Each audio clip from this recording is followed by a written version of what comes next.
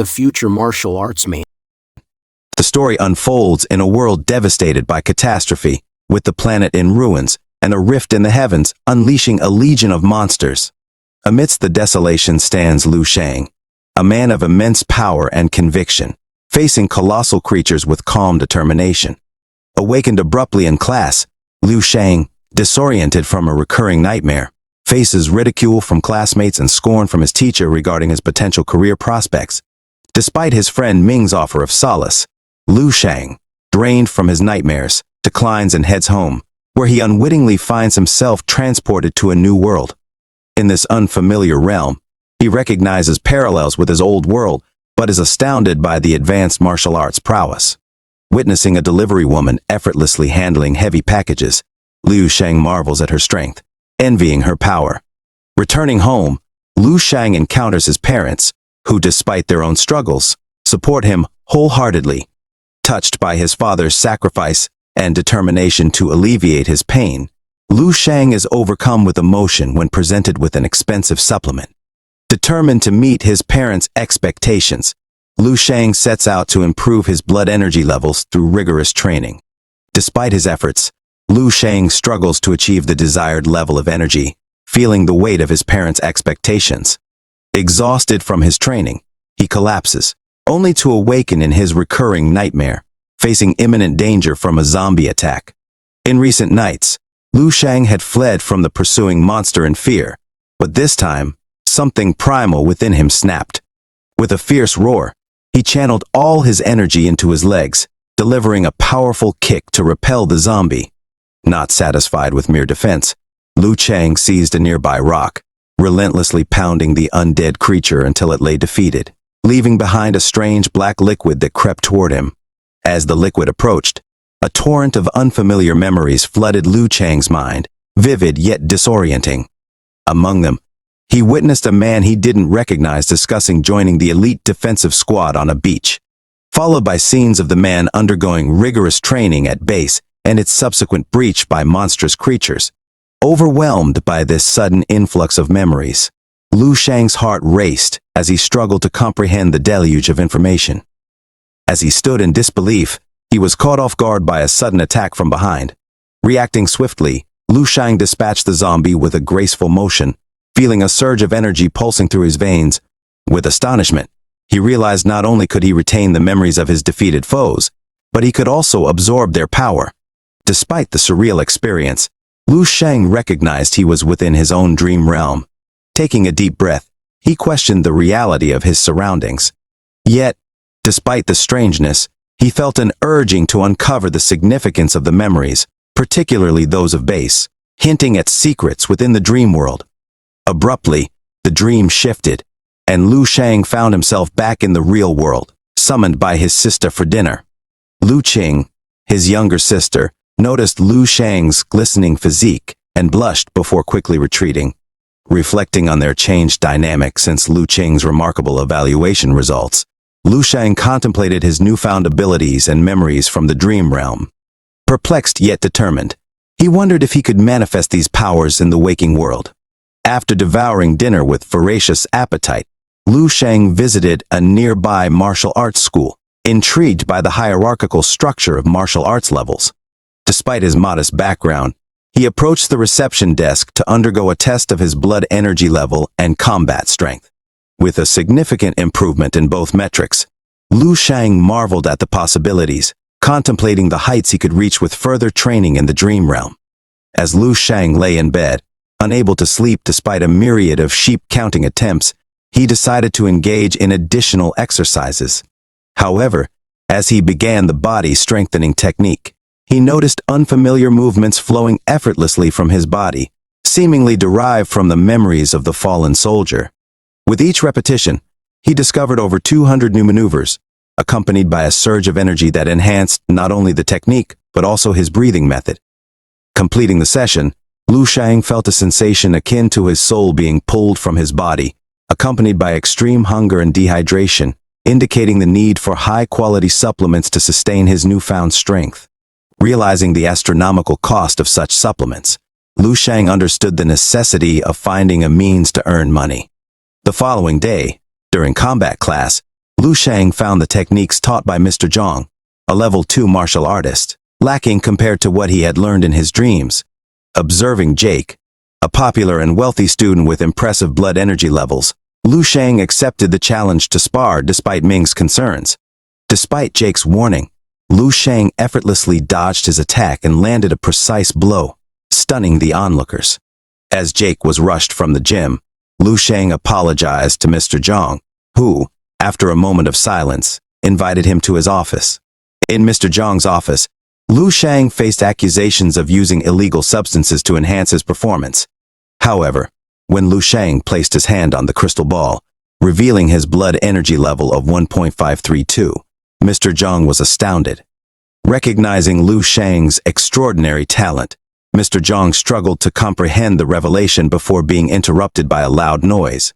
As the combat strength testing dummy lay in ruins alongside the shattered potted plant, Mr. Zhang, though saddened by the loss, couldn't help but marvel at Lu Shang's incredible strength. Discovering Lu Shang's remarkable progress from a blood energy level of 0.7 just 2 weeks prior, Mr. Zhang was astonished by his achievements in such a short time. Wondering about Lu Shang's background, Mr. Zhang was surprised to learn that he wasn't from a renowned family or trained by a grandmaster. Reflecting on his own experiences as a level 2 martial artist and the futility of human strength against monstrous foes, Mr. Zhang speculated that prodigies like Lu Shang might hold the key to combating these threats. Suggesting Lu Shang be placed in the elite class with access to top-notch educational resources, Mr. Zhang's offer was politely declined as Lu Shang believed in the opportunities he could create in his dream realm. Despite Mr. Zhang's insistence and assurance of the school's support, Lu Shang made 2 firm requests: a scholarship application and the freedom to attend classes on his own terms. Understanding Lu Shang's reservations, Mr. Zhang agreed to discuss these requests with the dean and, in a gesture of goodwill, offered financial assistance with his bank card. As Lu Shang left Mr. Zhang's office, he felt a surge of anticipation, contemplating the possibility of encountering another prodigy like himself. The thought of such talent at a young age was both exhilarating and daunting. With aspirations beyond mere competition, Mr. Zhang envisioned a future where Lu Shang's talents could lead to significant advancements in martial arts. However, amidst his aspirations, Lu Shang couldn't shake the disparity between wealth and success in the martial arts world, feeling a pang of envy as he observed a mother purchasing expensive supplements for her daughter. Thoughts turned to his younger sister, still trapped in poverty, and the obstacles they faced. Despite yearning for greater opportunities, Lu Shang found comfort in the familiarity of his current circumstances. Driven by a newfound sense of purpose, feeling as though he had broken through the constraints of his old life, Lu Shang embraced the boundless opportunities ahead. With clarity in his memories, techniques, and combat experience, he walked the streets with pride and purpose. Determined to provide for his family and explore his dreams, Lu Shang navigated his dream realm with the skill of a seasoned warrior, his path leading him closer to base. Arriving at the base, Lu Shang marveled at its formidable fortifications, pondering the world's vulnerability despite its advanced martial arts and civilization. As he eyed the towering command center within the walls, Lu Shang's curiosity was piqued, hinting at new discoveries and challenges awaiting him within. As Lu Shang caught sight of a man clad in white, his expression impassive, an overwhelming surge of killing intent enveloped him, thickening the air with imminent danger. Feeling the lethal energy emanating from the command center, Lu Shang recoiled, sensing the urgency to retreat. As he cautiously moved away, his eyes scanning for any signs of peril, he stumbled upon a peculiar room within the base. Approaching a machine at the room's center, Lu Shang's touch activated it, causing a holographic image to materialize before him. He was astonished to hear the woman, an AI named IE, speaking his language. She introduced herself as the 16th generation support AI from Tianheng Tech, responsible for the network and base. Curious about the base's secrets, Lu Shang requested the latest news. Promptly, IE presented tabs displaying recent events from across the galaxy. Lu Shang learned of base's exploration missions, the fall of base, and General Sun Kang's remarkable achievement as the 472nd 10th level martial artist. Despite such martial prowess, the vulnerability of humanity to monstrous threats, and the abandonment of their own planet, weighed heavily on Lu Shang's heart. Turning to IE for answers, Lu Shang requested the planet's history, hoping to glean insights into their downfall. As IE revealed a timeline mirroring events from Lu Shang's world, his shock turned to realization. This wasn't an alternate reality, but a glimpse 10,000 years into his own world's future. Despite the bleak prospects, Lu Shang refused to despair, considering the possibility of coincidence or a parallel universe. Seeking personal information, Lu Shang discovered his premature death at 28 and faced obstacles accessing details about his sister. With IE's help, he provided a blood sample, astonished by the future's wild capabilities. As IE's demeanor shifted and red windows appeared, unease washed over Lu Shang. However, the refreshed information portrayed him as a level 4 martial artist and a distinguished alumnus, challenging his belief in his prodigious destiny. Disheartened by the discrepancy in his records, Lu Shang resolved not to settle for mediocrity. He knew greatness awaited him beyond this mundane reality, fueled by an unyielding conviction to become the strongest and alter history's course. Aspiring to be more than a mere spark but the catalyst that sets the world ablaze, Lu Shang explained to his mother the possibility of learning from home instead of attending classes. Though skeptical, his sister and mother watched as he finished breakfast and retreated to his room to train. Lu Qing observed her brother, sensing a newfound air of mystery around him, a change she couldn't quite articulate. Motivated by what he witnessed in his dream realm, Lu Shang knew time was of the essence in his quest to ascend to the top and alter the future. Back in the dream realm, he asked IE to provide all notes, books, and training methods related to martial arts, tailored to his level. After filtering, 3 top selections emerged, authored by 11th level martial artists and part of the Fire Seed program. Without delay, Lu Shang delved into these techniques. The stellar body enhancing technique fortified the body at a cellular level, akin to harnessing the power of stars. The natural breathing technique allowed absorption of elemental power to enhance physical abilities, while the crystal meditation method fortified mental resilience. Upon awakening, Lu Shang noticed his purified body, free of toxins, a result of mastering the techniques in his dream realm. He also planned to utilize future knowledge to craft his own supplements. At the White Lake Academy, Mr. John greeted him warmly, but reminded him to attend at least 1 class weekly. Seeking a space to craft supplements, Lu Shang persisted despite rejections. With additional funding from Mr. Jiang, he secured a room, grateful for the support. As he began crafting, the resulting supplement contained potent knowledge from the future. After consuming it, Lu Shang initially felt nothing, but soon, intense pain racked his body. Enduring the agony, he was astonished by the supplement's effectiveness, boosting his blood energy levels and improving his complexion. However, his moment of discovery was interrupted by urgent knocking at the door. As the owner entered, her disappointment palpable, Lu Shang was urged to flee by the nervous cashier, who feared the consequences of unauthorized entry. The owner's frustration underscored the cutthroat nature of the supplement industry, emphasizing the need for innovation and adaptation to succeed.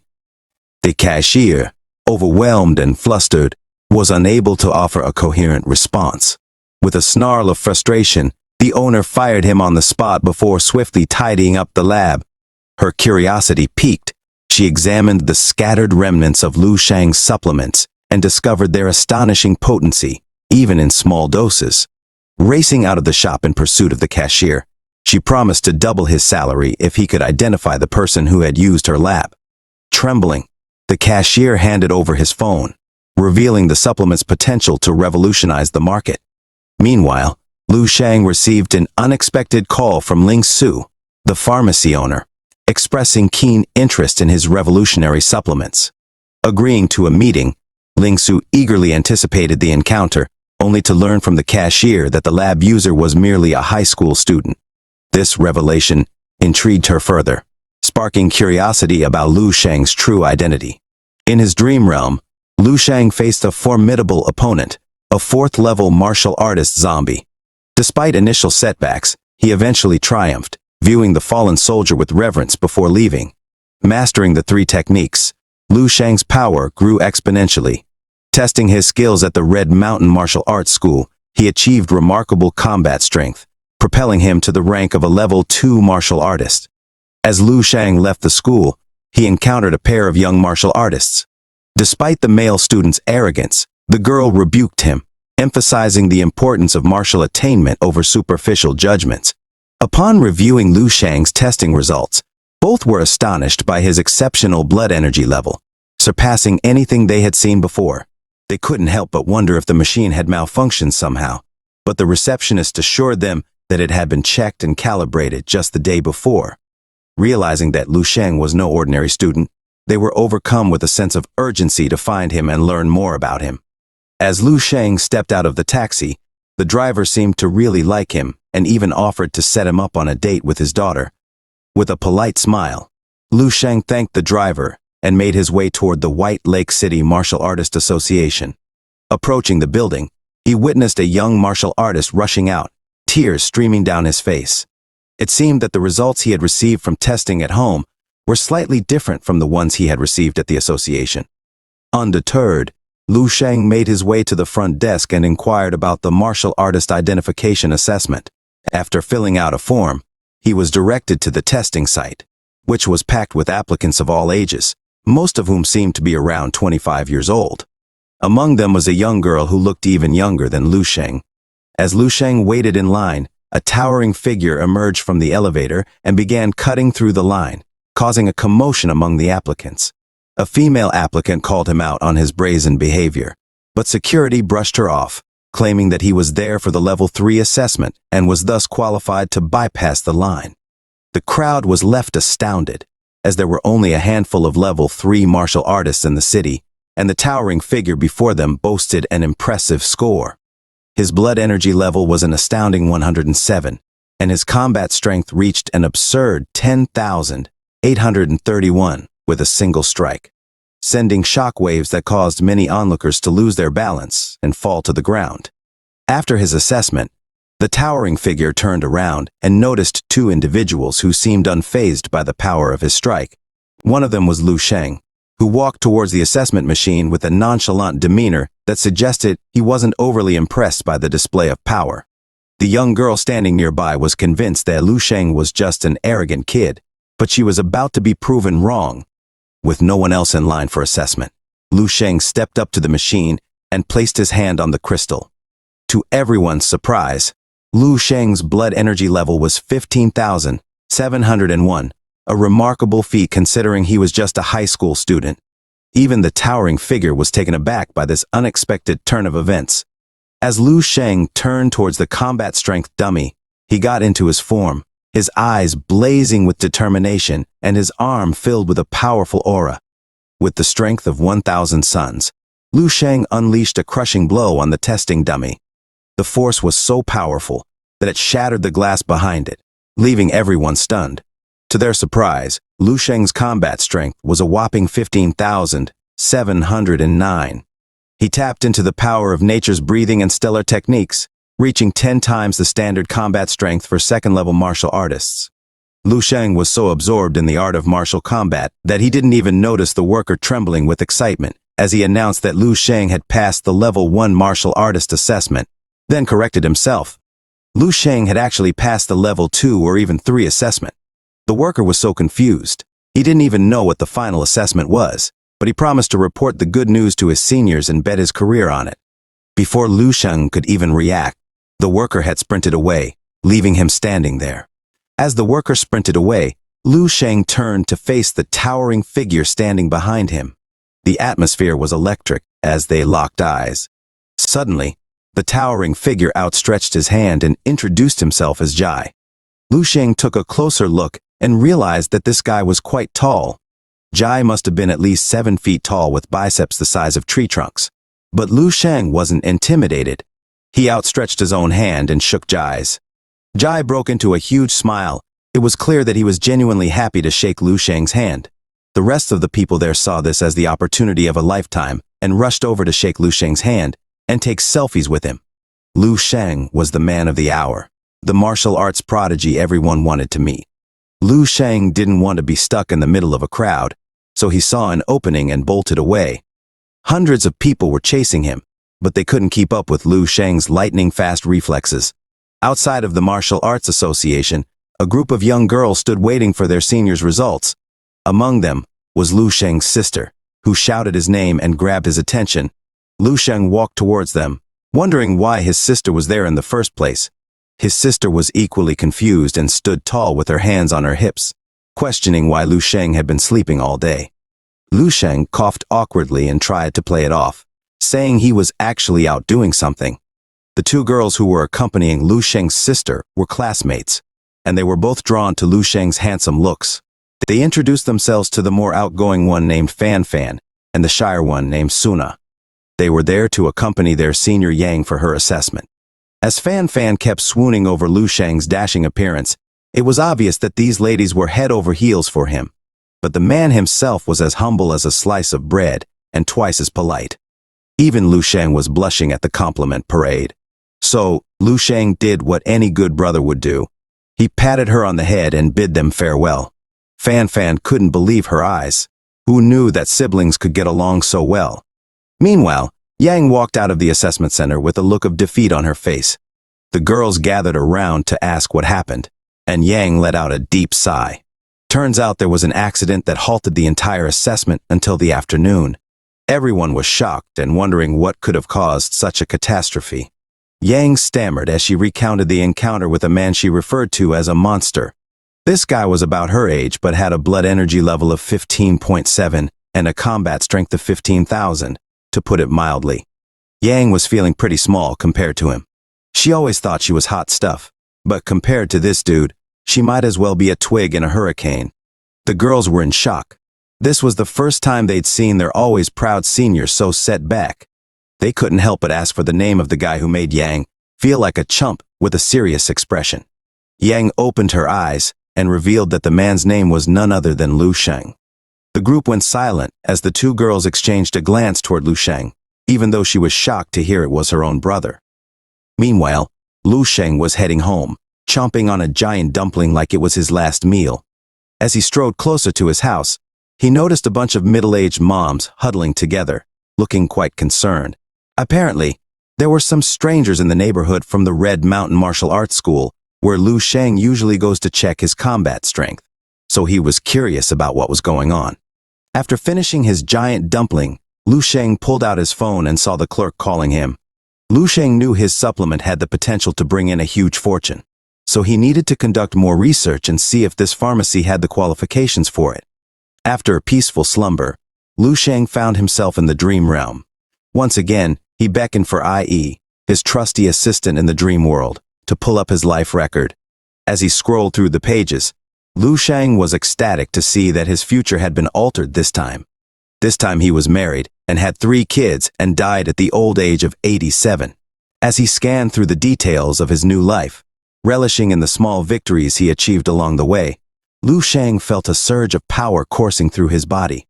He had successfully changed his future for the better in just a week, and he was determined to push through any obstacles and reach his ultimate goal. As Lu Sheng clutched his fists tighter, a sense of determination coursed through his veins. He knew that the mere change he had accomplished was not enough to alter the course of the entire history. He couldn't settle for mediocrity when it came to changing the world with the weight of humanity's fate on his shoulders. He knew that he needed to push himself to the limit.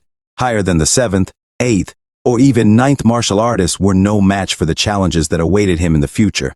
He needed to go beyond what was considered possible and become a 10th level, and even an 11th level martial artist.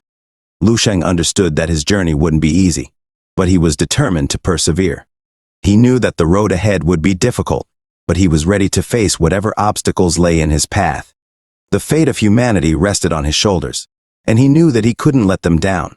He was determined to alter the course of history, to change the inevitable ending.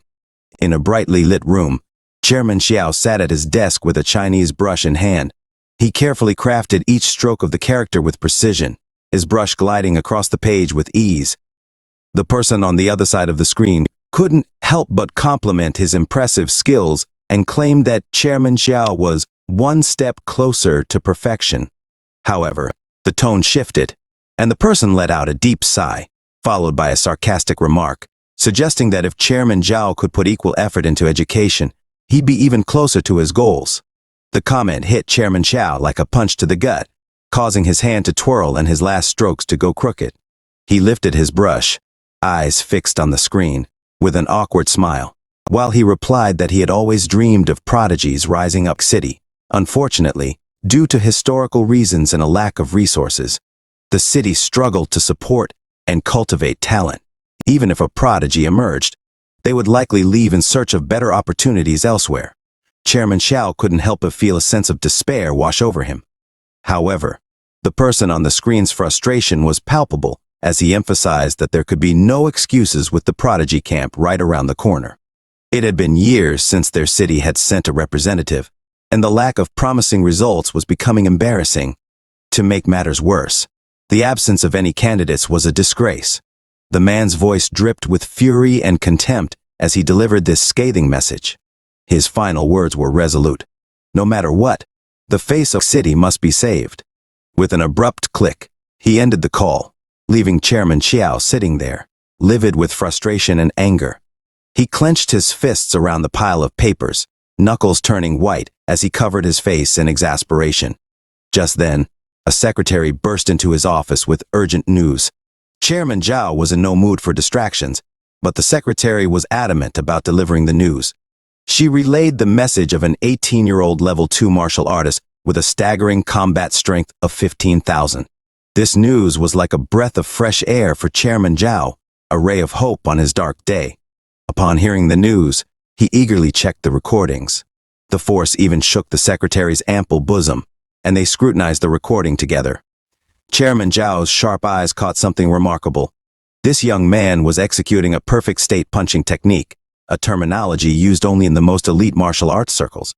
He explained to the bewildered secretary that fewer than 10 people in the world could perform this feat at such a young age. But that wasn't all. Digging deeper into Lu Sheng's personal information, Chairman Zhao discovered something even more astounding. How could an 18-year-old possess battle strength 10 times that of a standard-level martial artist with only a blood energy level of 15.7? The chairman fell silent for a moment, lost in thought. An 18-year-old with such remarkable abilities, coming from an average family, the implications were staggering, and soon Chairman Zhao burst out laughing. He couldn't contain his joy at the prospect of discovering a talent like Lu Sheng. In his excitement, he lifted his secretary high up in the air and hugged her tightly, causing her to blush. As he spun her around, he declared that Lu Sheng was a rare talent, 1 in 10. Still a bit dizzy, the secretary asked why it meant Lu Sheng was a talented martial artist. With a huge smile on his face, Chairman Xiao explained that some martial artists were simply born with natural talents that gifted them abilities beyond imagination. Some could experience a massive surge in their blood energy level, while others could move faster than lightning or unleash explosive power. Determined to meet Lu Sheng and his family, Chairman Xiao quickly got dressed, eager to see the young prodigy for himself and offer him the opportunity of a lifetime. At that very moment, a bright-eyed student from the Red Mountain Martial Arts School eagerly approached the girl with news that they had finally uncovered Lu Sheng's true identity and his place of residence. The younger students were curious as to why their seniors had been devoting so much time to tracking down the seemingly average and impoverished kid. They couldn't help but wonder if Lu Sheng had somehow provoked their wrath, but the girls silenced their doubts with a stern shush. Her attention already diverted to an incoming call on her phone. From the conversation, it became clear that the other party had also set their sights on Lu Sheng, and the girl knew she couldn't afford to waste a single moment. She ordered the young student to scurry off and fetch lavish gifts for both Lu Sheng's parents and his younger sister. Though still befuddled, the student didn't dare question her authority and raced off to the shopping center without a second thought. Meanwhile, back at Lu Sheng's humble abode, he was jolted awake by a loud knocking at his bedroom door. When he opened it, he was met with an unexpected sight. His entire family, alongside 2 unfamiliar faces, had gathered in the living room. Before his mother could even introduce the strangers, one of them eagerly stepped forward, introducing himself as the chairman. Lu Sheng knew that such a high-ranking figure must be at least a 6th-level martial artist, but he maintained his cool composure and shook the man's hand. The chairman, impressed by Lu Sheng's unflappable demeanor, couldn't help but feel a sense of admiration for the young man. Lu Sheng's mother then introduced the other stranger, Ni Shuang, The girl greeted Lu Sheng and reminded him that they had once met. Lu Sheng took his seat, and the chairman began his speech. He had come to present Lu Sheng with the coveted badge of a level 2 martial artist, but due to his extraordinary performance, the association had decided to grant him a pension befitting a level 3 martial artist. As if that wasn't enough, the association was also offering a staggering 1 million to encourage Lu Sheng. The news hit Lu Sheng's family like a ton of bricks, leaving them reeling in disbelief. But Lu Sheng himself didn't lose his cool, though he expressed his gratitude for the support and encouragement. He wasted no time in cutting to the chase. He knew that these kinds of rewards were never handed out without a motive. So he asked the chairman straight up if there was anything he needed to do. The chairman was taken aback by Lu Sheng's no-nonsense approach.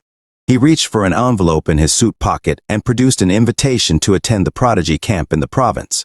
But before he could even finish his sentence, the girl in the room jumped up and began shaking her head vehemently. Sure, the prodigy camp might have some of the most talented martial artists around, she said, but it's also a place that destroys martial artists.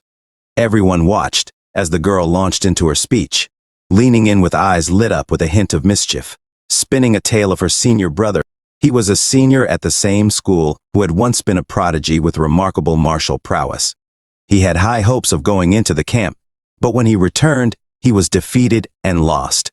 The young girl implored Lu Sheng not to take the same risk, but the chairman interjected, claiming that Lu Sheng was different. He saw something in the young man that her senior brother lacked, the real martial arts potential that he knew could take him much further. With a flourish, the chairman handed Lu Sheng an envelope and declared that he would respect whatever decision he made. Everyone in the room awaited Lu Sheng's decision as his lips curled up in a sly smile. He accepted the envelope and agreed with the chairman's opinion, declaring that he was up for the challenge. The chairman breathed a sigh of relief, feeling as if a stone had just lifted from his heart.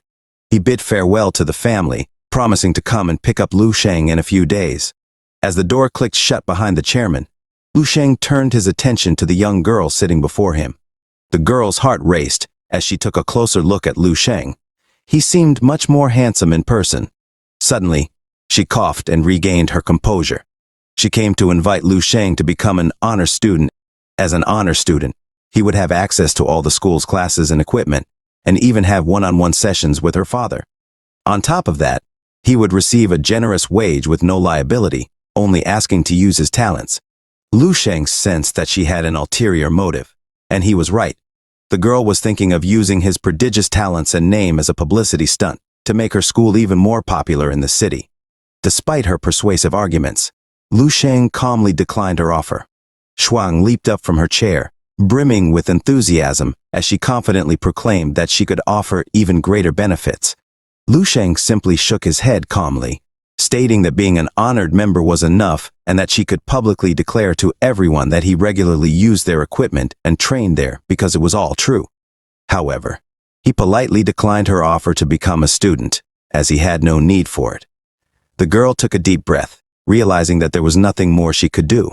She reluctantly agreed to the terms, and with a heavy heart, announced that from now on, Lu Sheng would be receiving a monthly wage of a staggering 100,000. She rose to bid farewell to Lu Sheng and his family. The family still couldn't believe it, their jaws still on the floor from the shock. Lu Sheng's gentle smile and reassuring words helped to ease their minds as he held onto his mother's hand. He couldn't help but notice the calluses that had formed from years of hard work. It was a testament to the sacrifices that his parents had made to support the family. But now things were going to be different. He had achieved the incredible feat of becoming a level 2 martial artist, and he was going to use his skills to provide for his family. From this day forward, his mother would no longer have to work night shifts, and his father could say goodbye to his back-breaking laborious job. Lu Sheng was determined to make sure that his family never had to worry about money again. The pharmacy owner was a bundle of nerves, chewing her nails as she frantically tried to uncover the identity of the mysterious man who had left behind the incredible supplement. Despite her best efforts, she hadn't been able to find a single clue about him. She had even combed through the list of newly registered pharmacists, but to no avail. The more she delved into the supplement, the more amazed she became. The test results were off the charts. It was multiple times stronger than any level 1 or 2 supplements. and it even surpassed some of the level 3 supplements. And the best part, there were no side effects to worry about. She couldn't believe her luck. A supplement that could easily fetch hundreds of thousands of dollars, all for a meager margin of a few thousand. With a loud thud, she slammed her hand on the table in frustration. She knew that she had struck gold with this supplement, but without the man's help, she was powerless. Suddenly, the clerk's speech became stuttered as he pointed towards the television screen and said, "That's him!" The pharmacy owner jumped up from her seat in excitement, eager to see the news report.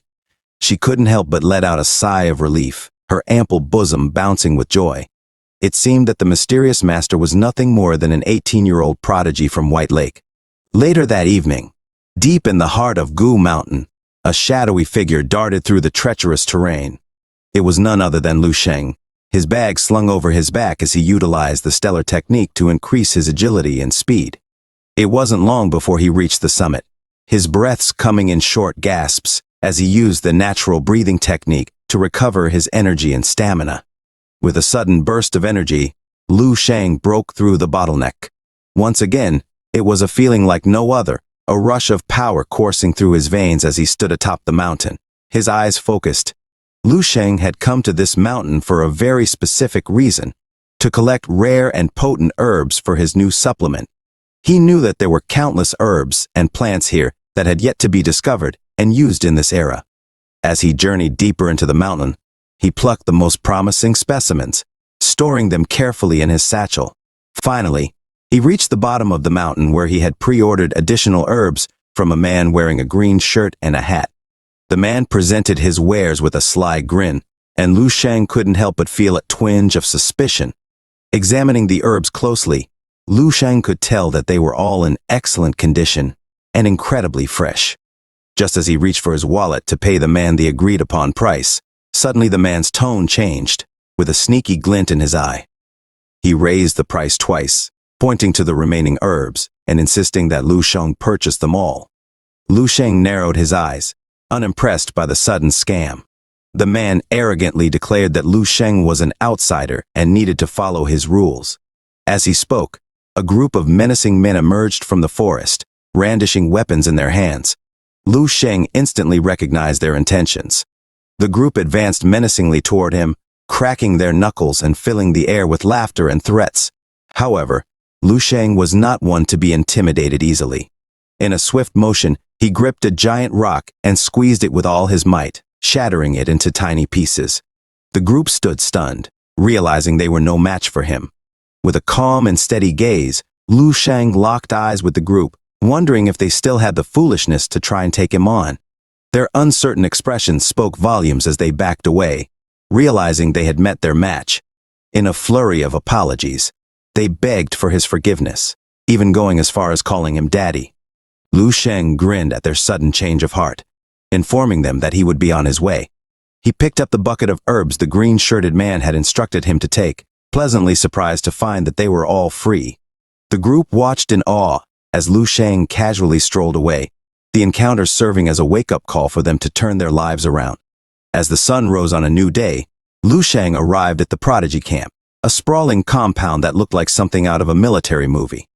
He couldn't help but notice that most of the people there were proudly sporting their badges, while his own badge remained at home. Soon, a stern-looking middle-aged man approached him, demanding to know why he was there and where he came from. Unperturbed by the bystanders' mockery, Lu Sheng calmly explained his situation. The man quickly realized that Lu Sheng was referred by the chairman and guided him to the right place. As the candidates filed into the room, the giant doors ominously sealed behind them. Some began to panic, but a stern-looking man quickly introduced the rules for the entrance exam. Find their way out of the room. Suddenly, the ground beneath them gave way, and everyone plummeted into darkness. Some landed gracefully, while others crashed to the ground. Lu Sheng surveyed the scene calmly, knowing this was no ordinary passage. As he did, a man named Lin began to sneer at the situation, trying to assert his authority over the other candidates. Lu Sheng, unfazed, jeered back, asserting his independence and readiness to face the challenges ahead. As the chaos unfolded, Lu Sheng's foot triggered a hidden trap on the floor, unleashing a swarm of enormous red balls that transformed into towering, high-tech robots. The odds seemed daunting as these robots were far stronger than level 1 martial artists, and there were over a dozen of them. Despite the danger, 2 of the candidates continued to taunt Lu Sheng, unaware that karma was about to catch up with them. A brave girl warned Lu Sheng to be careful, but he needed no warning. With remarkable ease, he caught one of the robot's punches with just one hand, dismantling its limbs effortlessly and filling the room with the sound of electricity. However, there's always one skeptic in the group who refuses to acknowledge the obvious. This buffoon dismissed the robots as junk and even attempted to lead the group away from danger. In an audacious move, the buffoon aimed a spinning kick at one of the robots' heads and managed to detach it. But before he could revel in his success, a colossal fist sent him flying across the room, leaving him battered and disoriented. As Lu Sheng decimated the robots with ease, the group watched in awe, realizing his true strength. Outside the hallway, a worker witnessed the chaos unfold and deduced that Lu Sheng was likely a formidable force. In the control room, Lieutenant Colonel Dong Qingsu monitored the camp, unimpressed by most candidates until she noticed a remarkable girl with impressive martial and psychic abilities, sparking a glimmer of hope for the camp's future. Meanwhile, Major Qin Xiaojun tried to lighten the mood with a joke that fell flat, leading to an awkward silence as they both focused on monitoring the camp's activities. As Major Qin Xiaojun and Lieutenant Colonel Dong Qingsu observed the situation on the screen, their attention was suddenly drawn to Major Qin Xiaojun's startled reaction, causing him to spill hot coffee all over himself. Despite the mishap, both of them remained focused on the screen, where they witnessed something unbelievable. To which Lieutenant Colonel Dong Qingsu responded with a raised eyebrow and a smirk, choosing to remain focused on the task at hand. Meanwhile, inside exam room 7, Ling emerged victorious over the final training puppet, but was startled when she sensed a dangerous presence from the adjacent passage. Opening the door cautiously, she witnessed 2 individuals engaged in combat, feeling overwhelmed by a palpable sense of fear that drove her to retreat hastily. Lieutenant Colonel Dong Qingsu and Major Qin Xiaojun hurriedly arrived at the scene, only to find that the cameras were destroyed and communication with the supervising personnel was lost. Suddenly, cracks appeared on the walls, and Lu Sheng burst through the door, carrying someone with him. Despite the chaos, Major Qin Xiaojun expressed his satisfaction at Lu Sheng's performance, amused by his encounter with the supervisor. Dong Qingsu then used her psychic power to probe Lu Sheng, but he remained unfazed. She congratulated him on passing the assessment and instructed him to rest. After Lu Sheng was escorted away, Dong Qingsu and Major Qin Xiaojun analyzed the data, which showed an anomaly in Lu Sheng's blood energy and combat strength. Dong Qingsu suggested considering Lu Sheng as a top seed for now, indicating that the camp had become more interesting. However, Lu Sheng sensed Dong Qingsu's probing and discreetly withdrew his psychic power. As they left for the cafeteria, Lu Sheng's loud stomach growl drew some awkward smiles from the staff. In the cafeteria, Lu Sheng's voracious appetite surprised everyone, including Yang, a fellow student from Baihe City who joined him for a meal. Despite assuming she came for a free meal, Lu Sheng welcomed her company as they dined together. As Lu Sheng indulged in his meal, Yang couldn't help but be annoyed by his obliviousness to social cues, thinking to herself that it's no wonder he doesn't have a girlfriend. When he questioned why no one from Baihe City had been able to come to the camp, Yang clarified that students from their city do come every year. But very few passed the assessment, and even fewer remain due to a lack of points. She explained that points were the currency in the camp, used for various resources and services. Currently, only 3 individuals had earned points by passing the assessment. Zhao Yang, known for defense, Meng Jin, recognized for speed, and Ling, possessing rare psychic power. As Ling passed by, her demeanor changed upon seeing Lu Sheng, causing him to chuckle at the memory of being probed with psychic power earlier.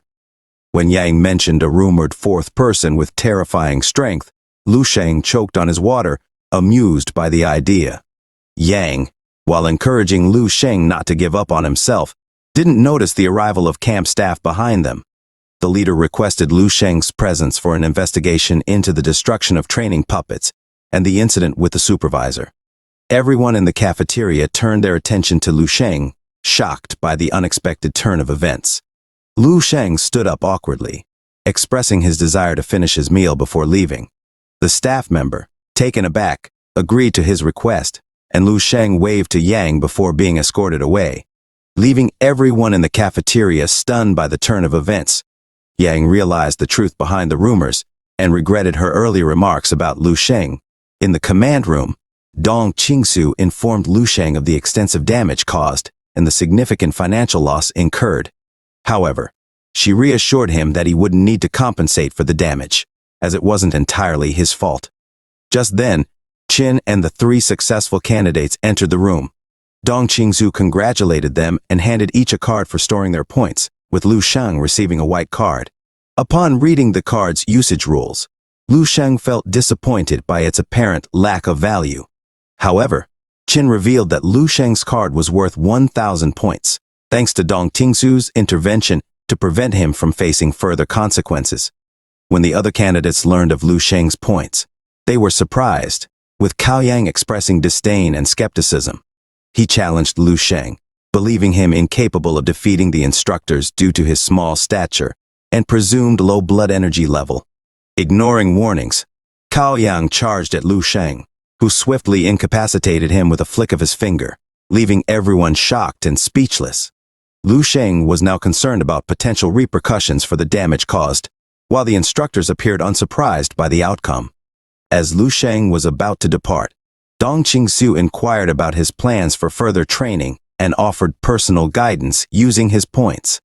Lu Sheng, however, declined the offer, expressing that he had more important matters to attend to.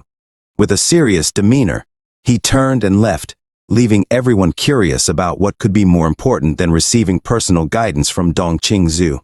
This sparked speculation among them, pondering what could outweigh such an opportunity. Unexpectedly, Lu Sheng halted his steps, turned around, and solemnly stated, "I'm going back to sleep." His words left everyone speechless, except for Qin, who burst into laughter. They watched in disbelief as Lu Sheng indeed returned to sleep. Dong Qingsu and Qin reminisced about their own time in the training camp, recalling a powerful individual named Shang Pang whose presence had a profound impact but ultimately faded away. They reflected on the importance of skills, experience, and strategy, in addition to raw strength, realizing that reliance solely on talent could lead to eventual decline. Meanwhile, in the dream realm, Lu Sheng engaged in a fierce battle with a powerful adversary, showcasing his combat prowess and psychic abilities. He recognized the importance of refining his psychic power and the limitations he faced against higher-level opponents. Returning to consciousness, Lu Sheng continued his psychic training, experiencing a breakthrough that revealed glimpses of his future achievements. Summoning AI, Lu Sheng learned of his potential advancement to the 7th level at the age of 65, along with other significant accomplishments. He was surprised to receive advanced versions of his previous techniques, designed specifically for psychic practitioners by a renowned martial artist named Duan Feng. Despite acknowledging the challenges ahead, Lu Sheng's determination to strengthen himself and elevate martial arts within human civilization remained unwavering. In the blink of an eye, a whole month had flown by inside the telekinesis chamber. Ling took her place at the very heart of the room, surrounded by a flurry of golden orbs hurtling toward her. With incredible speed, her eyes shut tightly, and within the realm of darkness, she glimpsed vivid flashes of purple light dancing before her with precision and finesse. Ling's psychic abilities swiftly intercepted and deflected every single orb, showcasing her mastery over her newest creation, the Star Dart. As the training session drew to a close, the doors of the telekinesis chamber swung open, and Dong Qingsu entered, a beam of pride illuminating her face. She commended Ling on her remarkable progress, mentioning that once Ling could effortlessly control 6 star darts, it would signify her ascent to the coveted position of a level 1 psychic master. Ling humbly bowed, her voice filled with genuine gratitude for Dong Qingsu's invaluable guidance. However, Dong Qingsu's brow furrowed in concern as she detected a hint of lingering trauma within Ling. Ling's mind suddenly jolted with recollection, her heart pounding with unease. Those haunting eyes and abyssal gaze that seemed to emanate from the depths of hell itself haunted her every night. Startled awake by nightmarish visions, she couldn't escape the grip of fear that tightened around her. She sobbed, her body shaking uncontrollably. Ling asked Dong Qingsu if there was any solution to this problem, and Dong Qingsu's response was simple: find the person who had traumatized her and either defeat or kill him. The thought lingered in her mind. Then she remembered that Lu Shang had been sleeping and wallowing in his room for the past month. If his abilities remained stagnant, perhaps there was a possibility of defeating him in the near future. Dong Qingsu exited the chamber of telekinesis and bumped into Qin outside the door. Qin was instructing Mingjin, and although Ling had a somewhat timid personality, Mingjin's character wasn't much better. Dong Qingsu inquired about Lu Chang's condition, and Qin shook his head, mentioning that Lu Sheng had been asleep every time they delivered meals. He seemed to be a lost cause. Qin jokingly reminded Dong Qingsu of her previous words about enjoying dormitory life and sleeping all day without anyone caring. Dong Qingsu rubbed her temples, feeling disappointed in Lu Sheng. Anger surged within her as she left in frustration. As Yang diligently went about her job of cleaning the training room, a girl arrived. It was a lively young girl who appeared out of nowhere and offered her assistance. In an instant, they struck up a conversation. The atmosphere grew heavy as the girl posed the question, sensing the shift in Yang's expression. The truth was, even Yang herself was perplexed by Lu Sheng's sudden change. Initially, he had displayed great promise and strength, but within a mere month, he seemed to have lost his drive, spending most of his time sleeping in the dormitory. The girl waved her hand dismissively, offering her perspective that those blessed with strength and talent often experience an explosive burst of strength, initially only to be overtaken by others in due time. Perhaps Lu Sheng had realized this and chosen to retreat from the line. Yang remained silent, her thoughts deep and complex. Deep down, she knew that Lu Sheng wasn't the type of person to give up so easily. With a heavy heart, she averted her gaze and continued with her cleaning duties. Suddenly, an uproar echoed through the door, drawing everyone's attention.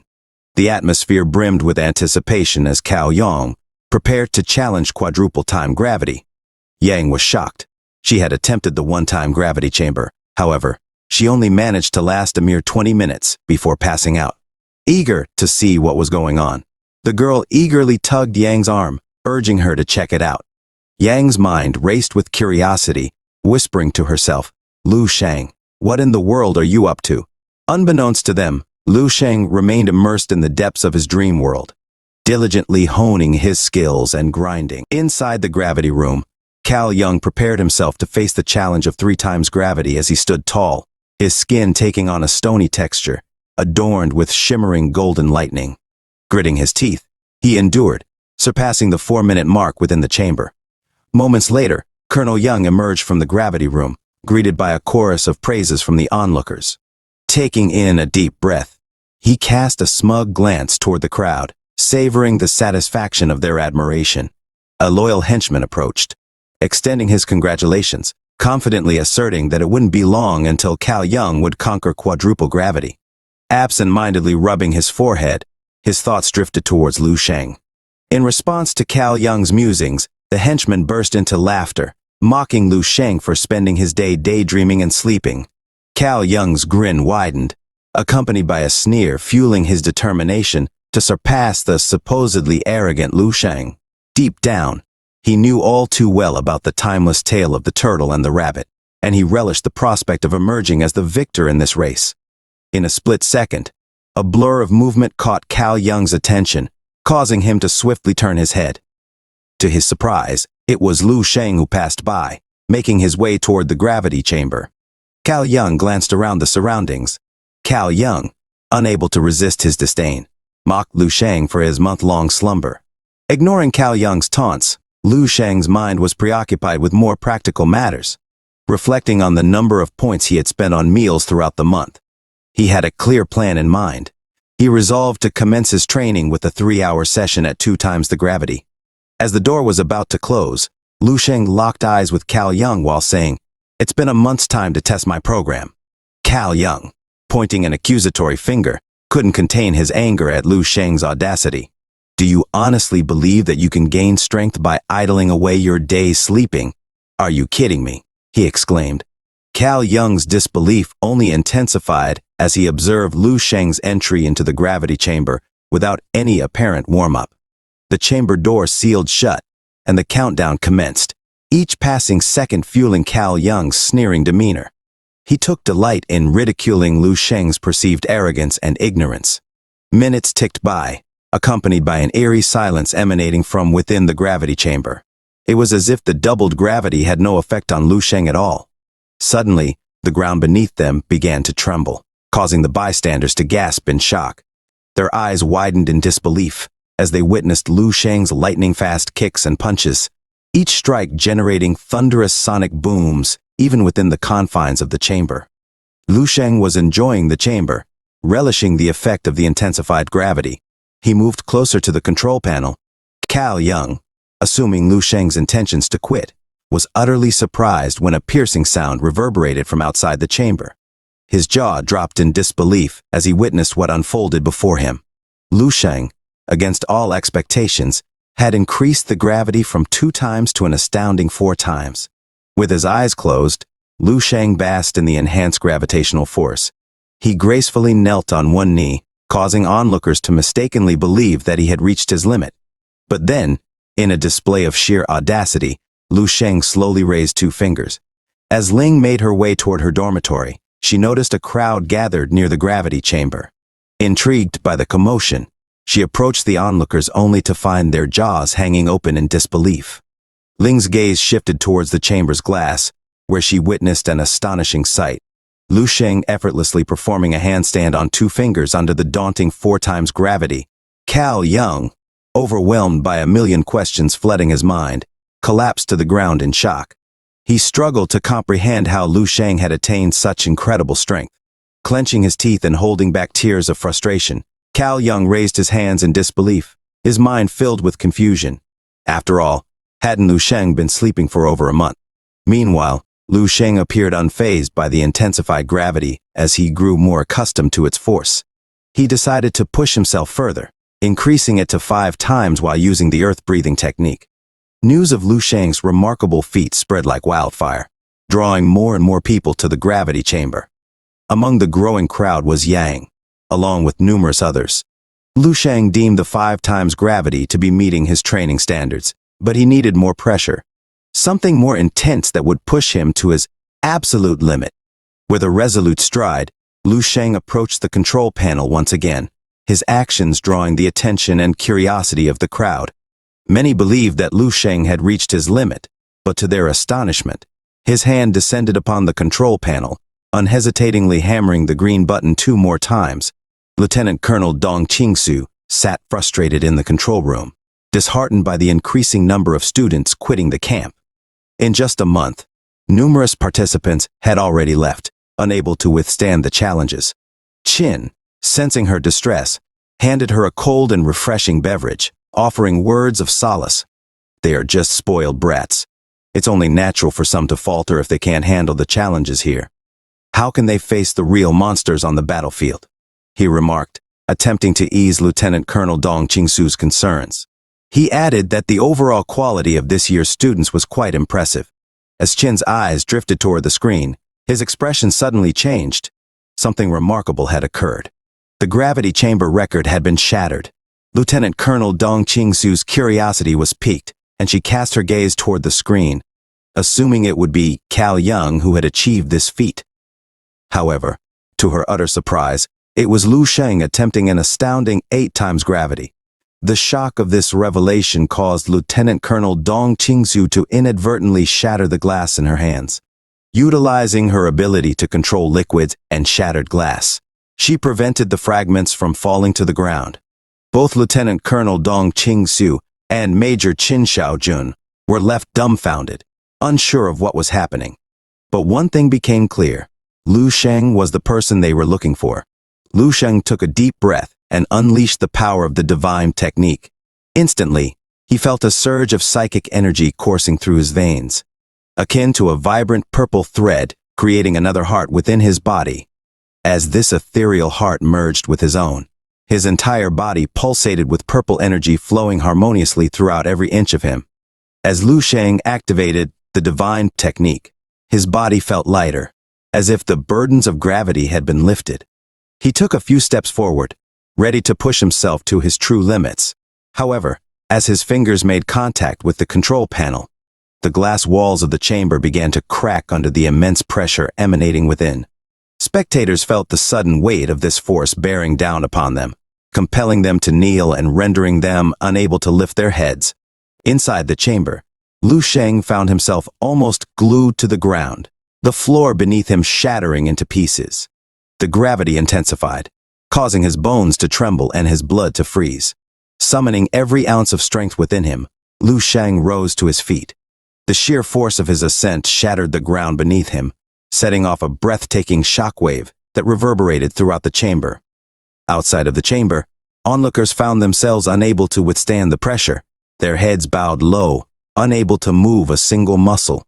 Yang gazed upon Lu Sheng, her mind filled with awe and admiration, and murmured, "Lu Sheng is back."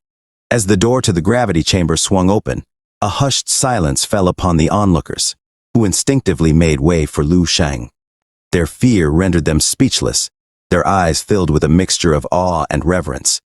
Amidst the crowd, a girl stepped forward. Her cheeks blushed. She handed Lu Sheng a towel. Lu Sheng graciously accepted the towel, expressing his gratitude with a smile. The girl high-fived her friend, sharing a moment of excitement. Lu Sheng, now outside the chamber, checked his points balance, discovering that he had been rewarded for breaking the gravity chamber record. His new balance stood at an impressive 4,335 points, a stark contrast to the majority of candidates who had single digits. Lu Sheng was bawling with 4 digits, a satisfied smile spreading across his face. He knew that with his substantial points, he could enjoy another lavish feast. The onlookers, inspired by his triumph, followed in pursuit. Yang stood among the crowd, looking at the figure. For her, Lu Sheng was like a king reigning supreme above everyone else. Lu Sheng didn't head toward the cafeteria as expected. Instead, he made his way to the agility room within the dimly lit area, effortlessly evading a barrage of laser beams. However, a laser grazed his arm, leaving a small mark. Undeterred, he completed the second stage with an 87 score. The system promptly congratulated him, highlighting that he had surpassed more than half of all martial artists. This achievement would be showcased on the global terminal of the prestigious Martial Arts Association for everyone to witness. To be honest, the score sucked, but still took immense pride in his score. After all, he believed he was already ahead of the pack due to his natural talent and personal training. Exiting the room, he expected a chorus of applause and words of praise. However, what awaited him was haunting silence. The absence of any reaction or acknowledgement left him bewildered and disheartened. He glanced over to the opposite side, where a crowd of people had gathered, including the 2 instructors. Determined to find out what was happening, he hurriedly approached one of the spectators, grabbing the man's shoulder and inquiring about the commotion. The man, visibly annoyed by the interruption, reluctantly responded that he was watching Lu Sheng. He burst out in laughter, saying, "What y'all expecting from a sloth that's been sleeping for a month?" The man narrowed his eyes, not willing to let Lu Sheng get away with his disrespect. Suddenly, the room turned crimson red, signaling that all the laser launchers had been activated at full power. Amidst the chaos, Lu Sheng found himself standing alone in the center of the room, surrounded by a mesmerizing array of thousands of lasers.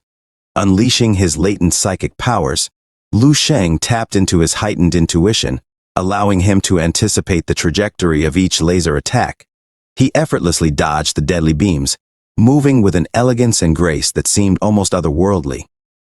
Overwhelmed by the revelation that it was Lu Sheng's first time entering the agility room and breaking the 10-time gravity record before arriving there, Ming Jin found himself collapsing to the ground, his body and soul filled with a strange mixture of exhaustion and disbelief. How was it possible for someone to emerge so strong after spending a month sleeping? Ming Jin couldn't help but feel invisible, as the attention of everyone in the room remained fixed solely on Lu Sheng. Lieutenant Colonel Dong Qingsu, with her keen observation, couldn't believe that it was Lu Sheng's first time in the agility room since his movements were too precise, almost as if he could predict the attacks before they even happened. Intrigued, Lieutenant Colonel Dong Qingsu gestured. Major Qin Shaojun, catching sight of Lieutenant Colonel Dong Qingsu's actions, glanced over, but Lieutenant Colonel Dong Qingsu quickly dismissed them. She had already tested Lu Sheng, who didn't have any psychic power. Moments later, Lu Sheng successfully cleared stage 2 and advanced to stage 3A. A breathtaking sight awaited him as thousands of golden balls were launched simultaneously, each bouncing off the floor and changing direction unpredictably. Lu Sheng knew he needed to step up his game. Keen eyes couldn't help but recognize that Lu Sheng had reached a nuanced level in his agility technique, even among the very seasoned 4th and 5th level veterans on the battlefield. Only a few could attain such mastery. Lu Sheng found himself facing a daunting challenge as he reached the 15% mark in stage 3. Using his psychic power alone to predict the attacks was becoming increasingly difficult. He swiftly switched his breathing technique to the wind breathing technique as he tapped into the power of the wind. A surge of speed coursing through his veins, propelling him forward with such astonishing velocity that most onlookers couldn't even track his movements with their naked eyes. In a remarkable display of skill, Lu Sheng conquered stage 3 in a matter of moments. Qin, having witnessed Lu Sheng's impressive feat, turned his back and began to walk away, thinking this was Lu Sheng's limit. But Lieutenant Colonel Dong Qingsu shook her head. As Major Qin Shaojun turned back, the daunting stage 4 of the challenge commenced.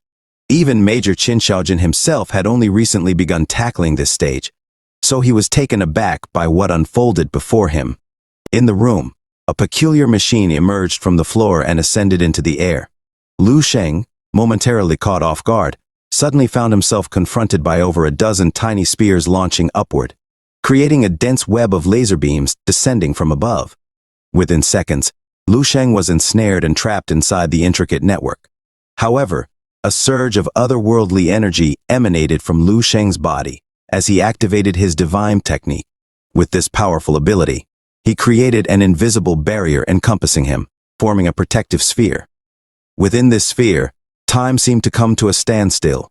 Those knowledgeable in psychic abilities referred to this phenomenon as time senses, where the perception of time is altered or suspended.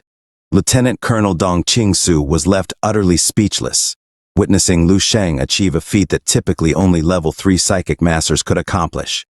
The glass barrier in front of them began to crack and ultimately shattered into pieces. A smile crept onto Lieutenant Colonel Dong Qingsu's face, eager to put him to the test. She tapped into her own psychic abilities, causing vibrant purple lines to radiate from her body.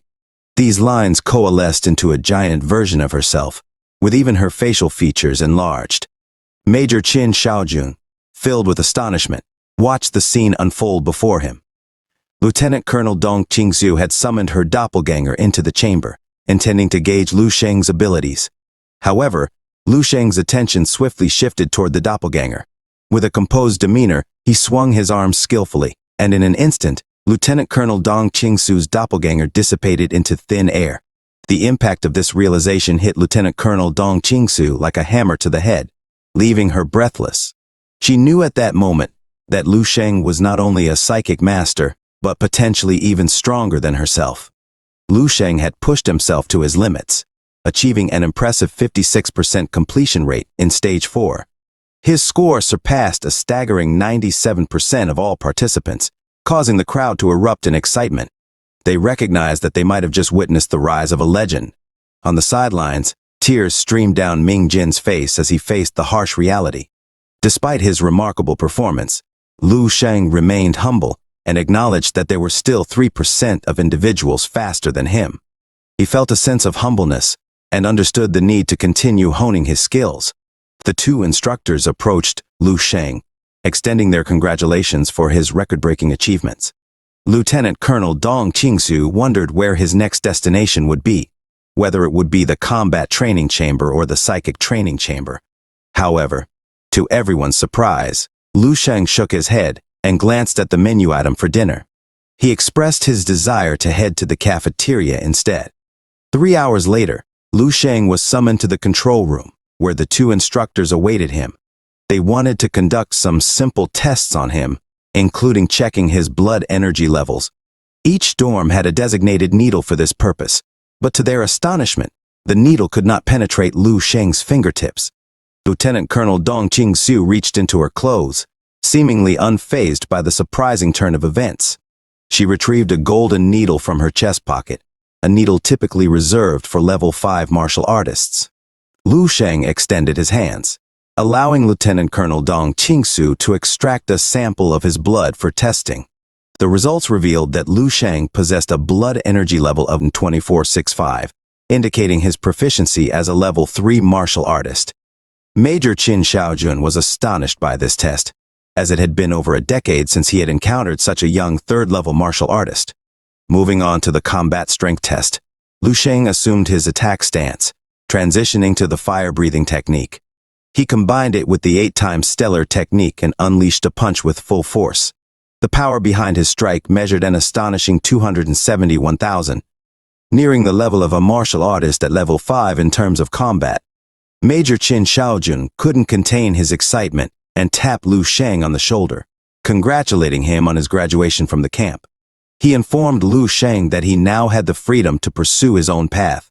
Just as Lu Sheng was about to leave, Lieutenant Colonel Dong Qingsu stood up, signaling that there was another test to be conducted.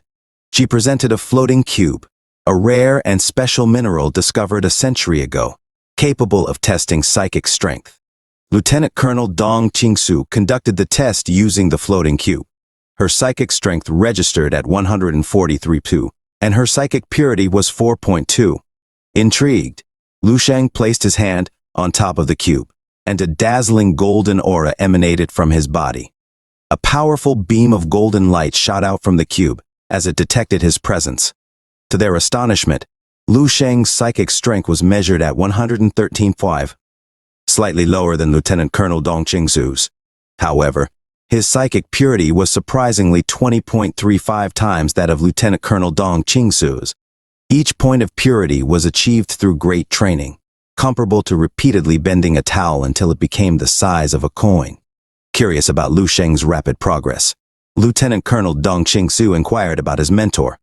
Lu Sheng admitted that he indeed had a teacher who had imparted a unique psychic technique to him. When asked how long it had been since he awakened his talent, Lu Sheng revealed that it had only been 3 months. This revelation left both Lieutenant Colonel Dong Qingsu and Major Qin Xiaojun speechless. Through their conversation, Lu Sheng learned about the existence of an association for psychic masters. It became clear that awakening psychic talent was a rare occurrence, with only a small percentage of individuals able to awaken it, and out of these people, only 1% could awaken true psychic talent, making it an exceptionally scarce phenomenon. Lieutenant Colonel Dong Qingsu, understanding the potential in Lu Sheng, made a generous offer. She retrieved a necklace emitting a vibrant purple light from her chest pocket and extended an invitation for Lu Sheng to join the association, explaining that it would provide him with valuable resources and support for his training.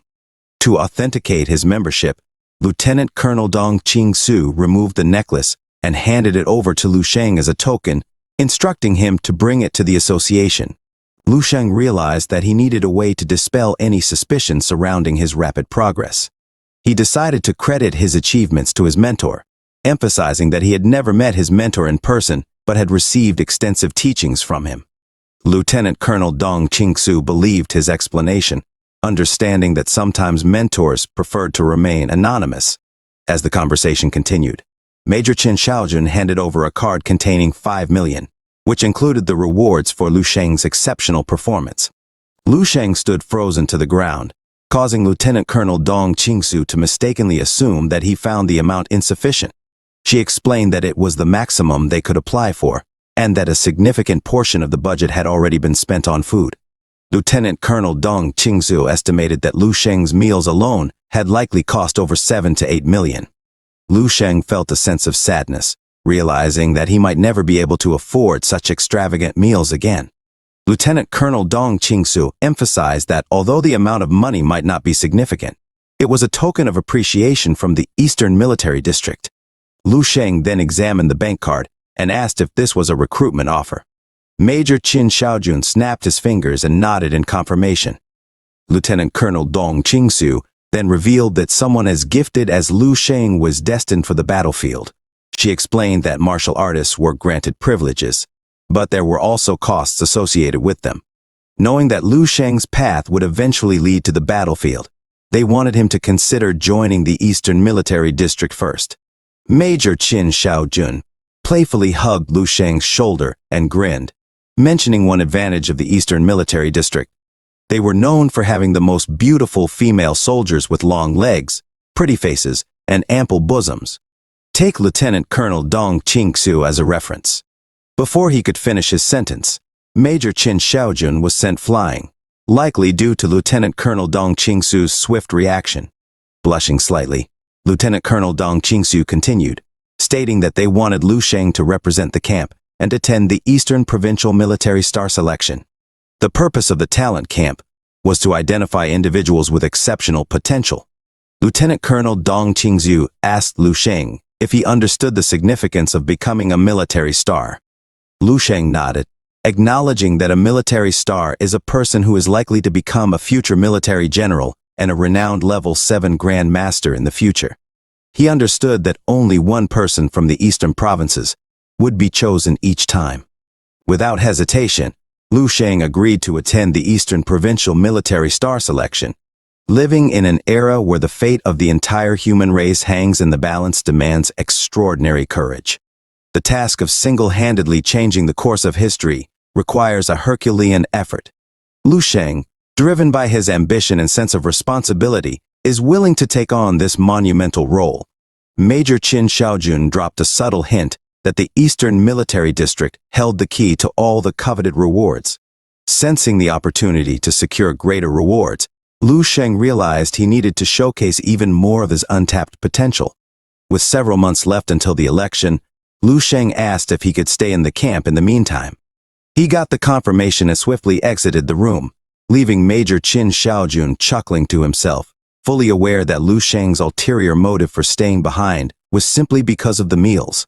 As Lu Sheng embarked on his departure, Major Qin Xiaojun and Lieutenant Colonel Dong Qingsu watched him with a mixture of admiration and relief. They had always been the shining stars of their respective times, but this time a peculiar sensation washed over them. The rare feeling of envy towards someone else's extraordinary talent. Deep down, they both recognized that Lu Sheng was destined for greatness.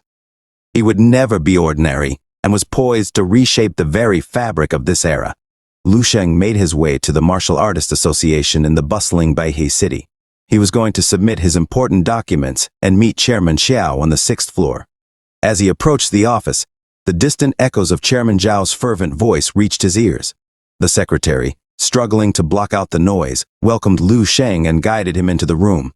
Inside, a man in a sharp suit rose to his feet, extending a cordial greeting to Lu Sheng. The man's gaze lingered on Lu Sheng, then slyly glanced back at Chairman Zhao with a smirk, teasingly remarking, "Don't be too upset, Chairman. Not everyone possesses the talent of my granddaughter." It soon became apparent that he was none other than Ling's grandfather, proudly displaying her photo as his phone's wallpaper. Chairman Xiao's gaze bore into Lu Sheng, his eyes filled with curiosity and anger. He demanded an explanation for Lu Sheng's return before the completion of the camp. In a composed manner, Lu Sheng calmly responded that he had come to deliver the documents requested by the instructor, Lieutenant Colonel Dong Qingsu. The man in the suit grew increasingly suspicious, wondering what kind of documents would warrant the attention of a chairman in a relatively small city like Baihe City. Chairman Xiao seized the document, tearing it out forcefully from its envelope, and examined its contents. His eyes widened in disbelief as he delved deeper into the text. As he continued to read, Chairman Zhao's expression transformed from shock to a mix of surprise and delight. With the utmost care, he placed the document back in the envelope, ensuring its safekeeping. A broad smile then stretched across Chairman Zhao's face. Instructor Lieutenant Colonel Dong Qingsu had specifically requested a call with Chairman Zhao, concerned that he might question the authenticity of the documents. Chairman Zhao, wearing a smug expression, confidently assured everyone present that he unquestionably believed in their validity. However, since Instructor Lieutenant Colonel Dong Qingsu had made the request, he saw no reason to decline. Within moments, they established a video chat connection, and Lieutenant Colonel Dong Qingsu's face appeared on the screen. The man in the suit couldn't believe his eyes. It was truly her. Shortly after, Ling heard her grandfather's voice and eagerly approached the screen. However, her excitement was short-lived, as Lieutenant Colonel Dong Qingsu promptly scolded her for her shortcomings and imposed a tenfold increase in her training load for the day. Chairman Zhao reassured Lieutenant Colonel Dong Qingsu that he had indeed received the documents and would proceed to stamp them immediately. At that moment, Lieutenant Colonel Dong Qingsu unveiled significant news. Lu Sheng would be representing the entire province in the upcoming Eastern District Military Star Selection. Considering his exceptional performance that surpassed everyone at the camp, there was no longer a need for him to attend the camp itself. The man in the suit sat frozen in his seat, his mind racing as he recalled the monster Ling had mentioned earlier. It suddenly dawned on him that Lu Sheng was, in fact, the very monster Ling had warned him about. Lieutenant Colonel Dong Qingsu's scolding of Ling continued unabated, emphasizing the importance of overcoming challenges and the necessity of surpassing Lu Sheng. Overwhelmed with emotion, Ling began to cry, confessing that she didn't want to defeat him. She believed she couldn't match his strength, but she could always find solace in running away. As the call drew to a close, Lieutenant Colonel Dong Qingsu informed Lu Sheng that she had gathered the necessary materials for crafting a psychic weapon as he requested. She promised to send him the price and item list soon, urging him to swiftly undergo the psychic assessment, allowing him to make the purchases himself. With those words, the call ended. Chairman Zhao leaped out of his seat, gripping Lu Sheng's shoulders in disbelief. The mention of psychic assessments left him filled with immense pride, knowing that Lu Sheng possessed such extraordinary talents. Meanwhile, the suited man grew increasingly embarrassed by the turn of events. Chairman Zhao personally accompanied Lu Sheng out of the building, offering to drive him home. He even extended an invitation for Lu Sheng to visit his house, expressing his desire to cook for him. Lu Sheng smiled and got in the taxi on his way home. He pondered the notion that only the strong were truly respected. The taxi driver, intrigued by Chairman Zhao's evident display of respect towards Lu Sheng, couldn't help but inquire about it. Lu Sheng smiled modestly and replied that Chairman Zhao was respectful. To everyone's surprise, their conversation was abruptly interrupted when a massive signboard from the Hongshuang Martial Arts Academy fell. As they observed the commotion inside the martial arts school, the main hall of the martial arts hall was surrounded by a large group of people seemingly locked in a standoff. Hong, the owner of the school, appeared to be seriously injured, his face and lips slightly pale. He occasionally reached out to clutch his chest in discomfort. Half kneeling on the ground beside him was a woman known to Lu Sheng as Ni Shuang, a familiar face from the Hongshuang Martial Arts Academy. There weren't many people from the Hongshuang Martial Arts Academy present, but almost everyone displayed some form of injury. Some had bruised and swollen faces, while others had their hands or feet wrapped in casts and bandages. Standing across from them was a tall man in a gray suit, nearly 2 meters in height. He had a buzz-cut hairstyle, dark skin, and muscles that resembled solid rocks. His fierce appearance, accompanied by a glint of intensity in his eyes, made him exude dominance and intimidation. Ni Shuang pointed at the man in the suit and cursed him as a 4th-level martial artist for daring to take advantage of her father's injury to challenge their school. Hong swayed unsteadily as he spoke, mentioning that their martial arts school had already agreed not to accept new students for a year, questioning why this challenge was happening. Lin laughed heartily in response, stating that since the Hongshuang Martial Arts Academy dared to hang up a sign, they should be prepared to have it smashed at any time. As he spoke, a surge of aura emanated from Lin, causing the faces of the Hongshuang Martial Arts Academy group to slightly change, and they took a few steps back. Hong slowly stood up, nodding in agreement with Lin's statement, acknowledging that since the sign was up, they must have the ability to defend it. Hong had arrived in the city 20 years ago alone, relying solely on his own fists to establish this foundation. Suddenly, Hong stood up abruptly and began to gather his strength despite his existing injuries. This exertion aggravated his condition, causing him to cough violently. Seeing this, Ni Shuang quickly reached out to support him, her face filled with worry. Hong extended his hand to stop her, shaking his head to indicate that he was fine. However, Lin, who was nearby, laughed at the scene, mocking the fact that an 18-year-old 2nd-level martial artist like Hong could never teach such a prodigy. Ni Shuang attempted to explain that Lu Sheng was not Hong's student but just a member, but Lin waved his hand dismissively, showing no concern. He had come that day to dismantle the martial arts school so that the students would go back. Ni Shuang seethed with anger, unable to utter a word. She assumed a defensive stance, preparing for battle, while Lin displayed a repugnant expression as if he were grabbing something in the air with both hands. Chang's expression changed as he warned Ni Shuang that she was no match for Lin. Lin was a fourth-level martial artist, and even if Hong hadn't been injured, at best, they would be evenly matched. Ni Shuang argued that she was a third-level martial artist, and even though Lin was at the fourth level, their father-daughter combination might not necessarily lose. Lin waved his hand provocatively, taunting her. Ni Shuang glared at him and coldly declared that once she brought him down, she wanted him to carry the sign of their Hongshuang Martial Arts Academy and parade through the streets. Lin laughed faintly, his eyes emanating a cold gleam. In the next second, Lin's figure suddenly vanished. Hong shouted for caution, and then two figures fiercely collided. One figure was forcefully thrown back, crashing heavily into the wall. At this moment, Lin was completely different from before, almost like two different people.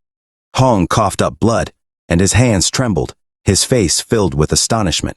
Lin had unexpectedly broken through to become a fifth-level martial artist. Lin laughed heartily, his overwhelming power and terror making it almost impossible for anyone to catch their breath. Hong's chest heaved heavily as he slowly stood up and spoke, each word enunciated clearly. You want our martial arts school to shut down, don't you? Fine. I'll go to the Martial Association now and revoke the qualification of our martial arts school. As Hong uttered those words, overwhelmed with self-blame and guilt, seeing that his goal had been achieved, Lin smiled and spoke. In that case, we'll leave for now. With laughter echoing, he walked towards the entrance. However, at that moment, a voice suddenly emerged from the crowd. Everyone paused and instinctively turned to look. The young man with fair skin and a handsome appearance stepped forward, questioning the closure of the martial arts school. If the martial arts school that was doing well is now going to close, where am I supposed to train in the future? He said. Ni Shuang instantly recognized him and exclaimed, Liu Shang. Liu Shang waved to Ni Shuang, instantly drawing all eyes to him. Filled with curiosity, Lin assessed Liu Shang from head to toe, placing his hand on Liu Shang's shoulder and chuckling. Don't worry. After Hongshuang Martial Arts Academy closes, my martial arts school welcomes you. If you join my school, I'll personally teach you the secret technique. Lin commented that the others were all useless and promised to teach Liu Shang the technique without holding back. Lin's words seemed to intrigue Liu Shang, and Lin continued to explain that the secret technique was exclusive, making the user invincible within the same level of martial artists. Hong's face darkened, but he was unable to retort with any strength. Liu Shang inquired further, asking why Lin would teach him such a powerful technique. Lin eagerly replied that he would impart his knowledge wholeheartedly if Liu Shang joined their school and became his disciple. Liu Shang calmly asked how Lin planned to teach him, prompting Lin to explain his teaching methods. However, before Lin could finish, Liu Shang vanished in an instant, and a terrifying aura swept over Lin. Lin's body reacted instinctively, but Liu Shang's powerful punch sent him flying into the wall with a resounding crash. As the martial arts gym fell into silence, Liu Shang turned towards Ni Shuang, extending his hand to check if she was all right. Ni Shuang blushed and assured him they were fine. Liu Shang then helped Hong to his feet and advised against closing down the martial arts school, emphasizing the importance of strength in their world. With everyone watching in respectful amazement, Liu Shang calmly walked away. He didn't have a special attachment to Hongshuang Martial Arts Academy and intervened mainly because of the sponsor fee from Ni Shuang. Looking back, Ni Shuang and Hong couldn't believe that just 3 months ago, a fifth-level martial artist had been defeated with just one strike. Liu Shang had only recently achieved the status of a second-level martial artist. As he reached the doorstep of his home, the enticing aroma of meat and vegetables greeted him. His mother, upon hearing the door open, emerged from the kitchen, eager to assist him with his luggage. Initially delighted to see her son, her expression shifted when she learned that he had intervened in a fight. She scrutinized Liu Shang for any signs of injury, but his father intervened, asserting that martial arts training inherently involves standing up against injustice, preparing him for future battles to defend their homeland. His younger sister, curious about the meat Liu Shang brought home, speculated about its benefits after consuming it. Their father's health had improved, and even their sister's blood energy level had increased. Liu Shang assured her that he had earned it himself, albeit playfully pinching her cheek. Despite their mother's concerns about the rigors of Liu Shang's training camp, she expressed her care by bringing a large bowl of rice. In contrast, their father expressed unwavering confidence in Liu Shang, foreseeing his extraordinary future and assuring him of their unwavering support. Moved by the scene, Liu Shang resolved to become stronger to protect his family and their ordinary yet cherished days. Liu Shang entered a dream state. In the dream, he navigated dilapidated streets, clearing out zombies whose essence merged into him. His subconscious drove him forward until he faced a Grand Master level zombie, seemingly waiting for him. With a change in his breathing rhythm and the use of the wind breathing technique, Liu Shang launched a powerful kick at the Grand Master zombie, but to his shock, it remained unfazed. Despite employing various techniques, including the tenfold stellar technique and flame breathing technique, he couldn't penetrate the zombie's defense, realizing the extent of its strength. It felt like a wall, an insurmountable mountain. Liu Shang sensed the presence of an invisible barrier surrounding the Grand Master level zombie. Each of his attacks landed on this barrier, with almost 99% of the force dissipating directly. This was the power field of a Grandmaster, surpassing Liu Shang's expectations and leaving him on the brink of running out of ideas. He now understood the immense gap between the 6th and 7th levels of martial artists, despite just a single level difference. While the 7th level could be called a Grand Master, the 6th level was merely considered a martial artist due to this vast disparity. However, the Grand Master level zombie seemed uninterested in actively engaging Liu Shang. It passively defended against his onslaught without launching any counterattacks, indicating that it didn't view him as a worthy opponent. Otherwise, Liu Shang would have likely been swiftly defeated. Despite feeling a sense of retreat, Liu Shang couldn't let go of his determination. Suddenly, a crucial thought crossed his mind. If he could defeat this Grand Master level zombie, he would gain access to its memories. After launching nearly 1,000 attacks, Liu Shang detected a slight weakening in the invisible force field surrounding the zombie's body. Despite feeling drained, he couldn't ignore his unwillingness to give up. His psychic strength, now at level 3, presented a new opportunity. Realizing he hadn't fully utilized his psychic abilities in combat, Liu Shang focused his spiritual strength into a cohesive force and launched a psychic attack at the Grand Master level zombie. The attack encountered resistance but depleted a portion of the invisible barrier. With determination, he continued his assault, rapidly diminishing the force field with each psychic strike. As he grew more proficient in this aggressive technique, Liu Shang sensed his psychic attacks becoming stronger with each attempt. The Grand Master level zombie weakened significantly under the relentless barrage. With the divine techniques amplifying his strength, Liu Shang unleashed a powerful punch, finally breaking through the weakened barrier and staggering the zombie backward. Throughout the entire encounter, a hint of guilt rose in Liu Shang's heart. The Grand Master level zombie hadn't initiated any attacks. It was always Liu Shang who had launched the assaults. The spirit lives on. I shall inherit your will, Liu Shang silently recited in his mind. Seemingly relieved, the Grand Master level zombie gave him a smile before rapidly decaying, emitting a thick black line of smoke that crashed into Liu Shang's body. Memories flooded into Liu Shang's mind. Shang Ming, congratulations on reaching level 7. From this day forward, you may be hailed as a Grandmaster, a voice echoed. The situation was dire, with more and more bases falling despite the tireless efforts of the Stellar Realm. A level 7 Grandmaster made the decision to stay and fight for the human race, despite witnessing the terror of a level 9 monster. Suddenly, a man named Wang, he defeated the level 9 beast with a single punch, imparting a new martial technique to Shang Ning. However, just as he aspired to reach the realm of a level 8 Grandmaster, he felt a sharp pain in his chest as his heart was ripped out, signaling his impending death. The memories absorbed by Liu Shang surpassed any previous instance, offering a wealth of martial experiences and combat skills from the life of the Grandmaster Shi Shanging. Shi Shanging's specialization in fist techniques became seamlessly integrated into Liu Shang's being, propelling his advancement and granting him flawless mastery of combat techniques honed through countless battles against monsters. Lu Sheng discovered this particular name within the memories of Shu Sheng Nim. It appeared to be of significant importance to share. In the final memories of the esteemed Grandmaster Sheng Ning's life, besides his wife and children, this name was mentioned most frequently. Coincidentally, Lu Sheng was familiar with this name. The creator of the stellar body refining technique was named Wang.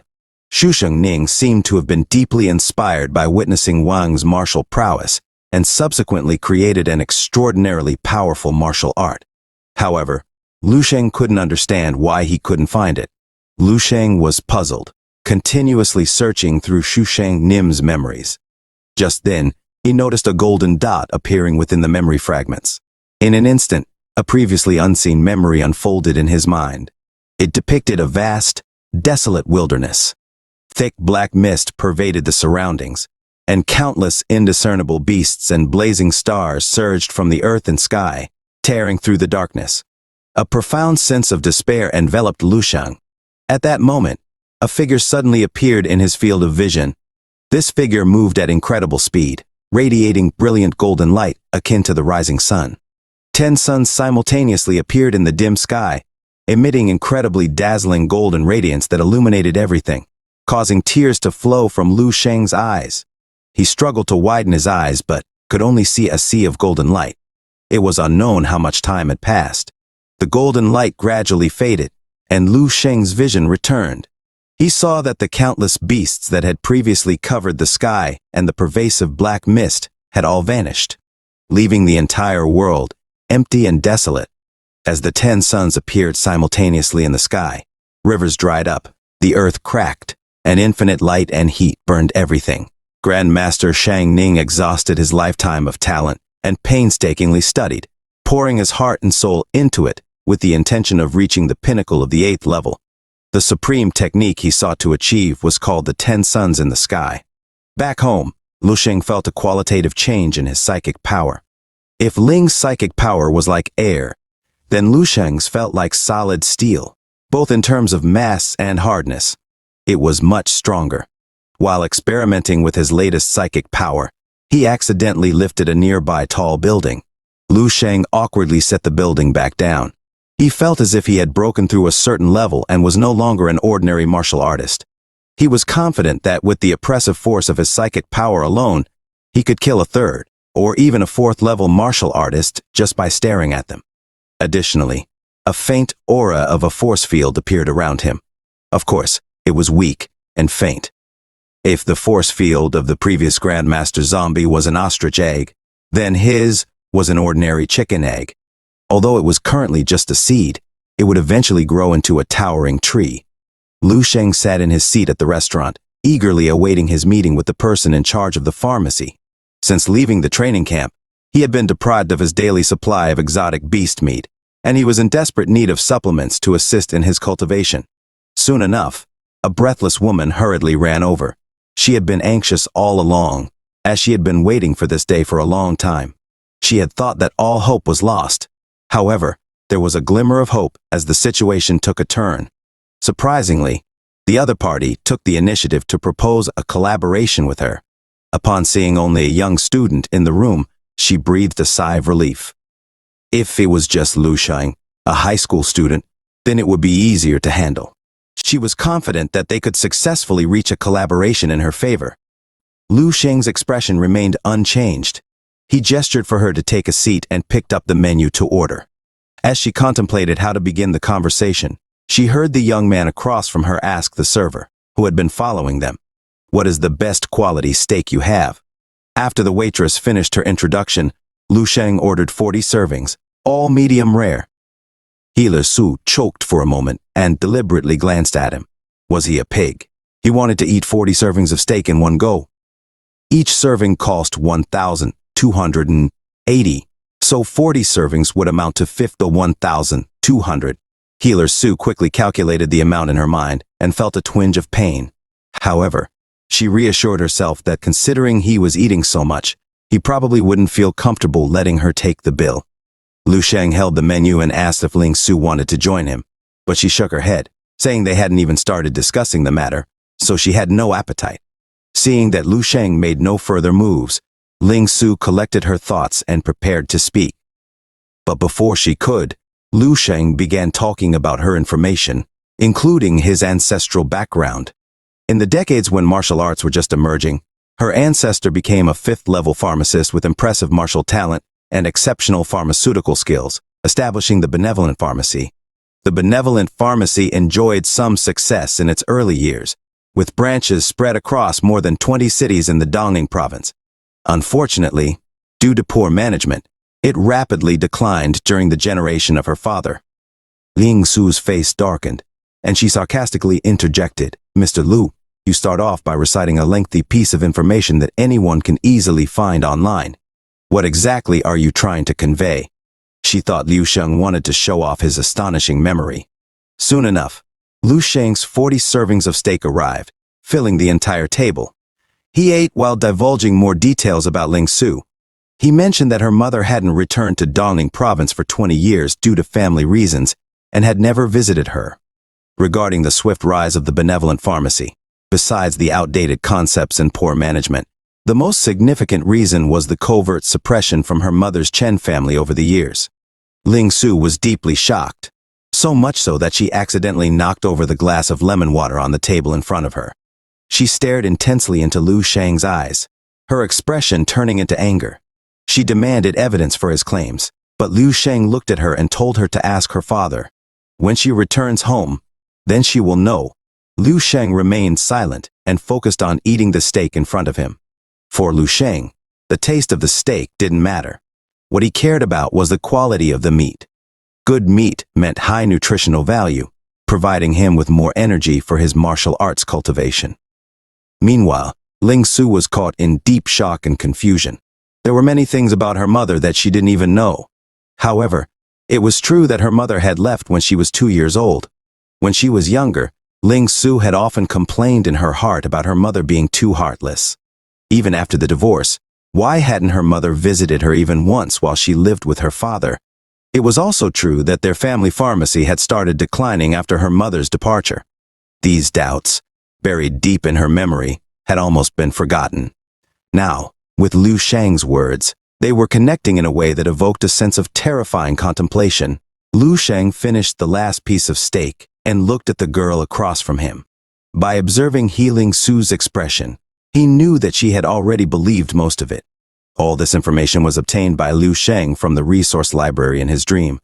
It had to be said that the Dream Realm's resource library was indeed powerful. In the thick volumes of history, a person or a family could be summarized in a single sentence, or even a punctuation mark. Ling Su took a deep breath, struggling to calm her turbulent inner thoughts. She now wanted to discuss the collaboration. Liu Sheng cut to the chase and proposed his terms. He would be responsible for providing the prescriptions and technical guidance, while the pharmacy would handle production and sales. In the end, Liu Sheng would take 90% of the profits, leaving Ling Su nearly jumping out of her chair. She couldn't help but scoff. Why not ask for it all, Mr. Lu? Liu Sheng smiled and replied, "I thought about it, but I was afraid you wouldn't agree." Ling Su's brow furrowed with anger. After taking a few deep breaths, she offered a maximum of 70%. Liu Sheng smiled faintly and said that an additional 20% was necessary because he would help her deal with some trouble. Perplexed, Ling Su asked what troubles he was referring to. Liu Sheng stood up, looked at her, and asked if she had no thoughts about seeking revenge. After being manipulated by the Chen family for so many years, Liu Sheng clenched his fists and stared at Ling Su, questioning whether she wanted to retaliate and reclaim everything that belonged to her. Ling Su was stunned, unsure of what Liu Sheng intended to do. However, Liu Sheng's voice and actions seemed to possess a special kind of charm, causing her gaze to involuntarily follow. The next moment, Ling Su saw it. The spilled lemon water on the table began to levitate, droplet by droplet. Ling Su's eyes widened in astonishment, instinctively wanting to cry out in surprise. She was not an ignorant woman. She quickly realized that Liu Sheng was a psychic master, and even though she wasn't a martial arts practitioner, she understood the significance of such a qualification. Before leaving, Liu Sheng mentioned that by demanding a larger share of the profits, she would gain the support of him and the power behind him. Wasn't there a more profitable business than this in the world? Ling Su's facial expression rapidly changed. If everything Lu Shuang said was true, then sooner or later, she would have to face the members of the Chen family.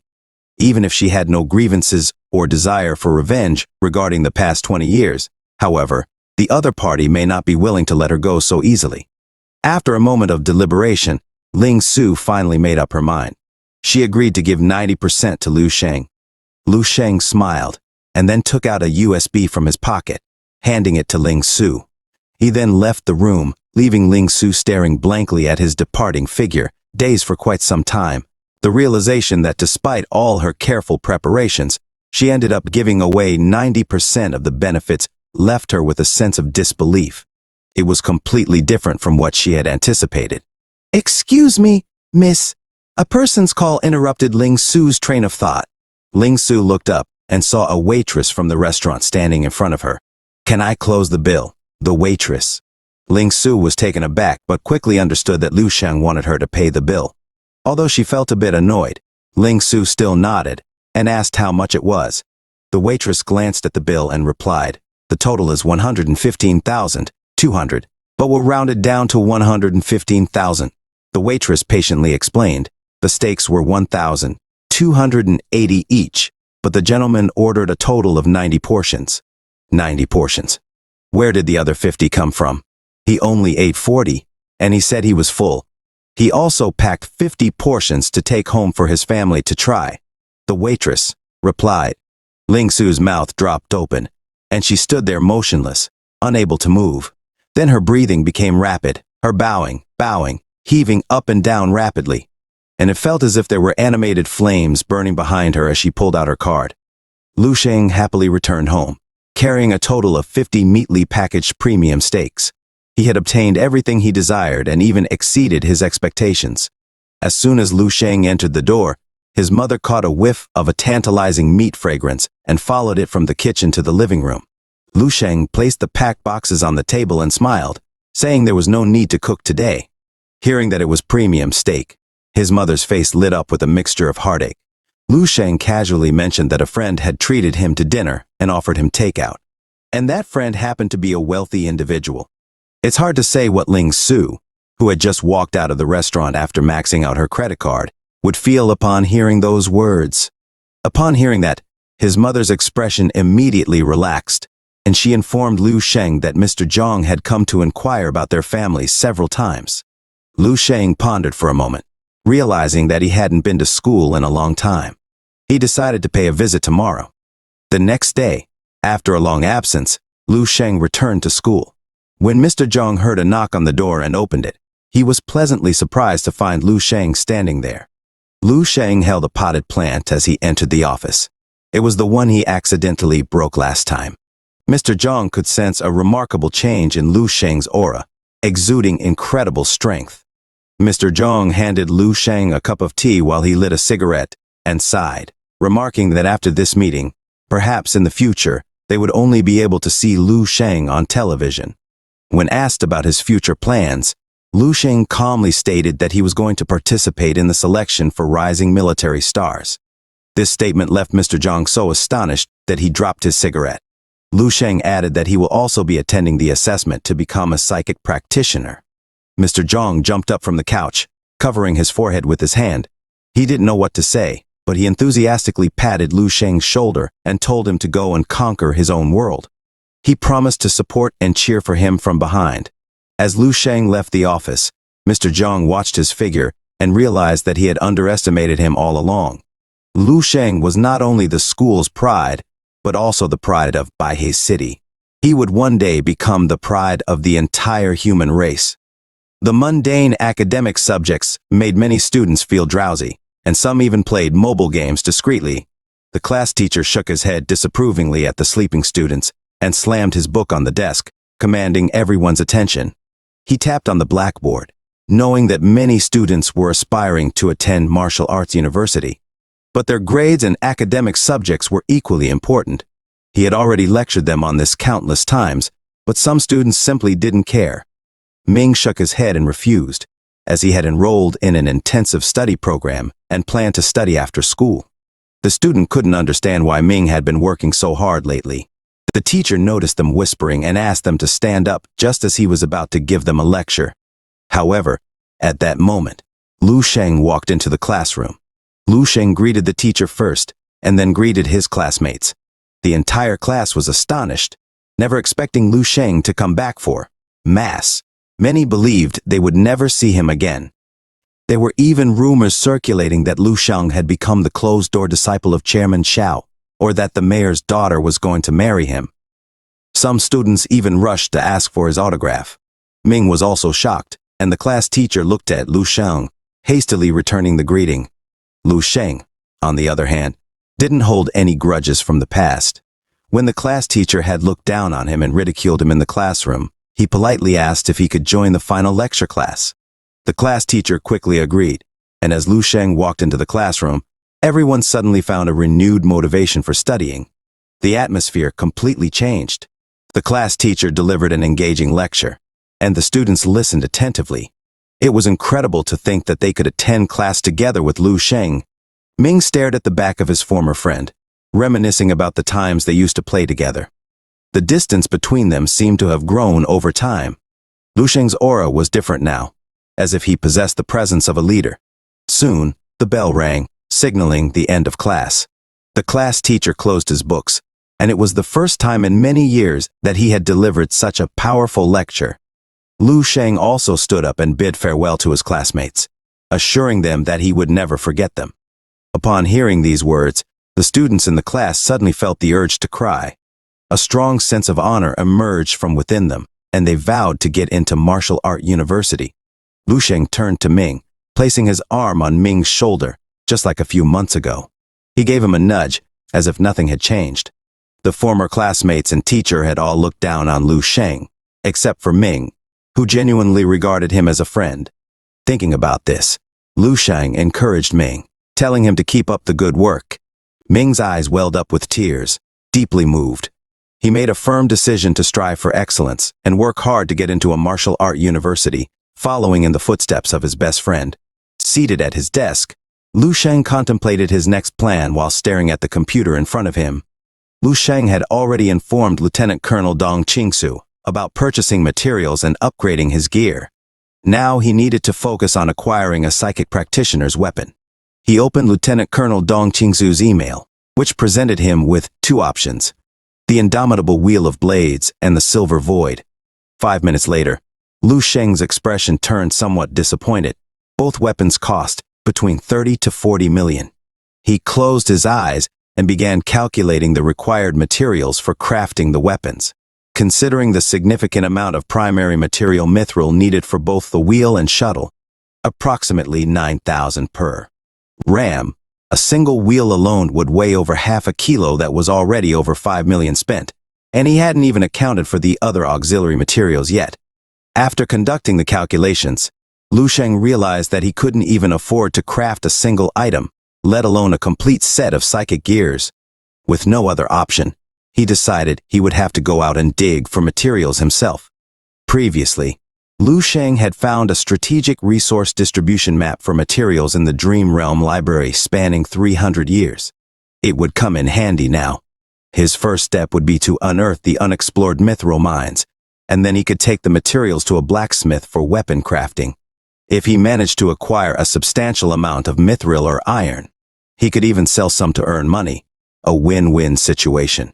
A week later, in the lab of the laboratory, Ling Su stood anxiously at the door, glancing at her phone from time to time. She had lost track of how long she had been waiting, when suddenly her spirits lifted and her posture straightened. Unconsciously, Lu Sheng's figure appeared at the door. Lu Sheng, dressed in a pristine white pharmacist's robe, stood tall. The call me impression. His increasingly handsome features were accentuated by the pharmacist's attire, exuding a cool and disciplined charm. The materials for this batch cost nearly 200,000, and Lu Sheng seemed satisfied with the quality. After putting on a mask, he asked Ling Su to wait for him outside. Deep inside, Ling Su couldn't help but feel a sense of helplessness. The launch and sales of the new supplements hadn't even begun, and the profits were still uncertain. In this past week alone, She had already spent close to 1 million just to front the funds for Lu Shang.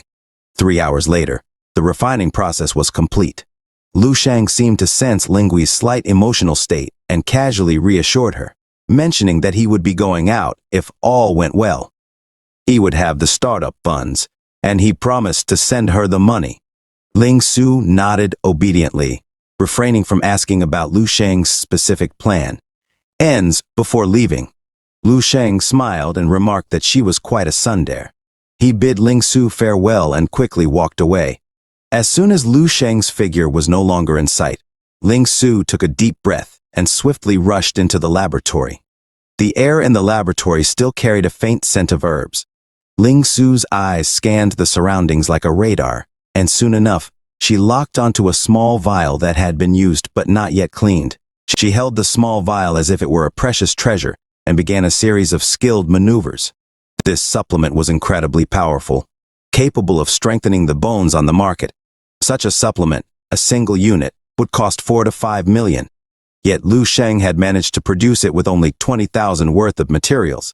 However, up to this point, Lu Shang had refused to disclose any information about this new bone-strengthening supplement. It would have been fine if he simply didn't say anything, but the problem was that he intentionally left behind small hints every time, tantalizing clues. He deliberately tempted Ling Su to discover it on her own, leaving her feeling as if she were being teased with an itch that was hard to scratch.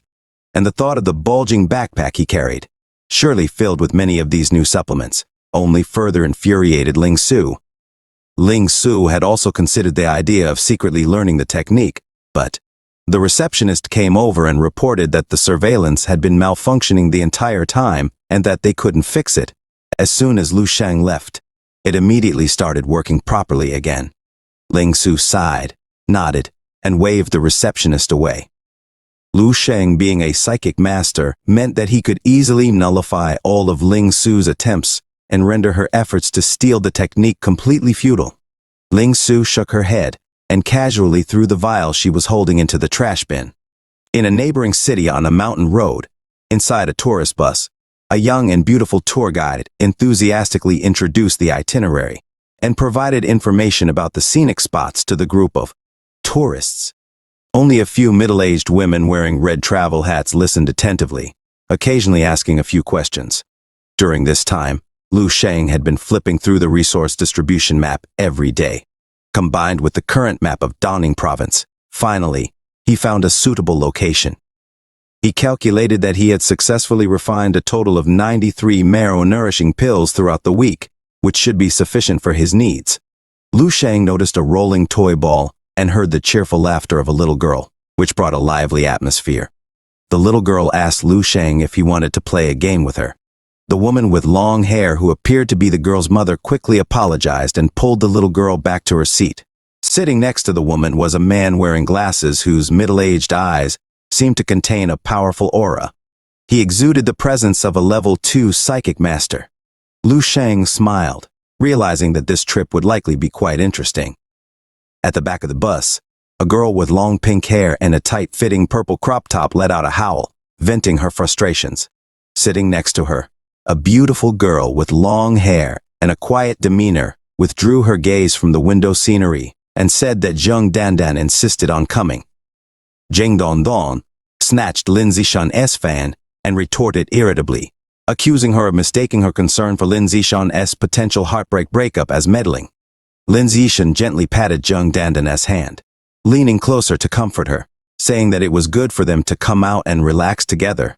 Despite the shortcomings of the tour group, the scenery of Bullhead Mountain was still beautiful.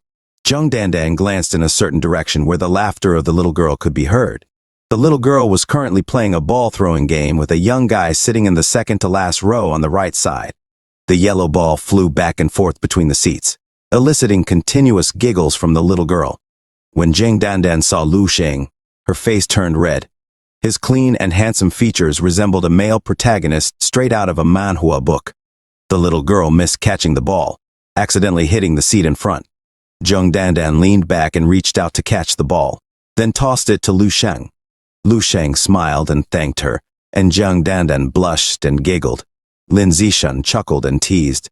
2 hours later, They finally arrived at their destination. As soon as Zhong Dandan got off the bus, she scanned the vibrant and somewhat unconventional-looking mountain village. Lin Zishan looked at the map while Zhong Dandan looked around, searching for Lu Sheng. Finally, she found him carrying his suitcase as he descended from the bus. The little girl obviously hadn't had enough of the ball game from earlier, and immediately ran to grab Lu Sheng's arm, pouting and saying they should play together again tomorrow. Lu Sheng patted the little girl's head with a smile, nodding and agreeing to play with her tomorrow if he had the time. The little girl happily nodded. At this moment, Zhang Dandan approached and asked if she could join them in playing tomorrow. The little girl made a funny face at Zhang Dandan, calling her a bad sister and saying she didn't want to play with her. The middle-aged couple smiled indulgently, watching the little girl. After exchanging greetings with a few others, the family walked away. In her heart, Zhang Dandan thought, what a brat. I didn't even want to play with you, Zhang Dandan thought to herself, forcing a smile and waving her hand. Lu Sheng reassured Zhang Dandan, telling her not to mind the words of a child. Zhang Dandan responded by saying that she wouldn't hold it against the little girl. She then took out her phone and asked Lu Sheng if they could add each other as friends. After a moment of hesitation, Lu Sheng nodded and agreed. Soon, they became friends on an app, and even Lin Zishan joined in. Lu Sheng nodded at the two of them as they walked away. As the two girls grew distant, the smile on Lu Sheng's face gradually disappeared, and his gaze became sharper. In a matter of a few breaths, his demeanor transformed from harmless to cold and elusive. Little did he expect that this trip would not only lead him to encounter a rare level 2 psychic master, but also 2 level 2 martial artists. There were also people hiding in the back, seemingly not wanting to reveal themselves. Lu Sheng was aware that others hadn't discovered his true identity yet. He could now freely control the diffusion and concentration of his psychic power, making it nearly impossible for most people to detect it. Lu Sheng glanced in the direction where the middle-aged couple and the little girl had left, sensing that people were following them. But they seemed weak, and the middle-aged man should be able to handle them. Lu Sheng hoped that they wouldn't interfere with his objectives, but even if they did, he didn't mind crushing them. With that in mind, Lu Sheng dragged his suitcase and headed towards the direction of the mountain village. Meanwhile, on a certain highway, a muscular man knelt before a man with purple hair. The purple-haired man casually asked if he had found the whereabouts of Tang Maolin. The muscular man replied that he had indeed found him. Tang Maolin was in Bullhead Mountain, accompanied by his wife and daughter, seemingly trying to hide in the mountain. The purple-haired man furrowed his brow, feeling somewhat displeased. The muscular man quickly assured him that they would be able to accurately locate him. This pleased the purple-haired man, who instructed the muscular man to keep a close eye on Tang Maolin until he personally arrived at Bullhead Mountain to deal with him. With an evil grin, he downed his drink, already planning how to torment Tang Maolin. Just then, he outstretched his hands, holding the cup to the side towards the woman. A gruesome and disturbing sight where purple liquid was flowing outside of the woman, floating into the cup. The purple-haired man smiled perversely with an evil grin and took out a photo which was Tang Maolin and his family, including a young girl. Curiously dashed into a room with a middle-aged woman following closely behind, expressing her concern. By her side, a middle-aged man entered the room, his eyes flickering with a peculiar light. An invisible force spread instantly, enveloping the entire room and building. After a moment, the glow in the man's eyes faded, and he remarked, "It's clean, no surveillance or tracking devices," cautioning his wife that they were currently fleeing for their lives. Moreover, the person chasing them was a renowned psychic master, a formidable third-level psychic practitioner. He was known for his narrow-mindedness and relentless pursuit of vengeance for any wrongdoing, no matter how small. Hoping that they would successfully elude his pursuit this time, they believed that as long as they hid in the Bullhead village for a year or so, they should be safe. However, if by any chance he managed to track them down, the combined strength of the middle-aged man and the woman's father, both second-level psychic practitioners, might not necessarily result in their defeat.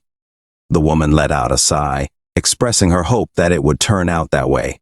It had been a long time since she had seen her father, and she wondered about his current well-being. The woman's father was a peak second-level psychic practitioner. The man's gaze softened, and he took a step forward, gently embracing the woman while whispering reassuringly, Your father is highly skilled in martial arts. He might have even reached the 3rd level by now. I'm sure he's in good health." The man made a heartfelt vow that he would never let any harm come to his wife and daughter. The woman nodded and gently leaned against the middle-aged man's chest, feeling a slight sense of reassurance. Not far away, the little girl dressed in a red dress stood on the bed, gazing out of the window. Lu Sheng entered the accommodation arranged for him by the travel agency. He also released his psychic power, which was far stronger than that of the middle-aged man. He not only covered the entire building but also inspected all the surrounding structures, including passers-by. Aside from someone hiding in the distance and observing from the bushes, there was nothing unusual. Lu Sheng tidied up a bit and then sat on the bed, taking out a small glass vial from his pocket. Inside the glass vial were a dozen small black pills. Lu Sheng poured out one pill and swallowed it. He felt the supplement moving through his body, transforming into a surge of heat flowing through his limbs and bones. Feeling his blood energy level increase and the progress of refining his bones with the immortal golden body technique advancing, Lu Sheng wore a satisfied smile on his face. He knew that in less than 2 months, he would be able to complete the first stage of the immortal golden body cultivation, officially becoming a 4th-level martial artist. Just then, his phone started vibrating. As usual, it was his parents calling to remind him to be careful while being away, to dress appropriately for the weather, and to avoid eating anything that could upset his stomach. In their eyes, despite being a 3rd-level martial artist, he still seemed like a child. His mischievous younger sister jokingly mentioned that Lu Sheng had gone out to play on his own, and her senior Yang had returned to school, hinting at wanting to hang out with Lu Sheng. His sister sent a playful emoji and asked if they were dating. Lu Sheng quickly replied on his phone, advising his sister to focus on her martial arts training, reminding her to take the supplements he provided her every day. He responded with a warning emoji, urging her to mind her own business. Lu Sheng set his phone aside and lay down on the bed, entering the dream realm. After days of simultaneous training, his body was enveloped in a golden light infused with the will of a grand master. No zombie could breach his defense.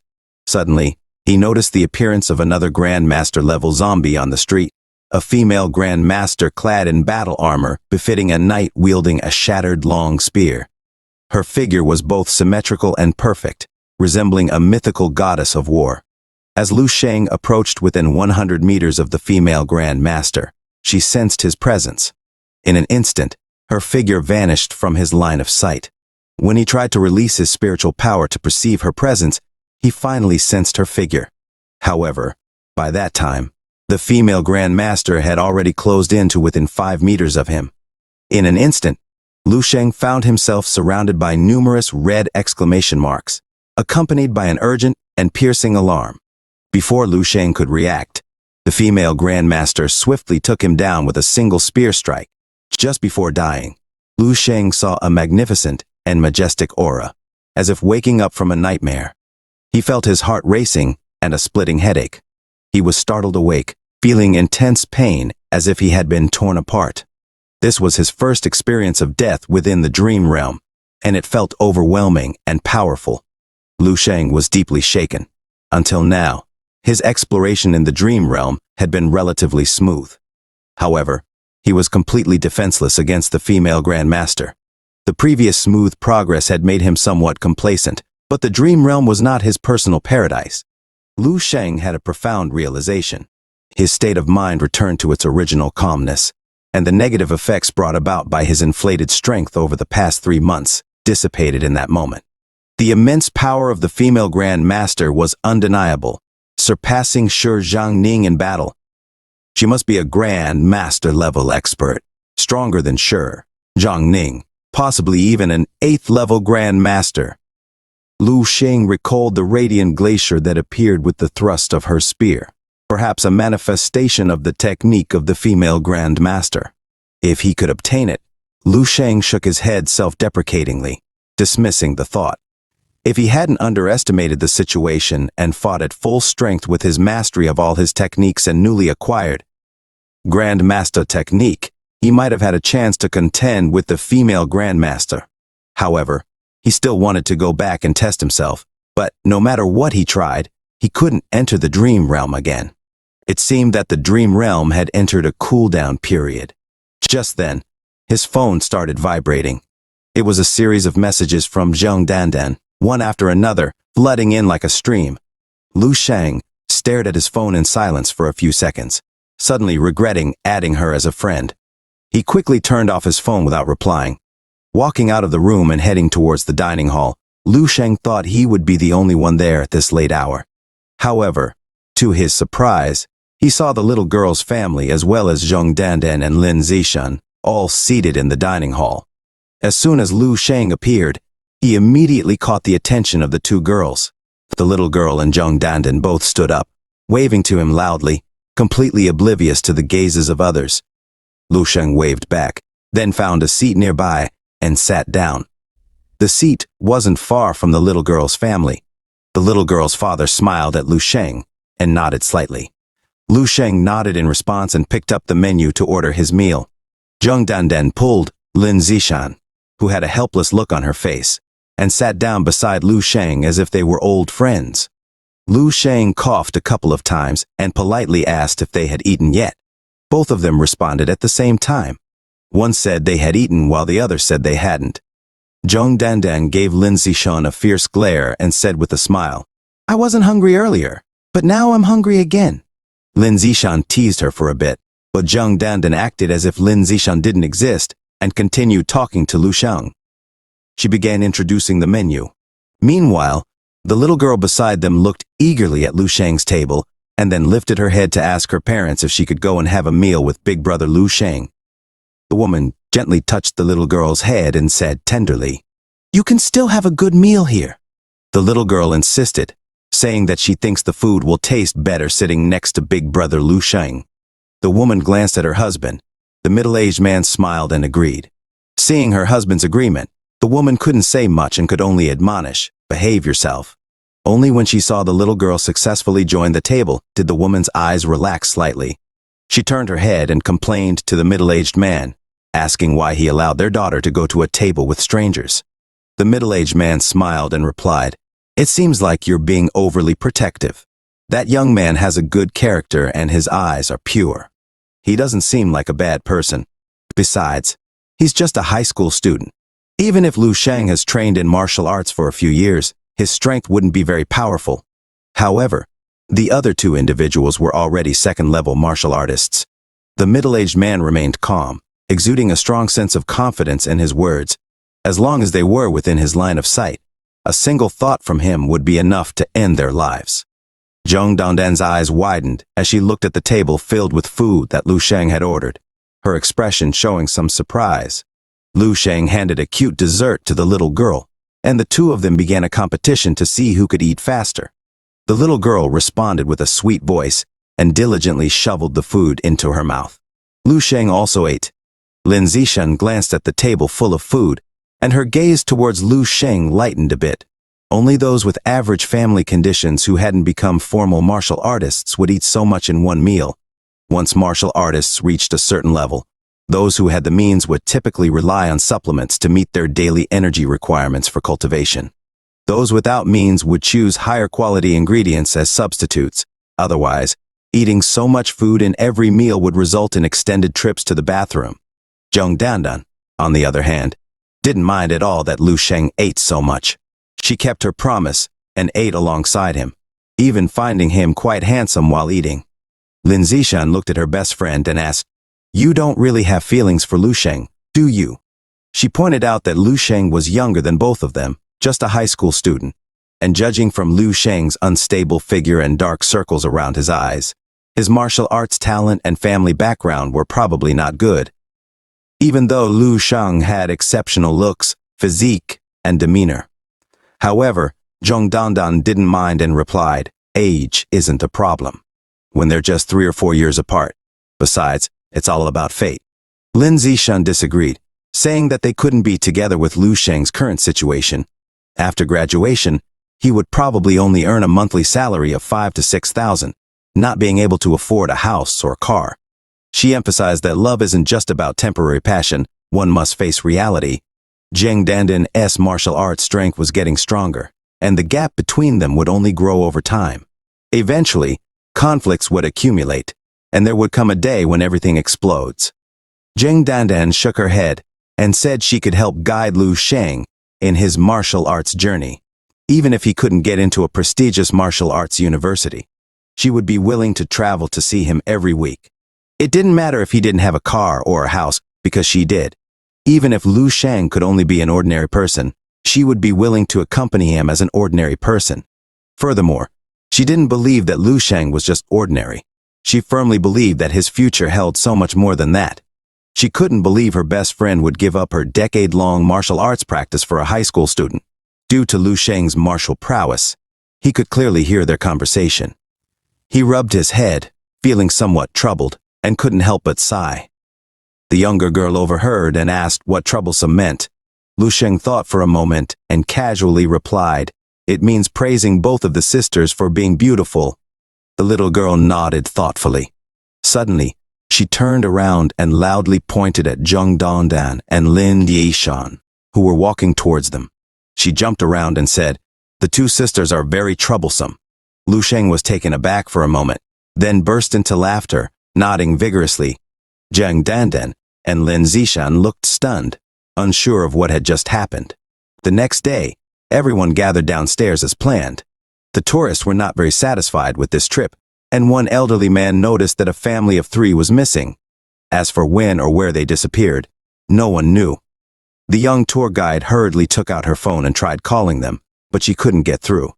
Not only were they missing, but Lu Sheng was also nowhere to be found. The guide immediately contacted the search and rescue team. Zheng Dandan and Lin Zishan witnessed all of this. How could the 3 of them, who were perfectly fine just moments ago, suddenly vanish? The guide was occupied with the search, and it seemed like the rest of the itinerary would have to be cancelled. They decided to look for Lu Sheng themselves. According to the map, the Mytho mine should be located nearby, just a few kilometers away. Lu Sheng swiftly dashed through the forest, leaping to the mountaintop, where he released his powerful psychic power. His eyes shimmered with a brilliant light as he calmly surveyed the area before him. He detected the buried minerals beneath the ground, and in the next moment, wherever his gaze fell, the earth and stones shattered, and the ground exploded. It was as if an invisible tornado had swept through, causing terrifying destruction. Lifting a large chunk of soil with his psychic power, Lu Sheng observed as it disintegrated in mid-air, revealing a glimmer of silver-like minerals. After a few seconds, various pieces of silver-like minerals were presented before him, infusing his psychic energy into them. The toughest steel metal quickly softened, becoming as malleable as dough. Lu Sheng compared the description from the information provided by Lieutenant Colonel Dong Qingsu and verified that the silver pieces in his hand were indeed the precious mithril. He knew that crafting weapons with mithril required dozens of steps, and there might not be much left in the end, depending on the purity of the mithril in this mix. He had already used his psychic power to investigate and realized that the mine was too small to yield a substantial amount, making it easy for him to excavate and carry out the ore. However, he soon faced a dilemma: how to transport the mithril out. His initial plan was to use his backpack and carry the mithril in batches, mining a little and transporting it bit by bit, until he had enough to craft a set of weapons for psychic masters. Yet Lu Sheng had overlooked a crucial aspect: greed. Everyone had desires, and he was no exception. Lu Sheng made up his mind, and decided to put the mithril back into the large pit he had dug earlier. He covered it up with soil and stones, hiding the existence of the precious metal. The map indicated that there was a small village of a minority community a few kilometers away from his location. Lu Sheng decided to head there to seek help. The villagers of this secluded village were generally known for their sincerity and simplicity. By offering a generous reward, Lu Sheng believed he would be able to find assistance easily. Following the map's directions, he made his way towards the village. Meanwhile, the 2 girls continued their search for Lu Sheng in the forest. They gradually ventured deeper into the wilderness, but Lin Zishan suddenly halted their steps. Her eyes were fixated on something within the forest next to the stone path, and there was an inexplicable glimmer in her gaze. Swiftly, Lin Zishan darted into the woods beside the road and stopped a few meters away from the main path. She crouched down and looked closer, which caught Zheng Dandan's attention. It was a toy ball, similar to the one a little girl had been playing with earlier. As young Dandan moved to pick up the ball, her body seemed to freeze in place. A purple spider web suddenly appeared, ensnaring both girls. Just then, a man's voice echoed from ahead of them. A family came out from the forest, walking into a secluded little village. One of the villagers darted into the village. The young man then rushed into the village chief's house, where the chief was busy carving a piece of wood. "Big sister is back," announced the young man. Upon seeing their arrival, the chief let out a kind smile. A little girl then shouted "Grandpa" and ran into the chief's arms, almost knocking the wind out of him. The couple appeared somewhat uneasy, bowing their heads and muttering their greetings to the chief. Soon, a few young men heard the commotion and came to greet the couple. The chief instructed 2 young men to go out and hunt for some food, hoping to enliven the evening. A robust young man hoisted the little girl onto his shoulders, intending to take her along for the hunt. Innocently, the little girl expressed her desire for the chicken soup she had last time. The young man affectionately rubbed the girl's face and agreed. Watching the 2 leave, the chief closed his eyes, lighting up a tobacco pipe. The couple slowly approached him, their expressions somewhat complex. The middle-aged man succinctly recounted their predicament.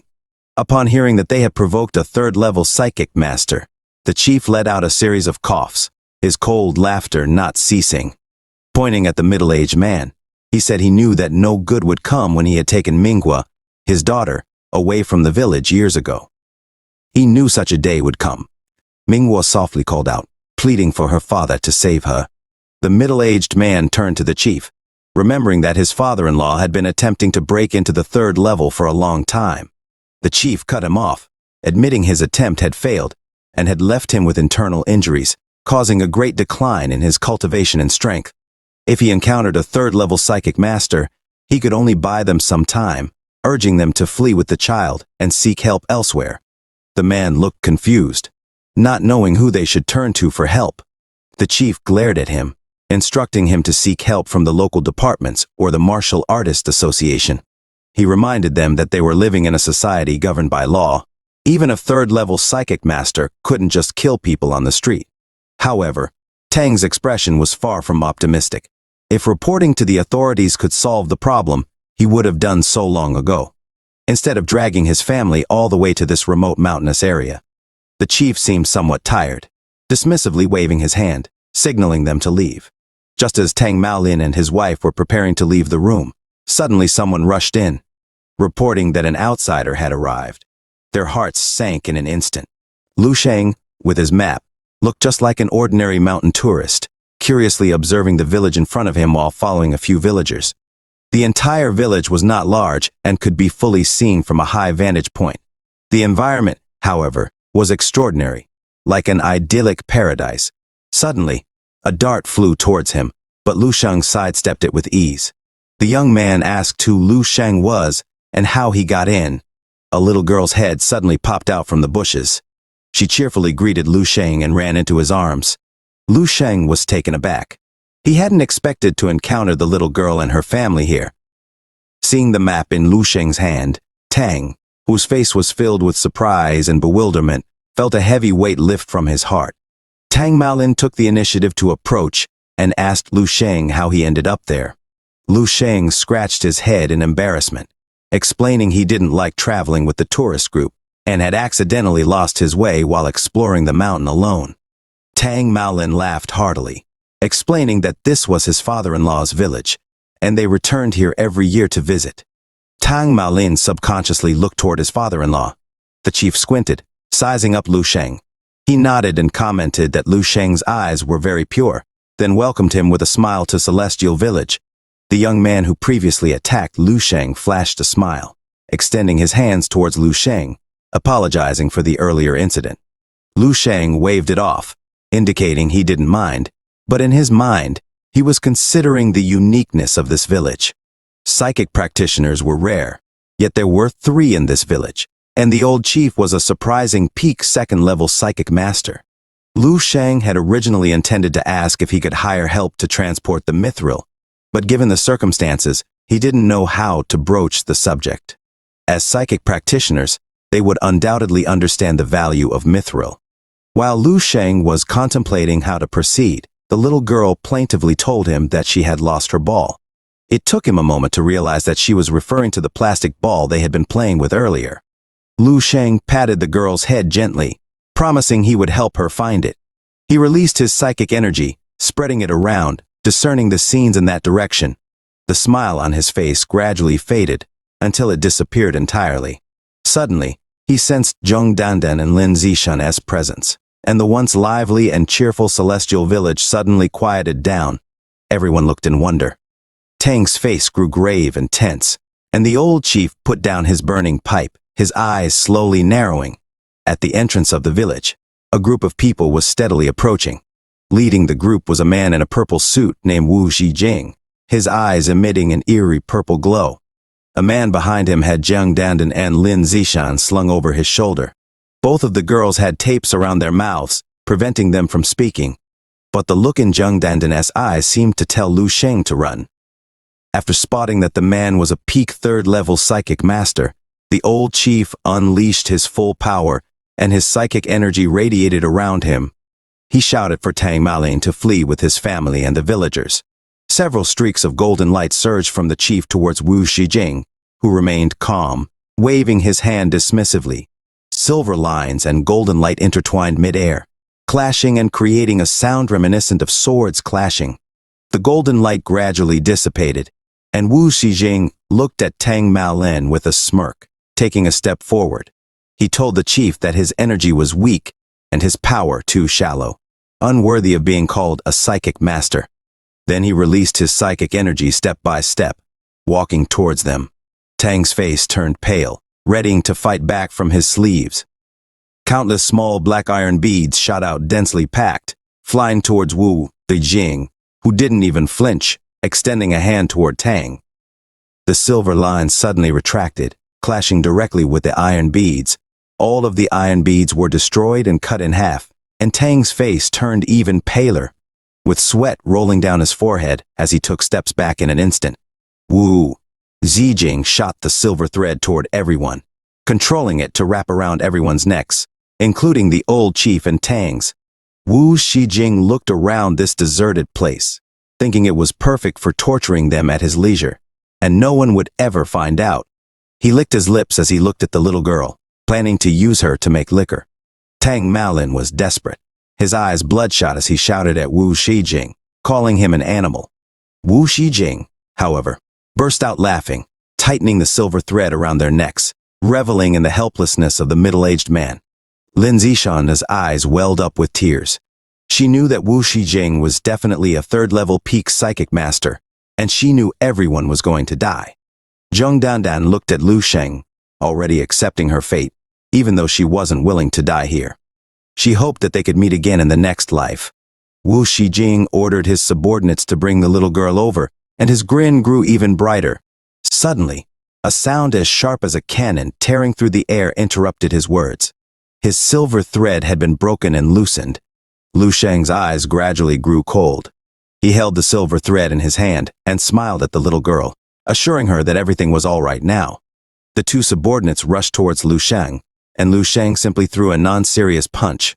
To Wu Xijing's surprise, the two burly figures, who were supposed to be fourth-level martial artists like broken sacks, were knocked back in his direction and rapidly flew toward him. Wu Xijing looked at Lu Sheng, who appeared so weak. How could he possibly have the power of a fifth-level martial artist? He shook his head, dismissing Lu Sheng as just a kid with inhuman strength.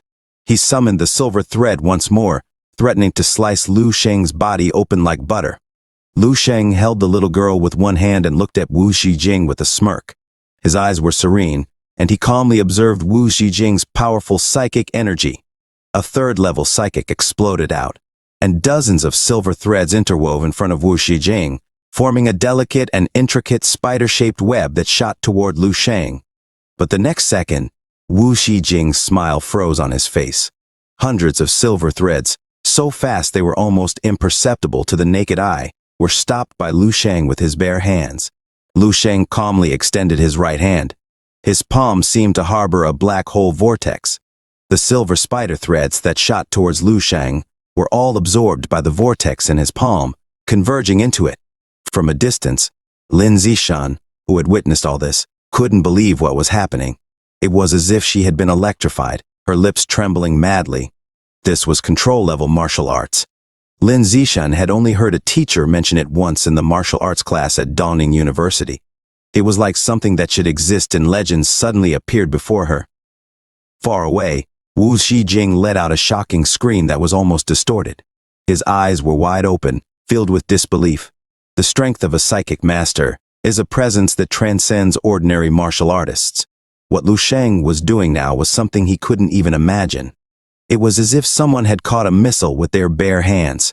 Hundreds of silver spider threads were held in Lu Sheng's hand. He yanked hard at the threads in his hand. Wu Shijing and his purple suit in the distance immediately let out a cry of surprise, like a puppet being pulled by a string, involuntarily flying towards Lu Sheng. Suddenly, he stopped, his eyes staring fixedly at Lu Sheng, showing a deep sense of madness as he spoke. A terrifying psychic power, far beyond before, expanded from Wu Shijing's body. The chief shouted, "Be careful! He's going to self-destruct his psychic power." Everyone was worried, and their faces gradually turned pale. Zheng Dandan looked worriedly at Lu Sheng, but Lu Sheng, who was at the center of attention, remained motionless. He watched as Wu Shijing, with his distorted features, grew closer and closer, a deep pity showing on his face. "I have to say, you're psychic? Or is it Lu Sheng?" Then Lu Sheng paused, shaking his head and speaking softly. "It's pitifully weak." The next second, the twisted smile of Wu Shijing froze in front of everyone. They saw Lu Sheng holding Wu Shijing in one hand, as if he had pinched an ant to death, and then squeezed him to death. Lu Sheng then let go, leaving the messed-up figure crashing onto the ground. Countless silver threads scattered the secret mithril-crafted psychic weapon. He then placed it down. The young girl gazed at Lu Sheng with astonishment, expressing gratitude for his role in saving everyone. At that moment, the entire village was rendered speechless with shock. Lu Sheng's martial prowess was already formidable, but his psychic abilities were even more astonishing. The village chief collapsed to the ground. A high school student with the strength of a fifth-level martial artist and psychic powers surpassing those of a peak third-level psychic master. It was as though a nuclear explosion had occurred, momentarily blanking everyone's minds. Among the most astonished were Lin Zishan and Zheng Dandan, both high-achieving students at Dongning Martial Arts University. They had encountered numerous prodigies, but none compared to Lu Sheng. The disparity was glaring. They weren't even worthy to lace Lu Sheng's shoes. Tang Malin rushed over as if awakening from a dream. After ensuring the safety of his wife and daughter, he approached Lu Sheng. Tang Malin hesitated on how to address Lu Sheng, his perception of Lu Sheng having undergone a dramatic shift. Lu Sheng reassured them, urging them to address him as they always had. Tang Malin pledged his assistance, and 3 hours later, Lu Sheng boarded the bus. Lu Sheng's gaze fixated on the passing scenery as he contemplated his accomplishments. He entrusted the mithril and minerals to Tang, knowing he had connections to handle them. As for Lu Sheng, it was time to register for his psychic master's qualification.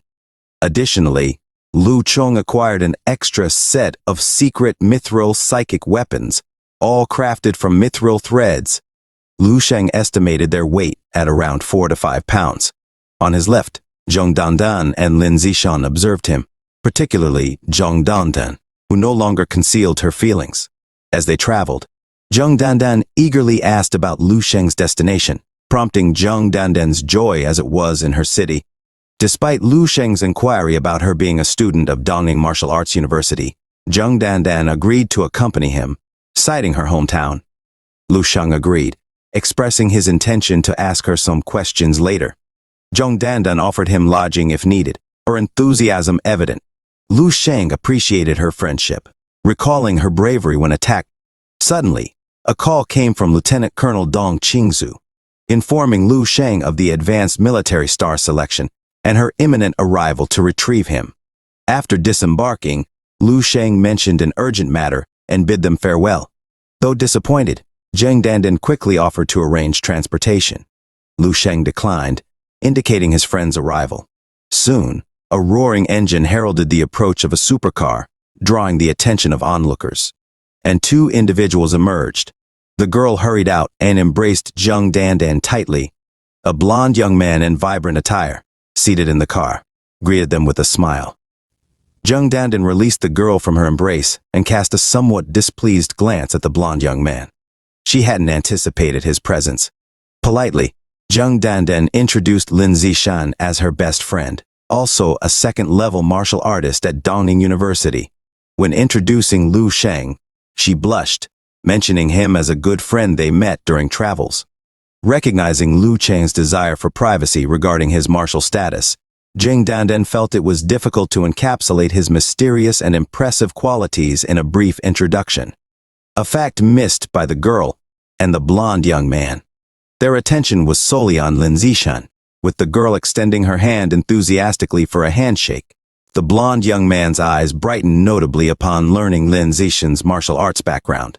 He casually declared them all friends now, paying no further heed to Lu Sheng. As the man unlocked the car door, he gestured toward the sleek sports car, suggesting they go out for fun since there were precisely 4 seats. However, Jung Dandan frowned as she observed the back seat. Where would Lu Sheng sit? The girl, taken aback, suggested without hesitation that Lu Sheng, merely a travel companion, need not come along. Lu Sheng, unperturbed, politely declined, explaining that his friend would soon pick him up. The blonde young man tossed a handful of cash toward Lu Sheng, instructing him to take a taxi. While Jung Dandan seethed with anger, Lu Sheng calmly observed the scattered banknotes. He comforted Jung Dandan with a pat on the shoulder, reassuring her. Suddenly, the sound of helicopter blades filled the air. A large helicopter hovered above the bus stop, surprising the onlookers. A female officer in a dark blue military uniform leaned out, urging Lu Sheng to hurry and climb aboard. With a smile and a farewell, Lu Sheng leaped and grabbed onto the ladder, ascending swiftly. The girl and the blonde young man, who had previously underestimated Lu Sheng, were dumbfounded by the appearance of the military helicopter bearing the insignia of the Eastern Military District. This unexpected turn of events shattered their preconceptions and reminded them of the complexity of the world. As the helicopter doors closed and it ascended, exclamations erupted from the crowd below, with many capturing the moment on their phones. Meanwhile, the young man queried Jung Dandan about Lu Cheng's identity, but she coldly ignored them, opting to leave with Lin Zishan by taxi. Inside the helicopter, Lu Sheng gazed out the window as the city below shrank from view, resembling a miniature Lego town. Though not his first time in an aircraft, it was his inaugural helicopter experience. Lieutenant Colonel Dong Qingsu noticed his reaction and asked if he liked the ride. Lu Sheng responded with a smile, jokingly asking if she'd gift it to him. Rolling her eyes, Lieutenant Colonel Dong Qingsu explained that once he attained the Grand Master level and joined the Eastern Military District, they'd provide him with a private helicopter. Lu Sheng simply smiled in response. As Lu Sheng's gaze returned from the window, he closed his eyes to rest. In Lieutenant Colonel Dong Qingsu's observation, Lu Sheng appeared somewhat different, elusive even. The casual banter subsided as she produced a file containing details of the prodigy training camps and the provinces within the Eastern Military District. Each province had finalized its candidates for the military star selection, and this year's pool was exceptionally formidable. Lieutenant Colonel Dong Qingsu's demeanor turned grave as she perused the materials, expressing astonishment even after multiple reviews. She jestingly remarked that without prodigies like Lu Sheng, they might as well be mere cheerleaders on the sidelines. The data presented was staggering, with 80% of the candidates possessing special martial talents, including elemental control and psychic abilities. Particularly alarming was the presence of a martial artist with the strength of a 4th-level practitioner. Qin and Lieutenant Colonel Dong Qingsu glanced up to find Lu Sheng seemingly lost in thought, gazing out the window. Amused by his lack of surprise, Lieutenant Colonel Dong Qingsu chuckled, puzzled by his demeanor. Lu Sheng's exaggerated response upon learning about the candidate's strength elicited laughter from Qin, who found it rather artificial. Recognizing Lu Sheng's disinterest in such discussions, Qin redirected the conversation towards the rewards. Lu Sheng's excitement surged upon hearing out the forthcoming rewards. Lieutenant Colonel Dong Qingsu explained that this year's selection would feature battles against alien beasts, drawing Lu Sheng's attention. Reflecting on the existential threat posed by these creatures, Lu Sheng realized the gravity of the situation. Lieutenant Colonel Dong Qing-su emphasized the need for martial artists to face such challenges early on to foster growth. Lu Sheng concurred, understanding the concept of using pressure as motivation. As Lieutenant Colonel Dong Qing-su elaborated on the rewards, Lu Sheng's interest piqued. The prospect of obtaining exotic beast blood and marrow intrigued him, recognizing their potential benefits for his cultivation. With newfound seriousness, Lu Sheng nodded in agreement. Pleased by his demeanor, Lieutenant Colonel Dong Qing-su smiled. After an indeterminate period, they arrived at the Eastern Military District, offering a panoramic view of bustling activity and advanced military infrastructure. Qin inquired if Lu Sheng was impressed by the sight before them. Lu Sheng nodded, his reaction subdued by his experiences with larger martial arts bases in the future, many of which ended up in ruins despite their size. As the cabin door opened, Lu Sheng followed Lieutenant Colonel Dong Qing-su into a military armored vehicle, entering a massive structure. Tomorrow marked the official commencement of the military star selection process, led by Lieutenant Colonel Dong Qing-su. Lu Sheng was escorted to a room where she suggested he rest for the night before departing after giving some instructions. Assessing the Spartan room devoid of windows and furnished only with a bed, Lu Sheng scanned it with his psychic power before lying down and slipping into sleep, entering his familiar dream realm. Once again facing the military base scenery, Lu Sheng hesitated briefly before summoning his martial prowess, engaging in combat with a female grandmaster figure. Awakening abruptly from his dream, Lu Sheng, though pale and sweaty, displayed signs of excitement, recognizing his progress and overcoming his fear of death in the dream realm. The next morning, Lieutenant Colonel Dong Qing-su and Qin visited Lu Sheng, who remarked on the room feeling stuffy. Explaining the stringent gas protection measures due to the base's proximity to the battlefield, Lieutenant Colonel Dong Qing-su paused, sensing a change in Lu Sheng compared to the previous day. Qin concurred, likening Lu Sheng's transformation to a jade stone cleansed of mud. Lu Sheng humorously attributed the change to a growth spurt, drawing an appreciative gaze from Qin. As they walked, Qin inquired about Lu Sheng's chances of winning, to which he modestly responded. Their conversation was interrupted by the arrival of two figures, including a young man trailed by a male military officer named Shangguan Ling. Lieutenant Colonel Dong Qing-su's cold demeanor towards Shangguan Ling indicated a strained relationship, a dynamic noted by Lu Sheng. It was the first time he observed such open disdain from Lieutenant Colonel Dong Qing-su towards someone, prompting him to regard their interaction with interest. Shangguan Ling's taunts toward Qin elicited a calm response. Instead of rising to the bait, Qin humorously retorted, suggesting Shangguan Ling keep quiet if he hadn't brushed his teeth. As Qin perused the files, he noted the lack of special annotations for the prodigy representatives from Shangguan Ling's province, implying their unremarkable status. Shangguan Ling proposed a bet, escalating it to 3 fifth-level beast marrow vials, which Lieutenant Colonel Dong Qing-su begrudgingly accepted. Shangguan Ling's companion, revealing elemental control abilities, provoked astonishment and condemnation from Lieutenant Colonel Dong Qing-su and Qin, who denounced Shangguan Ling's dishonesty.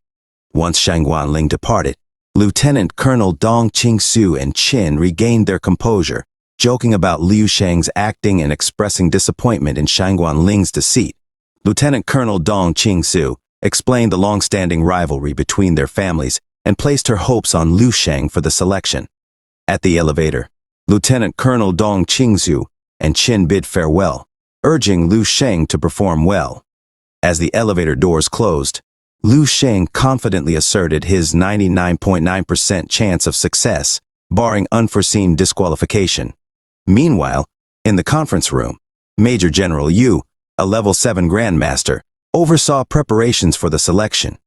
Lieutenant Colonel Dong Qing-su reported that all candidates were in their designated tracks, where they would face challenging beasts, including a peak level 4 golden-eyed demon ape in the final challenge, leaving the other officers astounded by the daunting task ahead.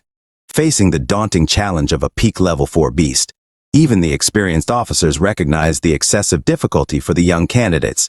Lieutenant Colonel Dong Qing-su clarified that this test aimed to identify leaders capable of confronting formidable adversaries, emphasizing the importance of harnessing all their strength for victory. Major General Yu emphasized the significance of success in the selection, highlighting the military district's struggles on the national stage and the necessity for its talents to face such challenges for the nation's future. As the selection commenced, the initial candidates faced fierce opposition from the beasts, with casualties mounting. The general instructed guards and instructors to prioritize student safety, particularly focusing on key contenders highlighted on the screens. Among these contenders were Kong Qing, an elemental talent martial artist proficient in electricity control, Jia Horan, a psychic talent martial artist who passed the second-level psychic master assessment, and Xing Ji, an imposing fourth-level martial artist known for his formidable defense. Unexpectedly, Li, representing Shangguan Ling's province, demonstrated fire elemental control abilities not documented in the data. Shangguan Ling justified this omission, claiming Li's recent awakening of abilities left no time for data updates.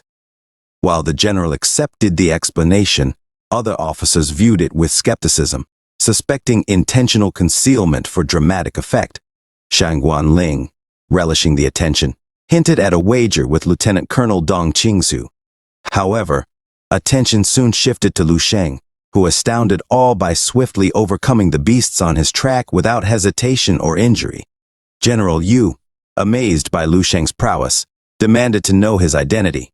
As they observed Lu Sheng's calm and calculated approach on the monitor, it became evident that he navigated the challenges with remarkable ease and mastery, even defeating a third-level beast effortlessly without breaking his stride. The pebble shot out like a bullet, striking the beast's belly and propelling it away. In the conference room, all eyes were on Lu Sheng as he maneuvered through the course, almost reaching the final track. Many officers were puzzled. To them, Lu Sheng appeared ordinary, yet he effortlessly defeated the beasts with simplicity. General Yu instructed Lieutenant Colonel Dong Qingsu to introduce Lu Sheng, revealing him as a prodigy representative from Dongning Province, a level 3 martial artist with a strength-type talent. Hearing this, Shangguan Ling realized that Lieutenant Colonel Dong Qingsu and Qin had also concealed some information. However, General Yu elucidated that Lu Sheng had mastered over 4 types of martial arts to perfection, with 2 reaching the meticulous state, making his combat prowess exceptional in real battles. This revelation astonished the officers. It was rare for an 18-year-old to achieve such mastery. As the screen showed Lu Sheng advancing to the 6th stage, facing a beast with invisibility and duplication abilities, he used his perfect martial path to sense the real one and swiftly subdued it. General Yu, surprised, acknowledged Lu Sheng's mastery, admitting his initial underestimation. Meanwhile, in response to Shangguan Ling's glare, Qin remained silent, gesturing with a nonchalant expression. Approaching the final gate, Lu Sheng sensed the formidable golden-eyed demon ape awaiting him. With the doors opening to reveal the massive beast, Lu Sheng was prepared for the ultimate challenge. Sensing his intent, the demon ape roared furiously, signaling the climax of the selection. Inside the conference room, the officers held their breath as Lu Sheng faced the demon ape alone, defying expectations. Observing the scene, they debated his strategy, speculating on his chances. As the demon ape launched its attack, Lu Sheng stood firm, ready to confront it head-on, descending fists head-on. The very officer who had begun saying that Lu Sheng wouldn't dare to face the blow directly stopped mid-sentence, his eyes glued to the screen, words stuck in his throat. Lu Sheng's legs sunk into the stone floor, but he managed to block the demon ape's punch without wasting a moment. The demon ape attacked again, its fists as large as tree trunks whistling through the air like gusts of wind, calling him arrogant. Lieutenant Colonel Dong Qingsu, however, began to worry. Arms as thick as century-old tree trunks clashed against the slender Lu Sheng, the vast difference in their sizes obvious. The collision of their fists sent shockwaves almost visible to the naked eye, causing debris to scatter all around and the light fixtures to rattle violently. The massive body of the golden-eyed demon ape trembled, retreating several steps back before crashing heavily against the metal cage, bending its sturdy bars. Lu Sheng, who had met the ape's force, was also pushed back. In the monitoring room, seeing this scene unfold on the screen made many officers speechless. None of them had expected Lu Sheng to go head-on with the golden-eyed demon ape, known for its overwhelming strength. General Yu's eyes sparkled, a rare smile appearing on his face. Lu Sheng slowly lifted his head, impressed by the demon ape's resilience. He grinned, revealing a smile both terrifying and chilling, and declared the beast worthy of being his dinner. Taking a deep breath, Lu Sheng's eyes shone with a brilliant golden light as he prepared to unleash his ultimate technique. Launching his fist fiercely, Lu Sheng unleashed a Grand Master technique, filling the room with a blinding light. Inside the monitoring room, General Yu was astonished, recognizing the technique as Grand Master level. As the bright light faded, the room fell into silence. On the screen, a young man with a calm expression was slowly retracting his fist. General Yu laughed uncontrollably, realizing he had witnessed the manifestation of a Grand Master's martial art by someone so young. Qin was speechless, realizing that Lu Sheng had surpassed him. Lu Sheng wasn't surprised by this outcome at all. His overall strength had skyrocketed to such an extent that even he couldn't truly fathom the magnitude of his punch's power. Instead of choosing to leave, a curious thought emerged in his mind. He approached the corpse of the golden-eyed demon ape and sat down with his legs crossed, closing his eyes as if quietly waiting for something. Many were puzzled by Lu Sheng's actions. General Yu watched the screen intently, his face always bearing a hint of amusement. Unconcerned with the questions from fellow officers, he dismissed them with a wave of his hand, commanding them to let Lu Sheng do as he wishes and to leave him be. The other officers exchanged bewildered glances. General Yu's decision seemed to diminish the significance of the military star selection in their eyes at that moment. A muscular figure suddenly burst out of the passageway. Xingji was panting heavily, trying hard to recover his energy after encountering an incredibly powerful beast. Despite having the protection of iron skin, he was still injured and feeling the stinging pain. Thinking he was the first to arrive, Xingji glanced towards the other passages. After confirming that no one else was present, he let out a sigh of relief. However, his gaze shifted to a platform not far in front of him, where he saw a young man and behind him. A dead gold-eyed demon ape, its body embedded into the wall with a huge bloody hole torn open in its chest. Xingji hesitated but eventually bowed cautiously and asked if he had passed the selection.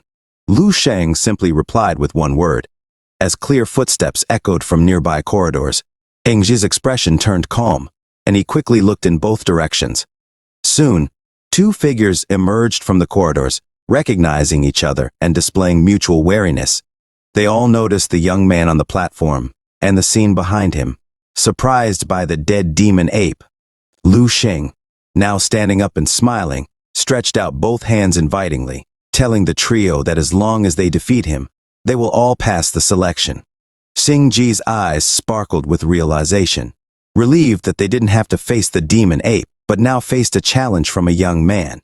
The girl glanced at Lu Sheng, deeming him to be just an ordinary student and probably weak. Xingji sneered, wondering if the Eastern Military District was mocking them. Jiahoran also had an icy look on his face. Each of them took out a blue pill from their pockets and swallowed it, preparing to restore their strength. In their minds, the three of them were the strongest martial arts prodigies under 18 in the Eastern region. What did they have to fear from one person? Seeing the three of them concentrating on recovering, Lu Sheng revealed a satisfied smile, looking at his wristwatch and counting down every second. In the monitoring room, many officers' mouths twitched with speechlessness. Who would have thought that Lu Sheng would actually pretend to be the final boss of the selection, playing a game with the three prodigies? Even General Yu was amused, laughing heartily. He commented, "This Lu Sheng is interesting. Very interesting." Shortly after, a few officers stood up and protested, requesting to end the selection immediately. They believed that Lu Sheng was much stronger than the others, possibly causing irreparable physical and psychological damage to the other prodigies. Qin noticed that these individuals were precisely the instructors backing the three participants, worried that their prodigies would be broken by Lu Sheng's freakish strength. Lieutenant Colonel Dong Qingsu couldn't help but chuckle. Even the appearance of a peak level 4 demon ape hadn't elicited such a reaction from the crowd. This just showed how dangerous Lu Sheng had become in the eyes of everyone. Upon hearing the concerns raised, General Yu thought for a moment and ordered the supervisory team to be on high alert, ready to intervene at any time to ensure Lu Sheng didn't severely harm the trio. Shangguan Ling was the most distressed at the moment. Not only had he just played himself, but he had also lost 3 units of valuable high-level beast marrow. Time passed quickly. Xingji stood up from the ground, cracking his neck and fists. The crisp cracking sounds from his joints indicated that he had restored around 90% of his energy. Kong Qing had regained about 80%, and Jia Horan around 90%. They believed they were more than prepared to face Lu Shang. The atmosphere in the room grew tense. Everyone's eyes were glued to the screen, awaiting the showdown between the 4 young prodigies. Lieutenant Colonel Dong Qingsu whispered to herself, "This is going to be an epic battle."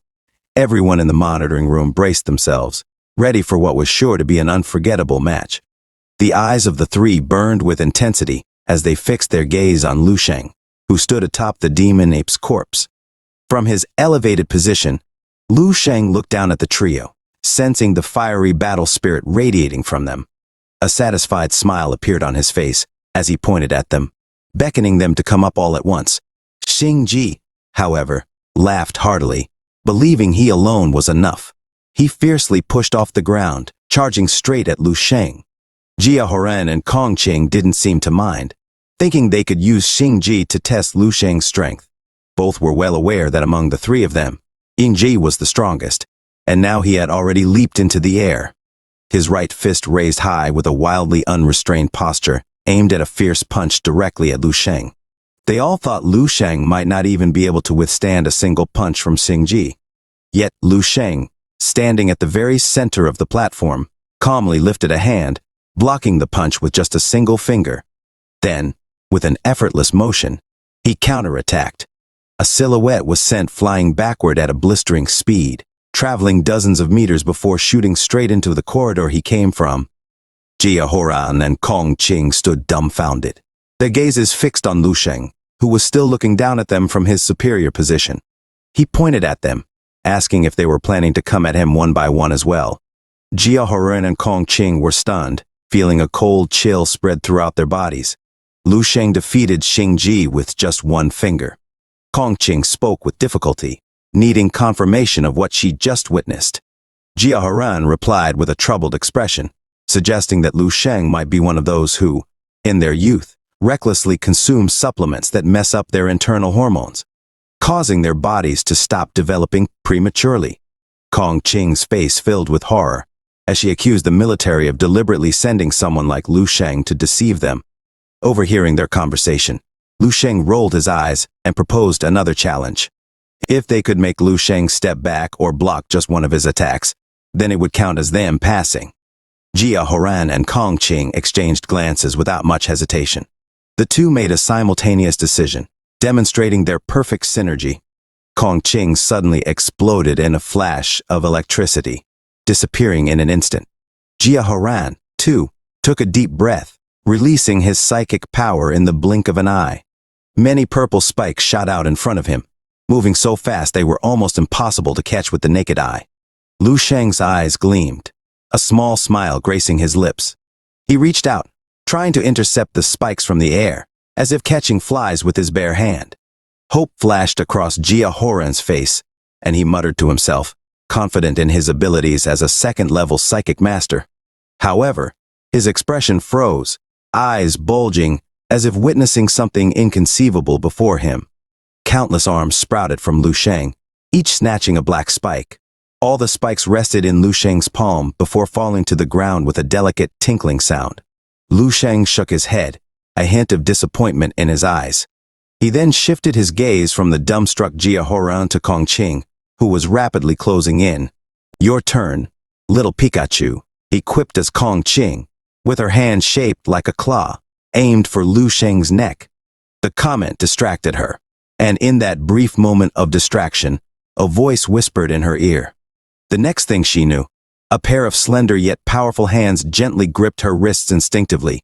She tried to pull away, but the hands held her fast, immovable as iron.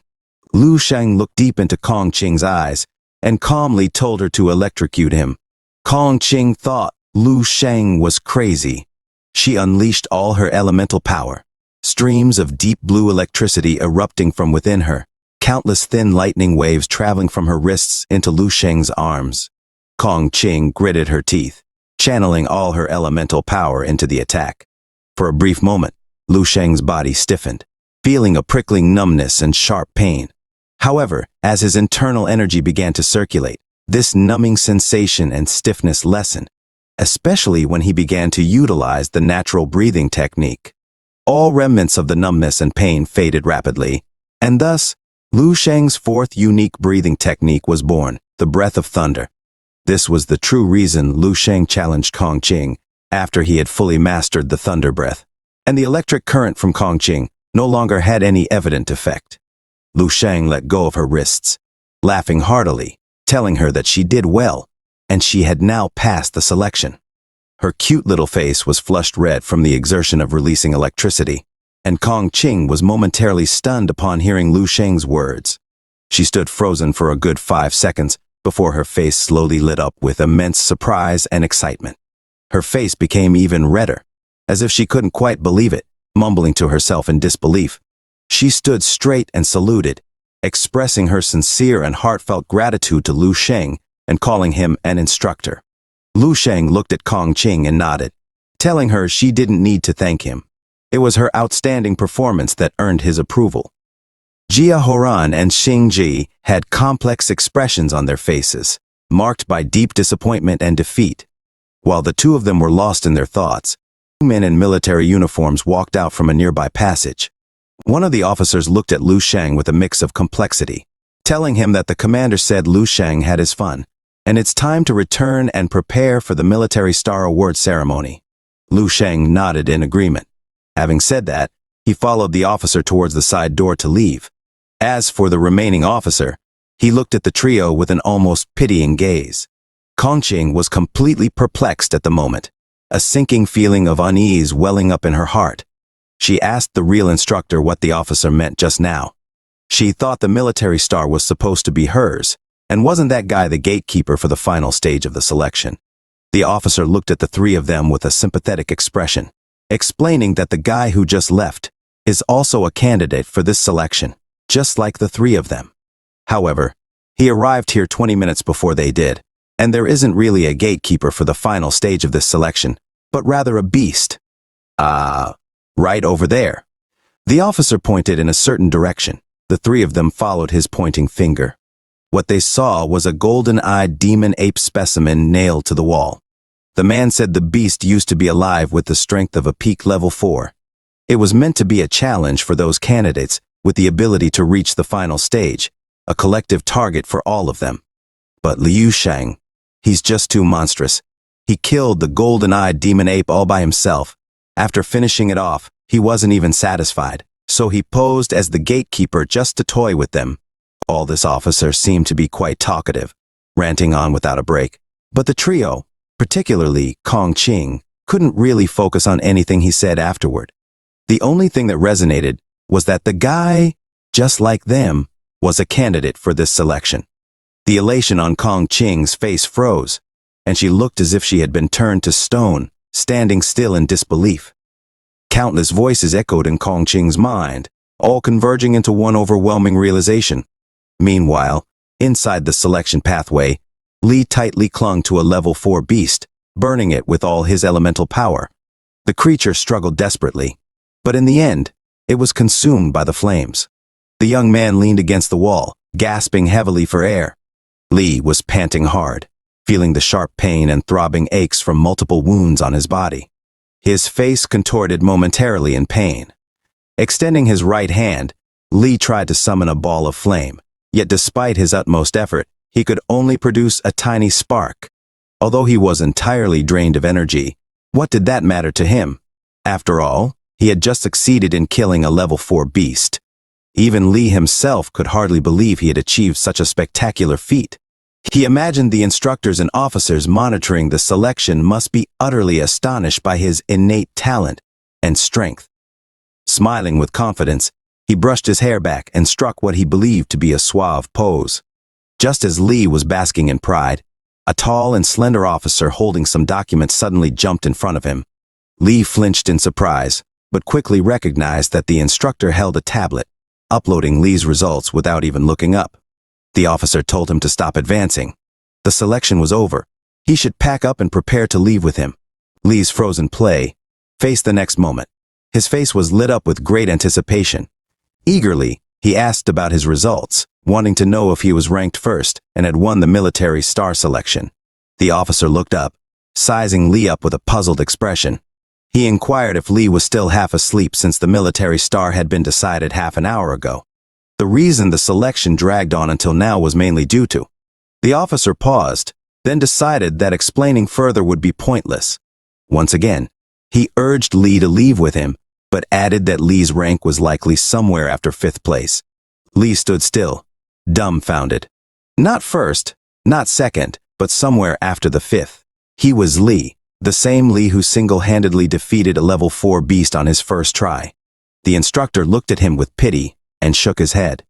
In the monitoring room, General Yu decided to grant Kong Qing a spot in the beast blood pool. He recognized that Kong Qing had her challenges, too, and had some emotional damage. The girl's instructor stood up, saluting in gratitude to General Yu. Everyone knew that only the top 3 candidates would earn a spot in the blood pool. Lu Sheng was the undisputed first. Xing Ji took second, while Kong Qing and Jia Horan were neck and neck. However, Jia Horan, being a rare psychic practitioner, had an edge. The instructors were pleased with the outcome. Upon leaving the selection pathway, Lu Sheng was guided to a bigger room than he had stayed in before. The room had been cleaned, and 2 types of supplements were placed on the small table beside the bed. Lu Sheng picked up the energy replenishment elixir from the table, uncapped it, and poured it into his mouth. Savoring the effects of the elixir, he found it rather underwhelming. The refreshing sensation it provided lasted only for a brief few minutes compared to the supplements he crafted himself. This was subpar. Lying on the bed, Lu Sheng suddenly thought of Ling Su. He wondered how the supplement was progressing. Ever since he left Bai City, he hadn't been in contact with her. After consuming the supplement, Lu Sheng sat on the bed, immersing himself in the thunder-breathing technique he had recently obtained through the help of Kong Qing.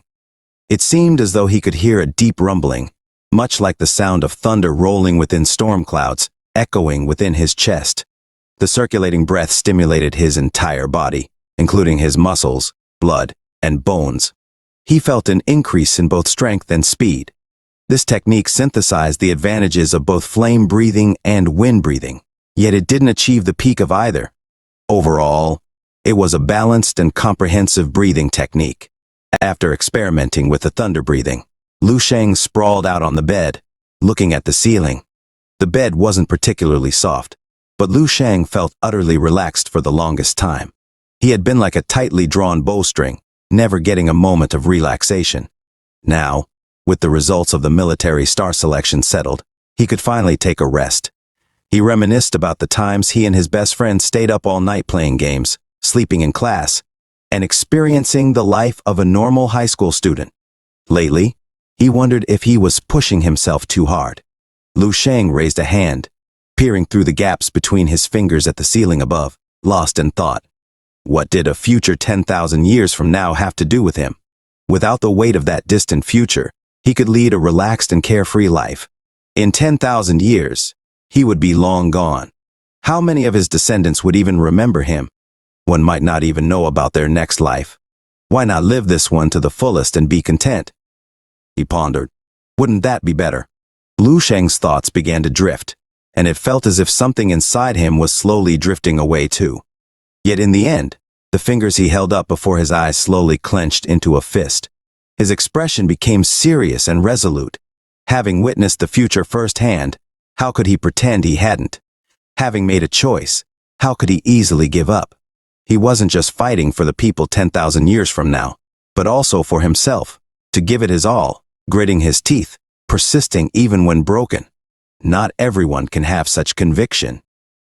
Lu Sheng's eyes settled into a calm state. He was here, he saw, and he was willing to die for it. This was his choice, his desire. Closing his eyes, he felt he had broken another bottleneck. No time to procrastinate. It was time to continue striving to become stronger. He entered the dream realm once again. Upon entering the dream realm, the first thing Lu Sheng did was pull up his personal record to inspect. There were some minor changes this time. Name, Lu Sheng. Gender, male. Lifespan, born 297 martial years, died in 432 martial years. Martial strength, 7th level Grandmaster. His lifetime achievements had a new entry, participated in the military star selection, and emerged in the first place. The overall data was roughly the same as what Liu Sheng saw last time, only looking a bit better. There was no change in the martial arts level, which remained at the 7th level Grandmaster. However, his character evaluation gained an additional half star, reaching 3.5 stars. This was probably related to Liu Sheng's decision to join the Eastern Military District and eventually become a major general there. This also meant that Liu Sheng lived 20 years less than before, dying in a large-scale battle against a beast. He wondered if he could have broken through to the 8th level Grandmaster if he hadn't died, but quickly dismissed the thought. Such mundane and meaningless speculations weren't worth delving into. Suddenly, Liu Sheng noticed something on his profile that made him raise an eyebrow. The name listed under the spouse category was Lieutenant Colonel Dong Qingsu. Liu Sheng was stunned. He pulled out an image of a wedding photo and saw Lieutenant Colonel Dong Qingsu's tall, slender figure with her cold yet stunning beauty. Liu Sheng realized that she was much older than him. How did they end up marrying? It felt utterly ridiculous to Liu Sheng. However, thinking about it, becoming the rising military star of the Eastern Military District meant he would inevitably join their ranks. And since Lieutenant Colonel Dong Qingsu was also part of the same district, given their past relationship and growing closeness over time, maybe such a union wasn't entirely out of the realm of possibility. He shook his head helplessly. From now on, it would be difficult for him to look directly at Lieutenant Colonel Dong Qingsu. Liu Sheng needed to do something to calm down. With that thought, Liu Sheng swiftly headed towards the position of the female Grand Master. All eyes within the room turned to Liu Sheng. Liu Sheng saw Lieutenant Colonel Dong Qingsu, Qin, the other instructors, and students present too, including Asing Ji and the other two he had met during the selection process. He also noticed a middle-aged man in a military uniform, gold stars adorning his shoulder, exuding an aura of imposing authority. Liu Sheng guessed that this man must be the highest-ranking officer for this year's selection, Major General Yu of the Eastern Military District. Upon seeing Liu Sheng entering the room, General Yu greeted him with a warm smile, as if he was seeing Liu Sheng as a younger family member of his, beckoning him to come over. At that moment, nearly all eyes in the conference hall were fixated on Liu Sheng. Then one by one, badges and rewards were presented by the officers. Liu Sheng's badge was a brilliant gold, which General Yu personally pinned on him. Its material was the same as that of a Grandmaster's badge, only differing in design. General Yu hoped that one day Liu Sheng would wear the true Grandmaster's badge with a solemn expression. Liu Sheng replied calmly while putting his hand into a fist. That day won't be too far off. General Yu was momentarily taken aback, but then he burst into joyful laughter. The expressions of everyone in the room were mixed. Hearing these words, none of the people doubted Liu Sheng, as Liu Sheng said it without coming across as arrogant. It seemed as though he was merely stating an inevitable fact. Every year, the Eastern Military District held the military star selection, but none have ever been treated by General Yu with such a demeanor. Liu Sheng was the first. Subsequently, it was time to give out the rewards. Those ranked in the top 10 each received a reward of vials of beast blood. With a grand gesture, General Yu led the way out of the conference hall. Liu Sheng, Xing Ji, Jia Horan, and Kong Qing followed by their respective instructors, while the rest could only watch them with envious eyes. They knew that they were about to enter the beast blood pool and the marrow pool. Only those in the top 3 had the privilege to enter the beast blood pool. However, due to the exceptional performance of the prodigious Liu Sheng, General Yu, in high spirits, even added an extra slot for 4th place. Li thought of the full pool of beast blood and beast marrow, which he had no chance of getting. The once arrogant young boy suddenly felt that the small vial of beast blood he held was no longer enticing. Soon they arrived in a brightly lit room filled with various apparatuses and tubes. General Yu turned to Liu Sheng and the others, instructing them to remove their clothing and prepare to enter the cultivation chamber. Except for Liu Sheng, everyone was led to cultivation chambers filled with beast blood. After undressing, They all entered their respective chambers, while Lu Shang was led by General Yu to the beast marrow pool. Lu Shang saw before him a cultivation chamber about 2 meters high and 1 minute in diameter, filled halfway with a pale golden liquid.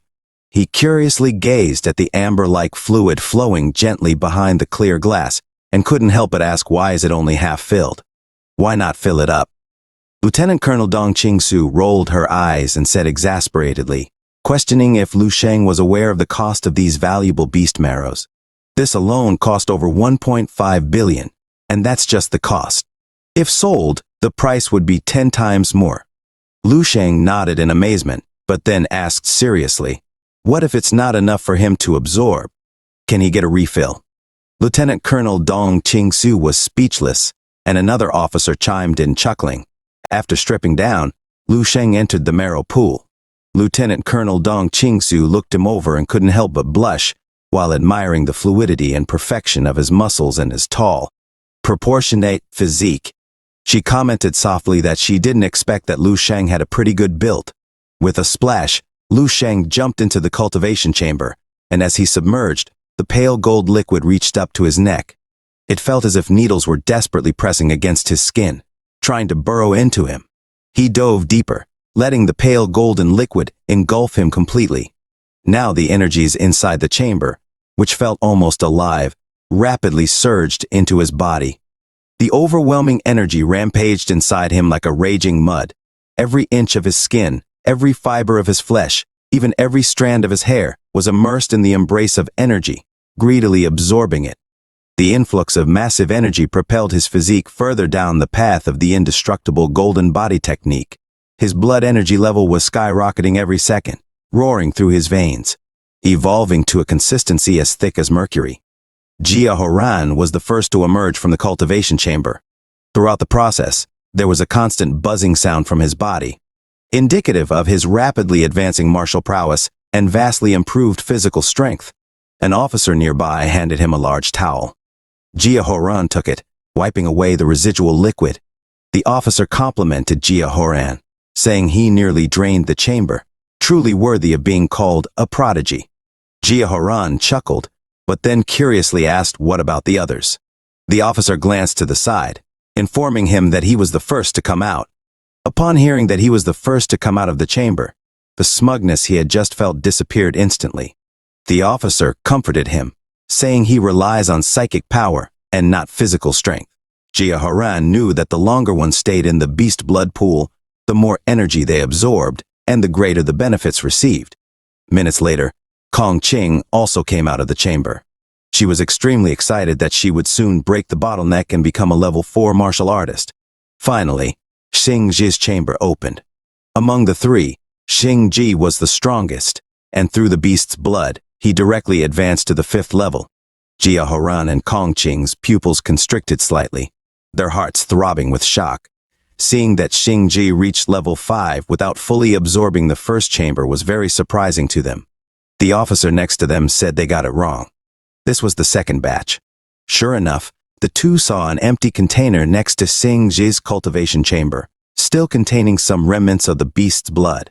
The two thought to themselves, in the second chamber, which means at about the same time as them, Xing Ji managed to absorb 2/3 more of the beast's blood than they did. One can only imagine the immense benefits Xing Ji obtained. The look in Jia Horan and Kong Qing's eyes when they looked at Xing Ji became a lot more complicated. Just as Xing Ji was about to get dressed, he took a few steps. He couldn't believe his eyes. General, as you approached the cultivation chamber and observed the boy with closed eyes inside the transparent glass, you inquired, how did it go? Was it smooth? Lieutenant Colonel Dong Qingsu nodded with a smile and replied, it went well. However, the consumption of the special marrow is a bit fast. Observing the pale gold liquid level about to drop below eye level, you casually remarked, give Lu Shang as much as he can absorb. Empty the reserve chamber to ensure the best results. Suddenly, a staff member mentioned that the extra beast marrow in the reserve chamber had already been used up. Pausing for a moment, your expression turned serious as you instructed the staff to quickly check the warehouse, stating that you wanted to see how much of a surprise this kid could provide. Another container of beast marrow was poured into the cultivation chamber, submerging Lu Sheng's head, and at a speed visible to the naked eye, it rapidly diminished. Lu Sheng diligently honed his indestructible golden body technique repeatedly, tempering every muscle and bone in his body. Another 2 containers of 4th-level beast marrow were brought forward. Your face, General Hughes, remained expressionless, but your hands behind your back trembled slightly. Continue, you ordered. Lu Sheng felt as if countless volcanoes had suddenly erupted inside him. He could distinctly sense energy continuously flowing into his body, seemingly inexhaustible. Just half a container of this unique marrow brought immense energy, aiding Lu Sheng in completing the first phase of the indestructible golden body. If this is the power of 4th-level beast marrow, how terrifying would the 5th, 6th, 7th, or even higher levels be? It was almost unimaginable. At the same time, the staff looked toward you, General Yu, and asked if they should continue. Everyone in the room glanced at the side of the cultivation chamber, which now had over a dozen containers. Your lips quivered slightly, even as a 7th-level Grandmaster and Major General. It was becoming difficult to keep calm. You ordered them to keep adding more until Lu Sheng couldn't absorb any more. Your voice filled with a surge of anger. If this kid doesn't join the Eastern Military District in the future, you swore, I will skin myself alive. The cost of a single container of the unique marrow was over 1 billion, and you had already spent over 10 billion. Was there a black hole inside Lu Sheng?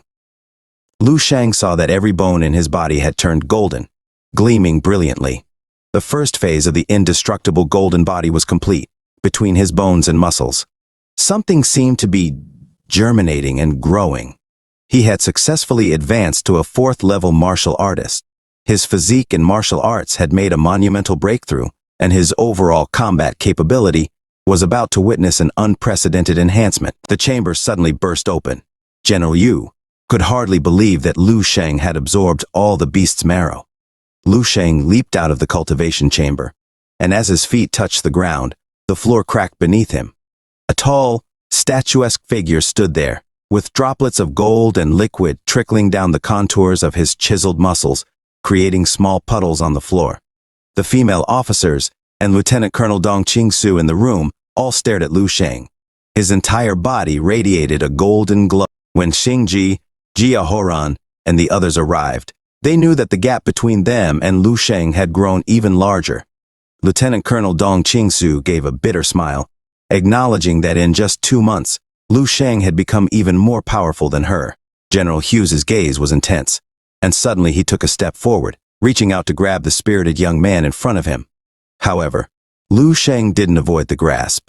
Instead, his face lit up with excitement. He tensed his right arm, preparing for the forceful punch. 10-fold stellar force. Grandmaster technique. 10 suns in the sky. Lu Sheng's body emitted a fiery glow as his fists and broad palms clashed hard against each other. General Hughes's eyes sparkled. The aura of a Grandmaster surged around him like tidal waves. He complimented Lu Sheng, saying that his combat strength didn't seem like that of someone who had just advanced to the 4th level. Lu Sheng spread his hands helplessly, but he was indeed at the 4th level. General Yu, with an annoyed look on his face, retorted, I don't care if Lu Sheng is at the 4th level or not. After consuming 15 billion worth of beast marrow, receiving a light slap from him was still considered gentle. The officers and students who rushed over, including Lu Sheng himself, were shocked to see the scattered containers labeled 4th level beast marrow across the floor. Even though they knew General Yu would not use his full strength, the impact was still a genuine blow from a level 7 Grandmaster. A Grandmaster level martial artist has a minimum combat power of 1 million. How could someone like Lu Sheng easily withstand such force? At this moment, the gazes of all the officers and students in the chamber room shifted towards Lu Sheng. Xingji, Jia Horan, and Kong Qing were utterly dumbfounded. A direct hit from a Grandmaster and 15 billion worth of beast marrow. They always knew there was a wide gap between them and Lu Sheng, but they never imagined it would be this vast. At the 4th level, Lu Sheng might already possess the combat power of 500,000, equivalent to a peak level 6 martial artist. The overwhelming force overshadowed everything, and they couldn't fathom how Lu Sheng managed to withstand General Yu's attack. Just the thought sent shivers down their spines, filling them with a sense of terror. Jia Horan trembled from head to toe, while Kong Qing felt as if her soul had been ripped out.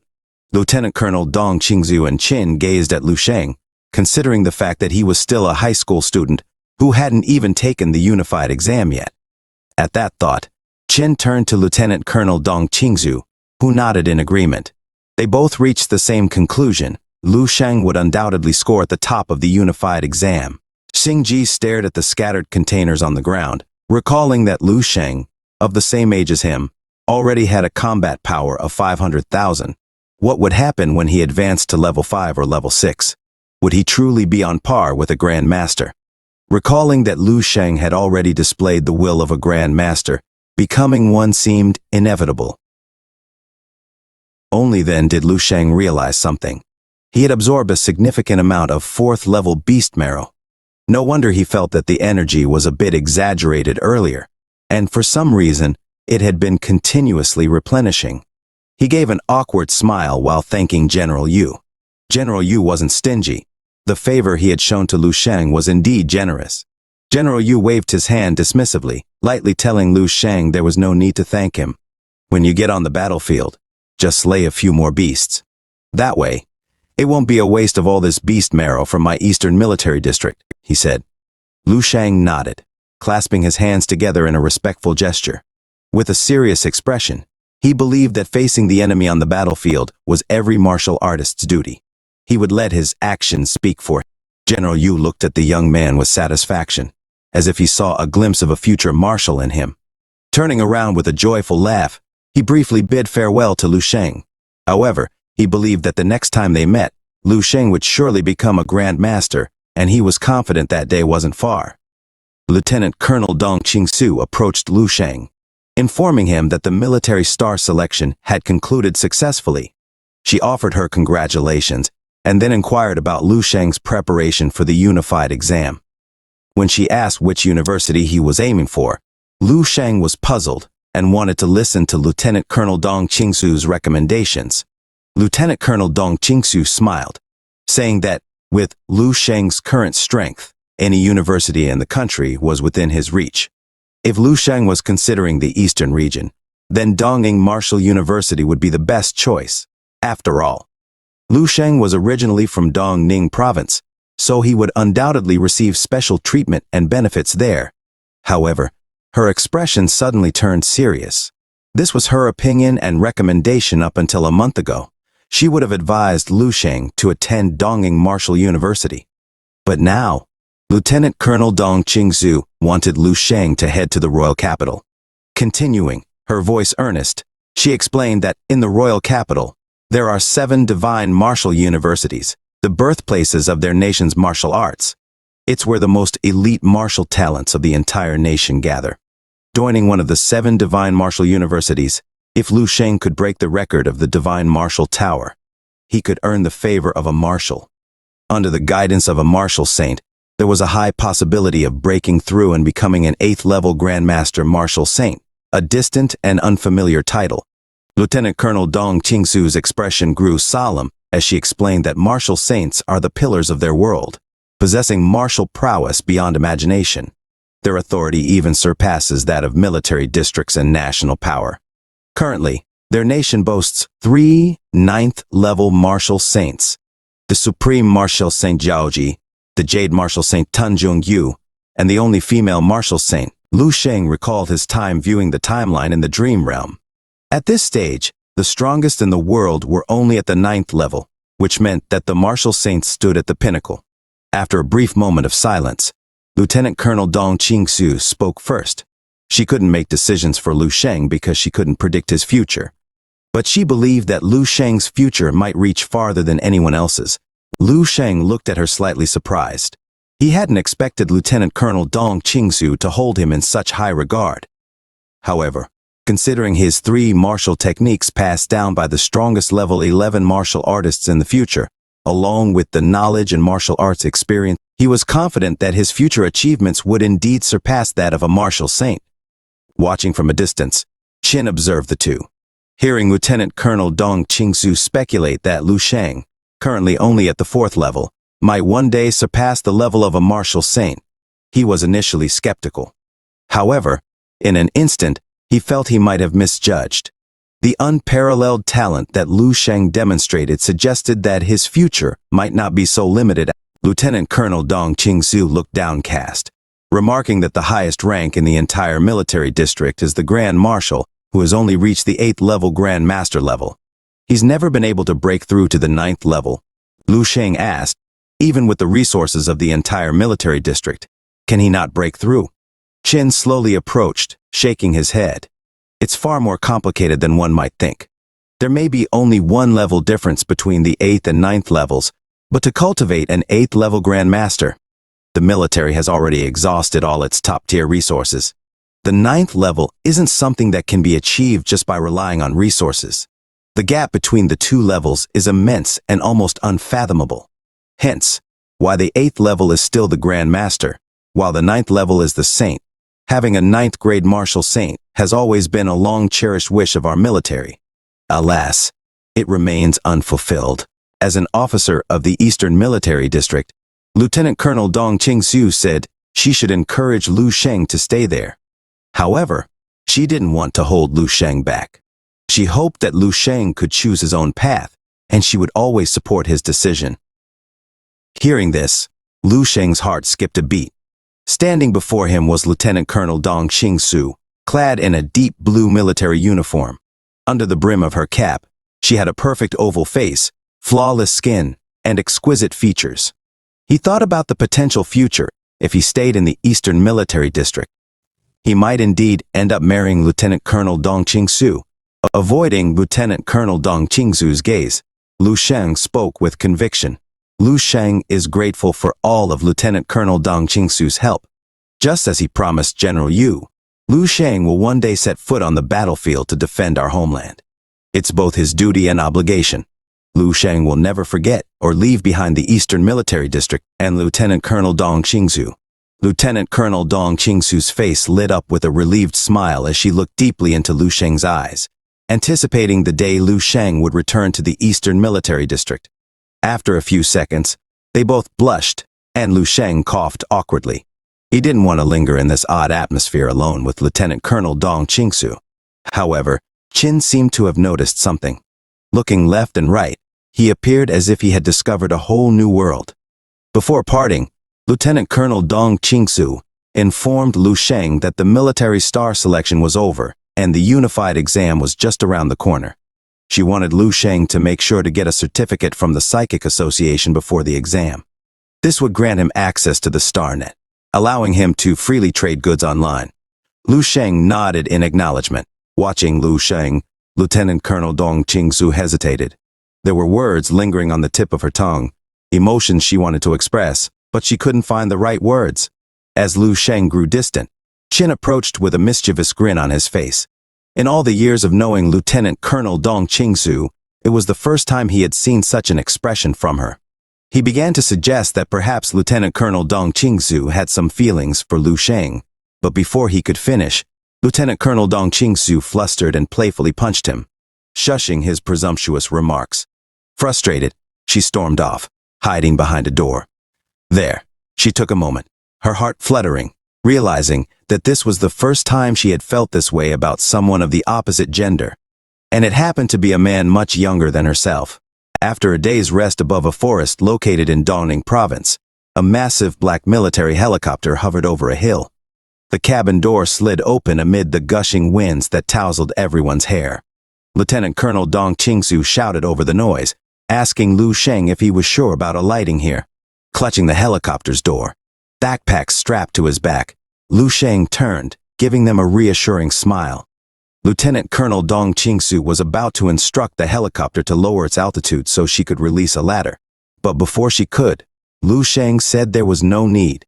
He waved a final goodbye, then released his grip and plunged towards the ground below. Stunned, Lieutenant Colonel Dong Qingsu could only watch as Lu Sheng rapidly diminished in size beside her. Qin darted forward, peering out in disbelief, calling Lu Sheng crazy for jumping from a 200-meter height without a parachute. Ever the calm one, Lieutenant Colonel Dong Qingsu simply replied, "He won't get hurt."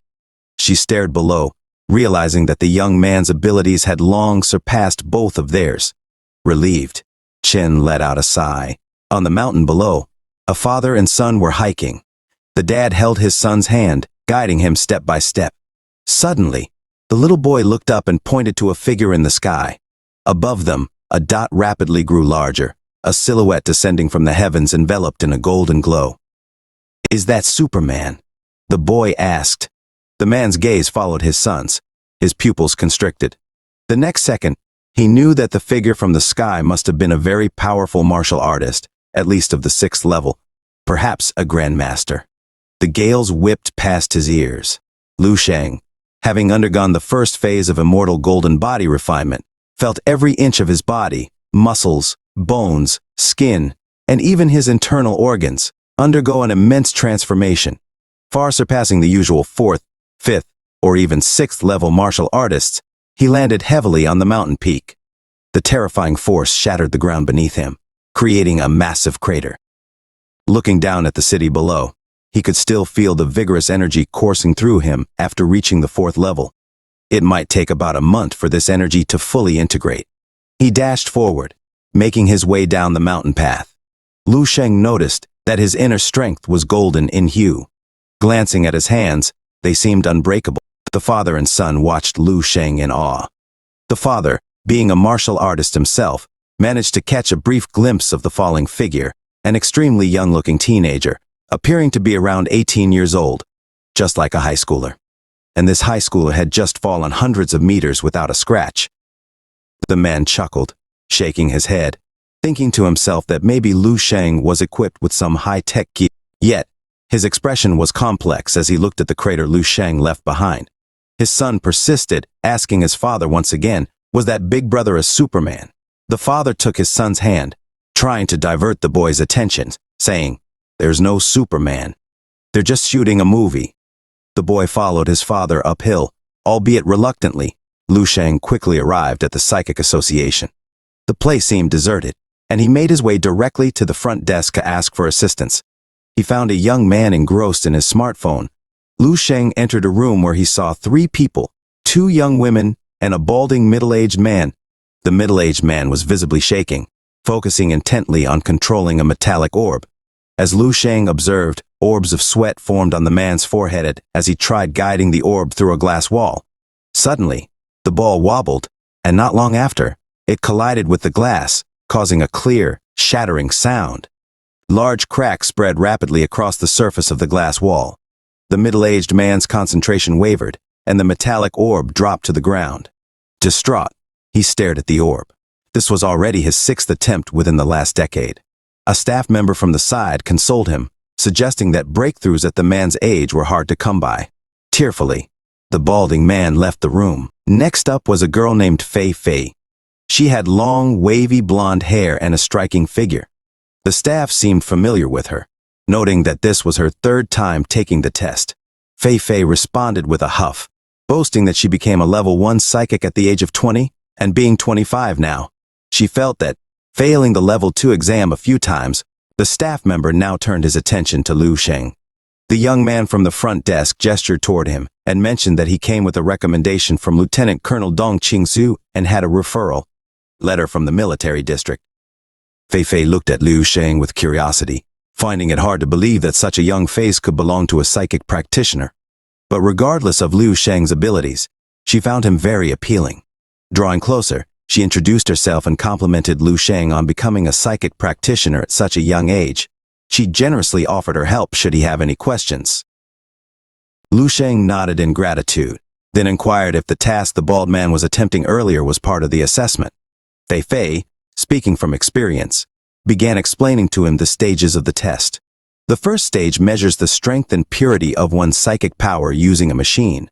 The second stage is a practical test where participants are required to control a certain number of small balls and guide them through holes in fragile glass walls without touching them. She explained that the glass is so delicate that a mere touch would shatter it.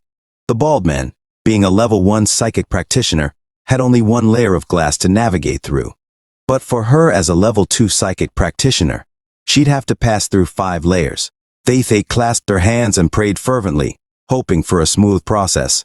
When it was her turn, she nodded to the staff and quickly approached the machine, placing her hand on it. Soon, the hexagonal column lit up, and her results were displayed. The screen showed a psychic power strength of 11.33 and a purity level of 1.02. It was a borderline pass. Now came the practical test. Unlike the level 1 assessment, a level 2 psychic had to control 15 metallic orbs simultaneously. The number of glass layers these orbs had to pass through was 5. However, the time allotted for this task was shortened to 20 seconds. With a solemn expression, Fei used her psychic abilities to levitate the 15 metallic orbs in front of her. She looked visibly tense as she took a deep breath and then rapidly controlled the 15 metallic orbs. Lu Sheng quickly realized that controlling 15 of these metallic orbs, made out of mithril, at the same time was a significant challenge for a level 2 psychic practitioner. The psychic power needed to be restrained as much as possible. Participants needed to simultaneously focus on 15 orbs and operate them closely. It looked far from easy.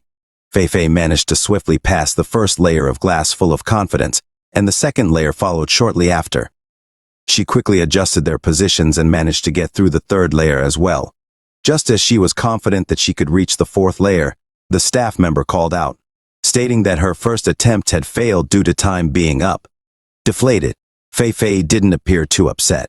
Taking a deep breath, she braced herself for another go. When she began, she picked up the pace from her previous attempt. The first 3 layers were smoothly cleared, the fourth was narrowly navigated, and with 12 seconds left, she headed for the 5th layer. Perhaps trying to make up for her previous mistake, Fei attempted to go faster. As a result, a few of the metallic orbs touched the fragile 5th glass wall. A shattering sound echoed through the room, and the orbs dropped to the ground. Fei collapsed, her face twisted into a bitter smile. She had failed again. The staff members didn't say anything but asked if she'd like to try once more. Fei understood that she was still far away from becoming a level 2 psychic master. At this moment, a voice rang out, telling Fei that she can make it. Everyone turned to find Lu Sheng, who approached Fei with a calm demeanor. He noted that Fei had the potential but was employing the wrong method. He suggested that instead of only focusing on what's ahead, she should also keep an eye on what's behind. Fei blinked, not understanding what he meant. Lu Sheng patiently explained that her method of adjusting each bead's position in front of each glass layer, then making them pass through, and then adjusting again for the next glass layer was very time-consuming and demanding on her psychic strength. This test, he surmised, was actually about a psychic's ability to compute and plan ahead. If she plans out which holes the orbs will pass through from the very beginning, and then connects those points, she will have a clear route through all 5 layers, Lu Sheng explained. All she has to do then is control the 15 orbs to follow 15 different paths. Fei's eyes lit up, seemingly grasping the idea. The staff members pondered Lu Sheng's words, nodding in agreement. The staff looked at Lu Sheng with admiration, but still pointed out that accomplishing this strategy in such a short time frame, determining 15 routes and calculating distances and speeds, Lu Sheng shook his head. For the average person, perhaps this calculation might seem overwhelming, but for a psychic practitioner, this method should be a piece of cake. As he spoke, Lu Sheng looked over at Fei, signaling her to pay close attention. Fei blinked in surprise, and the staff members wore the same expression of bewilderment. Then, the very next moment, they all watched in horror as all of the metallic orbs inside the box on the ground began to levitate, swarming closely together like a vast colony of bees. With a swift gesture towards the glass wall, Lu Sheng commanded, and the countless orbs dispersed instantly. The beads quickly coalesced into a massive block just as they approached the glass wall. The swarm abruptly scattered rapidly, passing through the round holes in the glass wall. The number of round holes in the glass wall wasn't nearly enough for the number of beads, yet every single bead managed to pass through in a precise and orderly manner. By the time the last bead passed through the first glass wall, the leading ones had already passed the third and even the fourth. All the beads moved as if they had a consciousness of their own, swiftly weaving between layers of glass wall. In just a few seconds, the swarm of beads had reached the other side of the last glass wall. Lu Sheng turned to the stunned Fei, telling her that it was indeed simple. Once the concept was understood, they just needed to pass in sequence. Fei Fei remained silent, unable to find words. Lu Sheng then looked at the staff and asked, "How many?" The staff almost reflexively glanced at the timer and blurted out that it was exactly 10 seconds. Lu Sheng then inquired if Fei Fei had understood. Fei Fei had clearly seen how the nearly 1,000 beads had managed to safely pass through layer upon layer of glass walls to reach the endpoint. Each bead's flight path was evident and clear. But how did Lu Sheng do it? It felt like a magician performing a trick right before her eyes. She could clearly see each of their movements, yet couldn't understand how it was done. Their minds struggled to grasp how nearly 1,000 beads managed to navigate through the intricate holes in just 10 seconds. If it was really done in the way Lu Sheng described, with nearly 1,000 metallic beads, layers of glass walls, and thousands of tiny holes, it would be an astronomical and intricate computational task. Until the staff snapped to her senses and urgently beckoned the young man to call the guild president over inside the president's office. An elderly man wearing a t-shirt and sandals was sitting in front of a computer, his eyes fixated on the screen. Even as a level 4 psychic master, he couldn't become a gambling god, he mused. The front desk rushed to the office door without even knocking, bursting in. The elderly man didn't look up, but inquired why he was so panicked. The young man raced to the president's side, at a loss for words, but recounting everything he had witnessed. The president was engrossed in his game, barely paying attention to the young man's words. Urged to check the surveillance footage, the president reluctantly paused his game and pulled up the surveillance. On screen, Lu Sheng was undergoing a psychic power test, the brilliant golden glow emanating from his hands illuminating the entire room. For the first time, the president's expression shifted. Accompanied by the soft hum of the equipment, the breaths of everyone in the room grew tense. Soon, 2 numbers appeared on the display: psychic strength 435.87, psychic purity 126.02. Everyone stared at the numbers in disbelief, wondering if the machine might be malfunctioning. Only the staff understood how terrifying these numbers were. The Psychic Association's purity standard for a level 2 psychic was 1, and even for a level 4 psychic master, it was only 10. 435 psychic strength was shocking. The staff recalled the strongest psychic master there was, their president, who was only a level 4 psychic master. Yet, the young man before them, with the appearance of a high school student, had a psychic purity that was 12 times that of an average level 4 psychic. Upon seeing this, the president hurriedly exited his office and rushed into the testing area. He asked the staff to double-check if the equipment was malfunctioning. She reassured the president, stating that the equipment was functioning perfectly as they had just tested 2 individuals before Lu Sheng. Lu Sheng, appearing somewhat puzzled, asked why they were reacting so strongly. Was there an issue with his scores? The president quickly explained that Lu Sheng's results were so astonishing that it was hard for them to believe. He then quietly inquired if Lu Sheng was perhaps the descendant of a level 7 or level 8 psychic master. Lu Sheng shook his head with a smile, stating he didn't come from such an esteemed background. He then inquired if he could proceed to the final test. The president, wiping sweat from his forehead, asked Lu Sheng if participating in the final test was really necessary given his astounding abilities. Lu Sheng just shook his head, remarking that for him, it was merely a simple task. As he said this, he casually glanced towards the glass wall. As soon as the staff began the timer, the iron beads in the room transformed into a dragon-like stream, piercing through the glass effortlessly. Lu Sheng felt he could even go faster.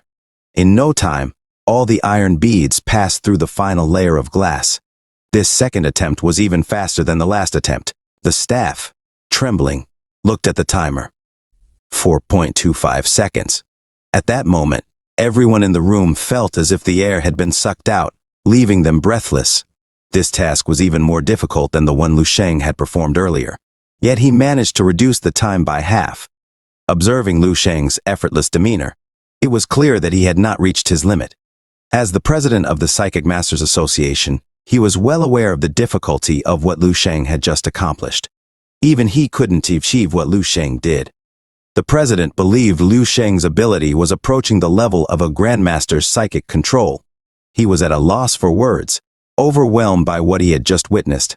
His attitude towards Lu Sheng changed completely, addressing him with deep respect and even referring to him as sir. This was a respect for strength, regardless of identity or age. The president decided he would personally craft and present a certificate and badge to Lu Sheng. However, he expressed some difficulty. He could only issue a level 4 psychic master certification there. For a higher level badge, Lu Sheng would need to go to the capital city. Lu Sheng, noting the president's drastic change in demeanor, felt slightly amused. He told the president not to be so anxious. The president is much older than he was. There's no need for such formal titles, he said. In Fei Fei's eyes, Lu Sheng seemed to be surrounded by an aura of greatness and mystery at that very moment. Beneath his upright and handsome appearance, there seemed to be layers of mist, giving her an indescribably mysterious and majestic feeling. Fei Fei stammered, asking Lu Sheng how old. Lu Sheng replied he was 18, and he was preparing for the unified examinations as a high school student. He wondered if Fei Fei thought he was one of those who look young on the outside, but have actually lived for who knows how long. Fei Fei nodded seriously. That was exactly what she was thinking. Lu Sheng smiled at Fei Fei, telling her that she should read fewer fantasy novels. Lu Sheng was about to take the unified exam. The psychic master certification could help him earn extra points in the exam. That's why he came here. Fei Fei felt a bit dizzy. Today's experience seemed too surreal for her. She looked at Lu Sheng and asked if she had one more chance for the assessment. Should she give it another try? Lu Sheng earnestly replied, telling Fei Fei that she had the talent. If she is more focused, she can surely pass. He gently lifted her arm, trying to help her relax. Fei Fei's face turned red instantly, her heart racing as Lu Sheng instructed her on how to proceed. She didn't hear a word. It was as if time had stopped. Fei Fei looked at Lu Sheng with a flushed face, her emotions a mixture of feelings. She bit her lip. With the help of Lu Sheng, Fei Fei finally passed the assessment. Fei Fei thanked Lu Sheng once more with a smile, and he nodded in acknowledgement. Lu Sheng's mission was accomplished as he was about to leave. At this moment, the president walked over, congratulating them on passing the assessment. He wanted to seize this opportunity to have dinner with Lu Sheng to celebrate the birth of the second 4th level psychic master. Lu Sheng shook his head, thanking the president for his invitation. Just as he was about to decline, seeing the anticipatory expressions of the president and Fei Fei, he reluctantly agreed. Both the president and Fei Fei were overjoyed, with the president informing Lu Sheng that someone would come to pick him up in the evening. Fei Fei volunteered, mentioning she had a car and would undertake the task of driving Lu Sheng. Fei Fei, radiant with joy, led Lu Sheng to her fiery red sports car, waving her hand grandly to open the door. As Lu Sheng was getting in, the president also came to see him off. Lu Sheng buckled his seatbelt and bid the president farewell, agreeing to meet in the evening. The fiery red sports car roared away. Throughout the journey, Lu Sheng remained silent, and Fei Fei didn't dare to speak either, only sneaking glances at Lu Sheng through her mirror. Even now, Fei Fei could hardly believe that everything she experienced today was real, primarily because Lu Sheng looked too young. Dressed in casual clothing, with one hand resting on the car door and his head turned to look at the rapidly passing scenery outside the window, who could imagine that this was a prodigy? A 4th level psychic master, a person even the president of the Dongling Province's Psychic Association held in high regard.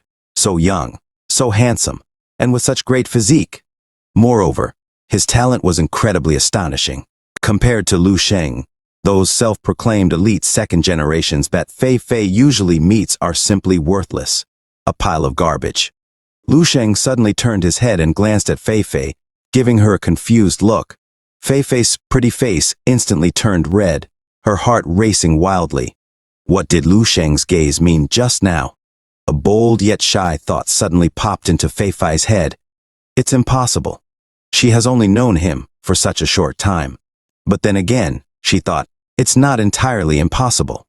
Typically, boys in their adolescence do like the big sister. Fei Fei was confident in her looks, too. She had a good figure and perfectly fit the big sister type. The more she thought about it, the hotter her face became, and she suddenly pressed hard on the gas, quickly reaching their destination. A blush spread across Fei Fei's cheeks as she brushed a strand of hair behind her ear. She was pondering how to start a conversation with Lu Sheng. It was then that Lu Sheng spoke up. He thanked Fei Fei for bringing him here, but now Fei Fei should probably make a quick run.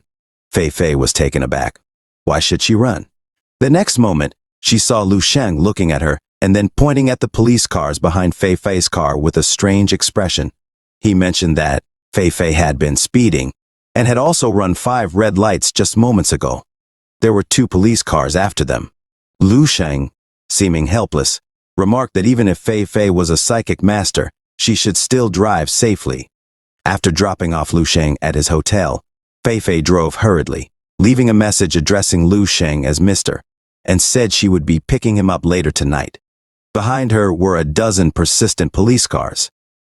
Lu Sheng waved his hand and, carrying his luggage, walked into the hotel alone. The room was very spacious, with a large bed. Lu Sheng turned on the TV, and a news story about Ling Su and a new pharmaceutical company was being broadcast. The Baihe City Benevolent Pharmacy had officially been renamed Ling Sheng Pharmaceuticals Limited. Ling Su confidently stated that this was a supplement set to change the era, redefining the existence of supplements and leading the world of martial arts into a new phase. Lu Sheng assumed that Ling Su must have forgotten to inform him. He picked up his phone and found more than 20 missed calls from Ling Su. Alright, it seems like Ling Su couldn't reach Lu Sheng at all. Lu Sheng thought about calling Ling Su to inquire about the situation, but on second thought, he put down his phone. He would be returning to Baihe City at the latest by tomorrow, so he could find Ling Su then. After entering the dream realm, he wanted to see what changes had occurred in the future. He then searched for information about Ling Su and the new pharmaceutical company in the dream realm. To his surprise, he discovered that Ling Sheng Pharmaceuticals, founded solely by Ling Su, had eventually developed into a company with a market value exceeding 10 billion. Suddenly, Lu Sheng glanced at other information while scrolling through Ling Su's profile and nearly jumped off the ground. Spouse: Lu Sheng, Major General of the Eastern Military District. Lu Sheng was so shocked that he plopped down onto the ground. He immediately had IE pull up his own personal information and found, in his spouse column, not only was Lieutenant Colonel Dong Qingxu's name still there, but Ling Su's name had also inexplicably appeared alongside it. Lu Sheng sat on the ground, mumbling to himself. He suddenly felt like he didn't understand himself anymore. What exactly had happened to him in the future? 2 wives. Lu Sheng suddenly snapped back to reality and quickly closed the file. The future was illusory. Anything could happen and would change soon enough. Lu Sheng then had E help him search for the Spirit Muscle Vital Soup, which was the new supplement that he provided to Ling Su, but the result was clear. Lu Sheng didn't have sufficient access to acquire formulas for supplements above level 5. Lu Sheng had thought of this possibility when he introduced the Spirit Muscle Vital Soup.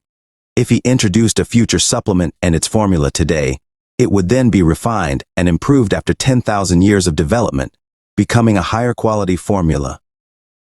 The result was beyond his expectations. The Spirit Muscle Vital Soup was not only genuinely refined, but also metamorphosed directly from an ungraded supplement to a treasured supplement above level 5. Lu Sheng then began to brainstorm at high speed. If he could bring something from 10,000 years in the future to the present day and announce it, it would be equivalent to giving human civilization developmental time to research, potentially elevating it to new heights. Knowing that the future could really be altered, when he pulled up the martial world history again, he found that the history had changed. The time of total destruction had been postponed by 10 years, compared to the first time he checked. This meant that a single formula of Spirit Muscle Vital Soup, after 10,000 years of evolution, managed to earn an entire 10 extra years of survival time. Then what about the stellar body enhancing technique, natural breathing technique, and crystal medication techniques? These 3 supreme level 11 martial art techniques. Lu Sheng's mind bubbled with a daring idea. He even felt an impulse to upload and announce all these techniques online in one go, but he quickly suppressed it, discarding this thought. It was uncertain whether revealing these martial arts techniques today would fully rescue the future of human civilization. Once disclosed, it would definitely cause a huge uproar around the world. The current law and order would be shattered instantly, and society would plunge into chaos. He and his family would immediately become the eye of this storm, with unknown outcomes awaiting them. Such actions wouldn't necessarily lead to a positive future, and he wouldn't be able to save human civilization. Lu Sheng stayed calm, organizing his thoughts. The best approach was to wait until he had enough power to control the situation, then slowly release these techniques. If a guide for civilization were to be chosen, it would have to be Liu Sheng. Leaving the dream realm, Liu Sheng put on the suit sent by the president, a set of pure black evening tux. The young man in the mirror, dressed in a well-fitted black suit with a white shirt, fastened with a deep blue tie at the collar. Liu Sheng casually picked up his phone, scanning it, briefly recalling that he hadn't yet responded to Ling Su's message. He quickly typed a few lines, telling her that he would return tomorrow and asking her to prepare the ingredients for the third formula. Ling Su replied with a confused emoji, thinking to herself, this guy finally responds, and the only thing he asks me is to prepare the ingredients. Ling Su, being extremely busy and overwhelmed, held her phone, angrily typing hundreds of words in a few seconds, saying Liu Sheng was irresponsible for leaving everything behind. Then she saw a question mark replied by Liu Sheng. She wanted to tell him how hard it was to manage the company alone, but fearing his authority, she deleted all her complaints and only sent back a few words. Received, okay. He stepped out of the room and went down to the hotel lobby on the third floor. Here, he found Fei Fei already waiting for him. Fei Fei appeared to have carefully dressed up for the evening, with delicate makeup and wearing a long red dress with a slit running from her thigh to her waist. Looking very elegant, Fei Fei walked towards Liu Sheng and informed him that the banquet was ready. Liu Sheng told her to just call him by his name, saying that Mr. sounded strange. Seeing Liu Sheng in his new black suit, they soon arrived at the banquet venue, Liu Sheng frowning as he wondered why there were so many people. Wasn't it just a simple dinner? Initially, Liu Sheng had come with the intention of having dinner with the president privately, but now he planned to just briefly meet the president and leave. Fei Fei explained that the president was one of the top figures in the city, and many things were not as low profile as Liu Sheng wished them to be. This was already a small gathering considering the president's influence. Hearing this, Liu Sheng decided to stay for a bit longer. At the so-called low-profile yet luxurious banquet, elegantly dressed men and women gathered in small groups, holding wine glasses and engaging in casual conversation, occasionally letting out soft, restrained laughter. It was a common scene of the upper class. The president was still discussing with the group what he had seen today, but they found what the president described to be too outrageous and couldn't believe it to be true. A woman dressed in a deep blue evening gown with delicate makeup leaned into Zhong Dandan, whispering that this banquet was no ordinary one. She then looked in a certain direction and mentioned that the mayor was here, as well as the president of the Martial Arts Association. Almost everyone present was a prominent figure, not only in their city, but also in the whole Dongning province. The initiator of this banquet was the president of the Psychic Association. The woman told Zhong Dandan that in the whole Dongning province, only their city had a psychic association. Although it seemed to be at the city level, it was actually no different from the provincial level. So everyone gave a lot of respect to the president. Upon hearing the woman mention psychic, Zhong Dandan's expression fluctuated as if she recalled something. Zhong Dandan suddenly remembered that Liu Sheng said he would also go to the Psychic Association for assessment.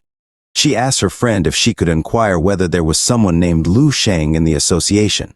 The woman suddenly looked at Zhong Dandan, recalling hearing the name from another friend, and questioned Amalia if she had fallen in love with a high school student she met while traveling recently. Zhong Dandan, like a frightened deer, abruptly raised her head and then quickly shook it to deny it. The woman clearly saw that Zhong Dandan was lying and pointed at her, questioning why she had been staying in the city all this time and hadn't gone back to university.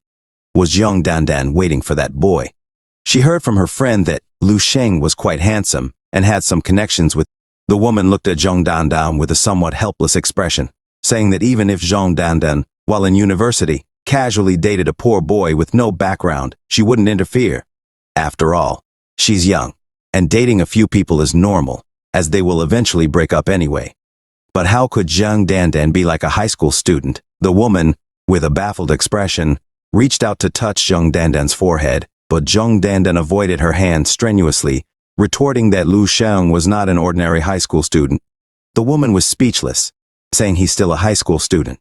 She sighed, looking at Zhong Dandan with disappointment. Jung Dandan had indeed been dragged here by her close friend to attend this psychic association celebration. Since separating from Lu Sheng last time, she had been staying in the city because Lu Sheng said he would come back to the city sooner or later. She sent many messages, but Lu Sheng did not reply, and every message showed unread below it. Jung Dandan did not know whether waiting like this would bring any results, but she could only wait. Wait patiently. She wondered, did she have any place in Lu Sheng's heart? The woman patted Jung Dandan's shoulder, asking her why she was daydreaming. She then whispered to her that tonight's banquet was to celebrate the emergence of a fourth-level psychic master, someone on the same level as the president. Such a person was a big shot, even in Dongning province. The woman saw that Jung Dandan was not particularly surprised and continued to talk, telling Jung Dandan that if they were favored by such a big shot, both they and their families would benefit greatly. Jung Dandan suddenly thought of something and asked if her friend knew the age of the new fourth-level psychic master. The woman shook her head, unsure about his age, but considering the president's age, she thought he wouldn't be too old, but also not very young. Today's banquet had attracted many women.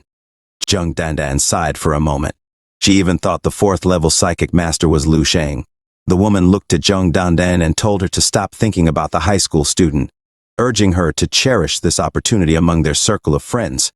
Apart from them, no one else had the status to be here. Jung Dandan wasn't listening to the woman's words. She was still lost in her thoughts about Lu Sheng. Out of the corner of her eye, she suddenly glimpsed a figure standing in the corner, casually eating. He was in a sharp black suit, with a slender figure, constantly putting food into his mouth with a fork. Jung Dandan widened her eyes, wondering if she was seeing things wrong, or if it was really him. After staring at that person for more than a minute, Lu Sheng turned back and looked at her. He waved his hand, and at that very moment when their eyes met, Jung Dandan finally confirmed that. Excitedly, Jung Dandan told her friend to go ahead, saying she had spotted her friend. Without waiting for a response, she immediately left and rushed towards the man she had been thinking about for weeks. The woman couldn't stop Jung Dandan, and as she followed the direction Jung Dandan was running towards, she seemed to understand something. A teasing smile appeared on her face. Lu Sheng, watching Jung Dandan suddenly rush towards him, was quite surprised. He was enjoying his food when unexpectedly, he saw Jung Dandan, whom he hadn't seen for a while. Jung Dandan's face was overflowing with immense joy and happiness. Her cheeks flushed red. Suddenly, Fei Fei appeared, a stunning and eye-catching woman in a red dress, coming to Lu Sheng's side. She cheerfully grabbed a snack from his plate with one hand, looking very happy, while Lu Sheng appeared somewhat helpless. Seeing how familiar Lu Sheng and Fei Fei seemed with each other, Jung Dandan stood bewildered. Her face suddenly turned pale. Although Lu Sheng and Fei Fei hadn't exchanged any words, to Jung Dandan, Lu Sheng and Fei Fei seemed to be chatting and laughing, their actions intimate like a couple. Jung Dandan wondered, who is this woman? Could she be Lu Sheng's girlfriend? Plucking up her courage, Jung Dandan called out loudly to Lu Sheng. He waved back with a smile, saying he didn't expect to find Jung Dandan still in the city. As Jung Dandan looked at him, she felt as if even in just a few weeks, Lu Sheng seemed to have grown even more mysterious and out of reach. Fei Fei subtly sized up Jung Dandan, asking Lu Sheng to introduce his friend. Lu Sheng introduced Jung Dandan as a companion he had met last month while visiting the mountains. Fei Fei greeted Jung Dandan politely. After a bit of casual chat among them, turning around, Jung Dandan saw her friend. After introducing Lu Sheng to her, the woman, with a wine glass in hand, scrutinized Lu Sheng, evaluating his looks, build, and demeanor. Lu Sheng seemed top-notch in every aspect, she thought to herself. So this is Lu Sheng. No wonder he has Jung Dandan all hooked on him. The woman recognized Fei Fei, and a slight shock appeared on her face upon seeing Fei Fei by Lu Sheng's side. Her temper towards Lu Sheng changed instantly, her enthusiasm cooling rapidly. Really, she couldn't deny that even in their circle of friends, where handsome men and beautiful women were commonplace. The woman then realized why Lu Sheng could be here. It wasn't due to some powerful connection or personal capability, but simply because he was a gigolo advancing to the upper class by relying on women. Unsure of how to address him, she decided on Mr. Lu Sheng. Thinking about speaking to a high school student in such a manner made her want to laugh. Her words were laced with a tinge of sarcasm, saying she had always heard Jung Dandan mentioning Liu Shang, and seeing him today, he indeed stood out as extraordinary. Liu Shang could easily perceive the subtle shifts in the woman's mood and attitude, but chose not to comment, responding with a simple nod and a polite greeting. The woman sipped her wine with a polite smile on her face and inquired where Liu Shang was from. Liu Shang said he was from Baihe City, then cut her off, asking with indifference if she planned to inquire about his parents next to understand his family background, or perhaps further probe how he managed to gain entry to this banquet hall. With a hint of mockery in his eyes, Liu Shang looked at the slightly shocked woman, stating he was just as she thought him to be, a student from an ordinary family who happened to be invited here.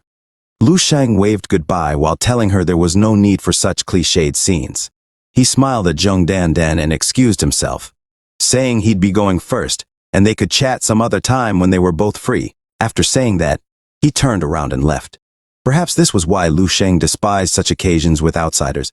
It might seem like he was a bit sensitive, but so what?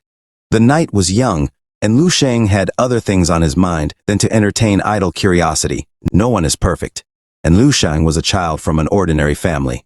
But this family was the most precious thing in the world to him, and Liu Shang would not allow anyone to insult or harm them. Before Zhang Dandan and Fei Fei could react, Liu Shang had already walked away, his mind clearly troubled. Fei Fei shot a cold glance at the women, then swiftly followed Liu Shang. Zhang Dandan, still reeling from the encounter, subconsciously wanted to chase after them, but she was held back by the woman. The woman told her that a man like Liu Shang wasn't worthy of her affection. Watching Liu Shang's retreating figure, the woman scoffed, telling Zhang Dandan that she hadn't even said anything yet, and he reacted like this. What did that tell them? It indicated that Liu Shang cared deeply about the very things he himself had just spoken about, proud but with underlying insecurities. To put it nicely, he was proud.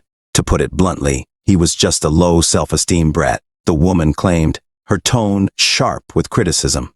She said she had seen many such people, and they were not suitable for Zhang Dandan. Turning to look at Fei Fei, the woman's expression changed to one of realization. She pointed ahead and teasingly asked Zhang Dandan if she knew who that woman was. Zhang Dandan only knew her name was Fei Fei.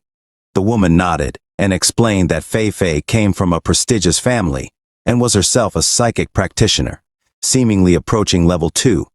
In the social circles of the second-generation elites of their city, Fei Fei was absolutely top-notch, and the family behind her wielded enormous power.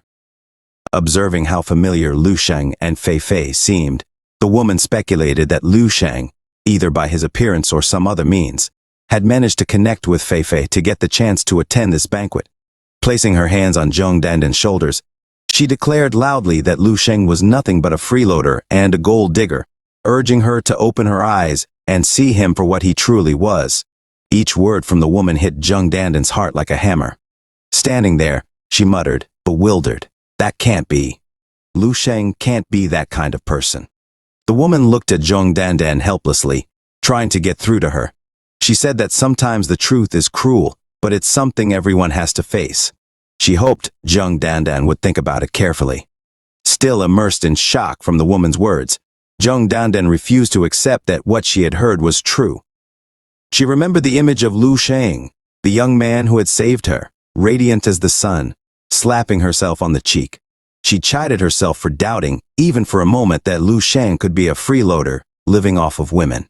Turning around, Zhang Dandan looked seriously at the woman and told her firmly that Liu Shang could absolutely not be the kind of person she described.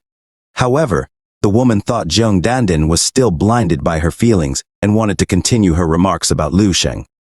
At that moment, there was a commotion in the hall as someone pointed out that the president had arrived. All attention turned to the elderly man as he walked towards the center of the hall, wearing his evening suit. The woman quickly adjusted her makeup and told Zhang Dandan to stop thinking about that pretty boy. As the president was about to introduce the 4th-level psychic master, Fei Fei was still introducing the place to Liu Shang bit by bit, and the president quickly noticed the two of them. Walking straight towards them, the president approached Liu Shang. The crowd's gaze followed the president's footsteps, and the woman wondered why the president was walking toward Liu Shang. A sense of unease flashed in her heart. Then, With an apologetic face, the president said he was truly sorry. He really did not know that Lu Sheng did not like being in a place with so many people. Lu Sheng shook his head and said that the president had significant responsibilities and he was happy to be of some help. The president thanked Lu Sheng for his understanding. Then, using his 4th-level psychic master's ability, he raised his head and introduced loudly to everyone in the banquet hall. The person standing beside him was the newly emerged prodigy, the 4th-level psychic master of their Dongning Province Psychic Master Association, Mr. Lu Sheng, who was only 18 years of age. The president joked that compared to Lu Sheng, he really felt ashamed. He spared no praise in his introduction of Lu Sheng, practically exalting him to the skies. These words set off a huge uproar at the banquet. An 18-year-old 4th-level psychic master. People of his age usually hadn't even taken the unified examination yet. Almost all eyes in the venue converged on Lu Sheng. Various voices of amazement, shock, and disbelief were incessant among the crowd below. The woman, who had been so shocked that she lost her composure and stood there dumbfounded, didn't even notice when the wineglass in her hand slipped to the ground. She only heard Zheng Dandan's voice next to her, asking if she saw. A person who shines brightly like the sun, stepping on the stars, is the real Lu Sheng.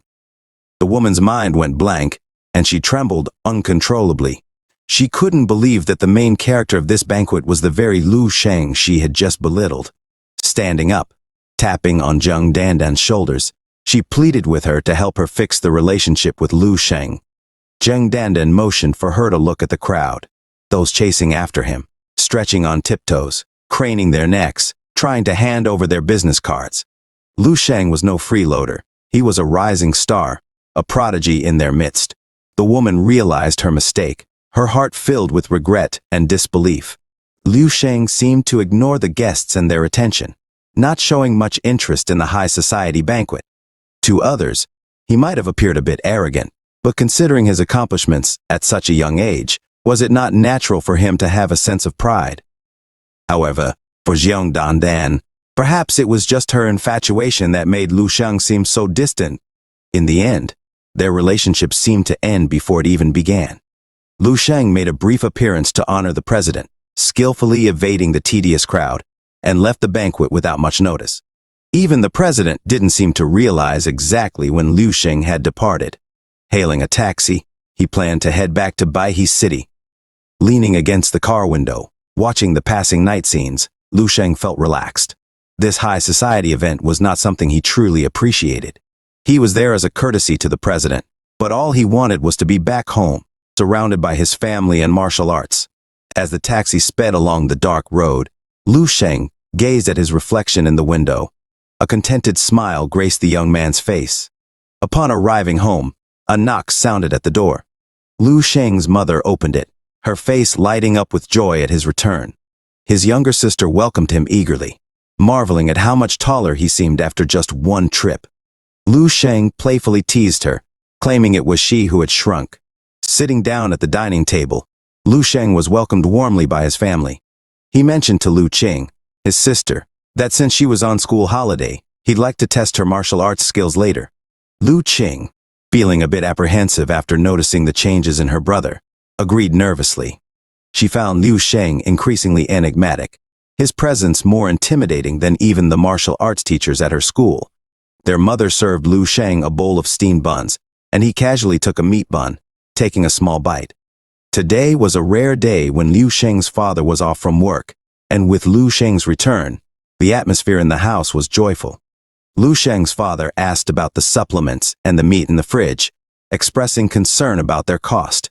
Lu Sheng assured him that they weren't expensive, mentioning they were gifts from a friend who ran a pharmacy, specially formulated for middle-aged people. He insisted that both his father and mother should consume them. His father, pleased with the response, poured a glass of water and sat next to Lu Sheng, sharing how the supplements made him feel healthier and younger. Once his mother finished her chores, she approached Lu Sheng, asking about his preparations for the unified exam and if he planned to stop traveling around recently. Lu Sheng chuckled, assuring her that he would stay home for a while and not go anywhere. Soon after, he requested another bowl of porridge, playfully snatching a piece of meat from his sister's bowl, eliciting protests from her. Lu Sheng jokingly blamed her slowness for his act, adding a lighthearted tone to the dinner. As the joyful dining atmosphere settled, Lu Sheng turned to his parents, suggesting that since everyone was home today, they should consider finding a new house due to their current space constraints. His implication was clear. They needed a larger residence, ideally with a training room for martial arts practice. Location was not a concern. After some thought, his parents agreed to accompany him in the search. They later visited a mansion, a new house Lu Sheng had purchased through a friend. He inquired if everyone liked it. His mother, after glancing at his father, expressed concern that the house might be beyond their financial reach. However, Lu Sheng reassured them, producing a bank card from his pocket. He mentioned earning a substantial amount of prize money over the past few months, with 5 million already in the account and another 5 million yet to be credited. His mother was nearly speechless with disbelief, while his father doubted his ears, and his sister, in shock, questioned if he had really amassed that much money, or perhaps robbed a bank. Playfully, Lu Sheng teased that he had earned it legitimately and had not resorted to robbing a bank. He affirmed that this house would be their new residence, urging them to move in soon. With tears of pride in their eyes, his parents realized their son had truly grown up, taking on responsibilities for the family. Lu Sheng swiftly picked up his sister, allowing her a moment to get ready, and informed her of the training room in the backyard. He wanted to test her current strength. After changing, they headed to the training room, where she assumed an offensive stance. Without warning, she lunged into the air, aiming a flying kick at Lu Sheng. Yawning, he effortlessly caught her leg with one hand. Half an hour later, drenched in sweat, Lu Sheng lay on the ground, panting heavily, signaling her surrender. However, Lu Sheng seemed to ignore her submission. Looking down at her, he questioned if she was truly fit to be his sister. Lu Sheng, displaying a hint of defiance, questioned how she could stand when he was holding her like this, her frustration evident in her voice. Tears began to well up in her eyes, releasing her pent-up emotions. Seeing his sister's teary face, Lu Sheng's expression softened. After a moment's thought, he released her foot, allowing her to stand. He wanted to impart some useful martial arts techniques he had developed over time to Lu Sheng. Upon hearing Lu Sheng's words, Lu Sheng's face transformed instantly. She sprang up from the floor, her eyes sparkling with anticipation. Could this be a secret martial arts technique? The person who was just crying moments ago seemed transformed. Lu Sheng casually remarked that she could call it a secret martial arts technique. Whatever he did next, he wanted his sister to follow, but this technique should not be taught to others. Lu Sheng stood upright, her expression more earnest than ever. If anyone was curious or puzzled about Lu Sheng's rapid rise, it had to be Lu Sheng. Having spent over a decade together, she probably knew Lu Sheng better than anyone in the world. Witnessing firsthand his transformation from an ordinary high school student to his current state, she felt like she was witnessing a seed grow into a towering tree overnight. Night after night, Lu Sheng would lie in bed, pondering, trying to decipher the mystery. Everyone claimed Lu Sheng had suddenly awakened, but she felt there must be some secret he was harboring, the key to his meteoric rise. Now, it seemed Lu Sheng was about to reveal that very secret to her. With her innate talent and martial arts skills, knowing the secret could make her more powerful than ever, perhaps even surpassing and defeating her brother. The thought of this scenario made Lu Sheng giggle, her face lighting up with amusement. At that moment, an icy voice resonated in her ears, followed by a karate chop on her head that caught her off guard. The tears she had held back earlier now rolled down her cheeks, making her feel as if she had just gotten shorter. Lu Sheng immediately shut her mouth, her little face turning serious. Subsequently, Lu Sheng kept guiding her through various techniques and movements. Lu Sheng gradually realized that what Lu Sheng was teaching her seemed to be a body-refining technique. After completing the entire set, she felt numb all over her body and was so exhausted that she lay on the ground. Lu Sheng laughed and asked if she felt the effect. Reflecting on every move, Lu Sheng felt that the results of the exercises were astonishingly good. Lu Sheng pondered for a moment and wondered how he could ensure that his sister wouldn't disclose this technique. He casually said this technique is just like the exercises she usually practices, only this is the latest version. Lu Sheng looked puzzled. Lu Sheng then added, "It's like the smartphone we are using now. It seems to be the latest version, But companies have already developed newer versions ahead of time. They're just in the testing phase and haven't been officially launched yet. He told Lu Qing not to release this technique to anyone. Lu Qing was taken aback, realizing that she was basically a lab rat. Lu Sheng pinched his sister's cheek and said that there were benefits to being a lab rat, and most people wouldn't even qualify to be one. Besides, the body refining technique he taught her was only available for a specific group of martial artists. It just wasn't ready for mass promotion. Lu Qing grumbled about the potential risks, asking what would happen if she ended up with a disability due to the training. Lu Sheng, speechless, retorted that since they were siblings, if she became disabled, it would happen to him first. Lu Qing then said, "Well, we are both doomed." Seeing Lu Sheng raise his hand as if to karate chop her again, Lu Qing ducked and cried out that she was only joking. Then she curiously asked how Lu Sheng got his hands on this body refining technique. Did he steal it? Lu Sheng clarified that he would never do anything illegal. However, after some playful fighting, Lu Sheng's expression turned solemn. He informed Lu Qing that the person who taught him this technique had strictly warned him against teaching it to anyone else or letting anyone find out about it, or their whole family would be in grave danger. A nervous expression appeared on Lu Qing's face as she began to imagine multiple scenarios, as in the movies. She was horrified that Lu Sheng had shared such a significant secret with her. Lu Sheng, with a serious expression, nodded, and then looked at his sister with a complicated gaze, saying he had no choice. After all, Lu Qing is his only sister. Lu Qing's eyes welled up with tears, and she emotionally said, "Oh, big brother." Lu Sheng reminded her once again to guard this secret closely, stressing that she couldn't reveal it to anyone, including her teachers, best friends, or anyone else.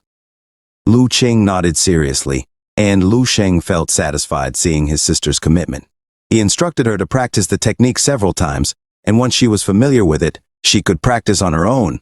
Lu Qing's previously playful attitude disappeared in an instant, replaced by newfound seriousness.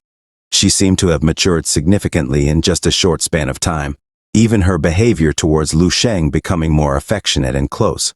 After all, her beloved big brother was risking his life to impart this martial arts secret to her. A thought crossed her mind. So all those times her brother locked himself in his room, he wasn't sneaking around with inappropriate magazines, but was actually practicing this technique. She firmly believed that with enough practice, she would definitely surpass Lu Sheng in skills one day. After their training session, Lu Sheng departed, leaving his sister to practice on her own. He told her to continue refining her technique, and when he returned, he would teach her some real combat techniques. Lu Sheng returned to the same restaurant he had been to before and took his usual seat. He met with Ling Su, who had already ordered a table full of steak for him. The two sat across from each other, one listening intently while the other spoke.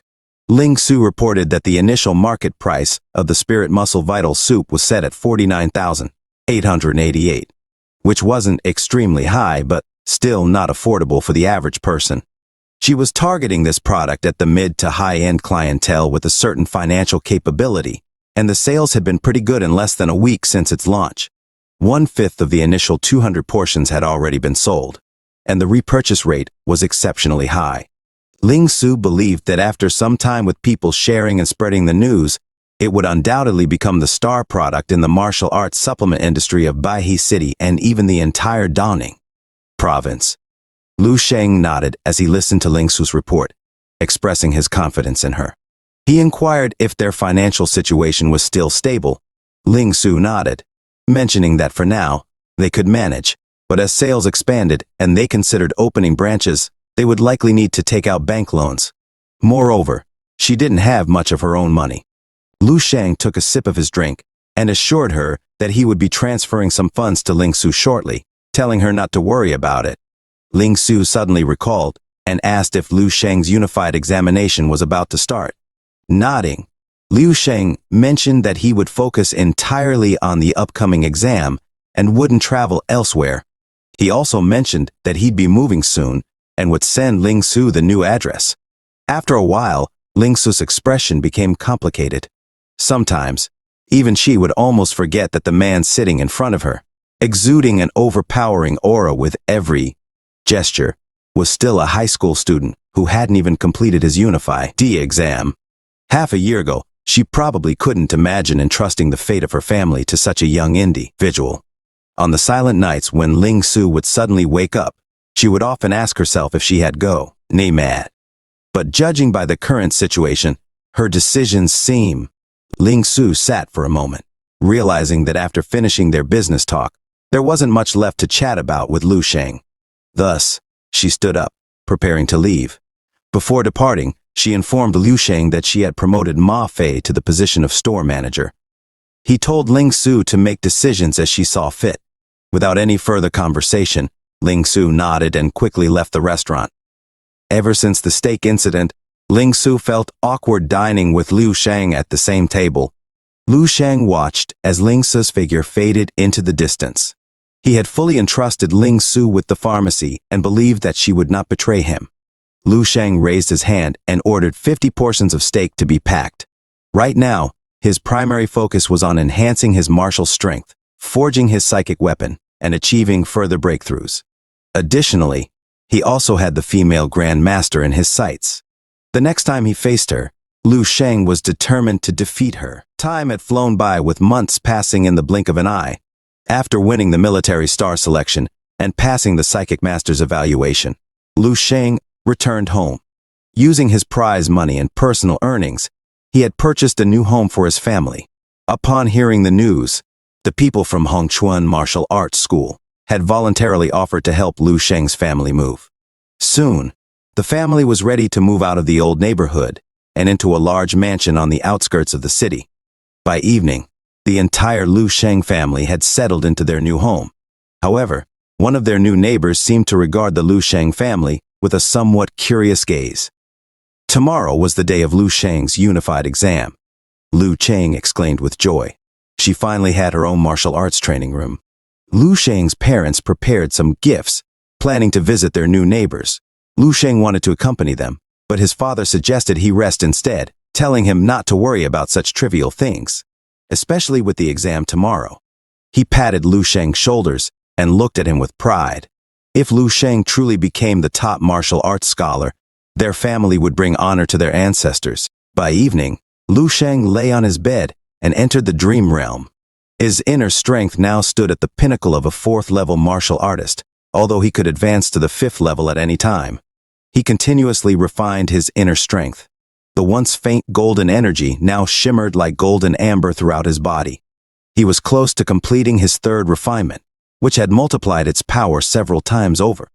As for other abilities, he had completed the 1st stage of the indestructible golden body technique and would likely break through again after his last refinement. Lu Sheng could now unleash 20-fold of the stellar force. He had also made progress with the nature breathing techniques, though the true potential could only be realized in actual combat. Lately, Lu Sheng trained daily with the female Grand Master in his dream realm. He could now endure a whole 5 minutes against her without being defeated. Today, as always, he sought her out. She held her gleaming silver spear and faced Lu Sheng with her usual stoic expression. In truth, compared to the unified exam, Lu Sheng's deepest desire was to defeat this female Grand Master in his dream realm. With fiery determination in his eyes, he used his flame breath technique and 20-fold stellar force to launch a full-force attack. Her spear narrowly missed him as Lu Sheng landed a fierce punch on her face. However, the female Grand Master's combat instincts were unparalleled. Even when struck, she retaliated instantly, landing a powerful kick to Lu Sheng's abdomen. Lu Sheng was sent flying, crashing into a nearby skyscraper. 100 meters away, he utilized the 2nd form of the flame-breathing technique. This form not only allowed Lu Sheng to conjure fireballs out of thin air, but also added explosive splatter damage to his attack. Rising from the debris, he hurled the fireball toward the female Grand Master. The effect was notable, but ice spikes suddenly materialized around her, blocking the fireball. In an instant, the spikes expanded toward Lu Sheng, who quickly switched to the wind-breathing technique to evade the attack. Today's training was typical. He lasted 5 minutes without being defeated, but was still no match for the female Grand Master. However, compared to his initial instantaneous defeats, he had come a long way. The perfect martial path had fully integrated into Lu Shang's martial arts, but he wondered when he could take it a step further. Shaking his head, Lu Shang felt his energy drained. For now, he still couldn't defeat the female Grand Master. Nevertheless, after months of intense training, Lu Shang's overall strength had undergone a transformative evolution.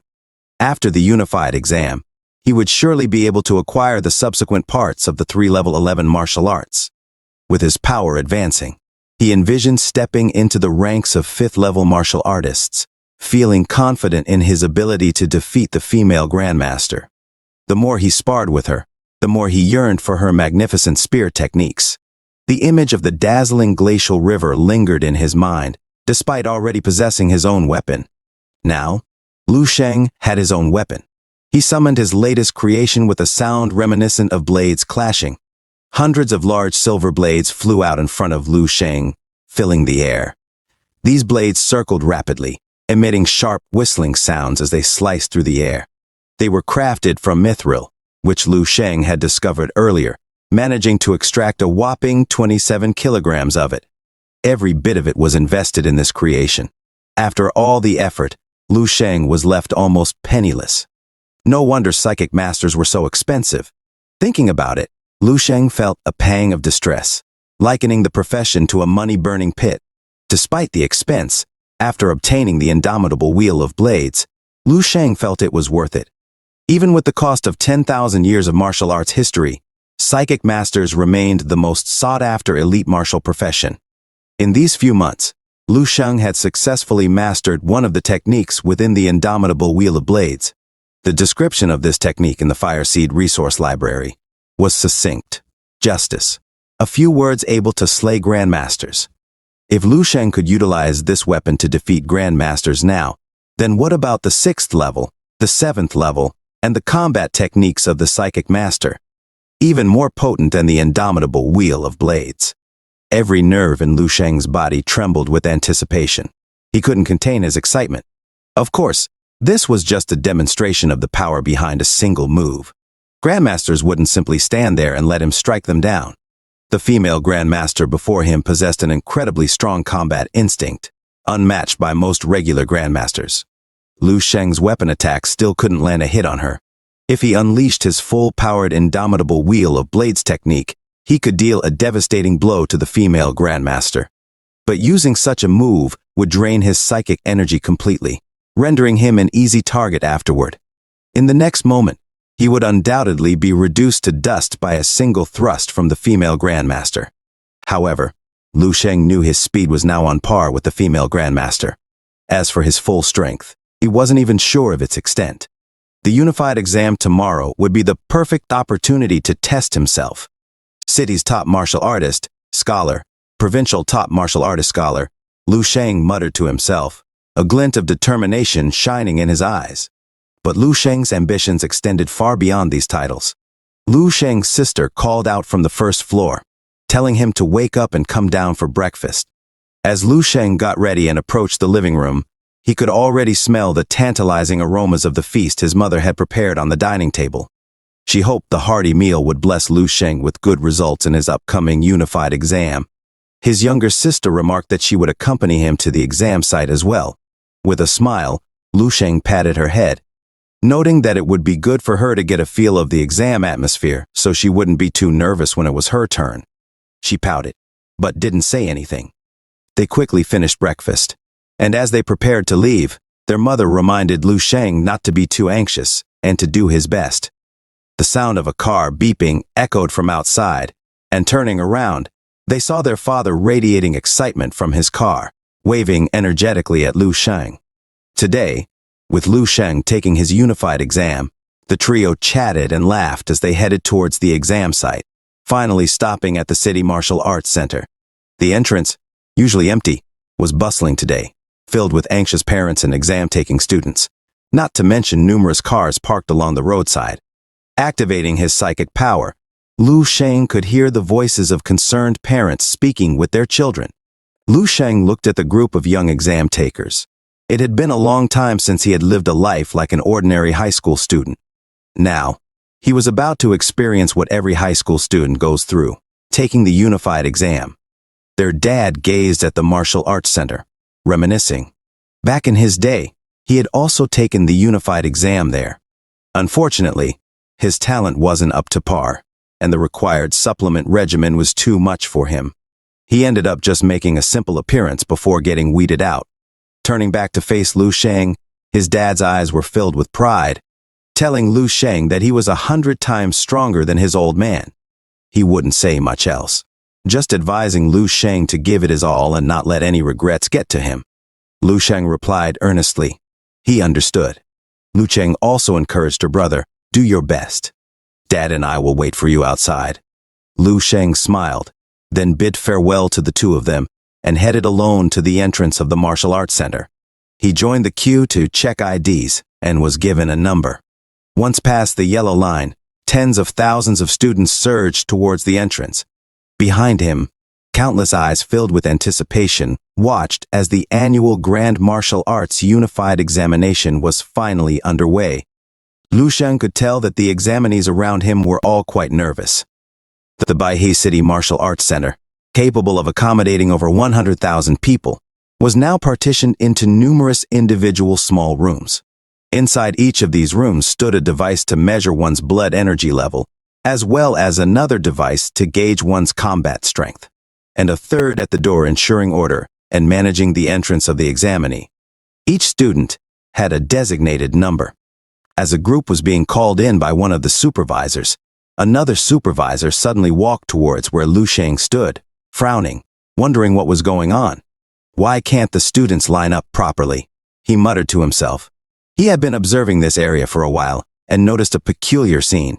The front and back of the line were densely packed with students, but there was an odd gap right in the middle. The supervisor motioned for Lu Sheng to move forward, and Lu Sheng complied. He then gestured for a chubby boy behind Lu Sheng to advance as well. The chubby boy, beads of sweat forming on his forehead, explained that it wasn't that he didn't want to move forward, but whenever he got close to this guy, he then pointed to Lu Sheng, saying he inexplicably felt so nervous that his legs started trembling. He was fine when he first entered, but now the closer he got to Lu Sheng, the more anxious he became. The supervisor's brows furrowed as they turned to observe the students lined up in front of Lu Sheng. He noticed they were now desperately pushing forward, as if they were being pricked from behind. Only then did the supervisor focus on Lu Sheng. A cursory glance wouldn't reveal anything amiss, but a closer look made the supervisor's heart skip a beat.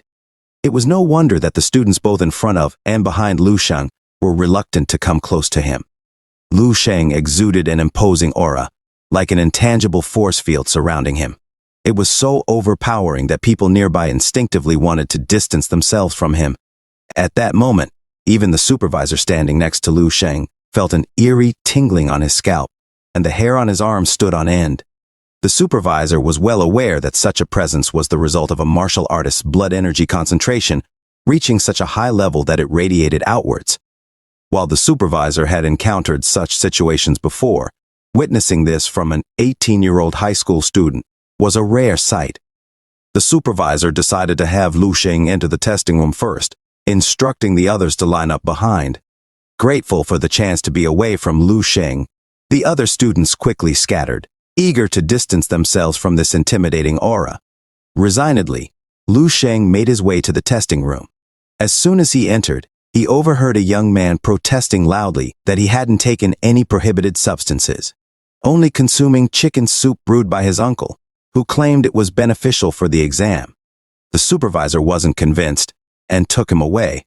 Another supervisor coldly swept his gaze over every student present, warning them that he had said this once and wouldn't repeat it again. Anyone who had consumed anything they shouldn't have in the past few days could leave now. It would be considered an absence, and it wouldn't affect their chance to take the unified exam next year. The young boy being pulled out of the exam site, still protesting, would undoubtedly resent his uncle for a long time. The supervisor continued shaking his head, knowing that these cheaters would likely never make it into a martial arts university. No institution would admit a student with a record of dishonesty. When it was finally Lu Sheng's turn, an intense and palpable aura emanated from him immediately, making the atmosphere in the room heavy. The two supervisors' faces went pale, and the one closest to Lu Sheng involuntarily took several steps back, feeling overwhelmed by the intensity. It was shocking to see two fifth-level martial arts supervisors react this way, their bodies trembling and instinctively retreating from Lu Sheng, the supervisor responsible for testing blood energy levels. Doing his best to suppress his unease from the powerful aura Lu Sheng emitted, approached with a needle to extract a blood sample. As the supervisor was about to open the packet, Lu Sheng voiced out that the needle wouldn't pierce his skin. The supervisor halted his action, eyes widening in disbelief. Looking intently at Lu Sheng, the supervisor nodded and fetched a higher-grade needle from his drawer. Lu Sheng didn't think these would be any use either. He grabbed a handful and fiercely jabbed them into his hand. To everyone's astonishment, the needles bent without piercing his skin. With no other immediate solution, the supervisors decided to proceed with testing Lu Sheng's combat strength first. Meanwhile, they'd search for an even more advanced needle for the blood test. A blonde-haired girl was undergoing her test, walking up to the combat strength testing dummy. She gave it her all with a punch, joy evident on her face as she saw her combat strength surpass the 100 mark, giving her hope to attend Dongning Martial University. Then it was Lu Sheng's turn. The staff member, surprised to see a supervisor personally escorting a student, reminded the supervisor that Lu Sheng's blood energy value hadn't been recorded yet. The supervisor whispered something into the staff member's ear, leaving the staff member in disbelief. Glancing at the nearby testing dummy, the supervisor questioned if they needed to upgrade to a more advanced one. The staff member, although shocked, informed the supervisor that the current machine was the most advanced one available for the unified exam, with a maximum combat strength limit of 990,000. Thus, even facing a level 6 martial artist would have no issue. The staff member chuckled, saying, "This boy can't be a grand master." The supervisor regained his composure, thinking he probably had been overthinking. He then called out Lu Sheng's name as Lu Sheng moved closer, an overwhelming and scorching aura radiating from him. The supervisor and the staff member felt a momentary lapse in their confidence, as if they had misjudged something. But then, watching Lu Sheng introduce himself and politely greet everyone, the staff member relaxed slightly. Lu Sheng stood in front of the combat strength machine and took a deep breath, channeling his psychic power. Switching to the flame breathing technique, he used the divine Pluto technique to amplify his blood energy level. The supervisor's pupils contracted sharply, as if seeing something in Lu Sheng's reflection. Both of them watched, unable to believe that this was just a high school student taking the unified exam. Finally, Lu Sheng unleashed his ultimate move. First, it was the first stage of the perfect martial path. Then he activated 20-fold of the stellar force. Lastly, the Grand Master technique, Suns in the Sky. Combining all his power, Lu Sheng aimed for his strongest strike with a punch. Boom. The entire stadium quivered. Let's roll back time to 5 minutes earlier. At the top floor of the martial arts center, Chairman Yao, feeling calm and collected, looked at his opponent across the chessboard. A chubby, middle-aged man in casual attire, Chairman Yao was in charge of the Baihe City Unified Exam this year, and was also the chairman of a nearby city martial artists association. To prevent cheating, a different martial arts association chairman was invited to oversee the unified exam. The chubby man, Director Lu of Baihe City's Education Bureau, stared at the board, perplexed, then chuckled. This was his 7th loss today. Chairman Yao replied with a light smile. "It's only because Director Lu let me win. How could a mere martial artist like him know anything about chess?" Just then, someone burst into the office without even knocking. It was Chairman Yao's secretary, looking frantic. Chairman Yao scolded, "Can't you see I am meeting a guest? What's the emergency?" The secretary stammered, explaining that a Baihe City examinee had broken the needle used for testing blood energy levels, and the supervisor wanted to request even more advanced needles. Chairman Yao frowned, questioning, "Isn't there already high-grade needles across all exam sites? If it breaks, then just give them another one." There was no point in reporting this to him, he thought. The secretary hesitated, then added that the needle the student broke was the high-grade one. The atmosphere in the room became tense as the implications of this information settled in. In Chairman Yao's hand, a chess piece was crushed into fragments. Director Lu, who had been silently listening beside him, showed a great expression of surprise on his face. Was the high-grade blood extraction needle broken by a student? He stood up and instructed his secretary to get the advanced-grade blood extraction needle and also get him a copy of that examinee's record. The secretary, having already prepared, handed over the paperwork. As Chairman Yao read through it, he looked up at Director Liu, whose face was now beaming with delight, and said with a wry smile, "Congratulations, Director Liu." Despite Director Liu's modest words, his face was brimming with joy. Both of them understood the significance of breaking a high-grade blood extraction needle. It meant this student was likely qualified for the provincial top martial arts score, potentially even on the national level. Looking at the record, 18 years old, above 4th level, martial artist, Chairman Yao felt increasingly overwhelmed. Director Liu chuckled. Chairman Yao sensed something from the conversation, and it seemed that Director Liu was not surprised at all. Director Liu took a step forward and said mysteriously, asking if Chairman Yao was aware of the military star selection held by the Eastern Military District every year. Chairman Yao nodded, then suddenly realized something. Could it be that this year's military star is from Baihe City? Director Liu's smile became even more radiant. For the first time, Chairman Yao seemed genuinely taken aback. Of course, he was aware of the military star selection. Every year, Dongling Province held a prodigy training camp specifically for this selection process. However, the quality of the prodigies from his own city was lackluster this year. They were eliminated early in the training camp.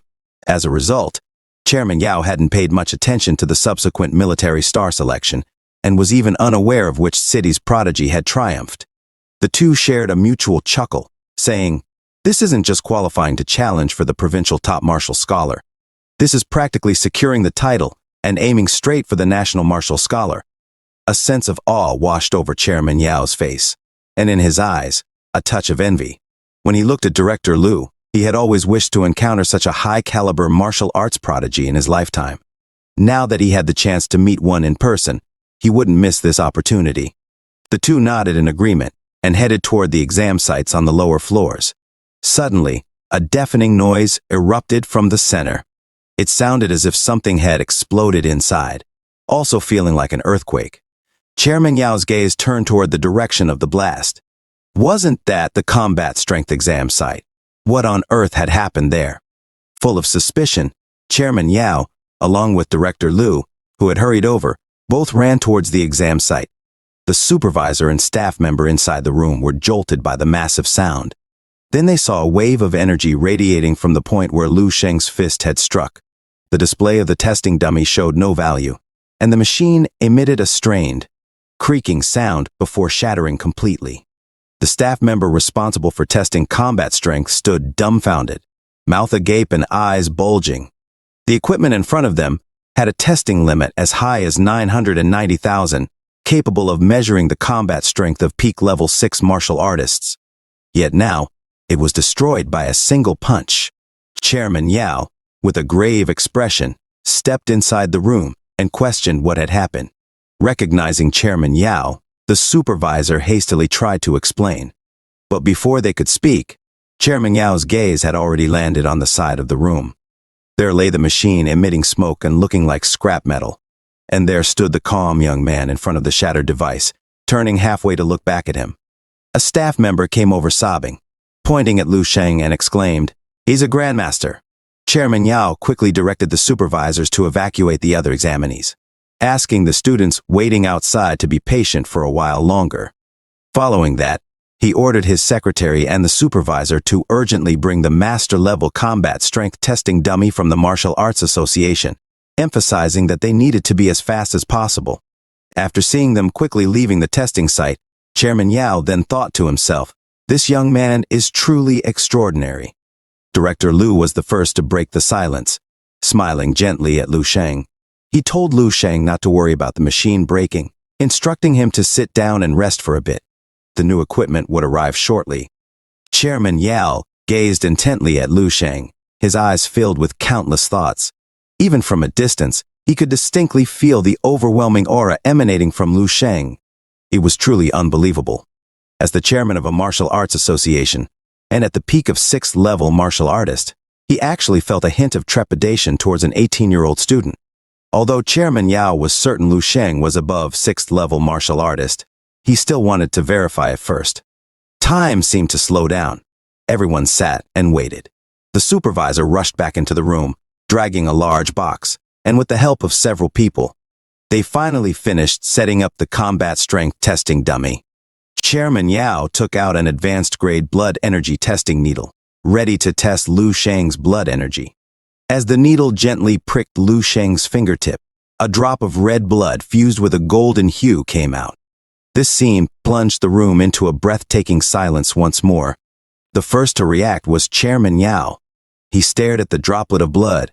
The blood was so dense, and it clung to the needle, resembling a radiant red pearl, solidified yet undispersed. Blood of a grandmaster, the thought flashed through Chairman Yao's mind, but he immediately shook his head. Chairman Yao had once personally seen the blood of a grandmaster. It was genuine, much more solidified, not only dense but also possessed a potent power that far exceeded the drop before him. He was confident that Lu Sheng hadn't yet reached the level of grandmaster. However, it was evident that Lu Sheng was not far away. At the very least, Chairman Yao knew Lu Sheng had greatly surpassed him. The blood sample was then transferred into a machine. After scanning Lu Sheng's blood sample in a short while, a numerical value flashed on the screen, 1,233.56. This was Lu Sheng's blood energy level. Upon seeing this number, Director Lu abruptly leaned forward, almost jumping up. His eyes locked onto the screen. A mixture of astonishment and elation painted his face, as he could barely believe his eyes. The blood energy value had actually reached over 1,200. Director Lu exclaimed. This was the result of a 6th-level martial artist in the history of unified exams in Baihe City. Even in the entire Donging province, they had never seen a blood energy value this high. Director Lu's voice trembled as he spoke. Chairman Yao looked at Lu Sheng with a pleased expression, laughing. As the old saying goes, heroes emerge in their youth. Complimenting Lu Sheng for breaking the blood energy value record for the unified exam in the Dongning province. The supervisors in the room were too stunned to speak. With such a score, how could it not shatter the provincial record? A mere 18-year-old 6th-level martial artist. However, Lu Sheng seemed unsurprised by his result. In contrast, the supervisor thought to himself, judging by his calm demeanor, this young man must have more in him. Soon it was time to test Lu Sheng's combat strength. The supervisor in charge of the testing promptly stepped forward, signaling for Lu Sheng to move beside the combat strength testing dummy. This freshly delivered Grandmaster-level combat strength testing dummy had been specially borrowed from Baihe City's Martial Arts Association. The machine gleamed and pristine, not only advanced, but also brand new. After a brief calibration, Chairman Yao gestured for Lu Sheng to begin the test. However, a hint of irony bubbled up in Chairman Yao's thoughts. The entirety of Baihe City had minimal individuals genuinely in need of this advanced testing dummy. It had been so long since the last time a Grand Master appeared in Baihe City, and now this piece of equipment was being utilized for a student undergoing his unified exam. Chairman Yao felt at a loss for words, a medley of emotions swirling within him regarding this situation. He genuinely didn't know how to describe his feelings. Lu Sheng stood quietly in front of the testing dummy, taking a deep breath. Every cell in his body seemed to suddenly awaken. He once again unleashed his full power.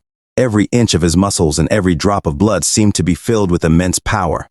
All of a sudden, he burst forth with full force, using the flame breathing technique, the 20-fold stellar technique, and the Grandmaster technique 10 suns in the sky, producing an astonishing wave of energy that rippled outwards.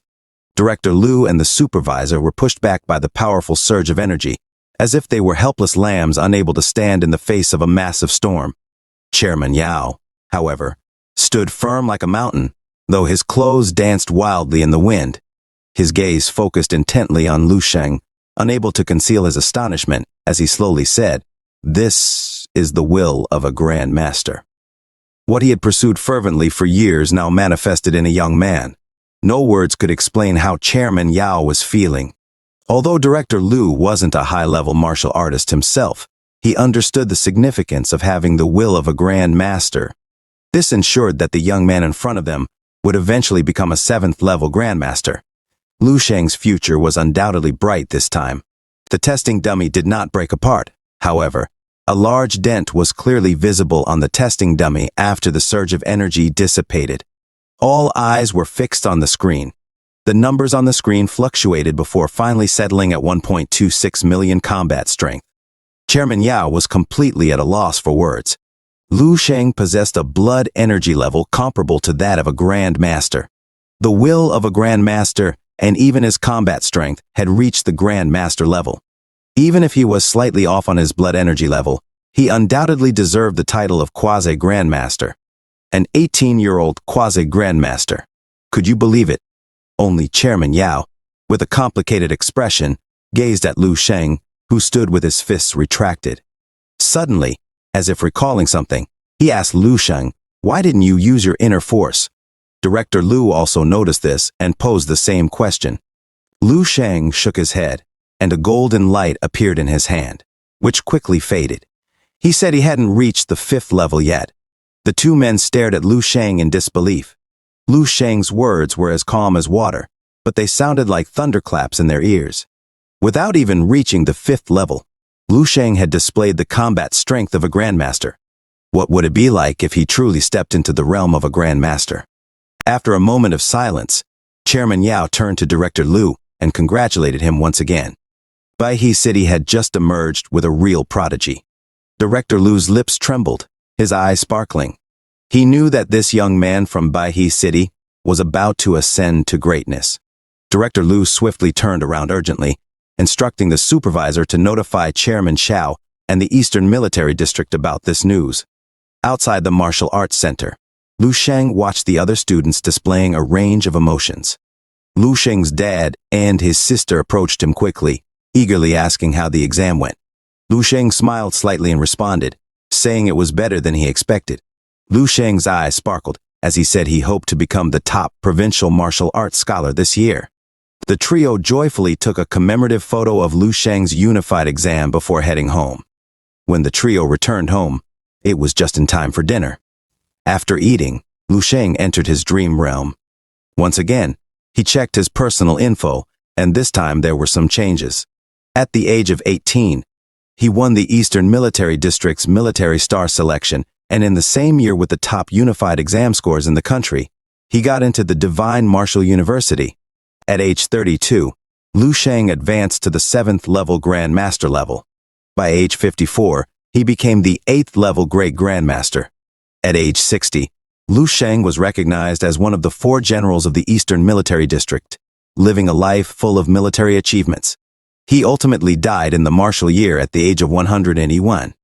Lu Sheng's personal historical rating received a high rating of 4.5 stars, granting him access to a level 4 fire seed resource. Lu Sheng was mildly shocked. He had finally reached the level of an 8th-level Great Grandmaster in his lifetime. However, when he looked at the spouse column, he nearly fainted. Contrary to his assumptions, the names in this column didn't decrease, but increased by another 3, totaling 5 wives. He waved it off, considering it just a joke. Having reached the Great Grandmaster level and gaining access to the 4-star fire seed meant he could now unlock the advanced techniques of the 3 major 11th-level martial arts. In the world of martial arts, strong martial techniques are essential for reaching the pinnacle. When the 11th-level martial arts were revealed before Lu Sheng, he felt an unprecedented joy. First was the stellar body enhancing technique, also unlocking the 2nd stage cultivation method for the golden body technique, as well as the advanced chapters of the natural breathing technique and crystal meditation technique.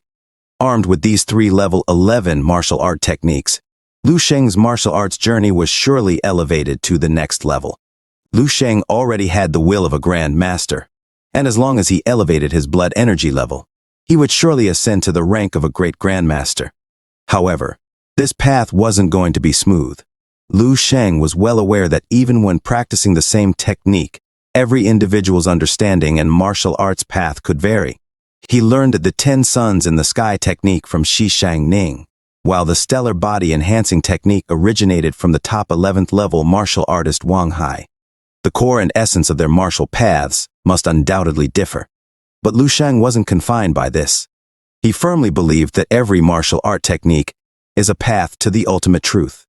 He aimed to synthesize and integrate all, discovering a martial path truly belonging to him. Taking a deep sigh, Lu Sheng's gaze became even more determined. He wasn't content with just being a great grandmaster. His goal was to surpass all 11th level martial artists, ascend to the 12th level, and even reach higher peaks. Only by standing at such an unparalleled height could one truly rewrite history and reshape the face of the world. And this was Lu Sheng's ultimate pursuit. On the 5th day after the unified exam ended, Lu Sheng's father had prepared everything. The bright red lanterns and firecrackers were all placed all over the house. He knew that his son's results were about to be revealed in the upcoming weeks, and he was already feeling excited, ready to celebrate the good news that was soon to come. Lu Sheng's younger sister was also excitedly helping their dad, stabilizing the latter. However, the neighbors might have thought otherwise. The man next door, wearing glasses, was looking from his window at the bustling scene at the Lu family's mansion where the lanterns were hung high. He smiled and said, "It seems like our neighbor is looking to celebrate something." However, his wife seemed unimpressed. She complained impatiently ever since that family moved in. There hasn't been a moment of peace. The fact that Lu's family was able to purchase a house bigger than hers bothered her a lot. She glanced disdainfully at the Lu family, then recalled the morning incident when Lu Sheng's dad accidentally spilled a basket of oranges. Just then, a loud car horn blared, and the woman decided to cause a scene. Lu Sheng's father squatted on the ground, swiftly gathering the scattered oranges. Meanwhile, her husband tried to persuade her not to speak so harshly, reminding her that they are all neighbors, after all. Upon hearing this, the woman's eyes widened in disbelief that her husband would actually speak up for the neighbors. Just then, a loud car horn blared, and she, unable to contain her anger, demanded to know who was so audacious to honk so early in the morning. She subconsciously blamed the Lu family for everything, thinking it was Lu Sheng's father protesting about what happened that morning. She yelled out angrily, "Even if a few oranges got crushed, they can just be compensated," saying she will be sending over a truckload of oranges to their house as compensation. Just as she was about to go out and make a complaint, her husband saw the license plate of the car in front and was suddenly startled. As someone who works for the government, he instantly recognized the vehicle and the license plate. It was the governor's official vehicle. In front of their house, a massive convoy was slowly approaching. A row of sleek black business-class Mercedes at the very front of this convoy, a stretched top-of-the-line luxury sedan. Cold sweat formed on the man's forehead. Although he had heard rumors of a top martial arts scholar appearing in their province, he never imagined the governor would personally visit and honk in congratulations. This led him to speculate that the governor had made a special trip for the martial arts top scholar. Now that he had come here, this must have meant that the legendary top scholar in the unified exam actually lived in their community. His wife was also immediately caught up in the excitement, hastily planning to go back inside to change clothes, ready to meet this legendary student. She was ready to establish a good relationship with them, and the benefits in the future were self-evident. However, when her gaze inadvertently fell on the Lu family, who were also attracted by the honking, her face immediately showed a trace of disdain and disgust. The Lu family, too, was curiously standing on tiptoes, looking at what was happening. One young man hurriedly greeted Lu Sheng's family. While the family was both nervous and confused, the black convoy finally slowly pulled up to their front gate. Following this, the door of the stretched sedan slowly opened, revealing a tall, middle-aged man dressed in a gray suit. As soon as he got out of the car, he smiled and greeted Lu Sheng's family. He spoke with a sonorous and deep voice. "Excuse my interruption. Is this the home of Lu Sheng, the top martial arts scholar in Dongling Province?" As it turned out, the visitor was none other than the governor of Dongling Province, Xia Pinggan, who was also a grandmaster. Upon hearing this, the Lu family was struck by immense surprise and joy, their faces filled with indescribable excitement and happiness. Meanwhile, the neighbor woman who had been observing from the window felt her head buzz and went blank at this sight.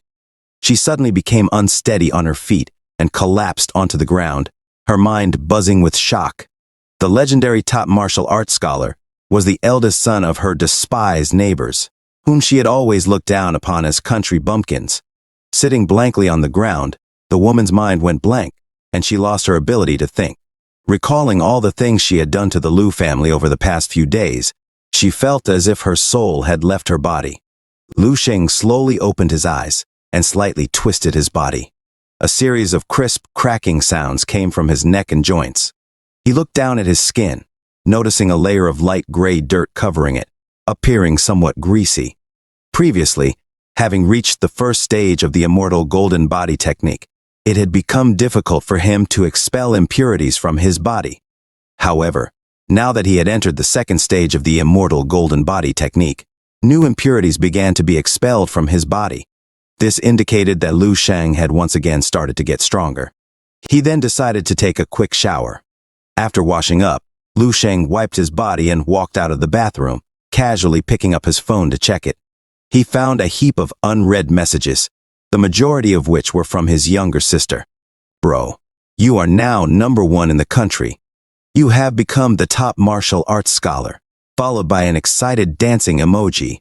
"Bro, so many people have come to our house. Why aren't you up yet? Bro, come down quickly. A lot of people are here, and there is a grandmaster." Lu Sheng, surprised to see the third message, suddenly spread out his psychic power. Centered in his room, his psychic power spread out like a tidal wave. In the living room on the first floor, a few strangers were sitting among them. One person seemed to be made of flames. His entire body's blood energy was like a blazing furnace, emitting endless light and heat. Compared to him, the other martial artists around seemed like chunks of charcoal and dust scattered next to a roaring fire. That person suddenly looked up, and at the same time, he also saw Lu Sheng. "It seems that our top martial scholar has woken up," the man in the gray suit said, looking up at the stairs to the second floor with a smile as he put down his teacup. Lu Sheng's parents were stunned for a moment, and the next moment, they saw their son Lu Sheng appear at the top of the stairs. His eyes intently fixed on the young man coming down the stairs. He watched the confident young man with a handsome appearance and great physique. His face was calm and inscrutable, showing a rare maturity and steadiness for someone of his age. However, Governor Xiapinggan saw much more than these outward characteristics. Under his sharp gaze, the young man walking towards him seemed like the morning sun slowly rising. Seeing that his son was awake, Mr. Liu immediately began to introduce the distinguished guests present. "Xiapinggan, the governor of Dongning province," he said, gesturing towards the first guest. "The second person is the mayor of Baihe City, and lastly Chairman Xiao, whom Lu Sheng had met."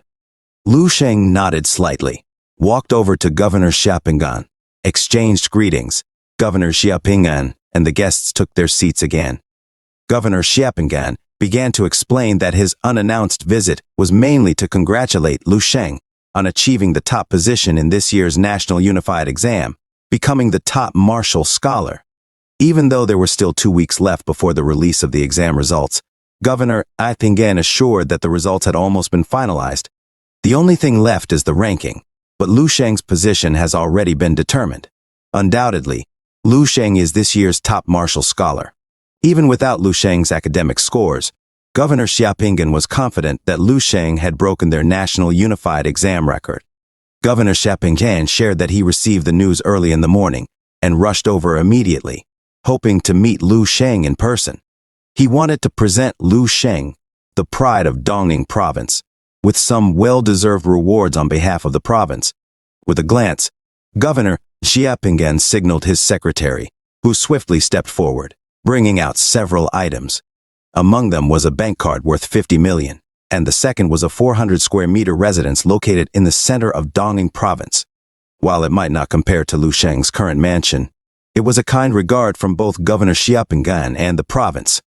Governor Xiapinggan smiled at Lu Sheng and asked, "Now that Lu Sheng has the strength of a 6th-level martial artist, has Lu Sheng decided which martial arts university he would like to attend?" Lu Sheng's younger sister, standing behind her brother, was shocked upon hearing Governor Xiapinggan's words. She looked at Lu Sheng as if he were a monster, unable to believe that her brother had already reached the 6th level. Lu Sheng nodded. He had decided to attend one of the divine martial universities in the royal capital. Governor Xiapinggan had anticipated this choice.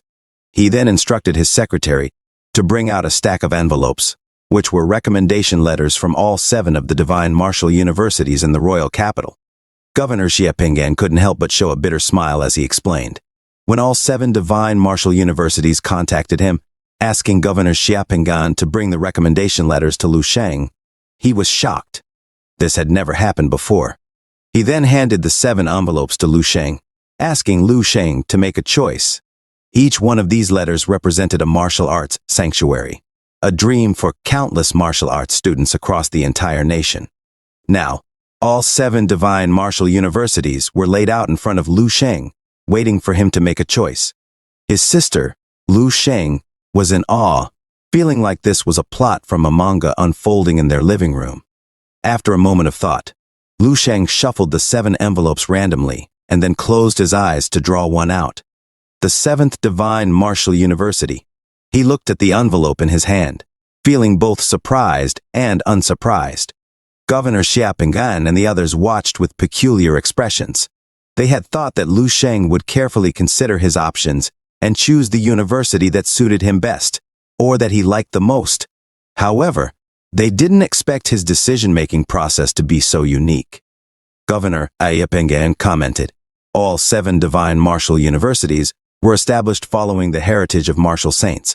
Although the 7th Divine Martial University may have a slightly less profound heritage, its teaching staff and other aspects are by no means inferior to the other 6. Governor Xiapinggan recommended that Lu Sheng consider getting a weapon. With that, Governor Xiapinggan took out his business card and handed it to Lu Sheng, telling him once Lu Sheng has chosen his major and the type of weapon he wants to specialize in, to give Governor Xiapinggan a call. He would personally select and give Lu Sheng a weapon below level 6 as a gift to celebrate his achievements. Lu Sheng thanked Governor Xiapinggan and accepted the business card. Even the cheapest level 6 weapon was extremely expensive, and to refuse the goodwill of a governor who was also a grandmaster would undoubtedly be a very impolite act. Sure enough, seeing Lu Sheng accept the business card decisively, the smile on Governor Xiapinggan's face grew even brighter. Governor Xiapinggan stood up to take his leave, making a point to bid farewell to Lu Sheng's parents as well. Before leaving, he expressed his apologies, saying he truly didn't mean to cause any inconvenience. Today, it's just that when he heard that their province of Dongning had produced such an exceptional talent, he couldn't help but feel excited and rushed over immediately. The mayor and Chairman Xiao also stood up to say their goodbyes. The family warmly saw them off at the door, waiting until they had departed. After bidding farewell, the family returned inside. The father declared that they must have a proper celebration that evening. The atmosphere was warm and joyful, a day worth commemorating. The family spent the special night together, filled with laughter and happiness. Inside a dimly lit conference room, several figures were deeply engrossed in studying Lu Sheng's profile. It had been years since they had taken such a keen interest in an individual. Perhaps this year will be different, one of them murmured, his eyes shimmering. He was none other than the bright jade martial sage, Tan Zhongyu. A few days later, Sheng embarked on his journey to the Kyoto province, bidding farewell to his classmates, embracing his family at the airport, passing through security, and boarding the plane. Sheng's knowledge of the Kyoto province was very limited, but he knew the reason these 7 universities stood out is primarily that each contains a complete martial arts inheritance. Moreover, they each possess a unique divine martial saint tower. The University Shangzhou's was the youngest, established just 57 years ago by Tan Zhongyu, one of the 3 existing martial saints in their nation. Just over 100 years old, he is currently in the prime of his life. Sheng is still considered a young martial saint, as martial saints can easily live for more than 300 years, far beyond the lifespan of ordinary humans, akin to immortal beings and legends. In the history of their nation, a total of 9 martial saints have been born, most of them during the first 100 years of the martial arts era. This was a time of prosperity for martial arts, with various opportunities, inspiration, and a surge of martial arts talents. However, due to turbulent times, many martial saint-level powerhouses perished in battles against ferocious exotic beasts. Some of them died in what can only be called civil wars between different nations. Sheng learned in his history class that during the first century of the martial arts era, their nation and another nation fought for the title of world martial arts leader, deploying numerous martial artists to the battlefield. Even several martial saints fell in this battle, making it one of the most tragic and heartbreaking wars in centuries. Sadly, many of these great talents didn't die on the battlefield against exotic beasts. Rather, due to internal strife, were lamentable. As for the outcome of that war, it might be better left unmentioned. What intrigues Sheng the most is the Martial Saint Tower inside the 7 universities. It is said that the Martial Saint Tower perfectly replicates the state of each martial saint during different periods of their lives, representing the highest level of integration between martial arts and technology. Moreover, once one breaks through a certain number of floors, they may have the chance to meet a martial saint and might even be taken in as a disciple. Sheng is not particularly interested in becoming a disciple of a martial saint. In his dream realm, there are inheritances from 10th and 11th martial artists that he hasn't even had time to practice yet. So why would he care about a mere 9th level martial saint's inheritance? If it weren't for the nation's mandatory requirements for what is called prodigy talents and martial arts, which require completing a certain number of credits in university before being allowed on the battlefield, Sheng would have gone directly to the Eastern Military District and joined the war. Sheng sighed inwardly. However, there is no way around it. The nation has regulations that strictly forbid individuals like him from entering the battlefield, fearing to lose a prodigy too early on. Individuals like Sheng must undergo training in relevant professional knowledge within the university before they can enlist in the military. This can be seen as a form of indirect protection for the elite group of humanity, aiming to avoid unnecessary losses. However, for Sheng, this doesn't really matter. His main goal is to complete his studies as soon as possible and graduate from the St. Martial University. Just then, a girl also boarded the plane, and coincidentally, Sheng knew her. Turning around, he saw a vibrant and fresh-looking girl standing behind him. She was carrying a backpack and pulling a small suitcase, her face filled with an expression of surprised delight. It was none other than Yuan Yang, who attended the prodigy camp alongside Sheng, also from his younger sister's school. Little did Sheng know that just yesterday, his sister had sent a few text messages to Yuan Yang, telling her that her brother's flight was at noon today. She encouraged Yuan Yang to be brave. After all, Yuan Yang had given up her admission to Dongning Martial University for the Kyoto province to be closer to Sheng, something that Sheng's sister highly approved of. Coincidentally, not only were they on the same flight, but their seats were next to each other. Sheng was momentarily stunned when he saw Yuan Yang showing her boarding pass. He had not expected that Yuan Yang was also going to the Kyoto province, and what's more, that she would be traveling together with him. Suddenly, Sheng remembered the spouse section in the dream realm, and then looked at the beautiful girl sitting beside him. A sudden sense of worry arose in his heart. Could it be? Oh, no, not this again. 2 hours later, the two of them got off the plane together. Looking at the magnificent buildings and bustling city, Sheng thought to himself, this is truly the Kyoto province. Perhaps the majestic and vast base in his dream realm also looked like this before it was overthrown. Watching some of the cleaning workers leap down from high places, stick to the windows like Spider-Man, he realized that this place was no joke. After giving it some thought, Sheng decided to accompany Yuan Yang to her university. He was somewhat surprised. Sheng took one of her suitcases from her hand and walked ahead, planning to help Yuan Yang with her registration before reporting to the St. Martial University himself. Watching Sheng walking beside her, Yuan Yang experienced an inexplicable acceleration of her heartbeat. She thought to herself, it felt like they were a couple starting school together. Yuan Yang obediently followed behind Sheng. They quickly entered the front gate of Jingge University, where they saw a few young men in their early 20s greeting the freshman students. When Sheng and Yuan Yang appeared at the school gate, the two young men immediately stopped chatting and looked over, their eyes lighting up at the sight of Yuan Yang. Both of them quickly approached. One was quite muscular, wearing a tank top and showing off his arm muscles. The other had blonde hair, tall and thin.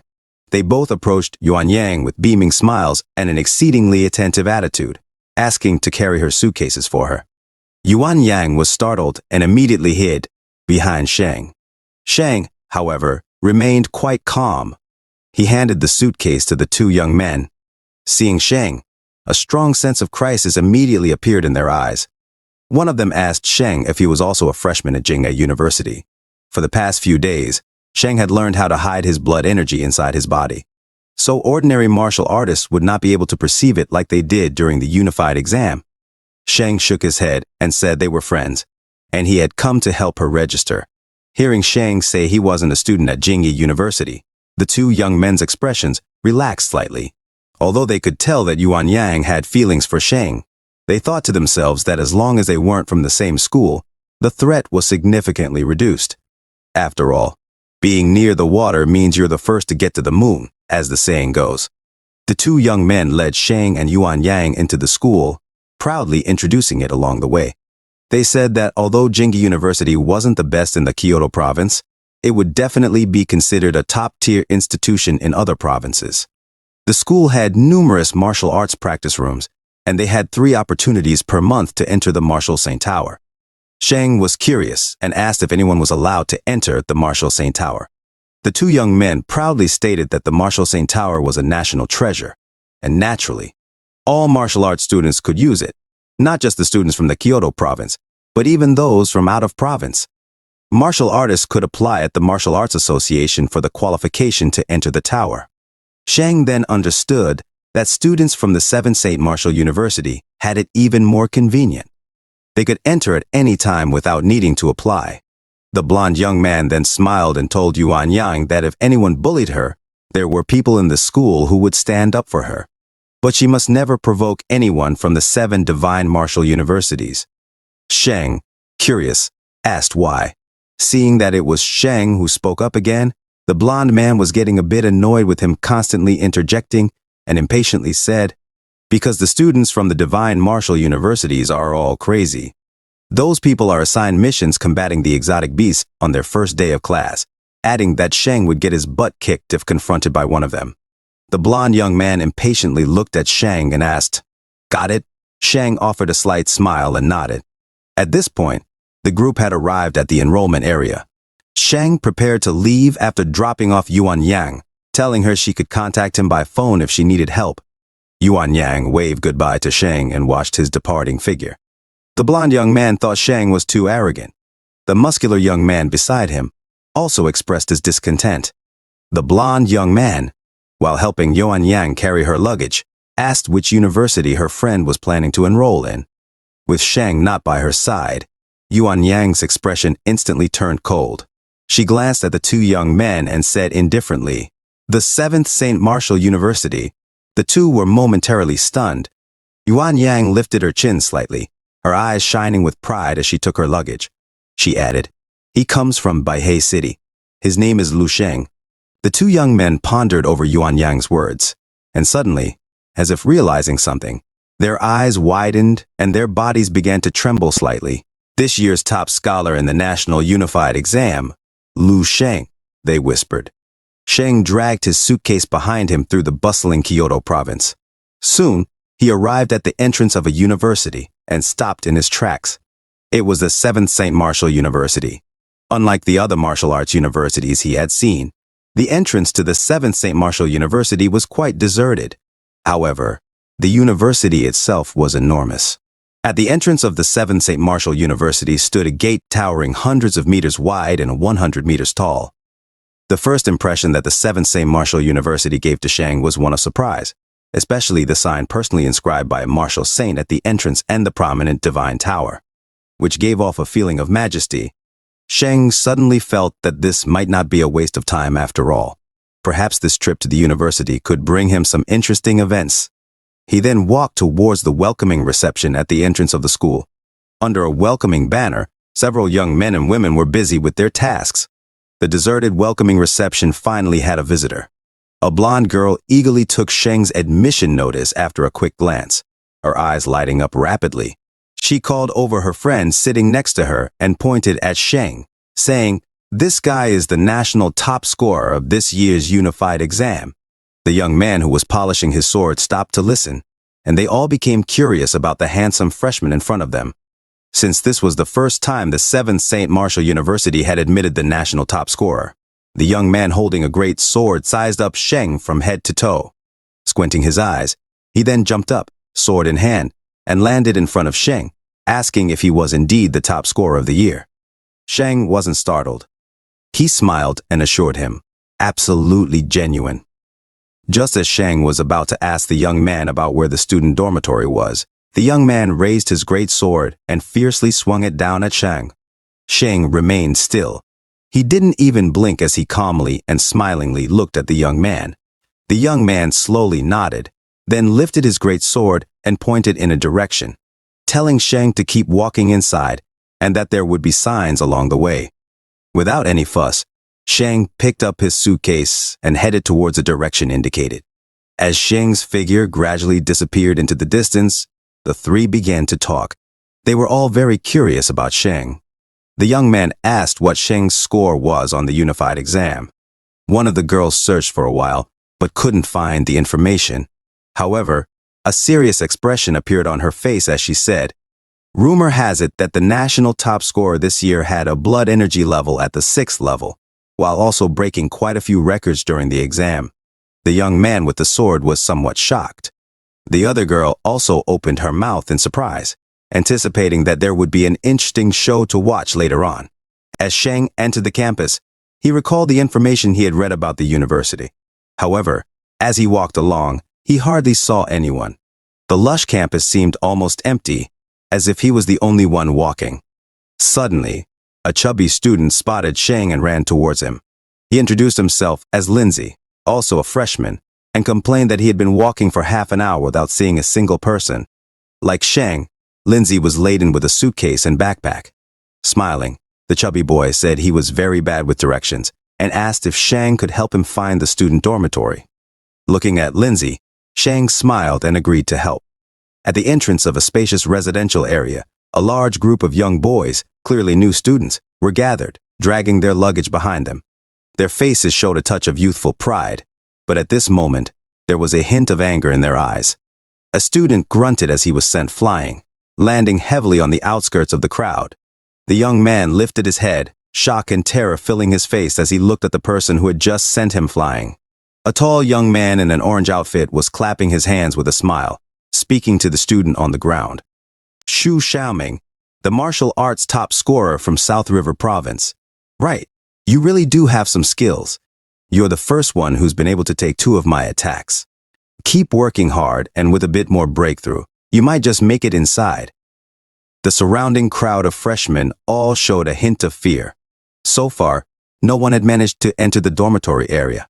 A blue-haired young man turned to his friend beside him and asked in a low voice, "Huo Dong, do you think you can handle it? Huo Dong?" The 5th top scorer in the National Unified Examination and the 3rd top scorer from the Kyoto province shook his head and admitted that he was not very confident. He had only recently become a 5th-level martial artist. At this moment, Huo Dong's face also showed seriousness. He stared intently at the young man in the orange shirt, speaking in a concerned voice. "This guy is very strong, probably already at the peak of the 5th level and with minor achievements in Gangki, a form of internal energy in martial arts." He took a deep breath and admitted that he might not be able to withstand more than 3 attacks against him. Perhaps Huo Dong would have a chance if his elemental control talent broke through to level 3. But right now, Huo Dong shook his head, choosing not to continue his sentence. The young man beside him couldn't believe what he was hearing. Even their strongest, Huo Dong, couldn't withstand more than 3 attacks. He gritted his teeth and suggested that they could wear him down, taking turns to fight him. Then let Huo Dong take him down at the end. However, Huo Dong shook his head, explaining that a peak 5th-level martial artist with a blood energy level of 1,000, supported by internal energy, is not that easy to wear down. Besides, Gordon's gaze shifted, landing on another student standing next to the entrance, who seemed innocent, just standing there, having trouble getting the boba from his drink. But Huo Dong could feel that the student who hadn't made a move yet was probably even stronger, possibly already at the 6th level. The faces of the new students beside him all showed shock and fear. They had never heard of a student reaching the 6th level before. A 1/6th level martial artist is qualified to be a chairman of the Martial Arts Association in their respective cities. The man in the orange shirt reminded everyone not to forget which university they are attending. He reiterated his previous statement for the newcomers, Anyone who could withstand 3 of his attacks could enter, and if they could withstand 5, they could bring in their luggage as well. Raising his arms towards the crowd, he stated that while they might be martial arts prodigies among their peers, their past glories meant nothing here. In all of the 7 divine martial universities, strength ruled above all, and everything one desired had to be fought for with their own 2 hands. Holding a bunch of defeated students' room cards in his hand, he dropped them on the ground, telling everyone that without strength, they might as well go back home and live an ordinary person's life. His lips curled up into a cold smile as he spoke word by word. This, as your respected senior at the 7th St. Martial University, is the first lesson that I will be teaching to you. His words were like nails, deeply ingraining themselves into the hearts of the young. They lowered their heads in silence, their eyes flickering with various emotions. There was humiliation, unwillingness, but most of all, self-doubt and a profound sense of confusion about their future path. Lu Sheng frowned as he watched the man at the entrance, feeling a slight irritation rising within him. It seemed like every time he went somewhere, there would always be some people jumping out to preach life lessons or the law of the jungle to him. His ears were practically calloused from hearing it so much, and frustratingly, the ones preaching were usually not very strong themselves, the kind he could easily swat away with a single slap. It was truly exasperating. The chubby boy Lindsay, standing beside Lu Sheng, seemed very excited. He eagerly expressed his enjoyment of trampling on these self-righteous seniors and reveled in their shocked and fearful gazes. Putting down his suitcase, he was about to try it out himself. Lu Sheng looked at him in slight surprise. Lindsay took off his backpack and handed it to Lu Sheng. Turning to Lu Sheng, he grinned, revealing a mouthful of white teeth. He told Lu Sheng that he was this year's top martial scholar from Sichuan province and ranked 19th in the nation. With that, he stepped forward through the crowd towards the man in the orange shirt, shouting, "What's up with these stupid rules? Stop with all your nonsense. It's too late to beg for mercy. Watch Daddy kick your stupid ass and teach you a real lesson." The next moment, a flash of white light illuminated the area as a burst of energy appeared. Linza's figure, like a sandbag, was swiftly sent flying back. Although he landed on the ground, Lindsay was not injured, saying the man in the orange shirt was stronger than he thought. Seeing the look Lu Sheng gave him, Lindsay's face turned red. Lu Sheng smiled and patted Lindsay on the shoulder. Afterwards, Lu Sheng walked towards the young man in the orange shirt. The crowd's gaze instantly converged on him. The orange shirt locked eyes with Lu Sheng. Lu Sheng lifted his arm and rubbed his wrist, thinking to himself that if there was a problem, he should just solve it. If a fly was too noisy, he should just swat it away. With his backpack slung over his shoulder, Lu Sheng told the young man in the orange shirt that he was ready whenever. Instantly, all eyes in the crowd focused on Lu Sheng. The orange shirt looked down at Lu Sheng from above, his gaze sweeping over the backpack on Lu Sheng's back. His expression teasing as he questioned if Lu Sheng planned to take on his 3 attacks just like that. Lu Sheng realized something. He put down his backpack and snapped his wrists calmly, stating, "Now we can start." The onlookers whispered among themselves, commenting on how naive and ignorant Lu Sheng was of the danger he was in. They wondered if Lu Sheng couldn't see that his opponent was a 1/5 level martial artist, capable of using internal energy. They shook their heads, as if they had already foreseen Lu Sheng being beaten and limping away. The young man in orange smirked, a cold glint in his eyes as he licked his lips and said, "I'll show you what true cruelty is." Before his words had fully faded away, he launched a kick as sharp as a blade. The energy wave was dense and tangible, tearing through the air and producing a piercing howl. This kick created a small whirlwind on the spot, causing the nearby freshmen unable to open their eyes and slowly retreat. However, Lu Sheng wasn't bothered at all. He simply extended one of his hands and reached straight for the young man's face. For some reason, Lu Sheng's grab seemed very slow. Everyone could clearly see every detail of his movement. Yet surprisingly, Lu Sheng's hand shattered the energy wave, and in the blink of an eye, Lu Sheng was already in front of the young man. The young man in orange struggled, saying, "Let me go." But Lu Sheng's hand felt like a deep black hole, instilling an indescribable sense of immense fear in him. Lu Sheng exerted a bit of force and grasped the young man's neck tightly before, with a fierce swing downward. Boom. The ground cracked open and large cracks spread across the hard cement surface. The young man in orange lay on the ground like a dead dog, his body twitching slightly. The freshmen were all stunned, frozen in place. Lindsay, the chubby boy, had his mouth wide open, wide enough to fit an apple. Lu Sheng simply brushed the dust off his clothes. The other senior student, who had been standing nearby, was also stunned, as if he hadn't recovered from the scene that had just unfolded. Holding his drink, he stared blankly at Lu Sheng. However, the moment he exchanged glances with Lu Sheng, his body instantly tensed up. He felt like prey that had been targeted by a fierce predator, appearing somewhat frightened. Lu Sheng's gaze fell on him. "Can I go in now?" he asked. With his hands in his pockets, the senior gently nodded, and Lu Sheng calmly walked in. Finding his room card, Lu Sheng casually pulled out a card and tossed it to Lindsay just outside the entrance, saying casually, "Let's go, chub." Lindsay subconsciously caught the card Lu Sheng threw at him, looking at the room card shimmering in the sunlight. He seemed to snap out of a daze, quickly picking up Lu Sheng's backpack and carrying his own suitcase to catch up. The two of them walked into the dormitory area one after the other, leaving a still silence behind them. Everyone was confused as to why the long-haired senior didn't take action. Could it be that even he was unable to defeat Lu Sheng? Watching Lu Sheng enter the dormitory area, the long-haired senior picked up his phone and made a call. "Hello, Brother Chen. I'm afraid someone extraordinary has joined us this year." Lu Sheng wandered around the residential area for a while, finally finding the living quarters corresponding to the room number on the card in his hand. To his surprise, the student housing at the 7th St. Martial University consisted of individual villas. The size of this dormitory was almost comparable to the luxury mansion Lu Sheng had recently purchased for his family. And what's more, everything here was free for Lu Sheng.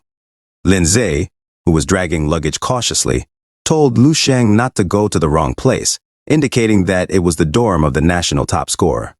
Before he could finish speaking, something seemed to click in his mind, and he turned to Lu Sheng with a shocked expression, swallowing hard before asking, Are you Lu Sheng?" Lu Sheng just smiled at him. "Do I not look like it?" Lindsay burst out laughing, giving him a big thumbs up and saying, "You do?" Lindsay theatrically wiped away a tear, saying that he, as the top martial arts scorer from his province, never expected to run into someone like Lu Sheng right after entering the university. He confessed that he specifically chose to apply to the 7th St. Martial University to avoid encountering big prodigies. He thought that the top prodigies would all opt for the more well-established St. Martial universities. To his surprise, Lu Sheng, the national top scorer this year, had chosen to come to the 7th St. Martial University. Lu Sheng was somewhat puzzled. He remembered that Governor Shea had mentioned that all the 7 divine martial universities were equivalent. Turning to Lindsay, he asked why he considered the 7th St. Martial University weak. Lindsay scratched his head and explained that he wasn't too sure himself, but just hearing the number 7 made it seem weak. Moreover, historically, the national top scorers usually go to one of the older St. Martial universities. Lindsay also looked up the results of the National University Martial Arts competition over the years, and the 7th St. Martial University occasionally ended up at the bottom. Lindsay then shrugged, saying, "So, wouldn't you say it's weak?" Lu Sheng, however, was unconcerned. Regardless of its strength or reputation, he might as well take things as they come. Opening the door to his dormitory, Lu Sheng waved at Lindsay, suggesting they could hang out later. Lu Sheng entered the residence and found that the interior was very well furnished. Even the sofa was made of beast leather. Curiosity piqued. He pressed a button on a remote control he found on the table, and a massive screen lit up. Casually browsing through, he discovered it was a campus forum. The posts varied, ranging from strategies for conquering the Divine Tower to profiles of prominent figures on the 7th St. Martial University ranking, and even live broadcasts of battles against level 5 beasts. One post in particular caught his eye. It was the hottest topic of the day, featuring a complete video of the battle between Chen Yichuan and Shaolin for the title of top senior student at the St. Martial University, which had over 14 million views. Lu Sheng quickly realized that this forum was a goldmine for the latest intel. Judging from the comments under the pinned video, it seemed that Chen Yichuan and Shalan were currently the two strongest students at the 7th St. Martial University. Lu Sheng clicked on the video. As the video played, two young men in their early 20s stood facing each other. One wielded a long saber while the other brandished a Chinese dao. They appeared to be in the campus square, just inside the entrance of the university.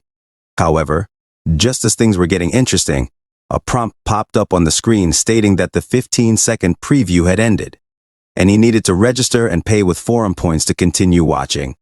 Lu Sheng shook his head. It seemed that video websites were the same everywhere. At this point, Lu Sheng hadn't gotten his student ID yet, let alone have the means to register or earn forum points.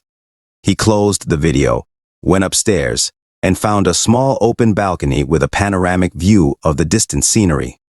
This spot was perfect for practicing his daily breathing exercises. Before coming to the university, Lu Sheng had prepared 30 glass vials of the latest supplements, which should suffice for his cultivation needs in the short term. After drinking the supplement, he felt a warm flow circulating within his body. Lu Sheng started practicing the second stage of the immortal golden body technique. Suddenly, a loud, knocking sound disrupted his practice. Lu Sheng, who detested being disturbed during cultivation, was even more annoyed to see his door damaged. Expressionless, he stood up and opened the door. Facing him was a tall young man with red hair, scrutinizing him disdainfully. Before the young man could finish speaking, Lu Sheng swiftly kicked him in the stomach, sending him flying. The red-haired young man traveled a significant distance before slamming heavily into a gate. The two others with him were left stunned and speechless. "Learn how to knock on a door before coming to find me again," Lu Sheng stated firmly as he appeared at the door for the second time. His eyes clouded with confusion as he looked at the two. The red-haired young man struggled to lift himself off the ground. He thought to himself, wasn't Lu Sheng just a freshman? How could he be so powerful? His intention had only been to intimidate this freshman and make a name for himself. He had heard that Lu Sheng was this year's national top scorer, but he didn't expect to end up in such a sorry state. Growing impatient, Lu Sheng questioned their purpose. Were the seniors here really interested in bullying the freshmen day in and day out? The two hastily took out a large box and some documents, including Lu Sheng's student ID and some daily necessities. They explained that they were from the student union, here to welcome the new freshmen. They clarified that the student card would grant Lu Sheng access to all the equipment at the 7th St. Martial University, and he could receive a bottle of level 4 beast blood. Lu Sheng nodded in acknowledgement, taking the documents from them. Impressed by the generous benefits of the St. Martial University, Lu Sheng cast a skeptical glance at the senior he had just sent flying, doubting their intentions were merely to deliver warmth and goodwill. After all, the hostility from the senior earlier was obvious, showing his intent to use Lu Sheng as a stepping stone to establish dominance. Covered in dust, with resentment flickering in his eyes and grievances written all over his face, the senior waited as if expecting an apology. "Are you expecting an apology?" Lu Sheng asked with an emotionless voice, tilting his head slightly. The senior with the red haircut quickly assured him that no apology was needed, and they would take their leave immediately. Before closing the door, Lu Sheng still expressed his thanks for the delivery. The three of them almost fled from Lu Sheng's residence, their faces bearing expressions of lingering fear as they looked back at the villa behind them. The red-haired senior had not anticipated being overpowered by a freshman with a single punch. The other two made it clear they would not assist him in seeking revenge, showing empathy towards him. The red-haired senior coughed twice and gestured dismissively, indicating he had no desire for revenge at the moment. He remembered that even when he had encountered a 1/6 level beast on a mission, he hadn't been injured as badly as by Lu Sheng's single punch. He deeply regretted trying to establish his authority through Lu Sheng, but couldn't let the matter slide either. Suddenly, Lu Sheng's door opened again, and catching sight of Lu Sheng's gaze, they hurriedly said they were about to leave, promising to fix his door and even making a show of calling someone to take care of it right away. Lu Sheng then returned to his room to continue watching the video with his student card. Now, Lu Sheng could clearly see the fight.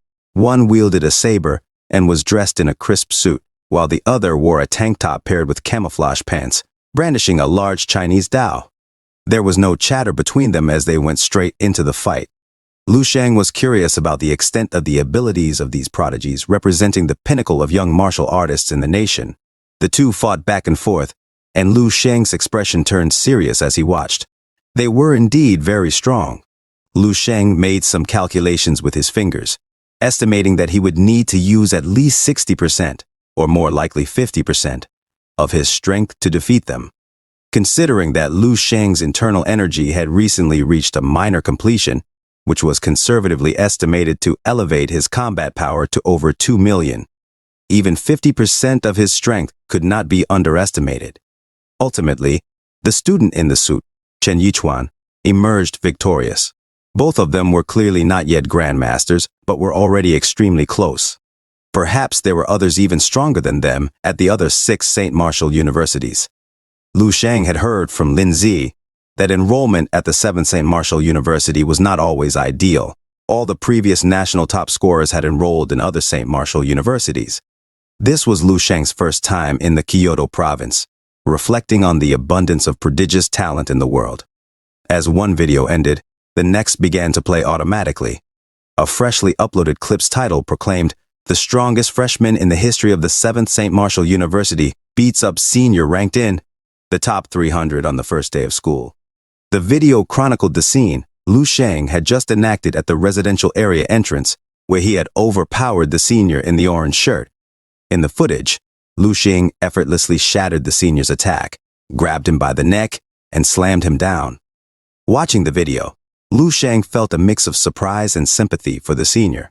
The editor of the video seemed to have a peculiar sense of humor, turning the latter half into a kind of meme with repeated scenes of the senior being thrashed to the ground by Lu Shang, accompanied by sound effects. Feeling hungry, Lu Shang's stomach rumbled, reminding him it was time for a meal.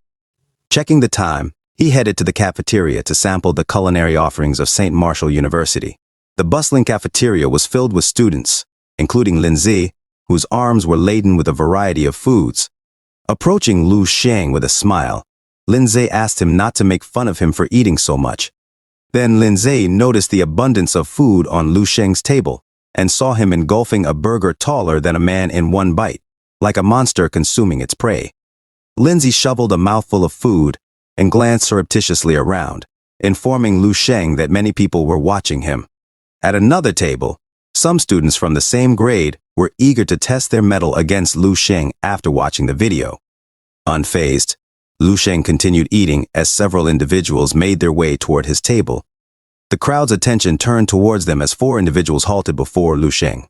The leader, also a freshman, extended his hand in a cold smirk, greeting Lu Shang and introducing himself, Wu Fan, ranked 17th nationwide.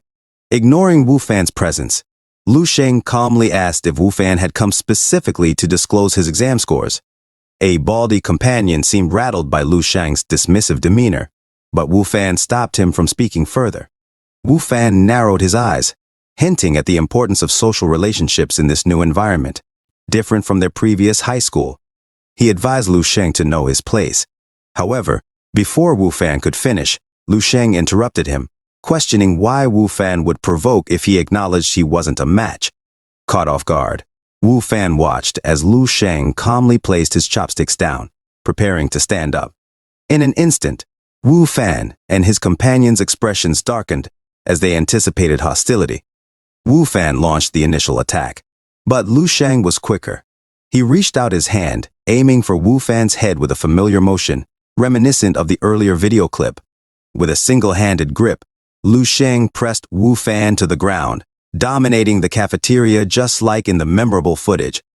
Wu Fan found himself pinned to the ground by Lu Shang, covered in soup and leftover food, his body convulsing. The entire scene happened so fast that before anyone could react, it was already over. The cafeteria fell into an eerie silence as Lu Shang scanned the room, meeting gazes that quickly averted. Wiping his hands, Lu Shang then focused on Wu Fan's trembling companions, warning them along with the previously cocky senior. He made it clear that if they wanted to start trouble, they needed to choose their moments more wisely next time. This left the group trembling in fear, frantically calling for help. Lu Shang then called Lin Zi over, and the two calmly left the cafeteria. Lin Zi struggled to find the right words to describe Lu Shang's demeanor. feeling that Lu Sheng was like a demon with nerves of steel. Lu Sheng's decisiveness and efficiency left Lin Zi in awe. However, Lu Sheng didn't share Lin Zi's excitement. As they headed towards the exit, Lu Sheng felt the weight of many eyes on him. Some held admiration, but many more carried malice and hostility. This wasn't Bahi's city.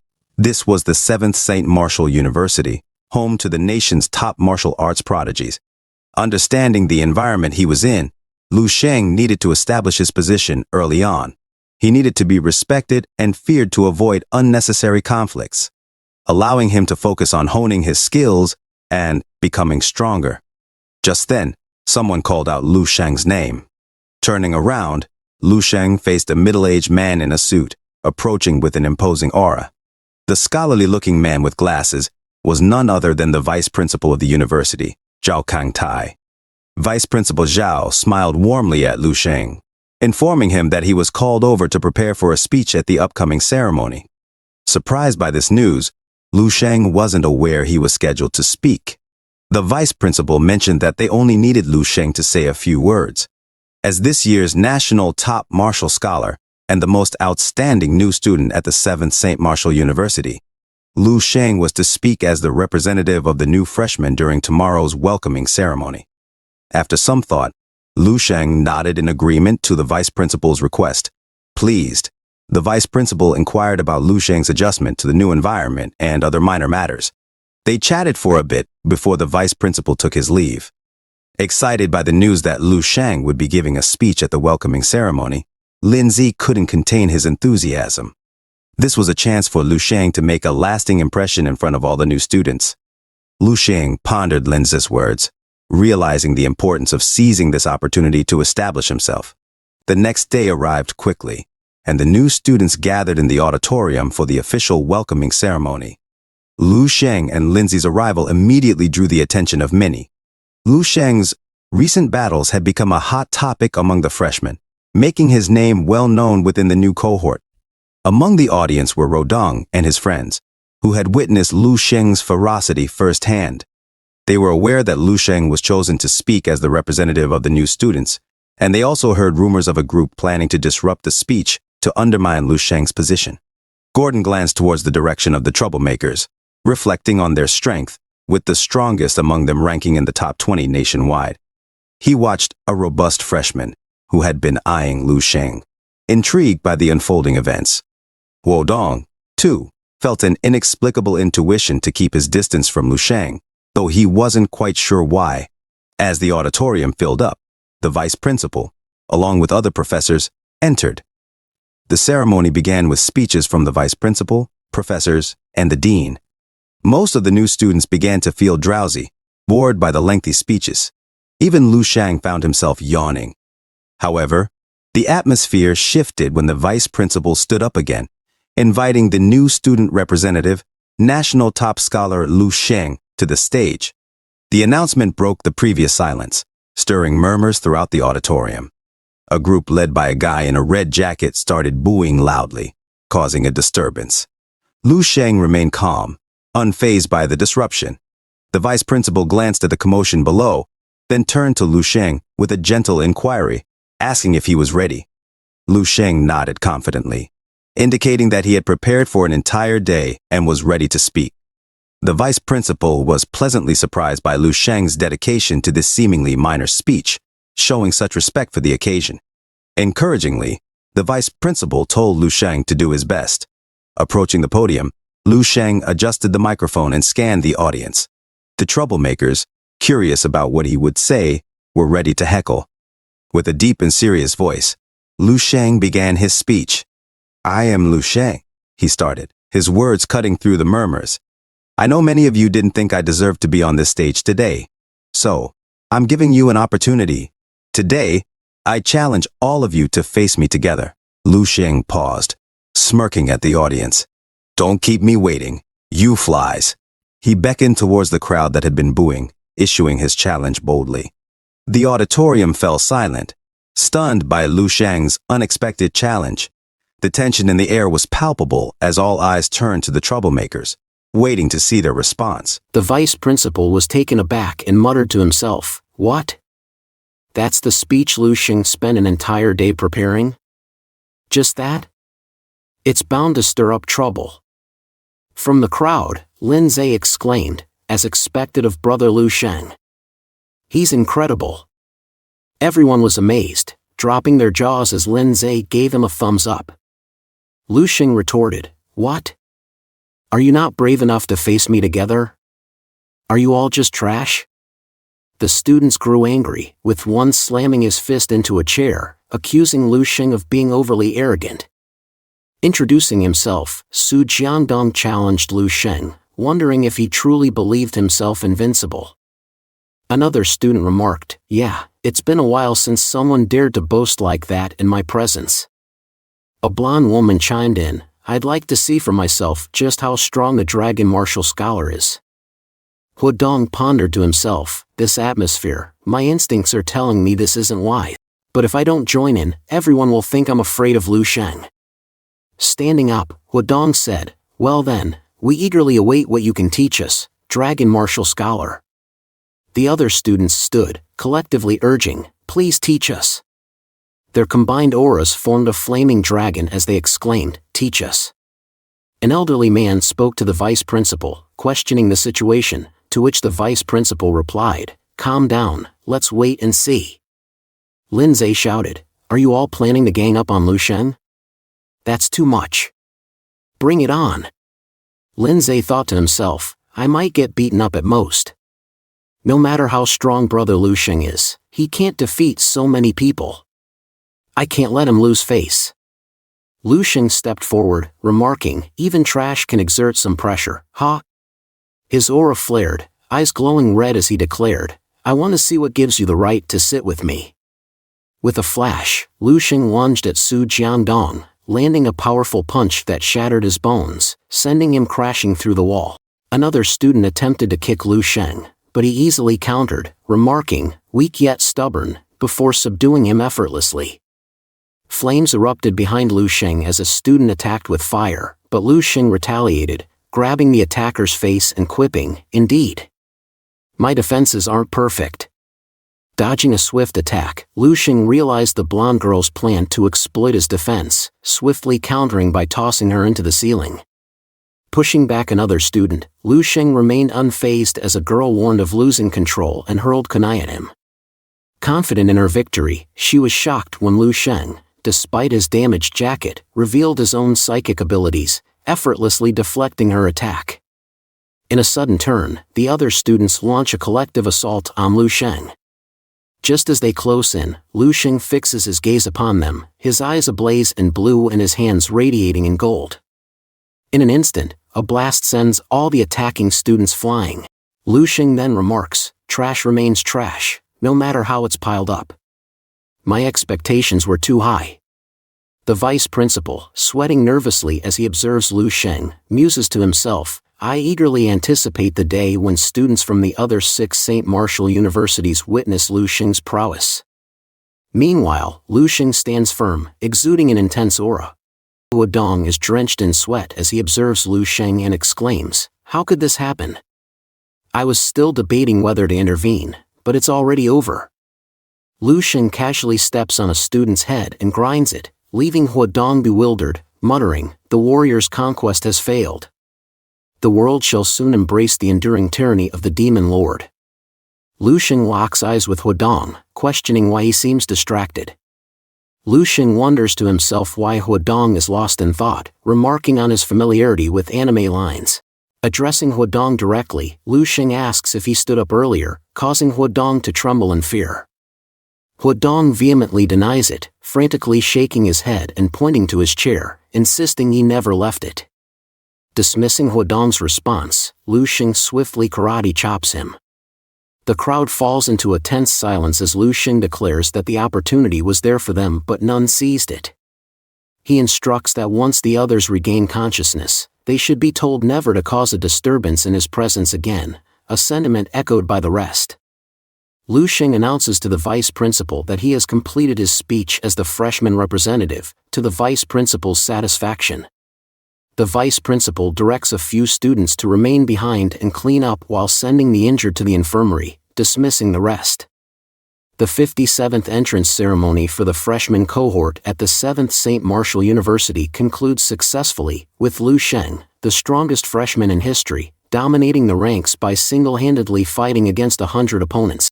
Lu Sheng, the Dragon Ascending champion of the martial arts examination, showcases his prowess on the second day of enrollment, urging experienced students to put in more effort.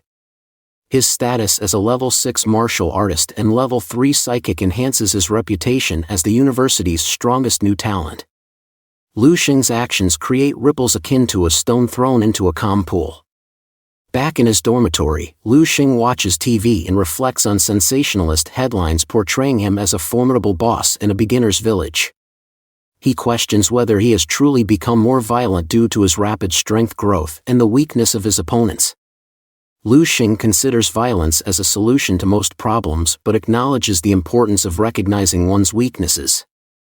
Contemplating his martial techniques and plans to reveal his true power, he senses a breakthrough in his martial will and resolves to send someone on their way. Entering his dream, Lu Sheng swiftly closes in on the Lady Knight, skillfully dodging her attacks. Attempting to land a punch, he finds her defenses solid, but with a swift maneuver, he uses the Breath of the Wind technique to flank her. Channeling his psychic power, along with the crystal visualization technique and the divine illumination of the King of Hell, Lu Sheng combines all his skills to strike her. He wonders if he has finally succeeded as ice spikes form on her body, causing her to kneel in pain, tears streaming down her face. Lu Sheng is taken aback, exclaiming, "What on earth? Is this for real?" Suddenly, a massive arm emerges from her right side, as she digs her claws into the concrete floor, forming it into a large ice spike. Lu Sheng curses, realizing he's never seen her use this move before. Is this her ultimate ability, triggered when her health reaches a critical level? She then employs her skill, Dominion Gaze, summoning a gigantic ice bird. Lu Sheng, unfazed, commands the blade maelstrom with the will of the Grand Master, launching an unceasing barrage at the giant ice bird as he clashes with the Lady Knight. On the ground, covered in ice, Lu Sheng questions if he has lost again, pondering the essence of true martial arts mastery. The Lady Knight aims her spear at him, and Lu Sheng resigns, admitting, "It seems I just can't defeat you." Suddenly, she falls silent, her mask shattering as she gazes at Lu Sheng. He's shocked as she crumbles into pieces, absorbed by him, allowing him to glimpse her memories. In her recollections, a person presents a young girl named Zhao Lingxuan to their teacher, who carves a bird in ice, declaring her an inner disciple and heir to his Ice River martial arts. Another scene shows Zhao Lingxuan sitting in icy water, expressing her desire to learn the spear from her teacher, the only expert in base 1359 to master the 5 realms of spear technique. As Zhao Lingxuan advances to become a martial master at just 17, discussions revolve around her potential to reach level 10 in her lifetime, adding another expert to base 1359. She converses with her teacher, who reminds her of her journey and the materialization of her frost spirit sparrow in an ice river. In another moment, a wounded individual interrupts Zhao Lingxuan's cultivation, questioning her commitment as the city lies in ruins. Inquiring about her teacher's whereabouts, the person reveals his passing and warns against disturbing her. Zhao Lingxuan, donning her visor, decides to join her teacher in eternal rest, facing a colossal monster and regretting not informing him of her progress with the frost spirit sparrow. In the present moment, Lu Sheng cries out in agony, realizing the depth of Zhao Lingxuan's martial memories. Overwhelmed, he acknowledges that her expertise in spear techniques has profoundly enhanced his own abilities. Absorbing her memories, purer than frozen river water, propels him beyond the command realm to a new level, the 4-realm spear technique. Despite variations among martial masters, Zhao Lingxuan's pristine memories contrast sharply with Shi Xingning's impure ones. Despite her lower level, Zhao Lingxuan's genius surpasses that of Shi Xingning, making her martial will 10 times stronger. Lu Sheng finally locates the core of Zhao Lingxuan's memories, absorbing remnants of her martial master's will, leading him to discover the frost spirit sparrow technique. The next day, Lu Sheng studies the information of Shilingyi, a level 10 martial artist renowned for the frost sparrow's imprisoning spear. He reflects on Shilingyi's power and Zhao Lingxuan's fate, both perishing in the destruction of base 1359. Puzzled by the exclusion of Shilinggi's technique from the Fire Seed project, Lu Xing contemplates the strength of included techniques. Aware of his limitations, he plans to inherit skills from powerful undead warriors like Xiao Lingxuan did, though targeting Shilinggi poses significant challenges due to his formidable location. Suddenly, Lu Xing experiences chest pain, recognizing a conflict in his martial master's wills. Using the crystal visualization technique, he visualizes ice and fire, realizing the incompatible nature of Zhao Lingxuan and Shi Xingning's wills. Focused, Lu Xing manages to contain the conflicting elements, but his core shatters. Discovering the potential of the golden luminous stone mentioned in the visualization method, Lu Xing sees it as a lifeline, pondering how many martial master wills it can hold and how this fusion will affect his progression towards completeness in martial arts. Outside, Lin Zhe remarks to Lu Xing, "Brother Lu Xing, you're becoming quite the celebrity. Even the seniors are considering adding you to their list." Lu Xing responds modestly, "It was just a minor skirmish." Lin Zhe chuckles, "Doesn't seem like much to you, Brother Lu Xing." He then asks about Lu Xing's choice of weapon for the day's major selection in cold weapons, expressing his intention to follow Lu Xing's lead. Lu Xing silently contemplates before replying, "I'm leaning towards choosing a spear." Lin Zhe agrees, sharing that it was his initial preference too, explaining that swords feel too light compared to the imposing presence of a spear. Lu Xing questions Lin Zhe's decision to follow him, hinting that they may not cross paths often. In another scene at the martial arts hall, Lu Xing's arrival makes the students nervous. Huadong reflects on the lingering feeling of despair and powerlessness since the encounter with Lu Xing.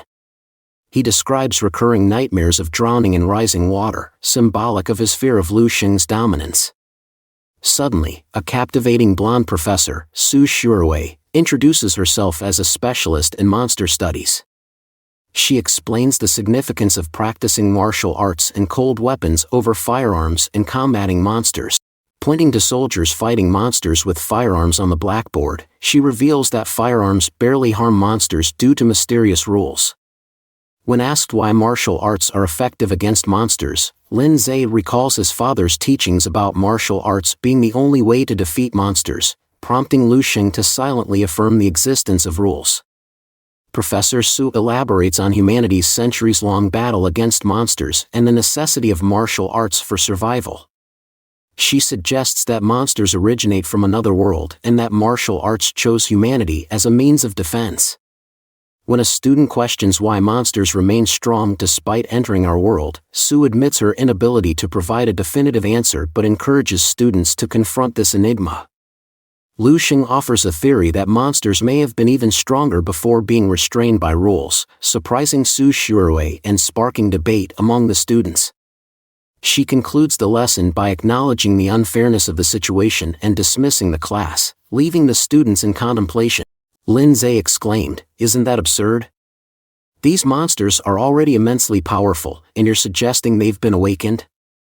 Does this mean humanity's fate is sealed?"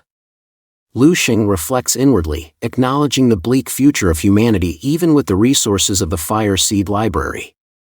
Despite being 300 years into the martial era, he sees little hope, resolving to focus on strengthening himself and finding a path towards humanity's survival, step by step. In the hallway outside the classroom, Lu Xing received a form and was instructed to submit it in 3 days' time before heading to the preferred weapon training halls. Lu Xing suggested going to the spear hall, which Lin Zhe agreed with. Suddenly, other students began discussing Lu Xing's choice of the spear, with some expressing surprise and others warning against choosing the same weapon to avoid competition with him. In the spear training hall, Lu Xing and Lin Zhe attracted attention. Professor Lu Ruqing, a spirited instructor with a spear, dismissed the class and called Lu Xing and Lin Zhe to the stage for a demonstration. Introducing herself, Lu Ruqing noted the talk surrounding Lu Xing and observed his skills with interest as she tested him with her spear. Lu Xing's prowess impresses her, and he warns her not to let her guard down. Lu Ruqing, though surprised by his audacity, remains confident in her own abilities, until Lu Xing's attack sends a shiver down her spine, hinting at his formidable potential. If Lu Xing charges at Lu Ruqing, who attempts to block him, impressed by his formidable spear skills. Lu Xing disarms her, stunning the students, who react with shock and awe. Some question how easily Lu Ruqing was defeated, while others marvel at Lu Xing's strength. Lu Xing then points his spear at Lu Ruqing's neck, causing her to sweat profusely and feel a sense of discomfort. Retrieving his spear, Lu Xing apologizes to Lu Ruqing, who observes him with a red aura, realizing his advanced skill level.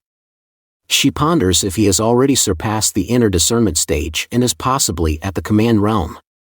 Impressed, she informs Lu Xing that he could graduate from the cold weapon training class due to his exceptional skills, leaving the students astonished. Some students express disbelief at Lu Xing's rapid graduation and plan to share the encounter on campus forums. Another student voices frustration, questioning the legitimacy of the situation. Lu Ruqing advises Lu Xing to gain real combat experience and suggests picking up a mission from the Credit Mission Center. Lu Xing, showing his gratitude, breaks the floor with his spear and thanks her before leaving. Lu Ruqing reflects on Lu Xing's exceptional talent, feeling a sense of inadequacy in comparison.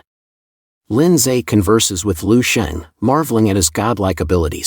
Lu Xing decides to head to the mission center while encouraging Lin Zhe to continue practicing. In the Credit Mission Center, individuals await mission assignments. Some call for specific levels of missions and prepare supplies for their expeditions, emphasizing the importance of being prepared for unexpected scenarios. Lu Xing enters, thinking to himself, "Great! Let's see what missions are available." He glances at the mission board and peruses the available tasks. Why are all the missions focused on capturing fugitives? He wonders aloud. What about the monster hunts? Another individual approaches Lu Xing and asks, "Is this your first time here?" They explain the schedule: fugitive missions in the morning, monster missions in the afternoon, and other tasks in the evening. "Are you a new student?" they inquire. Understanding the system, Lu Xing selects a mission decisively. "So, that's how it works. In that case, I'll take this one," he declares, tearing the paper from the wall. The person is astonished at his choice, noting it's a double A-ranked mission. Doubts fill their mind. Does Lu Xing comprehend the mission's difficulty? Lu Xing admits, this mission doesn't seem suitable. Internally, the person smirks, confirming their suspicions. Meanwhile, Lu Xing, utilizing his psychic abilities, snatches all the purple missions and questions if there are any above AA rank.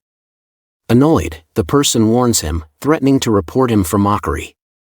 Lu Xing, confused, asks, "Isn't this where I'm supposed to accept missions?" The attendant explains that missions above a rank require specific qualifications, such as proficiency in cold weapons and combat ability. Impatiently, he questions if Lu Xing meets these criteria. Lu Xing confidently reveals his 6-star badge, shocking the attendant. Doubtful, the attendant requests proof, trembling in fear. Lu Xing offers to demonstrate his skills, but the attendant insists on verifying his credentials. Lu Xing informs him that his spear technique instructor has approved his graduation, implying the information will be updated soon.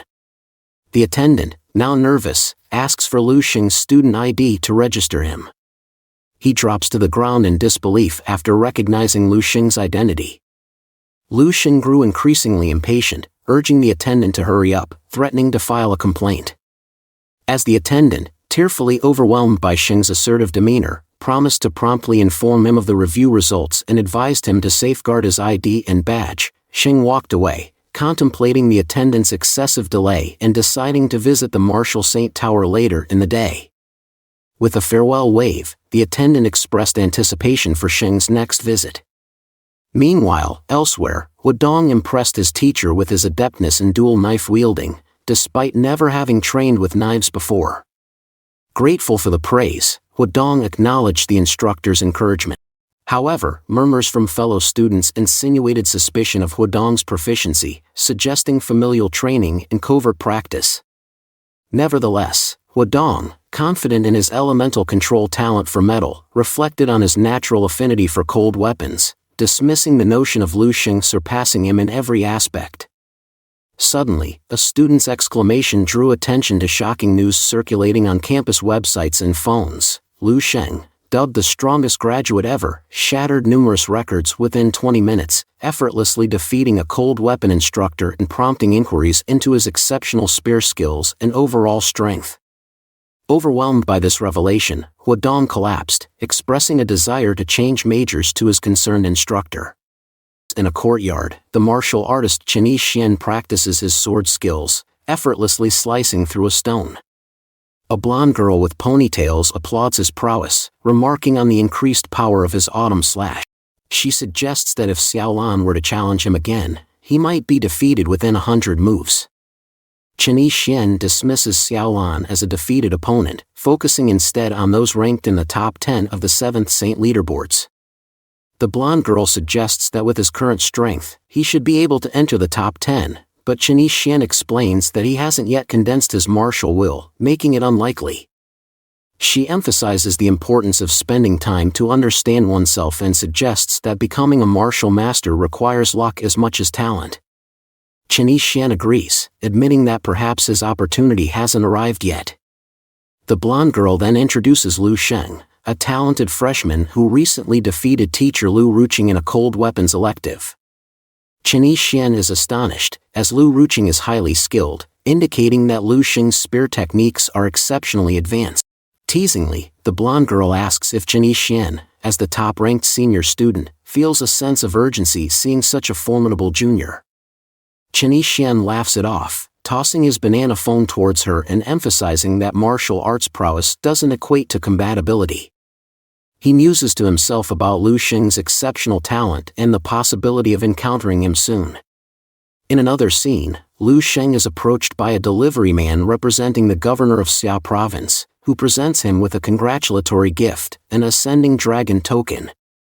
While struggling to handle the package, Lu Sheng uses his psychic abilities to retrieve it effortlessly. He acknowledges his identity to the delivery man, recognizing the gift as from Xia Pinggan. Opening the box reveals a blazing spear crafted from mithril, iron, and orichalcum, with a flame crystal spearhead, a martial master-level cold weapon, a quasi-7th grade spear, the crystalline scarlet draconic spear. Lu Sheng marveled at the spear, likening its effects to a powerful weapon in a game. He expressed gratitude to the delivery guy for the generous gift from the governor of Xia province, who clarified that he wasn't a messenger. As the delivery team departed, Sheng contemplated the spear's potential, estimating a significant increase in his combat power, especially when combined with his talent in elemental control. Determined to master the weapon quickly, he recalled Zhao Xian's teachings on cultivating a connection between man and spear, a process involving rigorous practice and bloodshed. In another scene, Sheng encountered a long line to register for entry into the Martial Saint Tower. Addressing the attendant, who was preoccupied with fixing her nail polish, he questioned the necessity of queuing given his status as a student of the 7th St. Martial University. The attendant explained the limited capacity of the tower and the priority given to university students. She informed Sheng that his turn would depend on the duration of those currently inside, estimating a wait of 3 to 5 days. Resigned to the wait, Sheng requested notification when his turn approached. The attendant, charmed by his appearance, promised to inform him in advance, but warned of a strict time limit for his arrival. Reflecting on the significance of the Martial Saint Tower and the disparity between Martial Master and Martial Saint levels, Sheng decided to spend his time in the cold weapons training room. However, upon arrival, he was informed that all rooms were occupied, leading him to lament his luck. As he despondently pondered his situation, the attendant called out to him, revealing a sudden vacancy. Grateful for the opportunity, Sheng headed to Training Room 8, contemplating the attendant's unexpected assistance and pondering her perception of him. As he assembled his crystalline scarlet draconic spear, Sheng prepared himself for his first training session, eager to test his abilities in the practice room. Entering Training Room number 8, Lu Sheng remarked on its similarity to the body technique training room from the elite training camp, anticipating a similar regimen. Upon noticing the computer, he activated it, initiating the first stage of cold weapon training. Prepared with his crystalline scarlet draconic spear, Lu Sheng deftly intercepted multiple metal balls shot towards him, expressing disappointment at the apparent ease of the task. However, the system's notification of only a 20% completion left him bewildered. Realizing that only physical strength was allowed during the training, he recognized the necessity of refining his skills without relying on external powers. With renewed determination, Lu Xing faced another round of balls, only to realize they were now wooden. Understanding the room's emphasis on weapon mastery, he adapted his strategy accordingly, noting the challenges posed by lighter projectiles affected by wind. As the training progressed to various unconventional materials like plastic, water droplets, popcorn, and feathers, Lu Xing marveled at the room's innovation and the demands it placed on his control and technique. Despite the difficulty, Lu Xing acknowledged the improvement in his connection with the spear and the strengthening of his martial foundation. Just as he anticipated the next stage, he was surprised to learn that all 5 stages had been completed. Determined to return daily for further improvement, he left the training room. In the lobby, a girl expressed frustration to the attendant about the consistently full training rooms. The attendant suggested addressing the issue with the school's higher-ups, prompting the girl to lament her lack of influence. Their conversation was interrupted by Lu Xing's exit, prompting the attendant to inform the girl of an available spot in room 8. Delighted, the girl entered the room, only to be taken aback by its appearance. Questioning its suitability for training, she abruptly taps on the computer screen, remarking on the neat appearance of a guy, only to realize he's amassed quite a lot of trash. Suddenly, a cleaning robot emerges from the wall, prompting her to comment on the volume of trash in such a small cultivation room. Perplexed by the sight of popcorn and feathers, she jokingly speculates about the guy's activities, wondering how he managed to generate so much waste in just a few hours.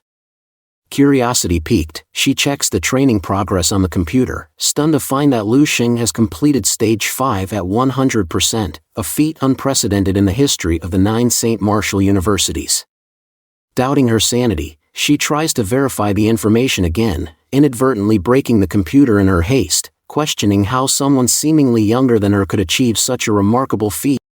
In another scene, Lu Xing reflects on the surprising effectiveness of drinking the Golden Dragon Elixir after training, noticing significant enhancements in absorption. He demonstrates his improved stance and body refining techniques, marveling at the accelerated progress of the Immortal Golden Body's 2nd stage. He anticipates completing it ahead of schedule, potentially even before reaching martial master status. His days follow a routine of morning martial arts practice, monster science classes, and attempts to access the Martial Saint Tower. Afternoons are dedicated to cold weapon training, while evenings focus on refining his body and techniques.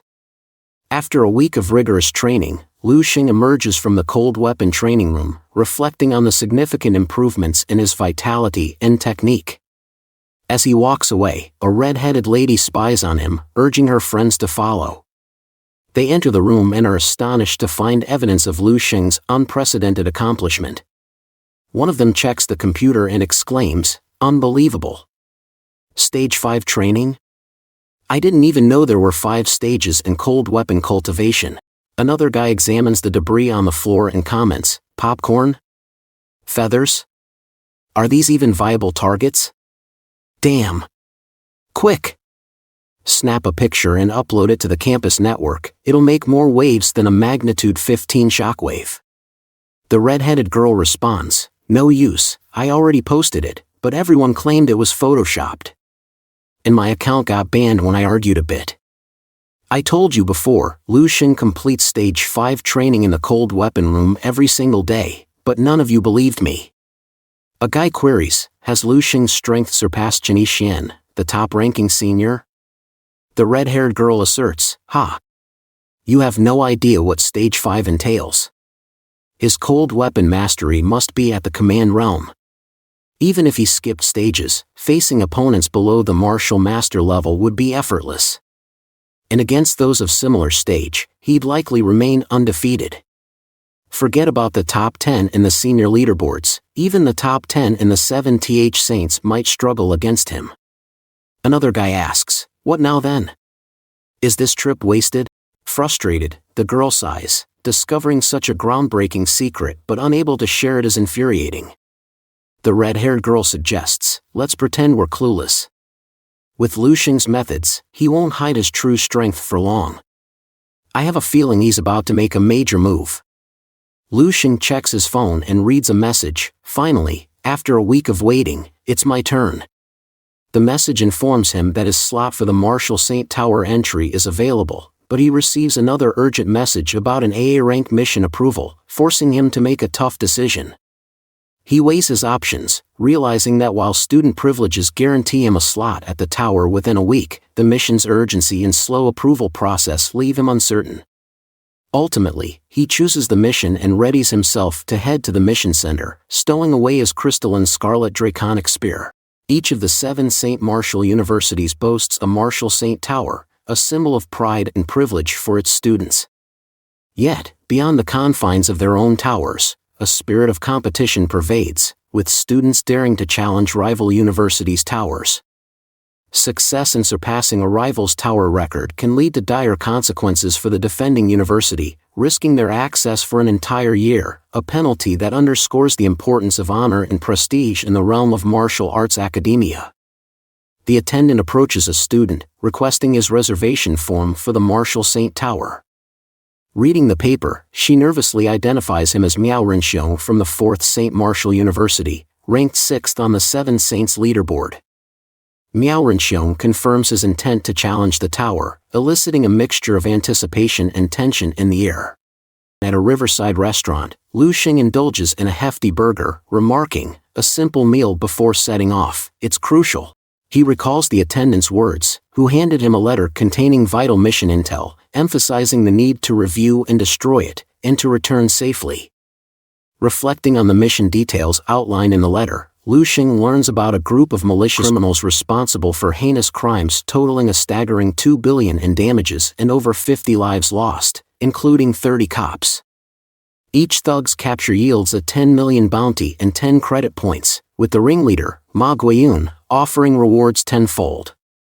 Realizing that completing multiple such missions consecutively could fulfill his credit point needs, Lu Xing notices additional papers containing information about his teammates, Su Mengyao, a 4th-year student from the 3rd St. Marshall University, a level 6 martial artist specializing in dual blades with a 67% completion rate, and Meng Jianfei, also a 4th-year student from the same university, a level 6 martial artist skilled in spear techniques with a 70% completion rate. Memorizing the details, Lu Xing incinerates the papers with his aura, expressing hope that his teammates won't impede the mission's success. As night falls, Su Mengyao impatiently wonders when their companion will arrive, while casually inspecting her nails. Meng Jianfei, smoking a cigarette, assures her that he'll arrive soon, checking his phone for updates. Su Mengyao, irritated by the smoke, urges Meng Jianfei to cut back, to which he jovially responds, citing the boredom of waiting and his exceptional lung capacity. Observing the stars, Su Mengyao suggests heading over directly if their companion doesn't show up soon, doubting his usefulness. Meng Jianfei disagrees, emphasizing their duty as teammates, though Su Mengyao considers him more of a burden, given his rookie status and 0% completion rate. She expresses frustration at the decision to send a newcomer like Lu Xing on such a dangerous mission, suspecting ulterior motives from their university. Meng Jianfei, however, acknowledges Lu Xing's impressive skill despite his youth, recognizing him as the ascending dragon scholar of the year. Su Mengyao cynically remarked, "No surprise there. They probably think they're being clever at the 7th St. Marshall University, sending their star student to piggyback on our mission. Why couldn't they handle it themselves instead of burdening us?" She attempted to move forward, but Meng Jianfei stopped her, prompting Su Mengyao to express impatience. "I don't have the patience to deal with some entitled brat. This mission could mean casualties. Let's just go." Suddenly, Meng Jianfei spotted Lu Xing's arrival and pointed it out. Lu Xing greeted them, and the 3 of them boarded the car to head off on their mission. During the journey, Su Mengyao, driving the car, inquired if Lu Xing had prepared his weapons. Lu Xing confirmed and tapped his suitcase. Su Mengyao outlined the plan, explaining that their main goal was to assess the strength of the suspects and, if possible, neutralize them. Upon arriving at the location, Su Mengyao cautioned Lu Xing about the seriousness of the mission, emphasizing that it was a matter of life and death. She offered him a chance to back out but warned him not to blame her later if things went awry. Lu Xing assured her of his understanding. As they exited the car and covered it up, they began to infiltrate the area by leaping between buildings. Observing people congregating near a building, Meng Jianfei advised caution, warning of potential enemies above. Su Mengyao expressed a desire to get closer for better observation and asked Lu Xing if he was following the discussion. Meanwhile, Lu Xing concentrated his aura and activated his psychic sensory perception, discerning the presence of numerous individuals within the building. However, he was momentarily distracted when Su Mengyao touched him. As Su Mengyao and Meng Jianfei continued ahead, Lu Xing felt annoyed by the situation but resolved to proceed alone. Meanwhile, Su Mengyao wondered about her nervousness, attributing it to the mission's high rank and the presence of a rookie like Lu Xing. She urged Meng Jianfei to move forward, and they scaled the building while Lu Xing observed from below. Meng Jianfei overheard a dispute among the criminals, with one accusing Ma Guiyun of unfair distribution of loot. Ma Guiyun defended his actions, claiming credit for the groundwork and planning. As tensions rose, Su Mengyao whispered to Meng Jianfei about the formidable opponents present, including several grade 6 martial artists. Realizing the mission's elevated difficulty, Meng Jianfei suggested they retreat and report the situation. A sudden commotion erupted outside as a garbage truck careened into the barricade, causing chaos. Su Mengyao and Meng Jianfei observed the scene, where a man smoking a cigarette conversed with a bald individual carrying a gun. The man expressed frustration at others' greed, warning against expecting more than they were offered. The bald man, toying with a grenade, predicted imminent success once they seized strategic material transport vehicles, enabling their boss to ascend to martial mastery. Su Mengyao and Meng Jianfei exchanged shocked glances, realizing the gravity of the situation. Sweating profusely, they hastily retreated. Meng Jianfei exclaimed, "They're targeting strategic material transport vehicles. This is madness." Su Mengyao concurred, noting the formidable force assembled for the operation. She expressed concern about Ma Guiyun's audacity in the face of such firepower, including 8 grade 6 individuals. An outlaw at the martial master rank could wreak havoc on Yana City, sparking catastrophic consequences. Urging swift action, they realized they had left Lu Xing behind, cursing their oversight. Fearing for his safety, they hurried back, hoping he exercised caution. Meanwhile, outside, the thugs confronted Lu Xing, demanding to know his origin. Lu Xing swiftly silenced one with his spear, inciting the others to attack. Charging his electrifying red aura, Lu Xing dispatched them with ease, ending their lives in a swift, decisive manner. As one thug pleaded for revenge, Lu Xing silenced him, reflecting on the catharsis of justice served. With no remorse for these ruthless individuals, he viewed his actions as a necessary purge of evil. Justice, though delayed, would always prevail. Moments ago, a fiery-haired woman vented her frustration, demanding a 20% share. Her demand was met with laughter from a man, who questioned her entitlement. The woman retorted with strong words, expressing her disbelief at his audacity. Ma Guiyun intervened, asserting his authority over the group. He addressed the discord, emphasizing his role in planning and providing resources. He made it clear that he held the power to decide the allocation of shares. While some disagreed with Ma Guiyun, others supported his stance. A person in a red suit advocated for unity, emphasizing the collective goal of making money and urging them not to jeopardize their relationships over minor disagreements. They addressed Ma Guiyun as brother, seeking to maintain harmony within the group. A redhead addressed Ghost-Faced Vulture, remarking that a convoy of strategic material vehicles was hardly a trivial acquisition. Ghost-Faced Vulture acknowledged the significance for grade 6 martial artists but downplayed its importance in the eyes of a martial master, gesturing towards Ma Guiyun. Other thugs expressed surprise upon learning about Ma Guiyun's advancement towards the martial master rank. One of them joked about Ma Guiyun's strategic choice, suggesting that pursuing the vehicles was a means to achieve this goal. Another thug expressed admiration for Ma Guiyun's leadership, highlighting the rarity of having a master for criminals like themselves. Offering a cigarette to Ma Guiyun, one thug wished him success in his martial master advancement, prompting Ma Guiyun to express gratitude. Ghost-faced Vulture reminded Ma Guiyun that he also aspired to become a martial master, hence requesting a 30% share. Ma Guiyun agreed, acknowledging Ghost-faced Vulture's strength and unique talent in elemental control. Ghost-faced Vulture expressed gratitude towards Ma Guiyun for his understanding and support. Ma Guiyun reflects on rumors that Ghost-faced Vulture was once a martial arts prodigy until a tragic fire altered his personality, leading him into banditry. Known for his penchant for burning people alive, even his fellow bandits fear his cruelty. Ma Guiyun then announces the distribution without objections. Suddenly, they hear movements outside and become alert, questioning who is there. Ma Guiyun dismisses the concern, suggesting they handle any approaching cops and relocate to continue their discussion. A thug, licking his knife, agrees, noting their numerical advantage over the police. Unexpectedly, Lu Xing arrives, and a thug with a knife welcomes the opportunity for confrontation. Lu Xing swiftly incapacitates him with a single punch, showcasing his crystalline scarlet draconic spear. As Lu Xing confronts them, one thug mocks his youth and questions the absence of police reinforcements. Another warns against underestimating him as a possible decoy. Ghost-faced Vulture observes silently as Lu Xing addresses them, giving them a 2-minute warning to flee if they wish to survive. Lu Xing gestured with 2 fingers, indicating they had only 2 minutes to flee. A thug brashly demanded, "Who the hell are you?" A girl with fiery red hair retorted, "Your hair hasn't even grown yet, you little brat. Are there any others with you?" Ma Guiyun quietly pondered, observing the seemingly youthful boy. The barbarian girl lunged at Lu Xing with her sword, but he swiftly countered, severing her head with a single deft movement, rendering her unconscious.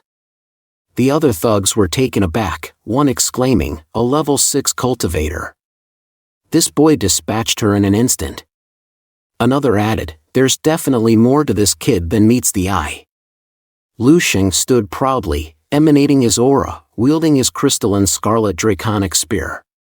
Ma Guiyun cautioned his thugs, advising against confronting Lu Xing directly. Recognizing the power of Lu Xing's weapon, one thug eagerly anticipated its value on the market.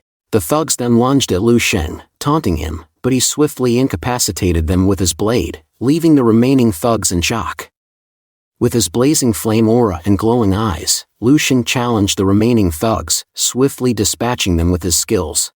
In the heat of the confrontation, Ghost-faced Vulture's attempt to flee was swiftly countered by Lu Xing's commanding presence.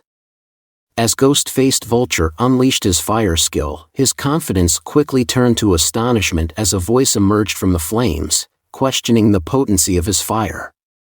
The sudden appearance of a shadowy figure with glowing red eyes intensified the scene, signaling a formidable force at play. With a calm yet determined demeanor, Lu Xing revealed his mastery over fire as a hand emerged from the flames, enveloped in a purple aura. The devastating strike turned Ghost-faced Vulture into ash, leaving behind only the memory of his formidable presence. Ma Guiyun's analytical observation further underscored the power dynamics at play, highlighting the strength of his fire compared to the resilience of a level 6 cultivator's body.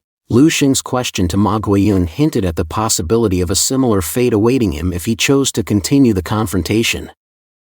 Meanwhile, outside, Su Mengyao and Meng Jianfei cautiously approached the scene of carnage, marveling at the efficiency with which the assailant had dispatched their foes. Suspecting the involvement of the reckless kid they had seen earlier, Su Mengyao urged caution as they entered the building. Inside, they found the bodies cleanly dealt with, and they witnessed Lu Xing's overwhelming power firsthand as he confronted Ma Guiyun. After completing his mission, Lu Xing informed Su Mengyao and Meng Jianfei that he was leaving the rest to them, departing with his crystalline scarlet draconic spear. As they sat exhausted from the ordeal, Su Mengyao marveled at Lu Xing's prowess, while Meng Jianfei could only laugh incredulously at the sheer power displayed. In the cab, Lu Xing received a message informing him of trouble at the 7th St. Martial University, prompting him to inquire about beating the tower. Lu Xing arrives at the 7th St. Martial University, and his cab driver says to him, "Be careful on the way, young man." Lu Xing thanks the driver for his concern. He thinks to himself, the harvest from this mission was great. A few thugs, full of energy, willpower, and vigor. It was perfect for testing the crystalline scarlet draconic spear. I seem to be able to hear the breathing of the spear. The soul nourishing of the spear has begun. Suddenly, Linza calls for Lu Sheng and says, "Brother Lu Sheng, you are finally back. How is it? Was the mission difficult or exciting?" Lu Sheng replies, "Fortunately, it wasn't difficult. It was only to kill some gangsters." Linza is shocked and says, "Kill? Did you kill someone, Brother Lu Sheng?" Lu Sheng thinks to himself, "Oh right. Although Linza's strength isn't weak and he is a genius, he is still a teenage boy. Killing someone is notably cruel in his eyes." Lu Sheng tells Linza, they were all heinous. Linza gets excited and says, "Damn it, Brother Lu Sheng, you actually ended someone. How is it?" "Right. Next time I will accept wanted criminal missions as well. I will enjoy ending a few." Lu Sheng gets disappointed in Linza and says, "This boy, he doesn't have the violent gene in him, does he?" Linza says to him, "We are cultivators. We must do our best to eliminate evil and uphold justice. I have been thinking about the messenger of justice for some time now." A student shouts, "Hey, I heard that Xiaolan failed to guard the tower." Another says, "Oh my god, this time the tower will really be left defenseless." A girl says, "Let's hurry over and look." Lu Sheng asks, "What is going on with the tower? Why are there so many people running towards it?" Linza says, "Oh, big things have been happening while you were away, Brother Lu Sheng. Miao Renxiong, who is ranked 6th in the Seven Saints list and represents the 4th St. Martial University, came to break into the tower." Lu Sheng asks, "The Seven Saints list, what is that?" Linza replies, "It's the upgraded version of the old ranking list. The old ranking list includes all old students who have not graduated yet from sophomore to senior. It can be regarded as the top strength ranking list in our university. Ranked first and second are Chenixuan and Xiaolan. As the name suggests, the Seven Saints list includes students from the Seven Saint Martial University. It's a list formed after screening, it's the most accurate list. The people who are on it are like dragons and phoenixes among humans, the true geniuses of the young generation. But the strength of our university is not that good. There's not even one of us in the top 10 of the list. Chenixuan, who is ranked first on the old ranking list, is only ranked 13th in the Saint list. I guess we won't be able to defend the tower anymore. Alas, the 7th St. Martial University has become a laughingstock. For the next year, we won't even have the right to enter the tower. Just like students from other universities and other cultivators, we will have to apply first and then wait in line for half a year." Lu Sheng is shocked and says, "Wait in line for half a year? What a joke! Guarding the tower, I will do it," and Lu Sheng vanishes instantly. Linza says, "What did he say? He wants to guard the tower? This is a big deal." At the 7th St. Martial Tower, people gather and one of them curses and says, "Are we really going to be stepped on by the 4th St. Martial University? What a shame." Another says, "Do we really have to compete with students from other universities for positions in the future? I don't want to." They all look at the door as someone is coming out, and it's Chenixuan, and he has failed. The people get frustrated as one says, "It's over." Even Chenixuan, who is number 1 on the old ranking list, is out. Who else can compete with Miao Renxiong? A girl then says, "With Miao Renxiong winning this floor and beating Chenixuan's record, we will fail to guard the tower." From the list, number 1 is Miao Renxiong from the 4th St. Martial University, number 2 is Chenixuan from the 7th St. Martial University, number 3 is Xiaolan from the 7th St. Martial University, and number 4 is Yan Quan from the Chang Panhero Studio. Chenixuan says to himself while looking at the ranking list, "Damn it. As a student of the 7th St. Martial University, I should be the most familiar with the tower, with it at my doorstep for 4 years now. But still, I am not as good as him, who is an outsider. Is the gap in strength that huge?" And he continues to curse. A person in a blue tracksuit said, the 7th St. Martial University has lost face this time, while his twin said, the people from the 7th St. Martial University are usually so arrogant. But when they meet someone powerful like him, suddenly an aura from their back shows. The guy in the blue tracksuit said, who pushed me, and they both are moved away. He asked, what is happening here, and the other said, what is this? Psychic energy? Lu Sheng arrives with his suitcase, and people talk about him, saying, that is Lu Sheng, the #1 freshman.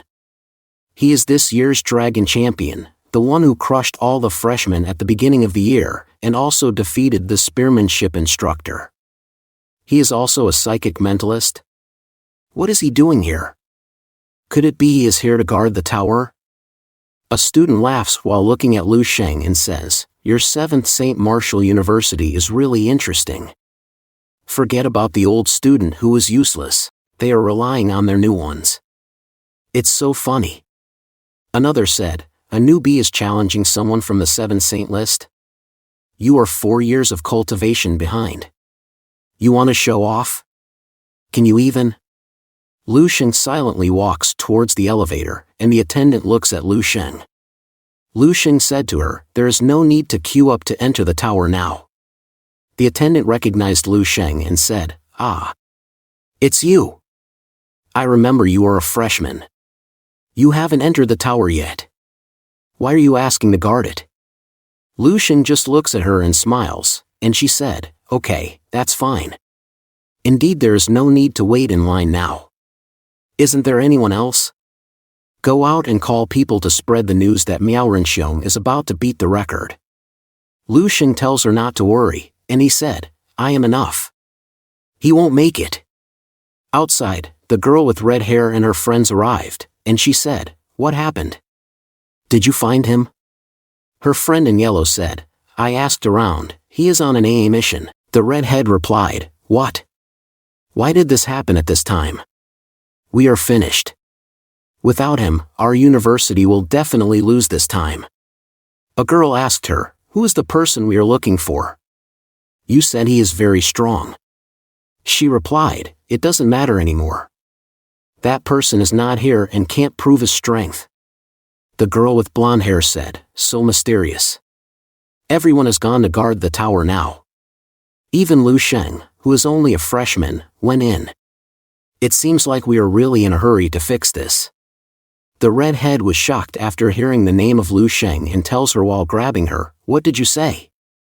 And she replied, Lu Sheng, he went in, and she points at the tower, just now, see. The name has been added just now, and from the list, Lu Sheng is at number 20 spot. The redhead was shocked and said, it's true. And she quivers in pleasure as she says, great. We will win for sure. The blonde girl asked, why are you so happy? Isn't he just a strong freshman? I don't get it, as the redhead cries of joy from the intense pleasure and said, maybe this is the kind of pride that a fangirl feels. In a different scene, Lu Sheng arrives at a floor and said, this is the tower? He reads a piece of paper and said, there are disposable sheets and covers in the bag. Please change them yourself. Put the helmet on to enter. Lu Sheng thinks that this is like from the movie Ready Player One, and Lu Sheng sits on the chair and puts on the helmet. Suddenly, he was transported to another place and was shocked and said, this is. Although there are some differences, but still, it's the same form as in the dream space. As Lu Sheng looks at his hands, he said, in this case, I won't need to keep track of the record of the tower. Thanks to the zombies I hunted in the dream space in the past year, I won't simply fight zombies here. A person was shown near Lu Sheng, and he said while looking at the person, the opponent in this tower is only one, and it was Mingyu Martial Saint Tan Zhongyu. Lu Sheng, while looking at Tan Zhongyu, said, is that how the martial saint looked as a boy? Tan Zhongyu prepared to fight Lu Sheng. He jumped towards Lu Sheng and slapped him, but Lu Sheng stood still. With his aura, he pushed back Tan Zhongyu and said, your strength is around that of a level 2 martial artist. Your attack is negated by my vital key. I am not a big-hearted man, even if it is the martial saint who wishes to fight me, I will fight back for sure. Lu Xing prepared to punch Tan Zhongyu and landed a blow, making him fly fast. Tan Zhongyu disintegrated, and Lu Xing looked at him, saying, "This is." A blue aura formed, and Tan Zhongyu came back. Lu Xing said, "Did it use my psychic energy to form a new Tan Zhongyu? It seems to have grown up a little bit. It is gradually becoming more difficult." Tan Zhongyu ran fast to get to the back of Lu Xing, but Lu Xing managed to block his fist, saying, "Thanks to you, I get the basics of the tower now." Lu Xing kicked Tan Zhongyu, making him shatter to pieces. Suddenly, another Tan Zhongyu appeared, and Lu Xing said, "So every time I defeat him, not only do I not gain anything, but they keep on extracting my psychic energy as well. I have considered before that the Martial Saint Tower's trial may be related to martial power and vitality, but I never understood how the tower has provided so many people with such trials for so many years, as even the will of the Martial Saint should have been exhausted a long time ago. It turns out that it is maintained through the charging method. It charges itself through each level bit by bit. This is used to stimulate the vitality of the Martial Saint and to generate opponents for us. The tower even collects a little more than what is generated, so his vitality is continuously strengthened. I can kind of see why the annual enrollment of the 7th St. Martial University is not as good as the other 6 universities. The other 6 Martial Saint Towers were built much earlier than the 7th Martial Saint Tower, so naturally they are better than the 7th Martial Saint Tower. Tan Zhongyu is the founder of the 7th St. Martial University. He is also the only remaining martial saint among the founders of the 7th St. Martial University.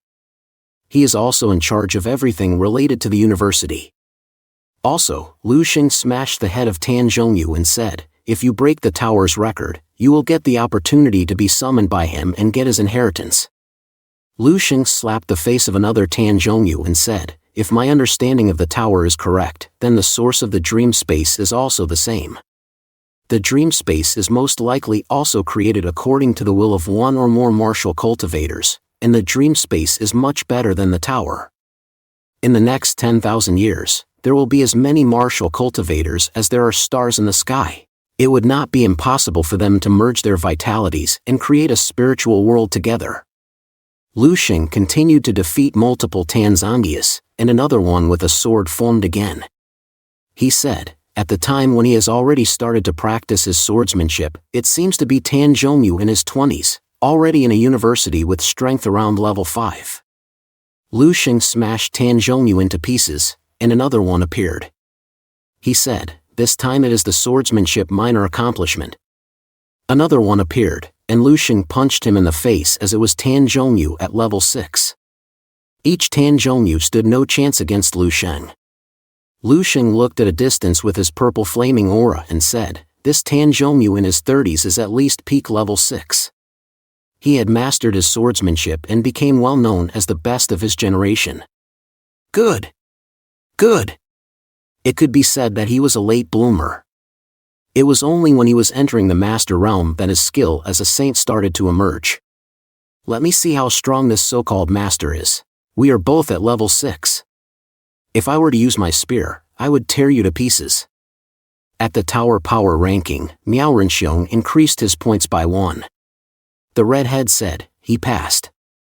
The blonde girl with ponytails has passed the 22nd floor. The blonde girl said, "That's bad. Our best result is the 22nd floor. If he passed one more floor, we are all doomed. Please, gods, don't let him go any further." Qin Xian said, "So shameful. I am losing face. I have only reached the 20th floor. Is this the strength of someone from the 7 Saint leaderboard?" Qin Xian got frustrated and shouted while cursing. His girlfriend said, "Don't worry, Miao Renxiong is not that strong yet. The 22nd floor is his limit. The martial saint who has reached the peak of level 6 and mastered swordsmanship is not someone who can be defeated so easily. That Miao Renxiong won't be able to." Qin Xian said, "But what if he does? What if he gets lucky? Then wouldn't I be the guilty one from the 7th St. Martial University?" Suddenly, a person shouted and said, "So fast. Lu Xing's speed is amazing." From the tower power ranking, Lu Xing is at 5th place. The redhead said, "He is so fast. He is at the 12th floor now. Wow, already past 5 floors while we are talking." A few seconds later, already the 21st floor. Only 1 floor below Miaorenxiong. Lu Sheng is now ranked 2nd.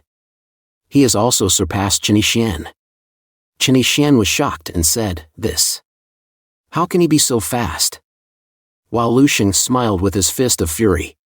Person shouted and pointed at the tower power ranking as Lu Sheng is already at number 1 and said, "The 7th St. Martial University can't even accept its defeat.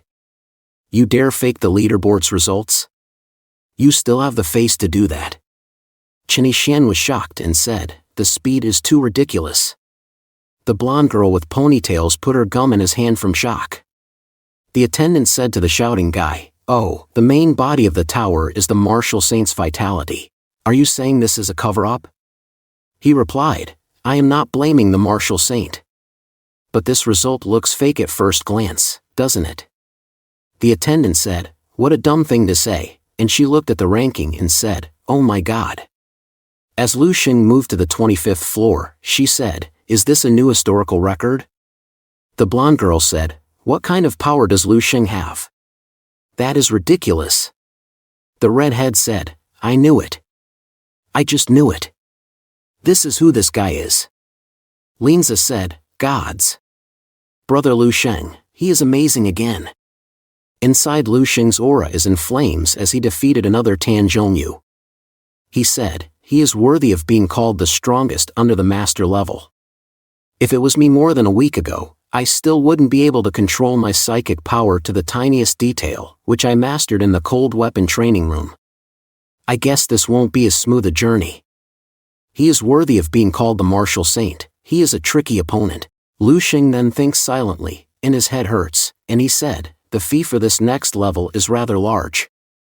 If it was any other student, their psychic energy would have been completely drained from this, so the one to appear next should be the master realm."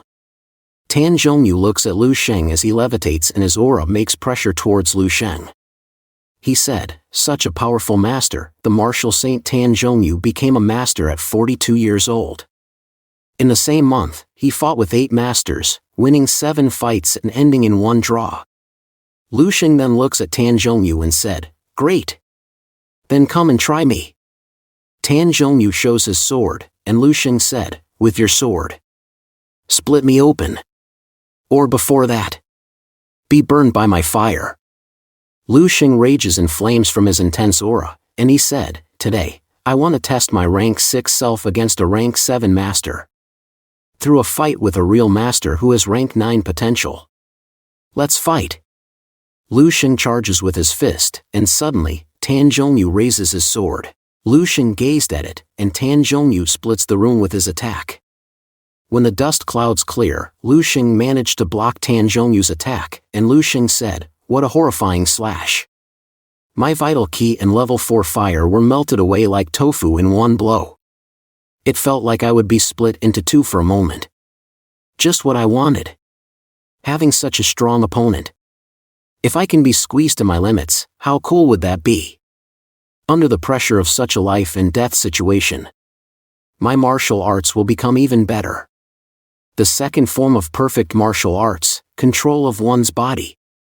To go even further."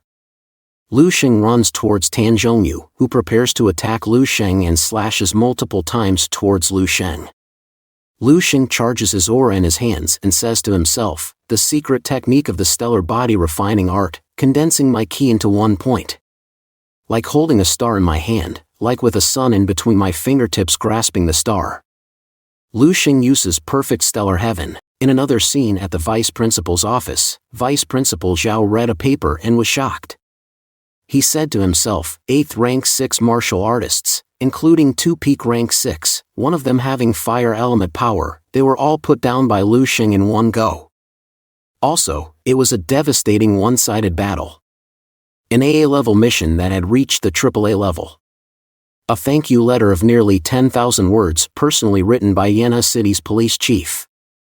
Vice Principal Zhao then sighed and said, "This kid, I originally thought he would settle down for a bit and then show up again. I didn't think he would give me such a big surprise now. Such peerless combat power and incredible potential. Just like the martial saint back then. Such talent and power is enough to get the martial saint's attention. I need to report this as soon as possible. Just as Vice Principal Zhao was about to get his phone, his secretary entered and shouted at him, "The tower. There is an emergency." Vice Principal Zhao said, "What are you panicking about? Is it about the result of defending the tower?" The secretary replied, "It's not about them. It's Lu Sheng. He broke our university's record. He is currently on the 26th floor." Suddenly, Vice Principal Zhao jumped out of his room, breaking the glass. In the sky were 4 masters who hastily rushed to the tower. Civilians were shocked as there was intense pressure just by looking at the masters, and one noticed that one of them is Vice Principal Zhao and asked, "What is happening?" Vice Principal Zhao then tried to smile and said, "Lu Sheng." Vice Principal Zhao arrived at the tower and fixed his tie. Suddenly, 3 masters arrived at his back, and the other vice principals also arrived. In the tower power ranking, Lu Sheng is at number 1 on the 27th floor, while in second place is Miao Rinxiong, stuck at the 22nd floor. Vice Principal Zhao said, "I hurried over to this place when I heard Lu Sheng had reached the 26th floor.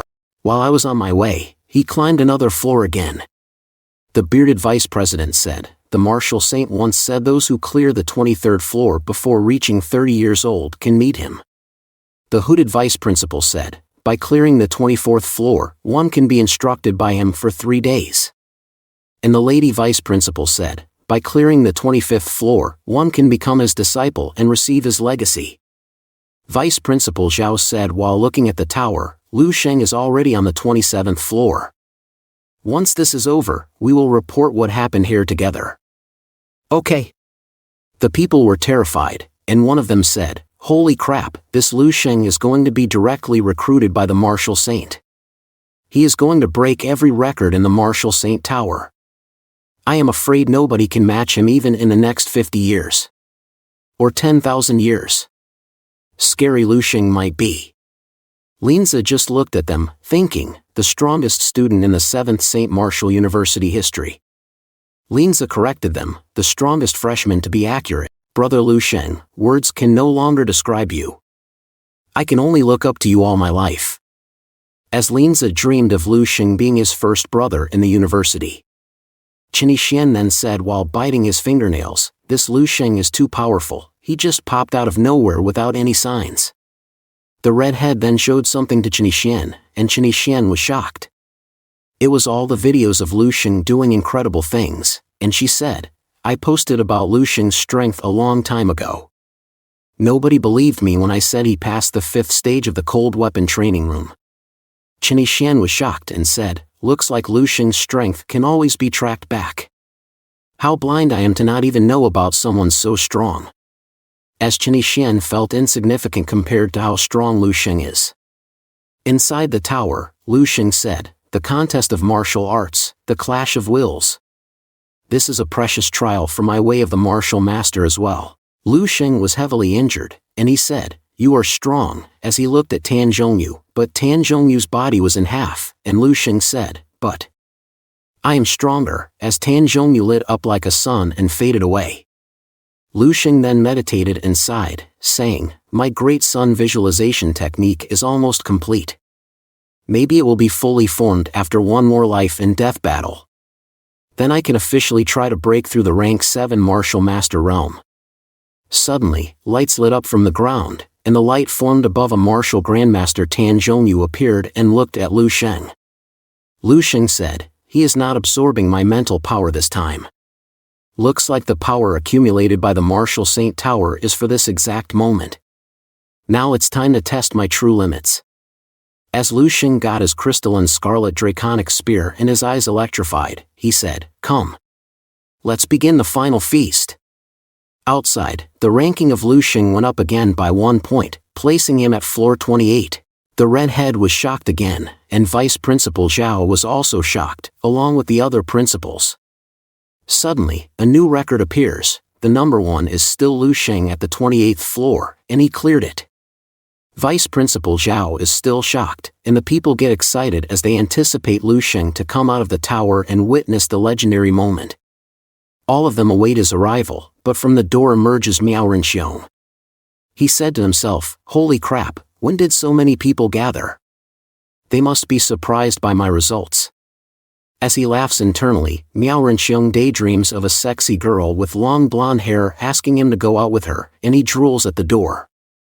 In reality, the people look at him, and the girls think that Miao Renxiong is a pervert and scary, while Miao Renxiong is drooling from his dreams. Lu Sheng tells him to please let him pass through, and Lu Sheng pushes Miao Renxiong, making him drop to the ground. He immediately gets angry and says, "You." But Lu Sheng says to Miao Renxiong, "You are in my way." Lu Sheng said, "Get out of my way, you're blocking the road," to Miao Renxiong. Miao Renxiong got angry and said to Lu Sheng, "You lousy brat." He then tried to punch Lu Sheng. Lu Sheng told him, "Don't you know who you are talking to?" Suddenly a blast erupted as the people tried to cover themselves. A person said, "What?" as the dust clouds cleared. Lu Sheng picked up Miao Renxiong with one hand on his neck and said, "You were blocking my way and you're still acting like this? Also, who are you?" Miao Renxiong tried to choke, but suddenly Lu Sheng threw him away and his face slammed on the floor as people were shocked. The followers of Miao Renxiong said, "Boss, Brother Miao."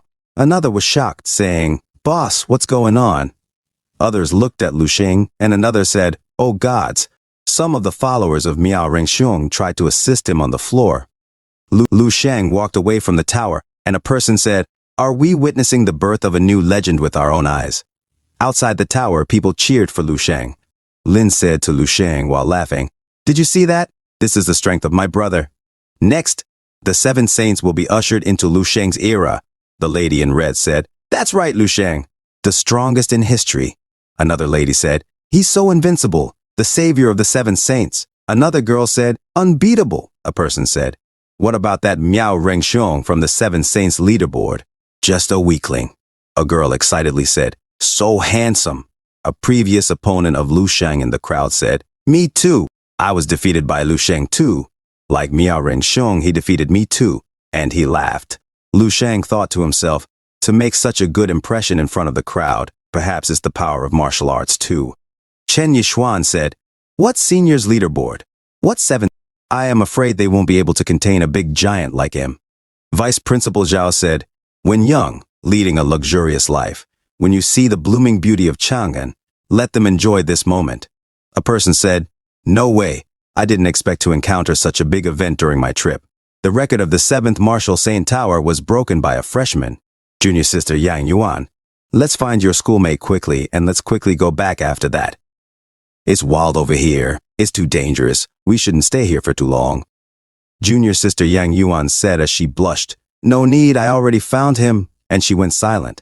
A boy who looks like Naruto was confused and said, "Ha, you found him? You don't mean the person you are looking for, is it Lu Sheng?" And she replied, "I didn't say that." And he replied, "I didn't expect you to have such a vain side," and he laughs. Junior sister Yang Yuan said, "You're right, he is truly too dazzling, and I am too self-righteous." The boy then grabs the hand of junior sister Yang Yuan and said, "Hey, don't get angry, junior sister Yang Yuan. That was not what I meant. Trust me, isn't that better?" Junior sister Yang Yuan said to him, "Let me go, senior. I'm very grateful to you for helping me find him, but please pay attention to your words and actions." And Naruto said, "Hey, don't be like that." Suddenly, Lindsay talks to Naruto and said, "Are you deaf, boy? Didn't you hear her say to let her go?" Lindsay grabs Naruto by the head, and Naruto said, "Damn you! What do you want to do?" Lin said to Naruto, "You dare to touch my brother Sheng's lady? What do you think I want to do?" Lindsay bullies Naruto, and Naruto said, "Please spare me, fatty." "I was wrong," Lindsay said to him after he beat him up. "So weird, I beat him up easily too, but I wonder why I can't achieve overbearing results like brother Sheng." Lindsay talks to junior sister Yang Yuan, and he said to her, "Your schoolmate Yang Yuan, right? Brother Sheng asked me to come and tell you to wait a bit and to have dinner with him later." Junior sister Yang Yuan said, "You are his friend?" Lin said, "Brother Sheng is my boss. He just noticed you came. He's currently, well, you know, it won't be easy to get away. Let me show you around, sister-in-law." Junior sister Yang Yuan said, "We aren't in that kind of a relationship." Naruto thinks to himself while on the floor listening to them. Lulu Shang really turned out to be her schoolmate. I'm doomed. The next day, at the vice principal's office, Lu Shang sits on the couch while Vice Principal Zhao talks to him, saying, "It's really surprising, Lu Shang. You entered the tower for the very first time and broke the historical record. You're really young and promising." And he laughs.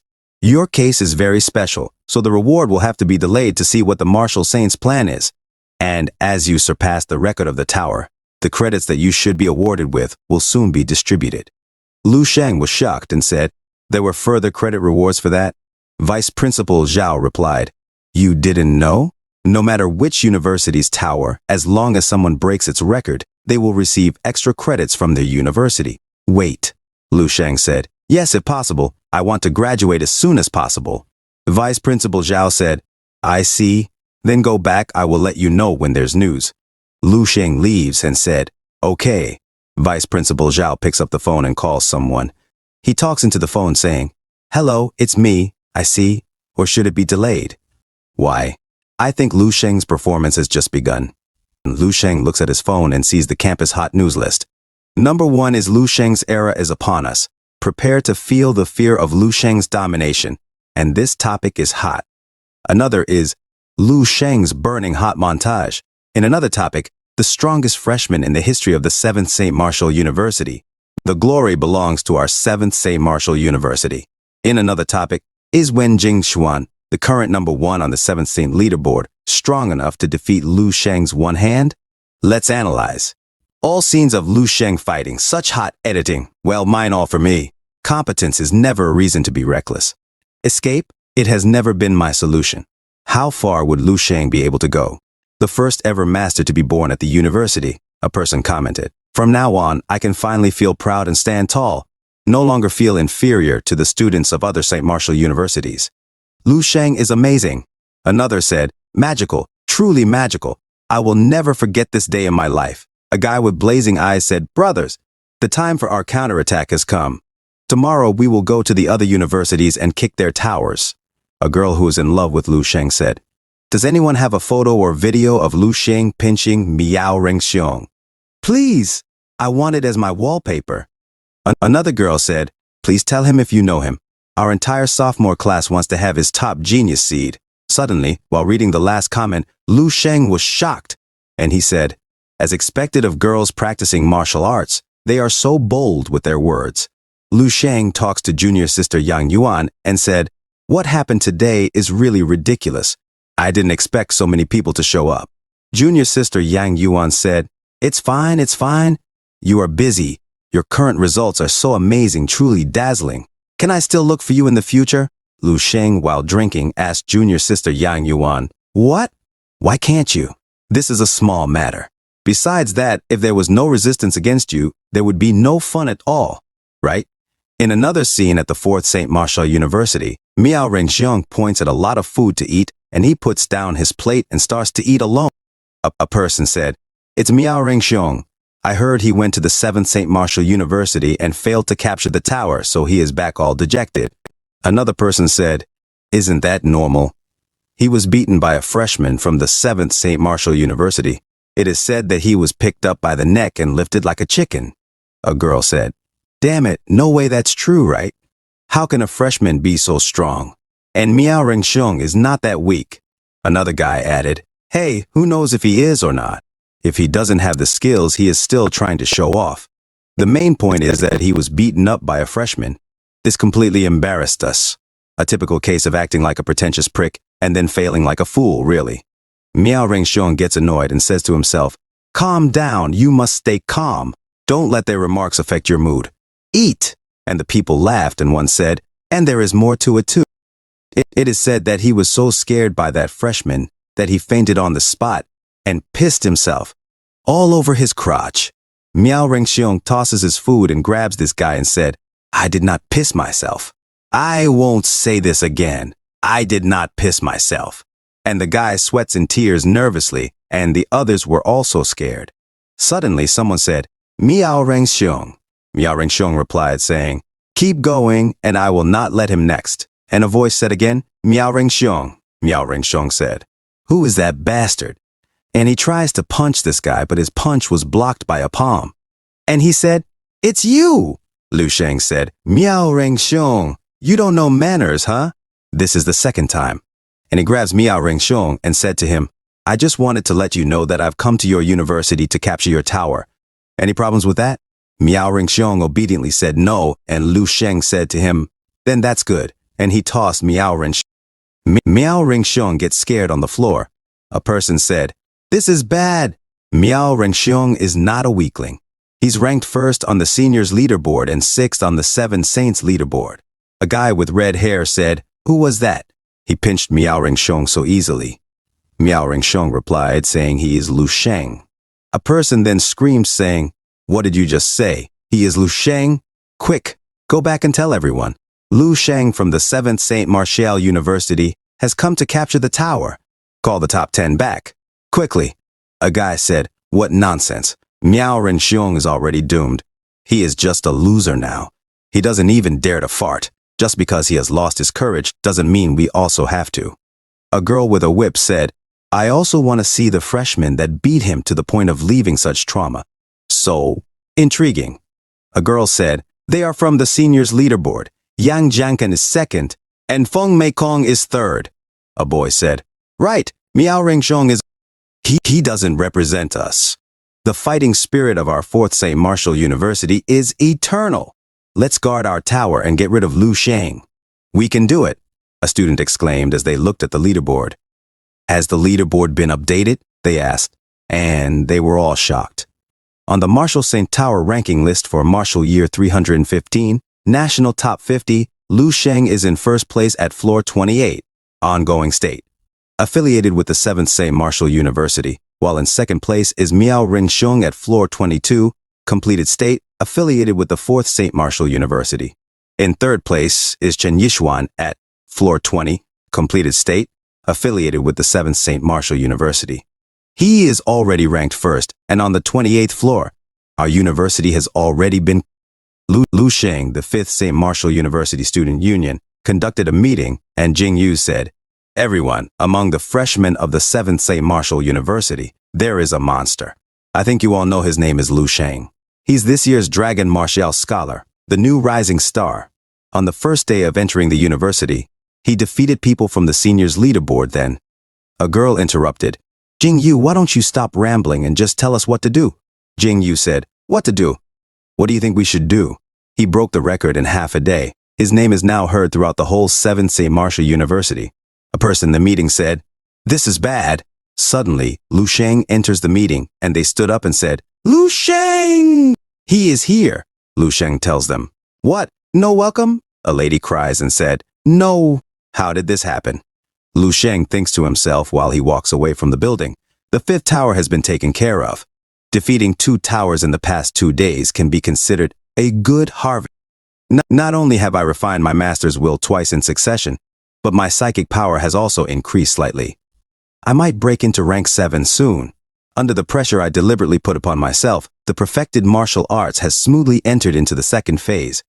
With the second phase of the perfected martial arts comes the gathering of power, designated bursts, understanding of my weaknesses, and finer control.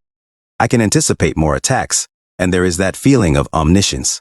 The martial arts flawlessness has become even clearer. After entering the second phase of the perfected martial arts, there is even that divine impression of reaching towards the top, although it is just an illusion. If I keep on walking this path, one day I will really reach the level of the god of martial arts. Lindsay then calls for Lu Sheng, saying, Brother Sheng, here! Congratulations on capturing 1 more tower. So how about it? Do you want to go to the other towers as well? Lu Sheng said, Well, it's still early, so call me a cab for the 6th St. Martial University. Lindsay said, Of course, I have already arranged for it. Look. And a line of cabs were outside, and Lindsay puts Lu Sheng in a cab. Lu Sheng said, What? And a person said, Brother Sheng, come here, let's go. He said to the driver, Driver, please keep up with the ones at the front. The driver said, Student, is your 7th St. Martial University holding some type of a large-scale event? He replied, We are going to witness the birth of a legend. And the cab driver was confused. A few minutes later, the crowd shouts and said, He's coming! Look there! He's here! Lu Shang gets out of the cab. A person said, "Oh my gods, this is like the coming of a demon." Another said, "What should we do?"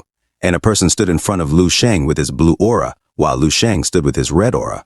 A person said, "It's Chen Kong, the number one in the seniors leaderboard. He is standing against Lu Shang." Chen Kong looks at Lu Shang and said, "Lu Shang, right? Are you here to capture this tower?" Lu Shang said, "Yes, what about it?" Chen Kong's eyes suddenly light up and said, "What about it?" And he immediately changed expression and said to Lu Shang, "I am just here to show you the way. This way, please. This way." And the people were shocked at Chen Kong. Chen Kong said to Lu Shang, "Our school is quite easy to get lost in." A person from the crowd said, "What? It turns out he's just here to show him the way." 30 minutes later, a new record. Lu Shang captured the tower. Chen Kong shouts at Lu Shang saying, "Congratulations," and he cries to himself saying, "What can I even do? Just let him capture it." Anyway, it's not only us that are losing face. Damn it. And Lu Shang captured multiple towers in the whole country. Suddenly he stood in front of a school and people gathered out. And a person said to Lu Shang, "So it's you, the Demon King from the 7th St. Marcia University, Lu Shang." Suddenly, a blast of blue light emitted, and the people cover their eyes from the light. And the person asked, "You, don't you know where this is?" Lu Shang said to him, "I am here to capture this tower. How could I not know?" The person said to Lu Shang, "I am Bai Hengchuan, ranked 2nd on the 7 Saints leaderboard. The founder of the 1st St. Martial University was the first martial saint to be born in the Dragon Country. Whether it comes to history or skill, you who have entered the university later are nothing in comparison. If you wish to become famous in one swoop, you can try to do that. But you will have to defeat us first. First of all, let's ask if my sword will let you pass through." Bai Hengchuan uses martial master's will, and the ice formed at the foot of Lu Shang. Bai Hengchuan said, "I heard that you were the Dragon Martial Scholar this year." "What a coincidence, Dragon Martial Scholar. I've been one too." Lindsay was shocked and said, "This is the Master's will. He has actually formed the Master's will. Even if it is only a trace, that's also the true completion of one's martial arts will. Within 10 years, he'll surely be able to become a true martial master." Bai Hengchuan points his sword to Lu Shang and said, "Now, do you realize what the background of the old St. Martial University is?" Lu Shang said, "The Master's will. In this era, for you to have formed so much Master's will at such a young age, you're not bad at all," Bai Hengchuan said, getting angry. "What did you say? A senior is getting a compliment from a junior? What nonsense are you spouting? I will freeze you into a lump of ice. Let's see if you can still talk then."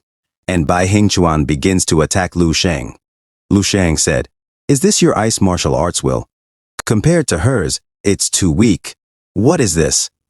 And Lu Shang begins to show off his blazing hot aura as the people cover their eyes and sweat from the heat. Bai Hengchuan was shocked and said, "It's so hot. It's dazzling. It's just like the sun. My ice domain is melting?" Lu Shang walks past Bai Hengchuan and said to him, "It's not a coincidence at all. If we were in the same year, you would only be the second best." A person in a cloak watches and said, "So, if he becomes a master within 5 years, he could become just like the martial saint." In the student union, Jing Xuan said, "What? Lu Shang has already entered the first martial saint tower?" And a lady said, "Yes." Jing Xuan said, "Bai Hengchuan did not show up." And she replied, "He did. He even revealed his martial arts, but that didn't stop Lu Shang." Jing Xuan said in shock. He couldn't stop him even after showing all of his trump cards. "How many moves did Lu Shang use to defeat him?" And she said, "None." Jing Xuan replied in shock. "None? What do you mean?" She said, "Lu Shang just revealed his master's will. He didn't fight with Bai Hengchuan. He just melted Bai Hengchuan's will."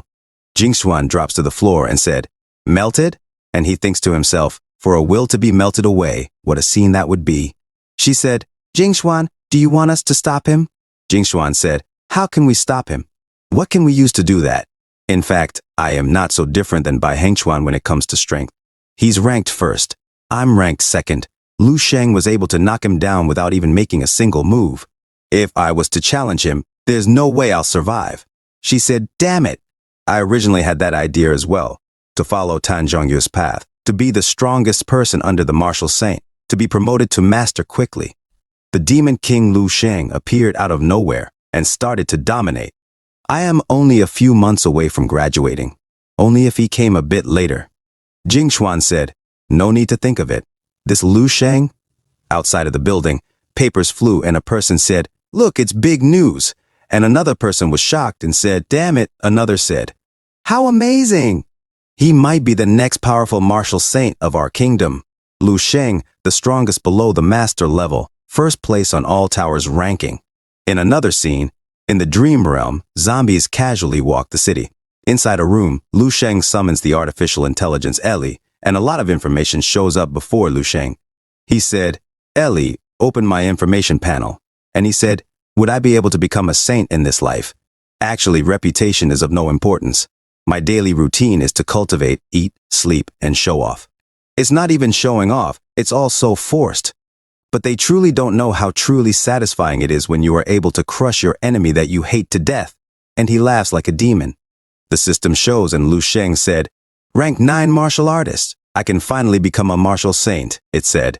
Name, Lu Sheng. Gender, male. Lifespan, June 297 MC to July 383 MC. Martial arts prowess, rank 9 martial artist.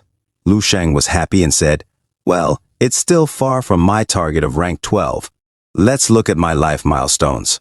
Lu Sheng, a martial arts genius, breaking the records of the 7 martial centaurs, becoming the strongest person below the master level. In the same year, he won first place at an arts competition and killed a cultivator of the master level from the Ji Dao, shocking everyone.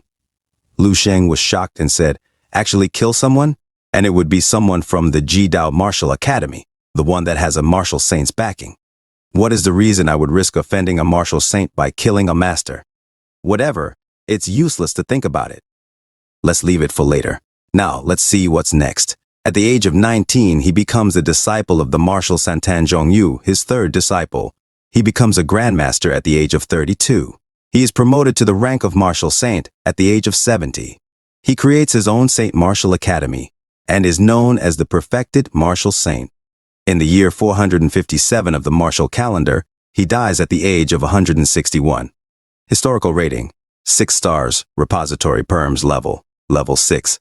Lu Sheng said, the perfected martial saint, and I even created a martial academy, and he laughs and said, it can be considered a wonderful achievement. This lifespan is shorter than the previous life when I achieved the Grand Master level, but it's probably from the mental exhaustion. The perfected martial art is really hard to maintain. Let's see what else there is. Spouse. And Lu Sheng saw 3 spouses, and he was very curious.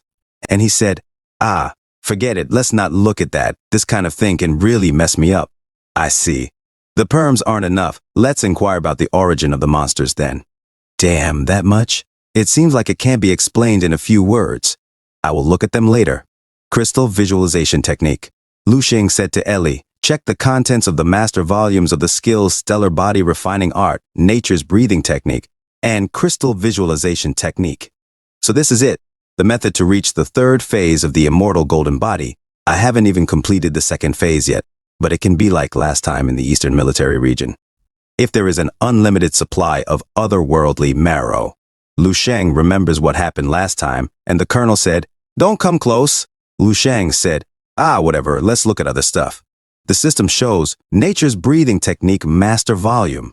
Lu Sheng said, the content is so mysterious to pursue the unity of heaven and man, the connection of the man and the universe. Such an abstract concept, I don't get it. Right now, the benefits of the skill include giving me quick recovery, increasing my rate of leveling up, and improving the efficiency of my cultivation. I can only leave this for the future and take my time with it. Next is the visualization skill. This is, the master can use the ability to project their will. He can use his own psychic power to imitate the martial arts will of others. What a genius idea. Or maybe it was a madman that created this. Is it possible that the dream space I am in now is created by projection of will? So if I hunt these zombies in my dream space, I can completely inherit their will. I feel like I have touched upon the edge of something certain, but there is still a thick layer of fog which I can't push away or see past. Forget it. Maybe I am overthinking. It's time to go back. Lu Sheng said, Ellie, save everything, I am leaving. And Lu Sheng left the room.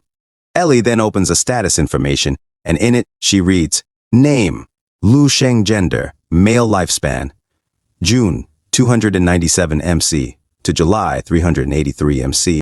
Martial arts prowess rank: 9. Martial artist. And Ellie's eyes glow as she reads. Lu Sheng said, construct, as he formed an image of Zhao Lengxuan, but it didn't materialize. It doesn't work. I still can't create a projection using my psychic energy. Is this a psychic response? Perhaps the construction of the will through the crystal visualization technique is not so easy. Sure enough, I won't accomplish this quickly. Compared to the tower, this place is more like a world in itself, a complete world. In addition to the feelings of hunger and exhaustion, everything is close to one perfect reality. If the two are to be compared to a game, the tower would be a very sloppy one. It would need the players to help in the programming. The dream space is like a high-class masterpiece. It's hard to differentiate it from reality. Whatever it is, nothing I can achieve overnight. Tonight's goal is gathering. After the many trials of the tower, the process of the crystal visualization technique has been improving steadily. I can feel that my body can accommodate 3 types of master will. If I was to gather one more wave at this rate, I may be looking down on the ones who are at the master rank soon. And to obtain the grandmaster will. Yes, my goal is to be a grandmaster. Lu Sheng thinks of a game, extraordinary attack. Lu Sheng has fallen. I will need to improve a little further. Lu Sheng then stops and sees a person carrying a boulder and says, found you. The 3rd will that I need. The giant person stops and breathes heavily. Lu Sheng suddenly uses his perfected martial arts first phase, breath of the flame, void state, and shoots it with the spear at the giant person and says, go! The giant uses his left hand to stop the attack, and suddenly from his right side another attack was thrown by Lu Sheng, instantly hitting the giant person. Phew, under the 2-layer buff, the effect is truly terrifying. His defense is extremely strong. If he was in perfect shape, I am afraid that even Tan Zhongyu, a grandmaster, wouldn't be able to break through. The hero's spirit is immortal. Let me inherit your will. Lu Sheng closes his eyes, and he sees a memory.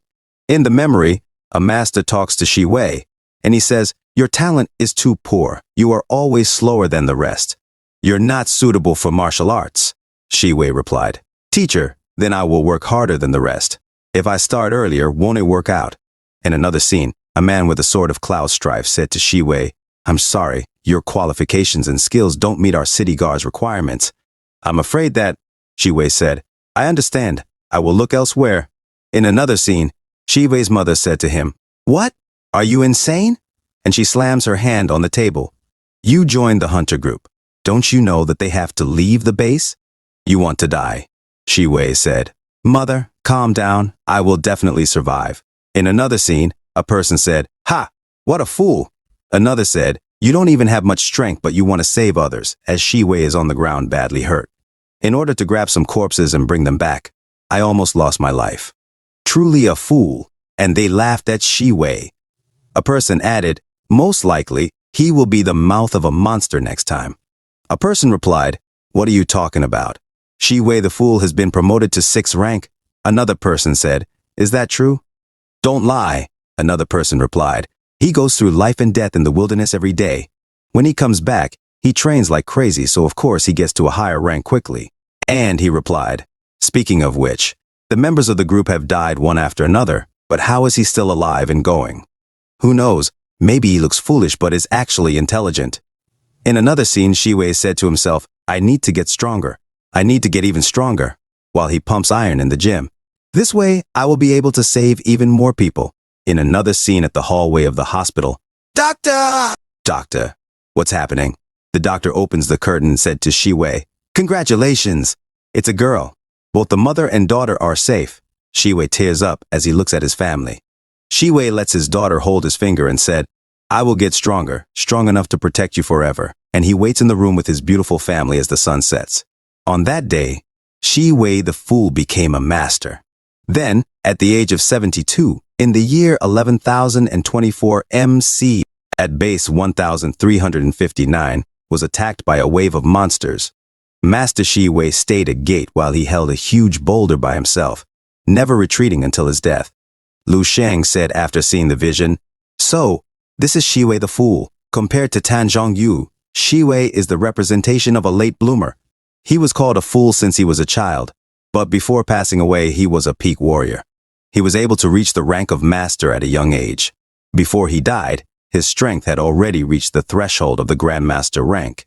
His teacher said he even had the potential to become a 9th-rank martial saint. Shi Wei's path. From the beginning to the end, it was all about protection. In a sense, it's my path too. Since obtaining this dream space, what I want to do is protect, too. Protect my family, mankind's future, protect everything dear to me. And Lu Xing smiled. Lu Xing thinks to himself, Shi Wei has become an expert in both palm techniques and fist techniques. That's how he was able to defend the gate. He has gone through years of intense studying to polish his skills. Lu Xing looks at a ball that lights up with a gold color, and he notices something. He tries to punch it with his left fist and instantly hits germs in the air.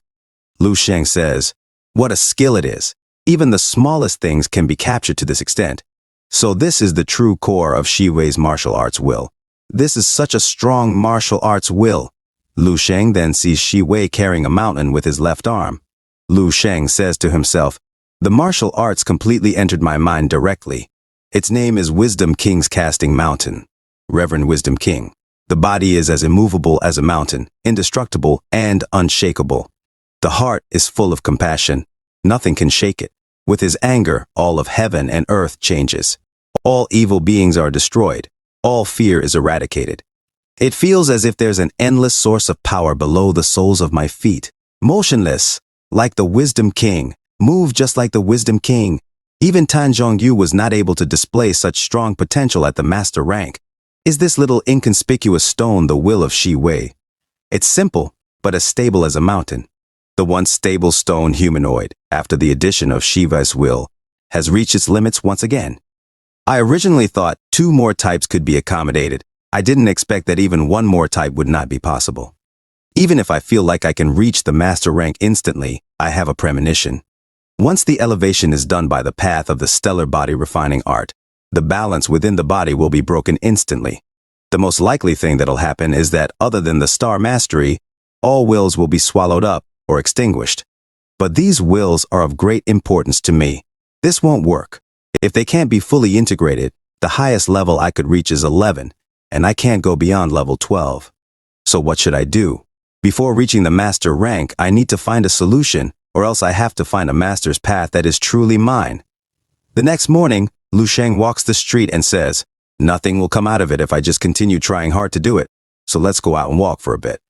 I haven't really come here for a walk yet. Lu Xing notices people playing chess in a corner and silently looks at the game. The person playing chess says to his opponent, Old Lu, hurry up, it's time to go and eat, as Old Lu's head scrambles from making a move.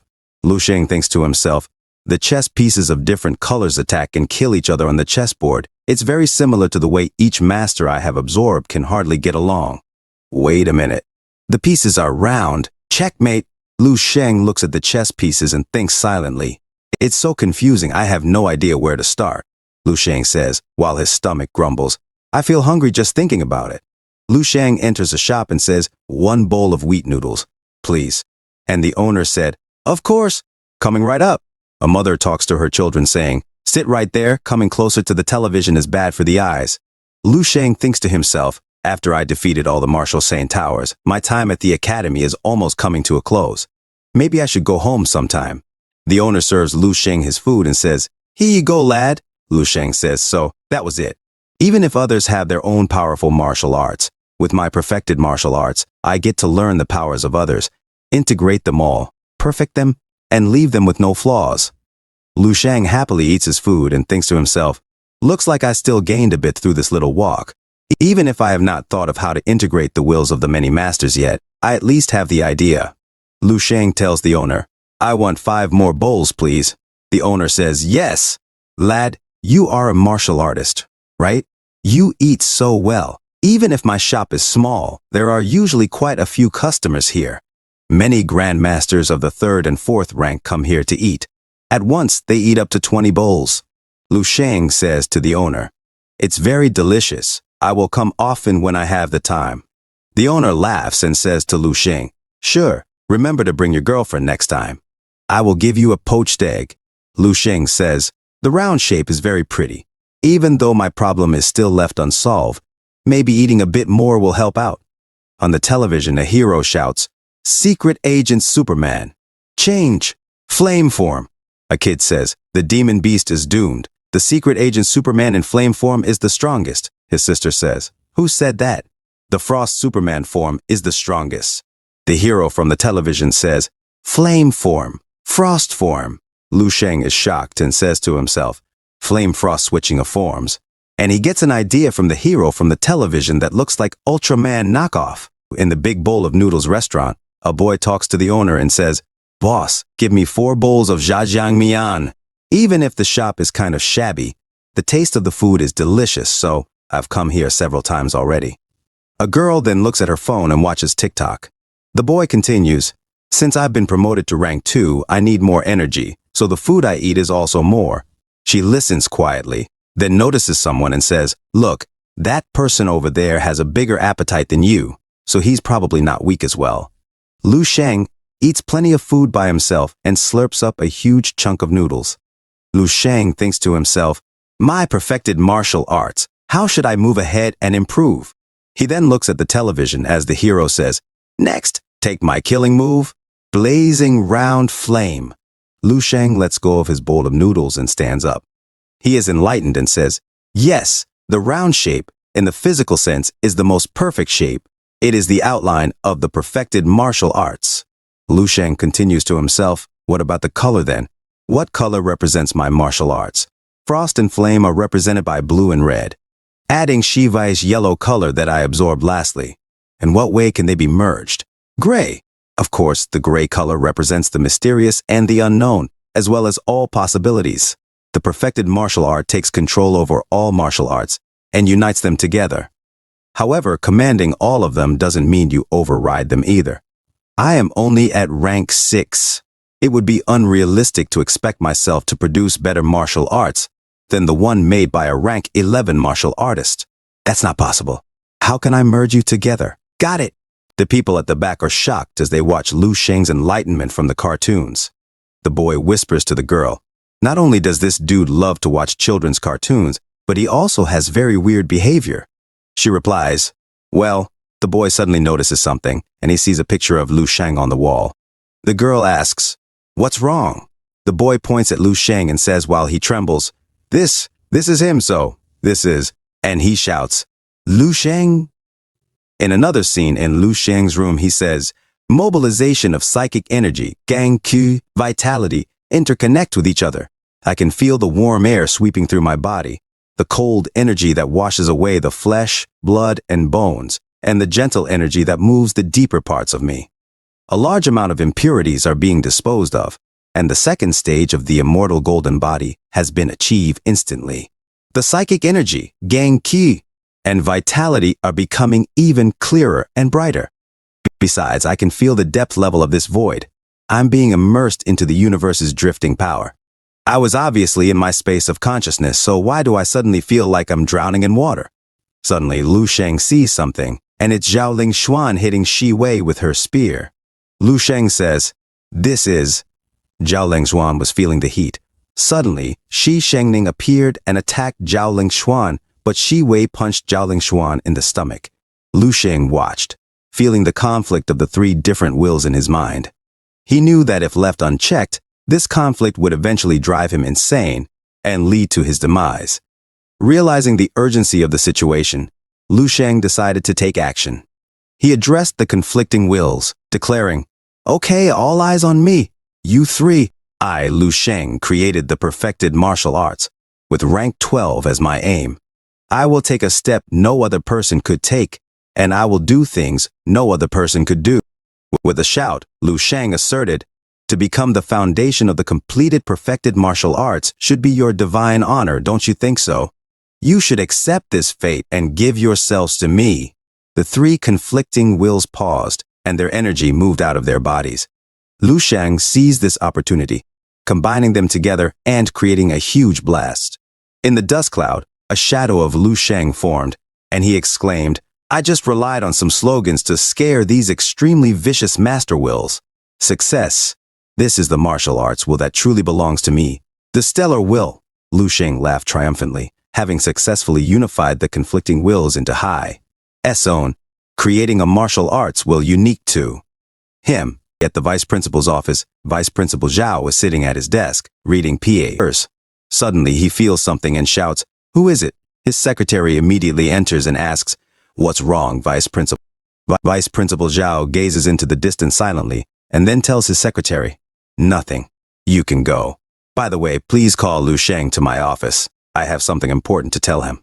The secretary responds, "Yes, Vice Principal Zhao," and internally thinks ever since Vice Principal Zhao broke through the window and flew off, it seems like he has become even more sensitive. Vice Principal Zhao says to himself, "Just a moment ago, I felt the energy of a rank 7 psychic mentalist. Was I mistaken?" From a distance, the whole building is covered in the aura of Lu Sheng, who in turn covers the whole city with his aura. Lu Sheng thinks to himself, "Not bad at all. After condensing my own will, my psychic power has actually advanced to this level.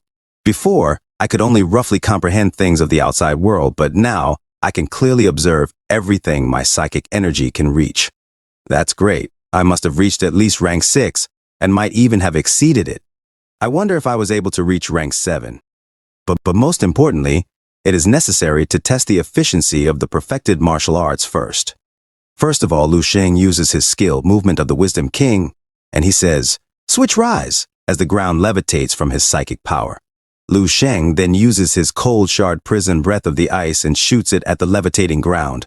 He remarks, "With the breath of the ice, I can condense my power, just like water condenses into ice." Could it actually condense to target? What an amazing breathing technique. Finally, a new transformation. Lu Sheng uses his stellar will. He says to himself, "The true complete version of the stellar will, which is more than 10 times stronger than Shi Shengning's master will. Now that I can use the grasping star again and perform 10 suns in the same sky, can I defeat a grandmaster in the Martial Saint Tower? I don't know, but I'd love to try it out. This power is too overbearing and arrogant. In this state, it will simply bring I guess anyone with some strength would be tempted to come up and give me a beating."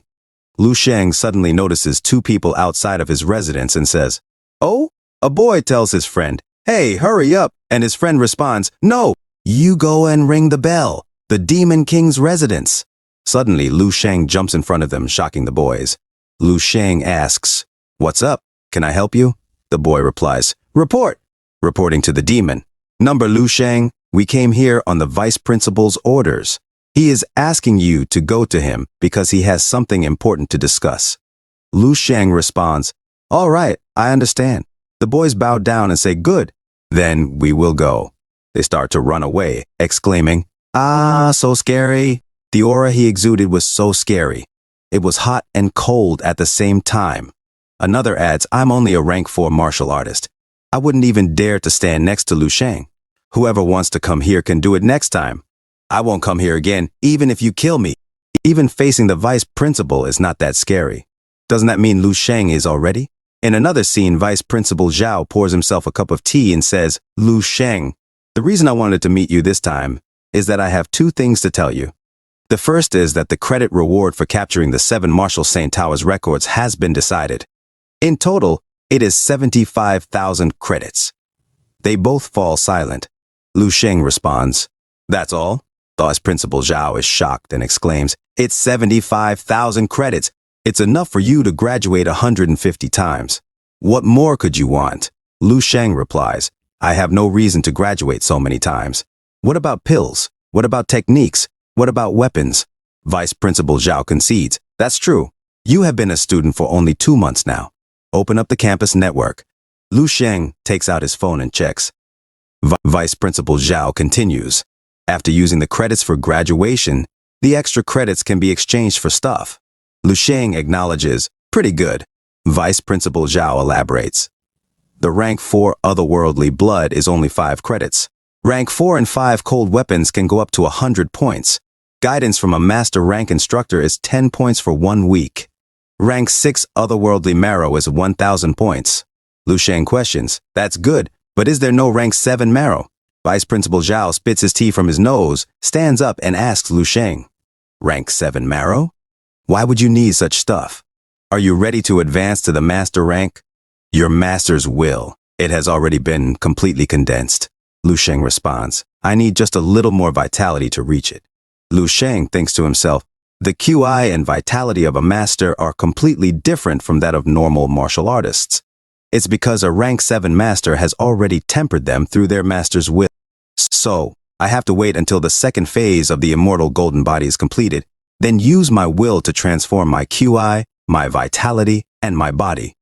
Vice Principal Zhao thinks to himself while looking at Lu Sheng. Almost there? Masters can't be made by simply relying on resources. Between rank 6 to rank 7, I don't know how many people have been stuck at this stage with their will. He is only 18 years old, and his master's will is already formed? An actual young master, Vice Principal Zhao says to Lu Sheng. Not to mention the St. Martial University, it is difficult to buy rank 7 marrow even in the military region. The procedures are complex, and your power needs to be tested before you can get it. Lu Sheng asks, why so? Vice Principal Zhao explains, because the flesh and blood of a rank 7 beast contain a lot of negative effects. It is simply not something current science and technology can completely get rid of. If taken, those who are weak will be directly eroded by the remaining consciousness of the beast. So generally, masters rarely use a rank 7-1, as it hurts both the mind and body. So, a rank 6 it is. When I became a master, I only used 10 portions of rank 6 marrow. Vice Principal Zhao takes out envelopes and says, the second thing I wanted to say is that Marshal Saint Tanjong Yu has learned of you and shown interest in making you his disciple. As for whether you can become his true disciple will depend on whether you can pass this test or not. Lu Sheng takes the envelopes and says, a test? Vice Principal Zhao explains, ranking first in the National Martial Artist Students Conference. Is this the test? I know what you're thinking. There is indeed no one in the 7 St. Martial Universities who can rival you, but that's not how this conference is planned. This conference includes not only all university students, but also all disciples under the age of 30 across the country. For example, Ji Dao and Chao Yue. Lu Sheng becomes serious and says, the martial saints' descendants? Vice Principal Zhao confirms. That is right. They both have been disciples of rank 9 martial saints from childhood, and are geniuses who were given careful guidance. They are far scarier than the geniuses of the martial universities. The age range of 30 is not that small. To be a number 1 will be difficult. It can even be said that it will be very difficult. Lu Sheng thinks to himself, so it turns out that the reason I killed the Jidao master was because of this conference. He notices another envelope and says, huh? There is one more? Vice Principal Zhao explains, yes, although the test is done only once, you can choose between the two and complete either. Lu Sheng is shocked after opening the envelope.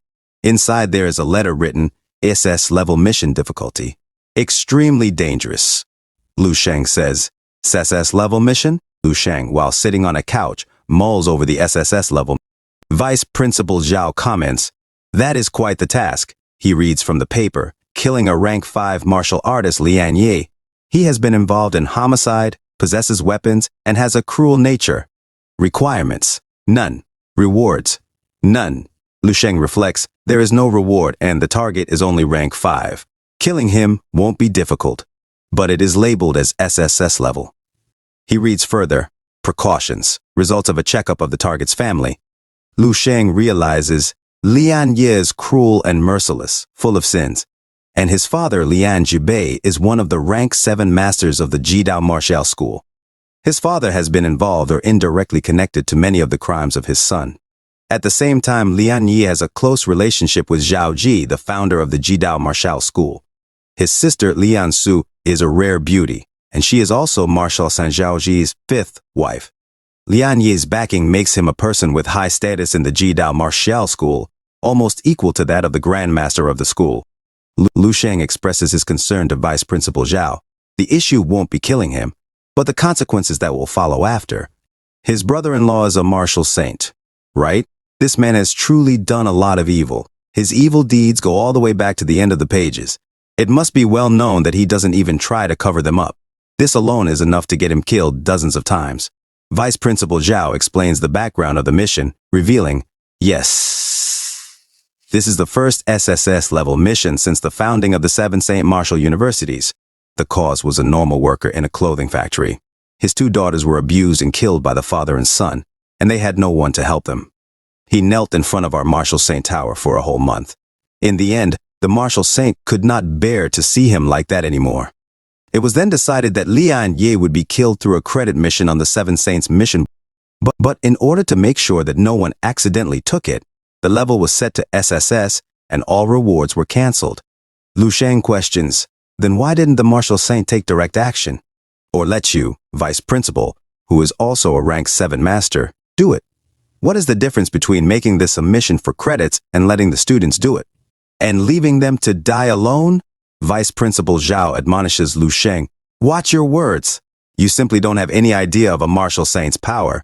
Once two of them are in conflict, do you know how much turmoil will be caused to the country? Lu Shang persists. There are so many things to this mission. It even involves another martial saint. As long as I kill him, there's a 100% chance that I'll get the consequences my way. Not just the martial saint, but the whole Ji-Dao martial school's vengeance. Irritating a martial saint. There are no benefits to it. Tell me, what is the real purpose of this? Vice Principal Zhao acknowledges, you are clever, Lu Shang. There might be a martial saint and the Ji-Dao martial school behind Lian Yi and his father. But you also have our martial saint and the Seven Saint Martial University behind you. As long as you become the martial saint's disciple, you will understand the real purpose of this. Lu Shang understands. The future ahead will be a smooth path, no matter resources or guidance, even if the retaliation can make one fearful. I get it. Give me the address of that factory worker you just talked about, who has been kneeling for 1 month. If there is nothing else, I am going back. Vice Principal Zhao agrees. All right, I will have someone send it to your campus email later. Vice Principal Zhao reflects. Lu Sheng, these two choices are simply the test for you by the martial saint. They are idealistic, and you shouldn't make such a rushed decision. Your talent is extraordinary, and the abilities you have shown so far not only surpass mine, they also surpass most of this world's strong martial artists. I hope you understood my words. A person in the corner comments, Old Zhao, you spoke too much today. Vice Principal Zhao responds, I know, it is just that I don't want to lose a good seedling. The person in the cloak states, only those who pass the martial saint's true test are good seedlings. If they don't, even if they are a young martial master, their talent means nothing. In another scene, Lu Sheng reflects, after such a long talk, it still seems like there are two options. But in fact, the vice principal wanted to say directly, the second one is the right one. Choose the second one. Do you really think I can't catch such things? The first choice is to defeat all masters under the age of 30 in the country. He thinks that's impossible for the current me. But in fact, I can surely do it if I look at the future. I already know. He continues, the second one is very simple. Killing a rank 5 martial artist is as easy as drinking water for and then they can force me to be under the martial saint's thumb. Because once I kill Lian Ye, I would have already offended the martial saint of the Ji-Dao martial school. The only way to avoid the Ji-Dao martial school's retaliation is to seek the protection of another martial saint. Either be a dog for him, or get out of here. It's a conspiracy. I was already starting to doubt it. Lu Sheng asserts, can you see me, martial saint? In the tower, I passed through all your tricks and crushed your clone to death. Tan Zhongyu is actually setting the course of my future. Although I don't wish to be a hero, Lian Yi and his father, let's kill them. Even if I kill them, I won't join Tan Zhongyu. If I can't even face the threat of a martial saint and need the protection of others, how can I even think of transcending Wang He? He concludes. Not only can I kill them, but I can also defeat all these masters of the country. 2 issues. I can overcome them both. In the suburbs of Nanping City, a sexy officer said, move quickly, block off the surroundings. My nerves are tense. Be ready to send reinforcements to President Qian at any time. The sexy officer was Xiao Yaran, Deputy Director of Nanping City Police Headquarters. She said, snipers in position. Can you figure out what's going on inside? Report to me, an officer said to Xiao Yaran. Deputy Director, no need to be that tense. Xiao Yaran said, the several experts coming from the capital are at the peak of rank 6. There is even an expert from the top 300 hunters list. Including President Qian, we can deal with a rank 7 monster with that force. What you are saying is also right. There is a rank 6 monster inside, and the prerequisite to becoming one of the top 300 hunters is to kill 10 rank 6 monsters alone. Maybe I'm just overthinking this. If nothing unexpected happens before the sun sets, we might successfully solve this invasion issue. Xiao Yaran noticed a cab arriving. The cab driver tells Lu Sheng, "Take care, little brother." Lu Sheng, while getting out of the cab, said, "Thank you." The cab driver said, "In such a desolate region, why are there so many police cars?" Xiao Yaran tells Lu Sheng, "Stop, don't come any further. This region is blocked. Go back quickly." Lu Sheng said to Xiao Yaran, "I am here for the mission. Here is the proof of it." Xiao Yaran was shocked and took the paper from Lu Sheng. She said, "Mission? The 7th St. Martial University. A freshman? Are these the requirements at the St. Martial University now? To dare give such a mission to a freshman?" Lu Sheng said, "It's an individual case." Lu Sheng immediately took the paper from Xiao Yaran. Xiao Yaran was shocked as the paper disappeared from her hands. Xiao Yaran thinks to herself, "I am a rank 4 martial artist. So when did he take it back? I actually didn't notice it at all. This person is not simple." Xiao Yaran said to Lu Sheng, "Your assistance might not be needed. Some have already entered. 4 rank 6, all at the peak. There is also an expert from the top 300 hunters list. If nothing else, it should be over soon." Lu Sheng said, "What is the hunter list?" Xiao Yaran said, "The list of the Martial Arts Association, specially made for hunters who accept bounties. The higher the level of mission completed, the higher the rank." Lu Sheng said, "Is that so? That's fine. This trip wasn't in vain." Xiao Yaran was nervous for Lu Sheng. An officer said to Lu Sheng, "Hey kid, didn't you understand? We told you we don't need you anymore." Suddenly, from the building was a huge explosion. The officer said, "What's happening?" Xiao Yaran used her radio and said, "Prepare. Attention everyone." From the building, people jumped outside. A person who jumped was grabbed, and he said, "No." The officer and Xiao Yaran were shocked at what they saw. And the officer said, "Open fire. Everyone, open fire." Xiao Yaran saw a person drop on the floor in front of her, and she said, "An injured. Medical team." Suddenly, the person grabbed Xiao Yaran's vest and said, "You, what information did you give? The monster inside is not rank 6. It's near rank 7. Xiao Yaran was shocked and said, "What, near rank 7? This is not something the city's forces can handle. We must contact the military now." Lu Sheng suddenly butts in and made Xiao Yaran stop her from calling backup. He said, "No need for now. Let me give it a try first. Just remember to help me adjust the mission level after this is over. You guys get a glass of water and take a rest. Give me 5 minutes." Lu Sheng immediately vanished from their sight as he jumped inside the building. They were all shocked, and Xiao Yaran said, "Heavens, what the hell? What kind of speed is that kid?" "That kid? Who is he?" Lu Sheng looks at the scene inside and said, "What an odor.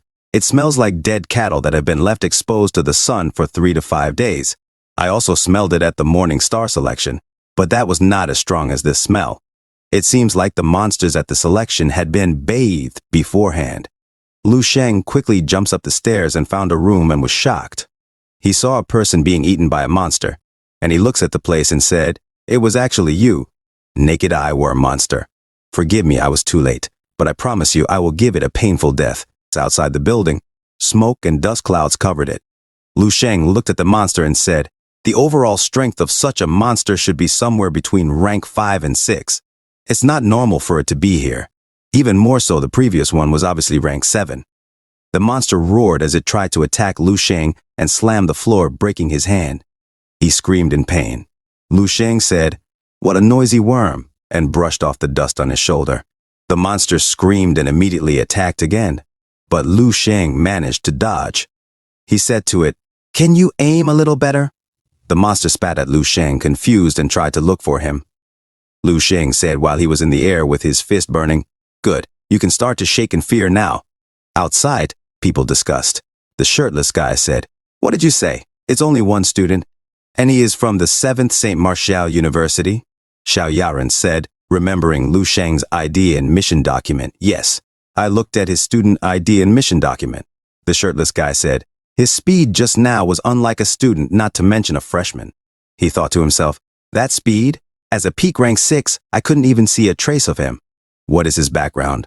A person said, "We have to write a report to the Martial Arts Association and the military headquarters. Even if he's very powerful, if the monster gets angry and escapes, it would actually break into the city. Furthermore, it can even devour stronger." Xiao Yaran took out her phone and said, "Okay, I will right away." The monster screamed as they heard it outside.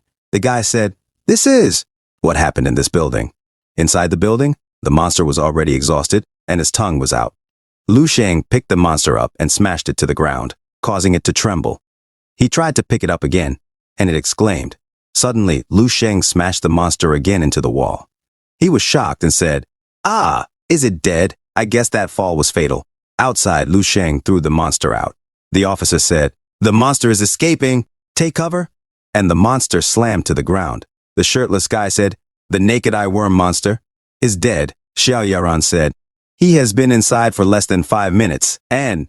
Lu Sheng went outside and said to Xiao Yaran, "The mission is done. Please remember to adjust the difficulty."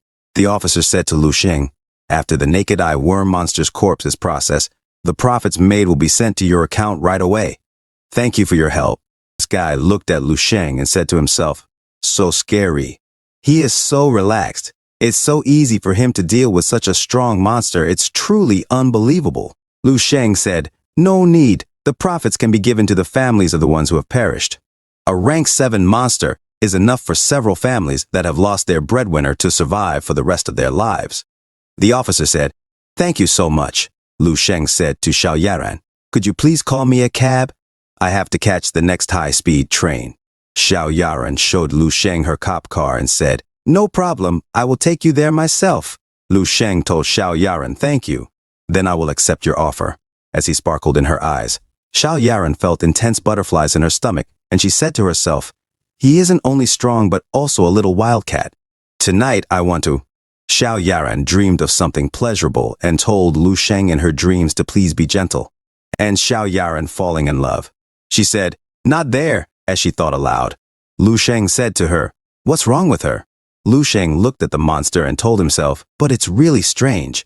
A nearly rank 7 monster was able to easily breach through the front line and end up in a small city like Nanping. Although it has happened before, most of the monsters weren't that strong. And if they ran into the border, they were stopped and then defeated by the Martial Arts Association and the military. This time it landed in Nanping with no warning, which is quite strange.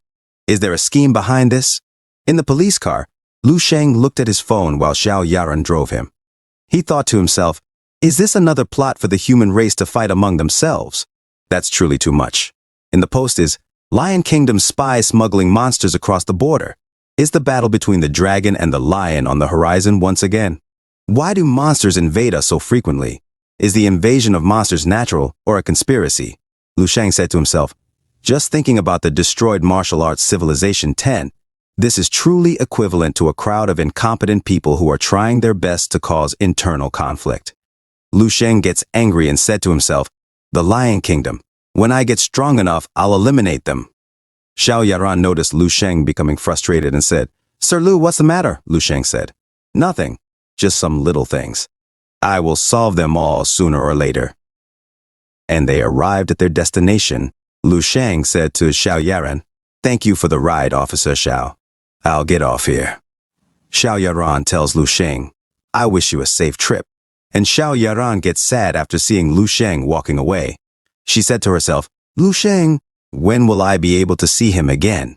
In the Baihei City First Middle School Gymnasium, Lu Qingge jumped and kicked the chin of her opponent. The referee said, Lu Qingge wins.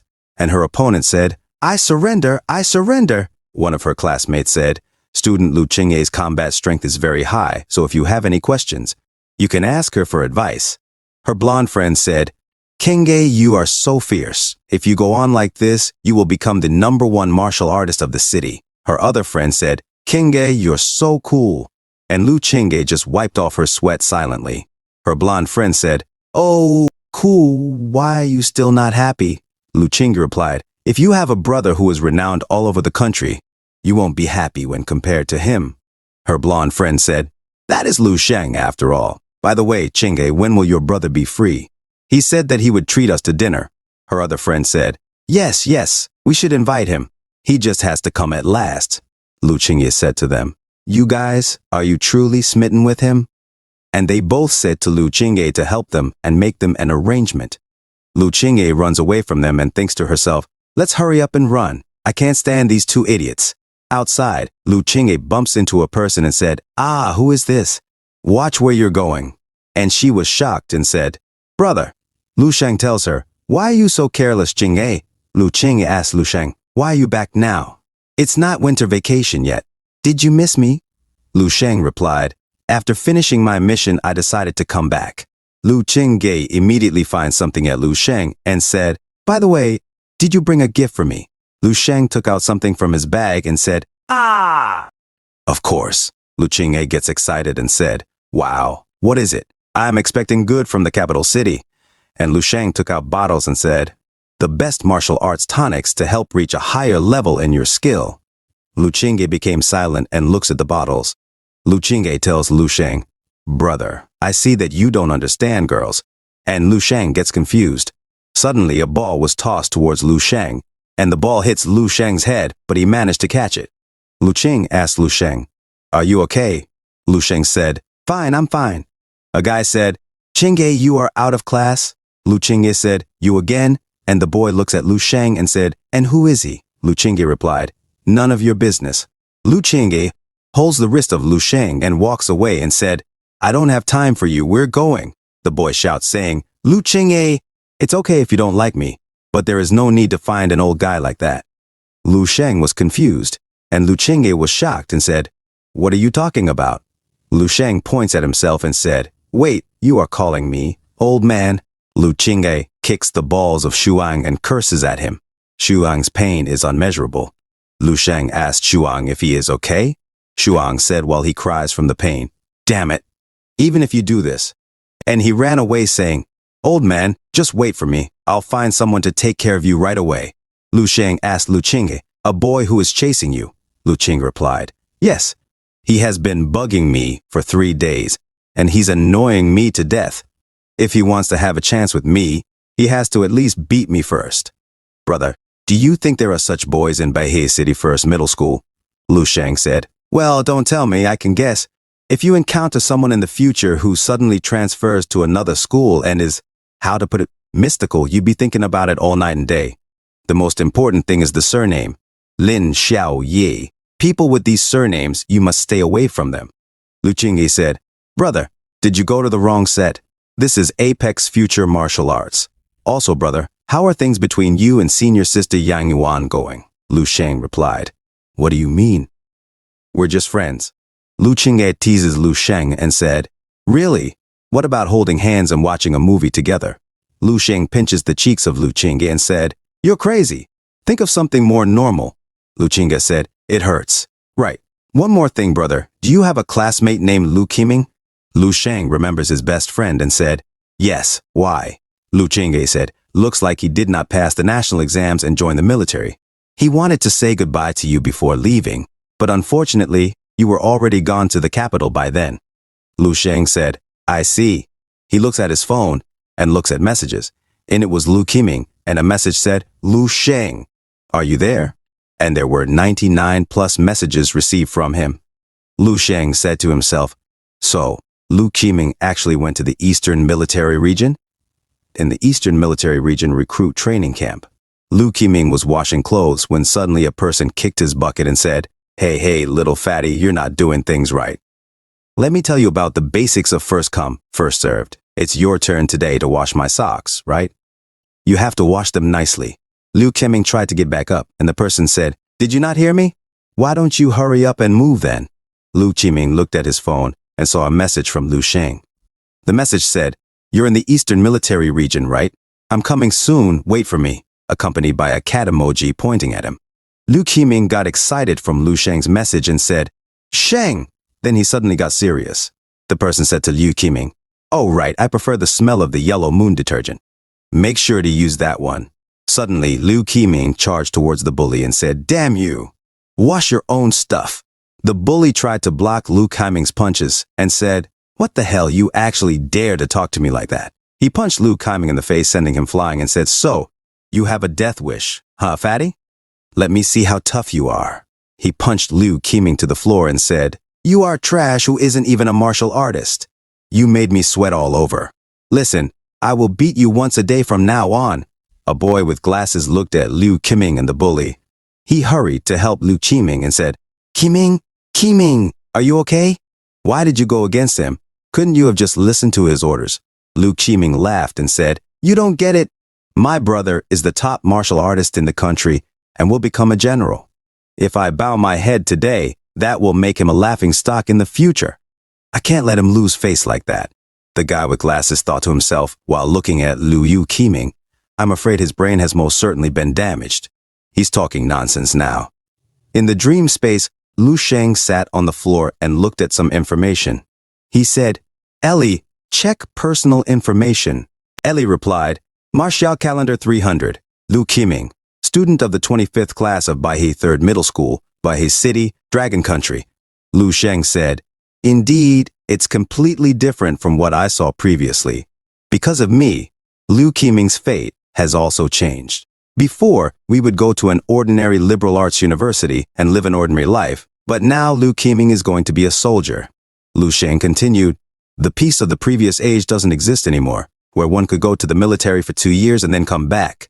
The mortality rate in the military is very high. I wonder if I influenced him for the worse. Oh?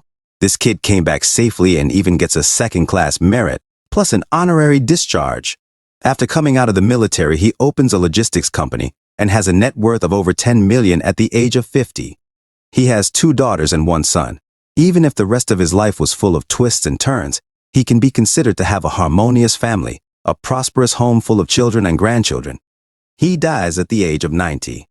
The future ahead of him is good. It's great. Maybe I should try to stay away from him now so I don't affect his future. That'd be the best for him. The next day, in the Lingshang pharmaceutical branch, Heling Su said to Lu Sheng, So far, more than 500 Xingshan medicinal halls have been opened in Dongning province. Lu Sheng replied, Is that so? What should come would come after all.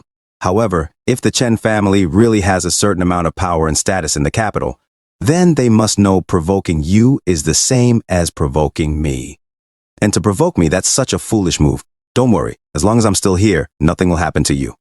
Heling Su was shocked as Lu Sheng threw the paper away. She said to herself, It's only been 2 months, but Lu Sheng is completely different from before. That absolute confidence in himself that displays his calmness and power, like an actual big shot, someone who means what he says. Lu Sheng went to the lab and used his psychic energy to do his work simultaneously. He said to himself, After I've completed the second phase of the immortal golden body this time, even if it's a sun, I can still destroy it. 2 days later, at the Baihei City Shimao International Grand Hotel, Lu Sheng talked to the staff and said, Hello, please help me get a nice suite. The staff member replied, Of course, sir, please wait a moment. Lu Sheng thought to himself, 125 sets of golden dragon saliva are ready. I can now begin the second phase of the immortal golden body. In order to avoid getting distracted at home, I came here to get a room. Suddenly, a lady stepped forward beside Lu Sheng and said, Please get me a presidential suite. The staff member agreed, and Lu Sheng noticed something in this lady. He thought to himself, vitality similar to a burning oven, psychic energy similar to wild smoke. She is a master. The lady then looked at Lu Sheng. And the staff said to her, Madam, are you sure you wish to book the presidential suite? She replied, Yes, and put her black card on the desk. The staff continued, Okay, then please keep your room card with you. We will arrange someone to take you up to your suite and also help you with your luggage. She replied, No need. Lu Sheng looked at her and thought to himself, a master has unexpectedly arrived at Baihei City. Even if her vitality is weaker than that of Zhao Kongtai and Xia Pingnan, she's still a true master. I should be able to kill her with my full strength. But since she's not a threat, there is no need to pay too much attention to her presence. He then looked at her, and she looked back. The elevator stopped at floor 18, and she said, All is well, I've arrived at my destination. But when checking in, she saw an interesting lad. A person replied into her earphones, Oh, who was it? She replied, I don't know, but he gave me the impression of someone quite strong. Maybe he is part of the Dark Star, or maybe not. Who cares? Anyway, I am here for a vacation this time, and I simply have to complete one task. Meanwhile, if someone wishes to ruin my vacation and fun, I can simply take care of him. And she laughed. Lu Sheng entered his room and said to himself, The room isn't bad. He went to the bathroom and remarked, That bathtub is large enough to hold all the golden dragon saliva. The sensation is very nice. Now, it's time for the breakthrough. In another scene, the girl said, That little rat with the gold mine seems to have discovered me and dares to slyly sneak away. Too bad. You can't escape me. Let's begin. It's time for my vacation. In Lu Sheng's room, he said to himself, Immortal Golden Body Second Phase. Completed. He got out of the tub and held his crystalline scarlet draconic spear, trying to burn himself from its aura. He said, Great, even if it's a master of cold weapons, they won't be able to break through my defenses that easily now. No scratch. The next stage is the master's vitality. The path I have chosen is completely different from the ones of the martial artists of this era. It might even be different from the future I've seen in the dream. This is a path that is truly only mine. The normal classification of ranks no longer applies to me. At that moment, Lu Sheng was standing on the threshold of the 7th rank master. Just one step was needed to instantly achieve the master rank. Lu Sheng said to himself, No, it's not time yet. If I achieve the master rank, my actions will be even more shocking, and more masters will notice me. So, I should not do it yet. Otherwise, I might scare away some rats. Let's do it in the way I like the most. Let's find a place with no one around to test my strength. And he jumped outside of the balcony. In another scene, at the street, a father and daughter entered a cab. The father told the driver, Driver, please go to the Western District suburbs. The driver, with a tattoo, replied, All right, and they drove away. The daughter asked her father, Did we get away? He replied, Don't worry. Then he said to the driver, Stop here. I'll give you thrice the amount. If anyone asks anything about a person with a child, don't say a word. The driver then took off his mask and said, Thrice? That might not be enough. The father asked, What do you mean? And it was the lady, and she said, Got you, little rat with the gold mine. The father exclaimed, It's you, the tattoo of 9, and that white suit. In another scene, Lu Sheng said to himself while running, My speed has increased a lot. That extreme explosive speed shouldn't be detected by even the military's monitoring device. This region was originally a chemical plant, but it was closed due to environmental issues later on. It's the right place for me to test my strength. Otherwise, it would be troublesome to do it in the city. Suddenly, a structure collapsed and exploded. Lu Sheng remarked, Such a strong aura, is it a master? The father and daughter tried to run away, and the lady went after them while slashing through the structures like butter. The father yelled, Help us. And she replied, Run, let's see how far you can go. Lu Sheng looked at them and said, That's such a coincidence. A middle-aged man with a child is being hunted down in the middle of the night in this desolate region. As a person of justice, I cannot simply stand by and ignore this. Lu Sheng made a stance and faced the lady. She then looked at Lu Sheng and he said, To deal with a master won't be that much of a stretch. But if I don't use my will or gang ki, would I be able to kill a rank -7 master with pure physical strength alone? At the chemical plant, the father took cover of his child from the blast and they fell to the ground. His daughter cried out, Dad! Suddenly, the lady stood behind them, stepping on the father's legs, causing him to scream in pain. The daughter pleaded with her, Don't bully my dad. And the father said, Don't! The daughter then stood up and hit the lady, calling her bad. The lady picked up the little girl and said, Your leg is broken, but you still have your hands, so you can crawl and run again. I'll give you 10 minutes this time. She then turned to the father and threatened him, Let my daughter go. The information is in my head. No one else but me knows about it. Don't try to force me to confess. I have poison in my mouth and I can kill myself at any time. She then grabbed his mouth, extracting the poison tooth, making him bleed. Do you think you have the option of committing suicide? She taunted. As she was about to give the poison tooth to his daughter, the father relented. I will talk. Let her go, my daughter. Suddenly, Lu Sheng stepped in and took the little girl. The lady remarked to Lu Sheng, I knew there was something unusual about you. Lu Sheng retorted, Not even letting such a little child go. Are you worthy of being called a master? She questioned him, You are a part of the Dark Star. And thought to herself, This kid doesn't hold the title of a master, and at this age, there have been no waves about him. Lu Sheng put down the little girl and asked, What's that Dark Star? He then approached the lady from behind and declared, I am the sun. She was shocked as Lu Sheng grabbed her head and slammed her into the floor with immense force, causing the ground to explode. Lu Sheng looked at her in confusion, remarking, You're dead already. So weak. The father and daughter were also shocked, and the father, nervous at Lu Sheng's strength, offered to reveal the location of the gold mine. Lu Sheng replied, I don't care about that at all. The father was puzzled, asking, Huh? Then why did you rescue us and kill her? Lu Sheng explained, I just happened to be passing by and helped you. Now that it's over, I'm leaving. The system of the dream space has the locations of the secret gold mines all over the world, so I don't have to go through all that trouble. He then laughed. The father said to Xiaoqiu, that big brother may be strange, but he's a good man. He saved us. Xiaoqiu replied, he is so cool. The father then coughed up blood and said, Xiaoqiu, Dad doesn't know how many of his ribs have been broken and he can't walk either. You have to run away quickly. Protect yourself. Suddenly, he was carried by Lu Sheng, and he asked, why? Xiaoqiu was happy and said, big brother, you returned. Lu Sheng replied, it's really troublesome, but I have to make sure I help you all the way. Back in the hotel room, the father thanked Lu Sheng for his help. Lu Sheng showed him a bottle and said, drink this. The father asked, what is this? Lu Sheng replied, don't think about it, just drink this piss-colored liquid and go to bed. You should be fine by tomorrow. He then told Xiaoqiu to go to sleep first so he could talk with the father. Xiaoqiu agreed. Lu Sheng showed the father a ring he found on the female killer and asked about its origin. He explained that the ring imprint and the Dark Star were both mysterious organizations with unknown intentions, active worldwide. The father mentioned that the ring was made of dense gold. Lu Sheng asked if the imprint indicated a master, wondering if there were grandmasters or martial saints above. The father admitted he didn't know such secrets. Lu Sheng thought to himself that he needed to check in the system. He knew that in prosperous eras of martial arts, dark forces would also thrive. He then asked the father about his plans. The father replied that he would take it one step at a time, grateful for Lu Sheng's help. Lu Sheng smiled, thinking of something, and said, I actually have a way to settle this matter once and for all. The father said, tell me, if there is a way to escape this pursuit, I am willing to do anything for you. Lu Sheng replied, it's simple.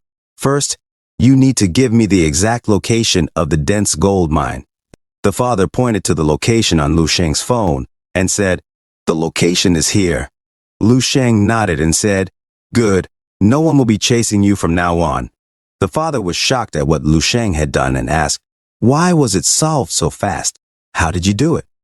Lu Sheng replied, quite simple, as he showed him his phone. He continued, I just published the location of the dense gold mine online.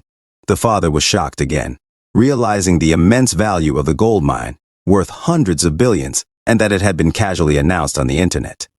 In another scene, in a command center, a person exclaimed, that's bad. The 9th ring signal was lost. Something must have gone wrong. It looks like we were too careless.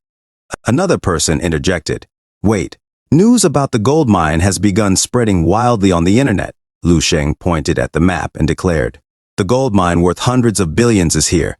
The others in the room were shocked and exclaimed, he actually announced the location. Dang, so many of us died for this dense gold mine. Were their deaths all in vain? A person slammed their chair and remarked, this is truly unexpected. What a bold move. Now everyone knows the man has no value. Someone actually dared to fool the ring imprint. The person who leaked the location must be taught a lesson. Check thoroughly. Find the person who leaked the secret location. Meanwhile, on the phone, it said, a gold mine worth hundreds of billions has been revealed. Another comment read, I want to be the one to get that dense gold mine. Someone else asked, what? Where is such a thing actually located? The father looked at Lu Sheng and pondered to himself, does this young man not know the value of a dense gold mine? Could it be that it's not that he doesn't know, but he simply doesn't care? Who is he? Lu Sheng said, after we check out of the room tomorrow, hide with your daughter somewhere for a few days. The storm caused by this dense gold mine will pass soon. I wish you good luck. Goodbye. Xiaoqiu asked Lu Sheng, big brother, will we meet again in the future? Lu Sheng reassured her, yes, of course. In another scene, a person exclaimed, how could she be that weak? Someone simply grabbed her head and smashed her to death. Another person, while investigating the body of the lady, remarked, the person who killed her was simply too strong. Look at this. There was no resistance to the attack. No, she actually wasn't able to resist at all. The hole is so deep, it's like a pile driver was used. Who could expect it to be from the head of a person who has been smashed to the ground, even more so a martial master? It's truly so cruel and violent. What do you say? Should we continue to pursue this person? The other replied, it's a total waste. I'm going back. Even an otherworldly martial artist like her, who had been strengthened by the organization, died so miserably. Moreover, The location of the gold mine has been spread out already. This mission is both useless and dangerous. Even if you want to go on, I'm leaving. Back in the dream realm, Lu Sheng searched for the Dark Star, Ring Imprint, and Black Demon Society. He remarked, surprisingly, there are a dozen such international mysterious organizations, both big and small. Even as far as 10,000 years in the future, there are traces of continued activity. So, there's a martial saint in charge. Martial saints can't be raised so casually. I estimate that there's a trace of a state apparatus backing this. Someone asked, oh? The Ring Imprint has been committed to the research of otherworldly martial artists. They have caused many events of international sensation, facing the joint attack of the countries. What is this, otherworldly martial artists? Lu Sheng explained, using the genes of the otherworldly monsters and transplanting them into martial artists. It gives birth to a strong martial artist, who, if the transfer is successful, can far exceed the power of someone at the same level by several times, even up to a dozen times. But there are both advantages and disadvantages. After receiving the gene transplantation, both the consciousness and the body will be eroded and transformed. It's like a time bomb that's ready to explode at any moment. No wonder the woman I hate yesterday felt unusual. The Ring Imprint has already begun to use such technology. Something is off. Is the Ring Imprint related to a previous otherworldly monster invasion? Even I can see this. The leaders of the Dragon Kingdom are no fools. They should be able to take proper measures to deal with this, so I won't meddle in others' business. If I encounter them, I can help to clear this up. Anyway, I can just eliminate them with no problems. If not, whatever. But when it comes to the path of the otherworldly martial artist, although it's unconventional, it's not without its merits. I might check it out in the future. Right, there is also the future of the father and daughter. Let's see. Not bad. A system notification said, Gu Yuan, International Crime Investigation Branch Chief, Rank 8 Grandmaster, devoted her life to tracking down Ring Imprint, Dark Star, Black Demon Society, and other such organizations. The total number of terrorists she has shot dead exceeds 800. Marital status. Unrequited love for the martial saint of the Dragon Kingdom, Lu Sheng, the perfected martial saint. Never got married. Lu Sheng got sad after reading this. He said, what's wrong, damn it? I shouldn't be reading such messy information. It will ruin my Dao heart. I definitely won't read it next time.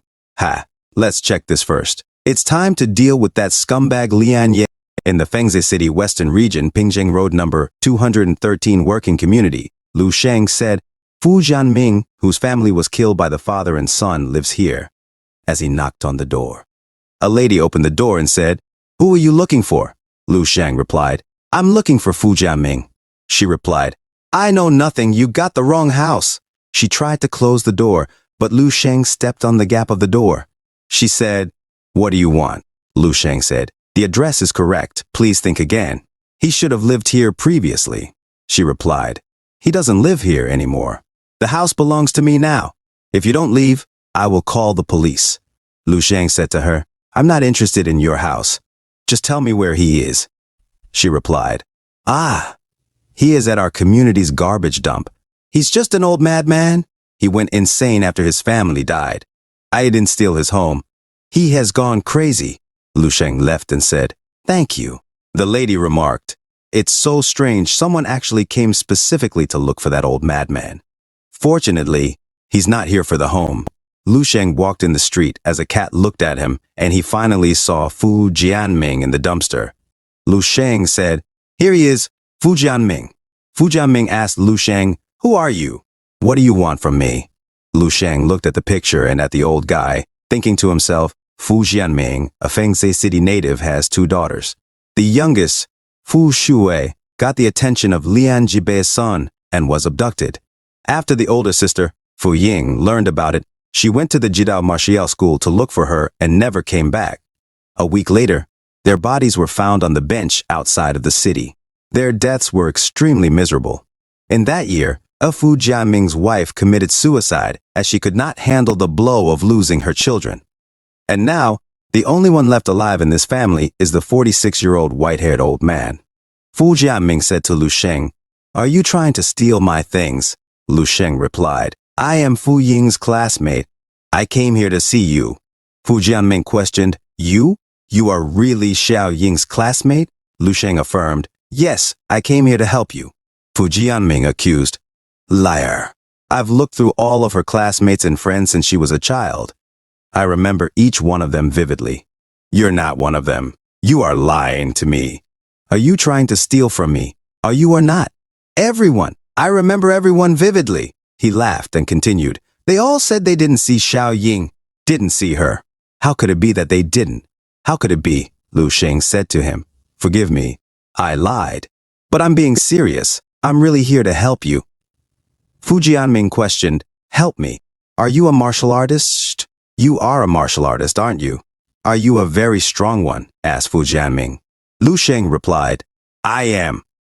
Fu Jianming laughed and said to Lu Sheng, I knew it. I've seen many martial artists. I can recognize them at a glance, and you must be one for sure. You must be? Wait a moment. He tried to pick up his things and said to Lu Sheng, please help me kill Lian Yi and Lian Jibei, as he offered his garbage to Lu Sheng. I will give you all my money and treasures. Lu Sheng just looked at the garbage in silence. Fu Jianming dropped his garbage and said, why are you hesitating? Is it not enough? I know, but I can get more. These are all money, but I haven't had time to convert them yet. It's money. Can you please help me? If it's not enough, just take my life.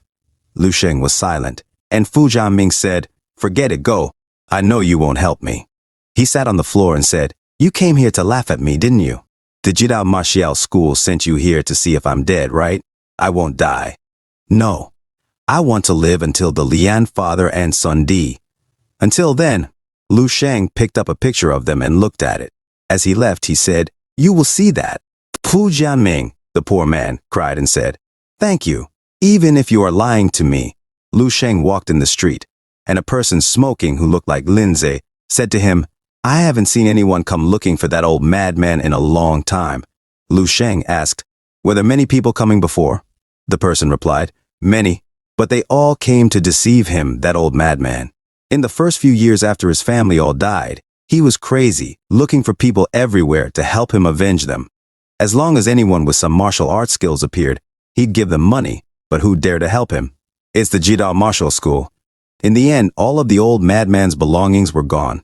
He went insane, his house was taken, and now he lives in the garbage dump.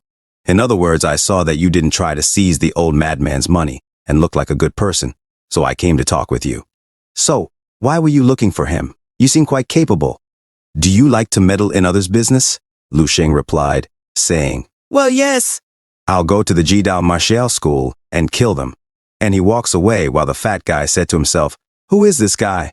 In another scene at the 7th St. Martial University, a hooded person said to Vice Principal Zhao, Lu Sheng did not go to Ming City. Did you know? Vice Principal Zhao said, I do. The two missions he took this time, 1A and 1 AAA, are both in the capital's periphery. The hooded person said, Lian Yi is in Ming City. He could obviously go to Ming City first, but he took a long detour to Nanping. His meaning is already clear. He is inclined towards avoiding Lian Yi. He is avoiding the second mission given by the Martial Saint, which is the real test for becoming the Martial Saint's disciple. To seek luck and to avoid calamity, that's normal human nature. Vice Principal Zhao said, it's still too early to tell. There's some time before the National Martial Arts Students Conference. The hooded person said, but a few days only. The Martial Saint is not known to give second chances. Vice Principal Zhao looks at him in silence, and he thinks to himself, Lu Sheng, don't let me down, and don't let the Martial Saint down. The 7th St. Martial University, a person said, I heard that he picked up in AA level this time around. It's only been less than half a week, and he's already back. In the guild hall, a person said, look at that murderous aura. He must have become stronger once again. Another said, it's Xiao Lan, he's back. He's doing the AA level. While in the crowd, Chen Yishuan stood there silently, and a person said, no wonder my heart is beating like a drum just by looking at him. Ling Xing said to Chen Yishuan, Xiao Lan is back. It looks like he's back for the National Martial Arts Students Conference. It's an event that happens once every 2 years only. Militants like him would not miss out on it. Chen Yishuan replied, so what if he's here? With that devil Lu Sheng there, everyone else is nothing. But one good thing is that by relying on his power, our 7th St. Martial University will not be at the bottom this time. Ling Xing said, it's impossible for Lu Sheng to participate. Why? The 7th St. Martial University. finally has a genius not seen in a century. Will the leaders not let him join? No way they'd make such a mistake. Alas, I heard what my dad said too. The martial saints test for Lu Sheng is that he cannot join the National Martial Arts Students Conference. If he fails the test, he can only challenge the legendary SSS level mission. Chen Yixuan said in shock, "This, what? There's no reason for Lu Sheng to be suppressed deliberately like this, right?" Ling Xing silently looks at Chen Yixuan. Chen Yixuan slams the wall and said, "How can we guess the thoughts of the martial saint? They're full of profound meaning. 2 years ago, the Ji-Dao twin stars swept through the whole 7th St. Martial University, making us lose face. And it's heard that the Cao Martial School also had a matchless, holy seedling. I originally thought that we could rely on Lu Sheng to fight them back. But now, even though we are all about to graduate, we will get tortured once again." Ling Xing holds the face of Chen and said, "Don't worry about it." And she said, "Once you get used to being abused, you won't feel so burdened by it anymore."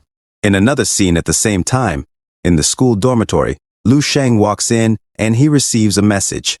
Lu Sheng said, "The National Martial Arts Students Conference will be held at the school gate in 3 days at 8 in the morning.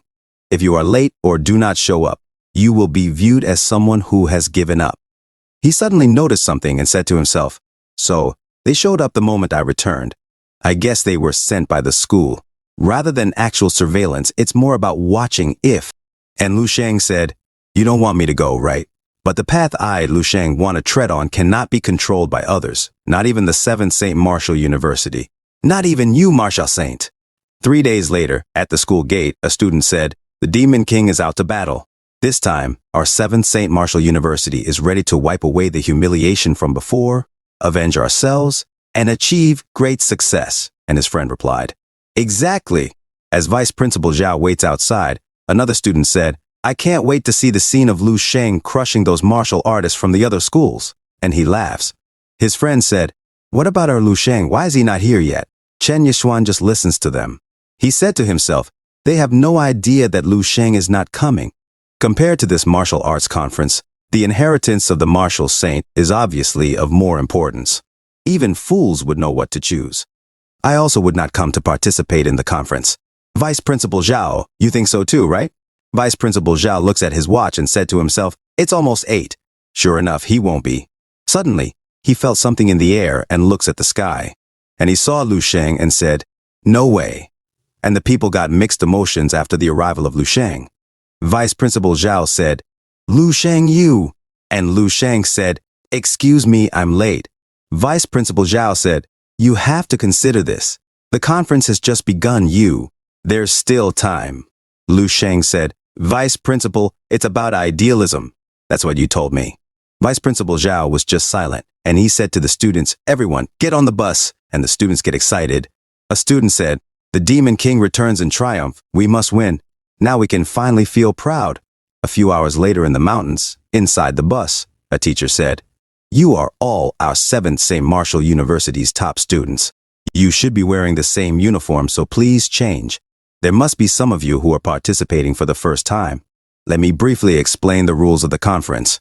Lu Sheng thinks to himself, the rank -7 master's vitality is like an oven. The martial arts will is produced, and they have the status of a master. Then what about the rank Grand Master? It is recorded in the system that after reaching rank, the vitality can be condensed into a dan. The value of the vitality can be over 100,000, as vigorous as a river, as blazing as magma. It can melt steel, and one move can result in a combat power value of 10,000.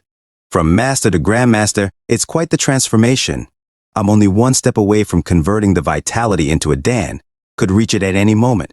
However, after it's converted, the physique will continue to grow stronger as the dan is washed away day and night. The longer one is in this state, the more one's physique will be strengthened. Even the body's functions won't decline and will always remain at their peak, which is equivalent to a rebirth, the chance to become a martial saint. When will I have the will of a Grandmaster? Grandmaster rank physique together with Grandmaster martial arts will, that power is not as simple as 1+1. If possible, I must find out myself. At the mountains, Vice Principal Zhao said to the students, "We have arrived at the Jian Mountain. Get ready to get off the bus." A person said, "Wow, students from the 7th St. Martial University, Lu Sheng said. I guess they're here to compete. Every year, the National Martial Arts Student Conference is held in the Jiun Mountain. Good luck, a boy said to a girl. So, can we watch it ourselves? And the girl said, you have to go to the top of the mountain to watch it. So in your dreams, only ordinary people can only watch the live broadcast.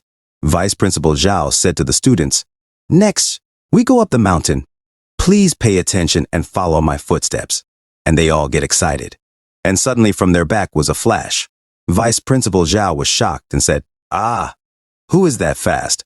Lu Sheng then said while running, the confrontation with the martial saint is most likely unavoidable, so it's better to step up to the tempo.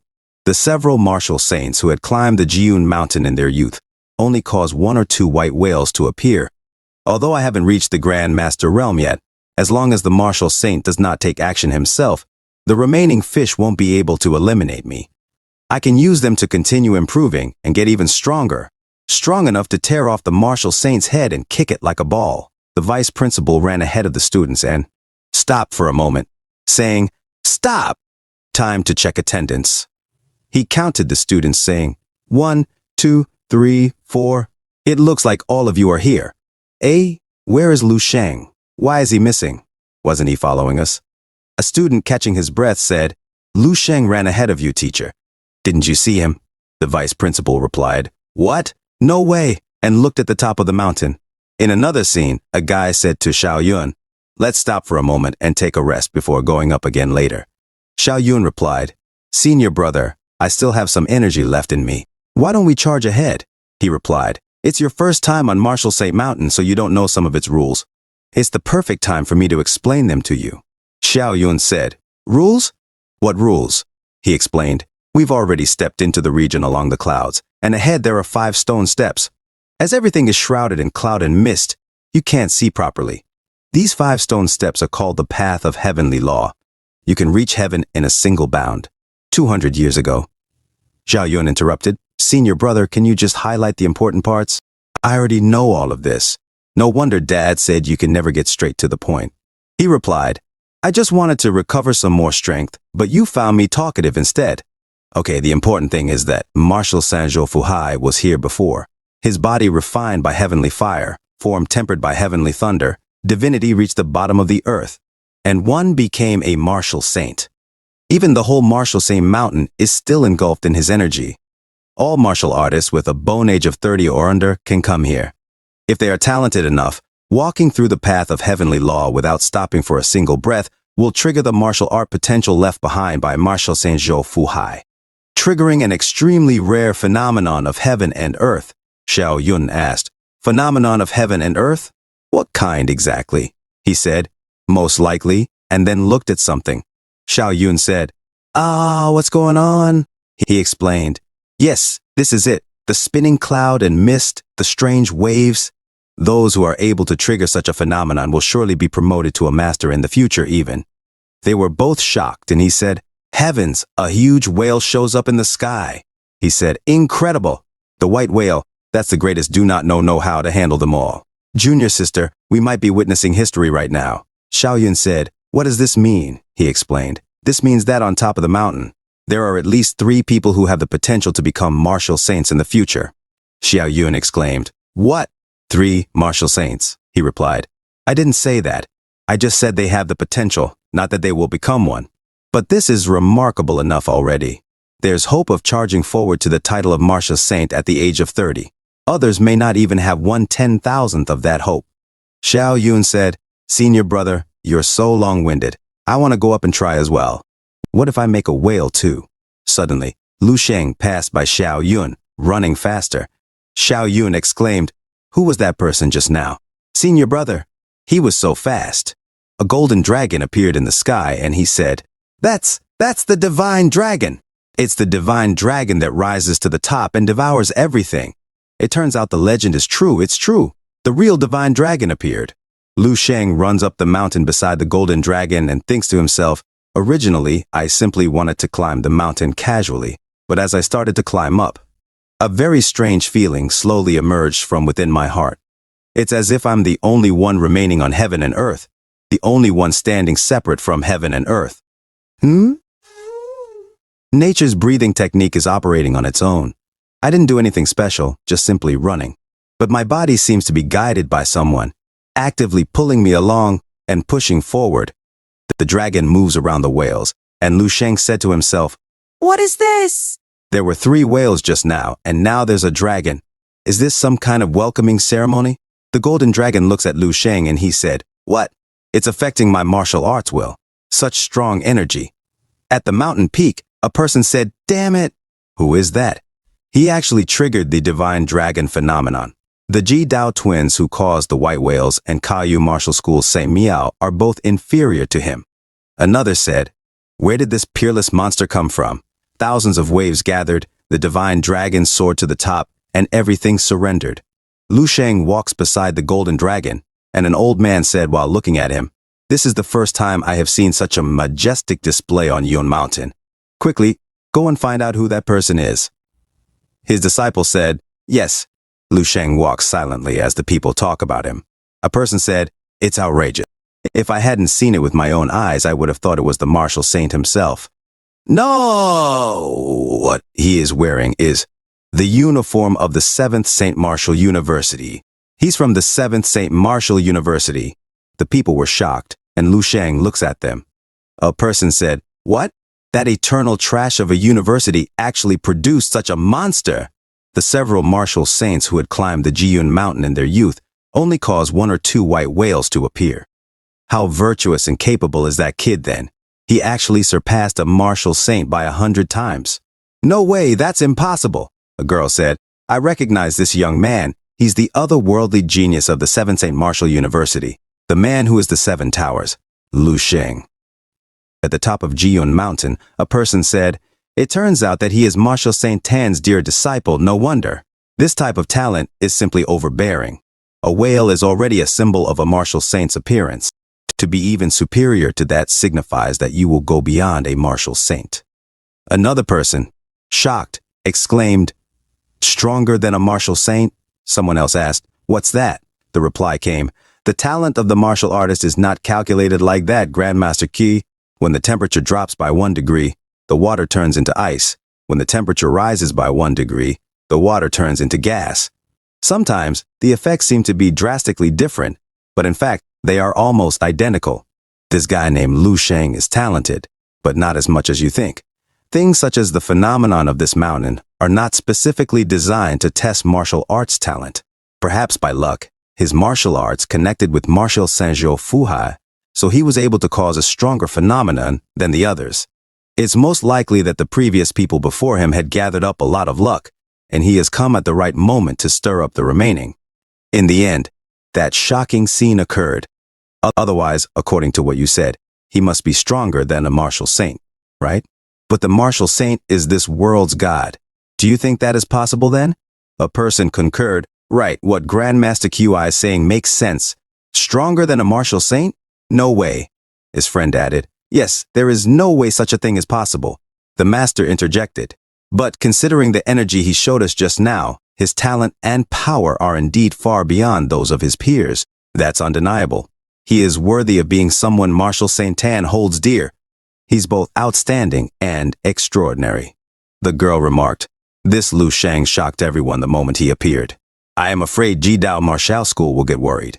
In the mountain hotel, a person slammed his fist on the table and exclaimed, Worry my ass! Isn't that just a little bit of an unusual phenomenon? Look at how shocked all of you are. What a disgrace. It was Lian Jibei, instructor of Ji Dao Martial School. He continued, He's not even a master. He only has a bit of talent at most.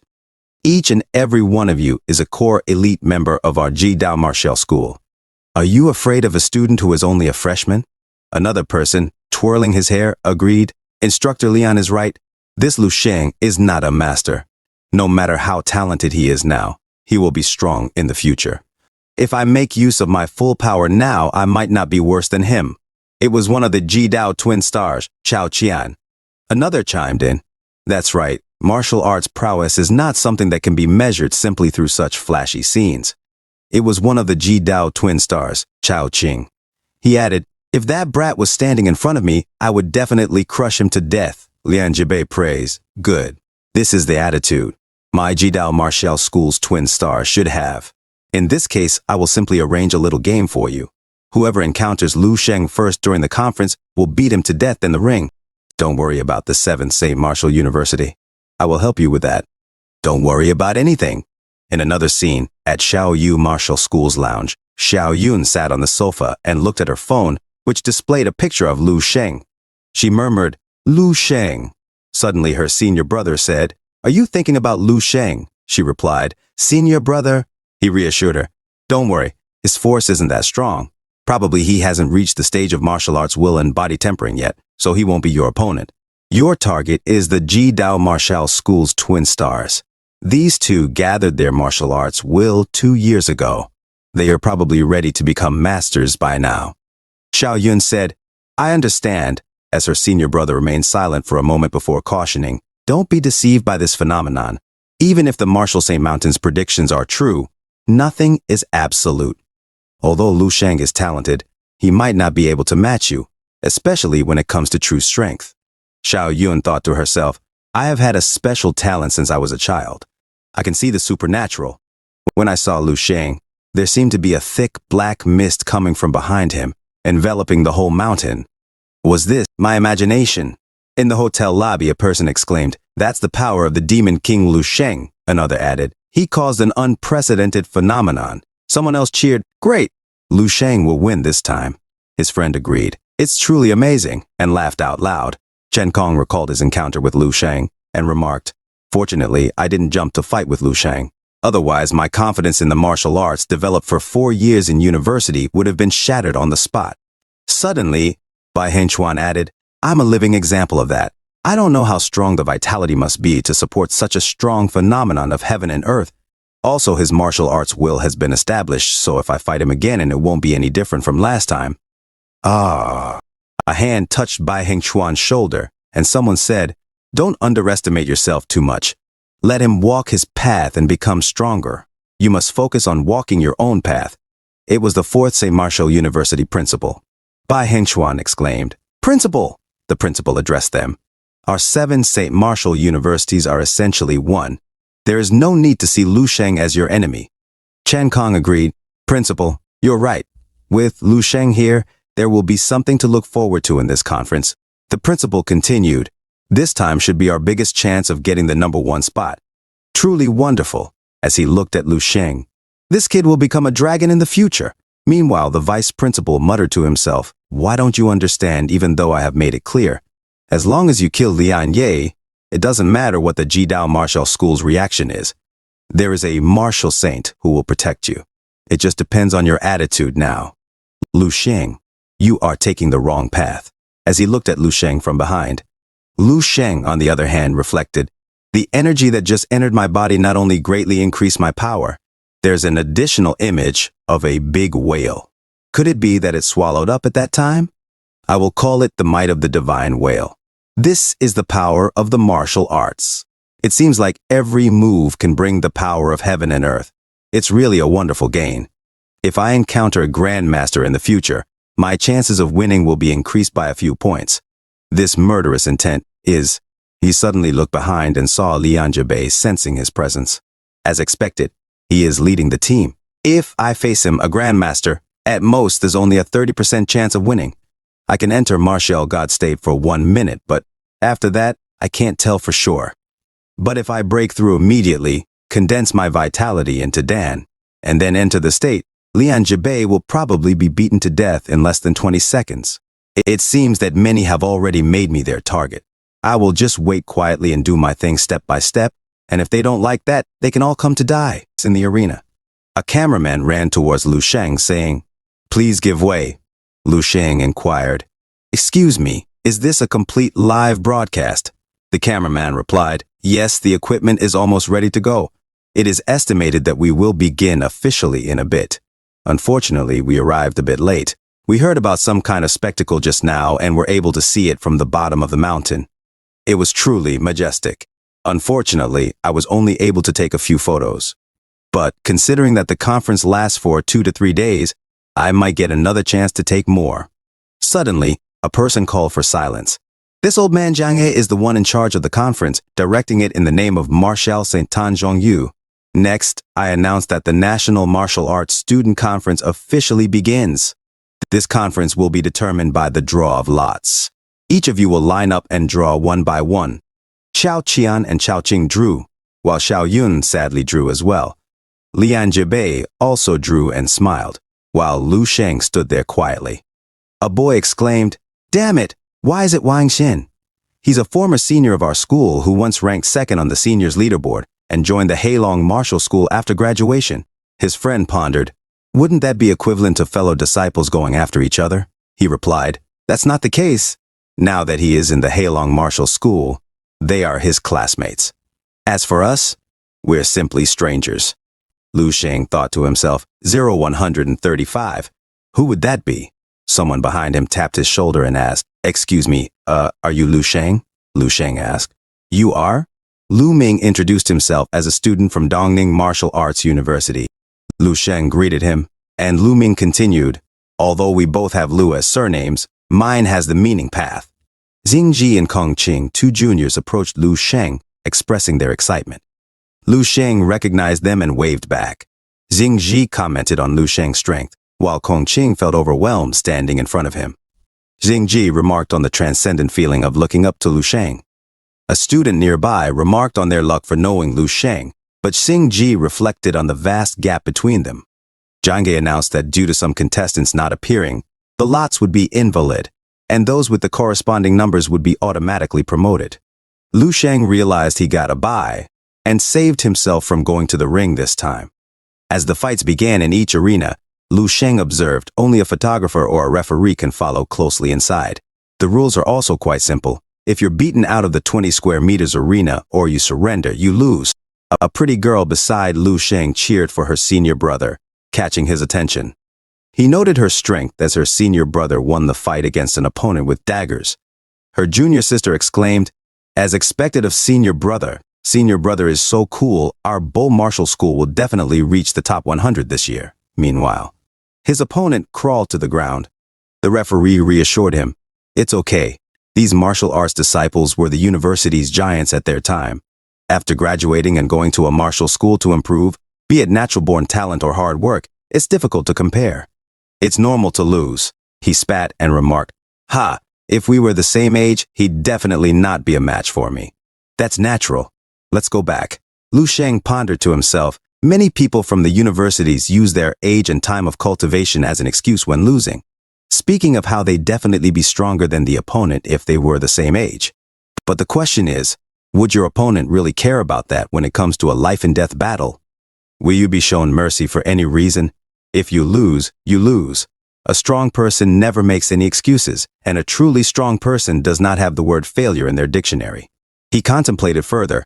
When martial arts disciples face martial arts students, they have the advantage of age. But martial arts students are better in various other conditions, such as a martial arts training environment. The martial schools have various kinds of resources, but a martial arts disciple has to pay for these resources out of their own pocket.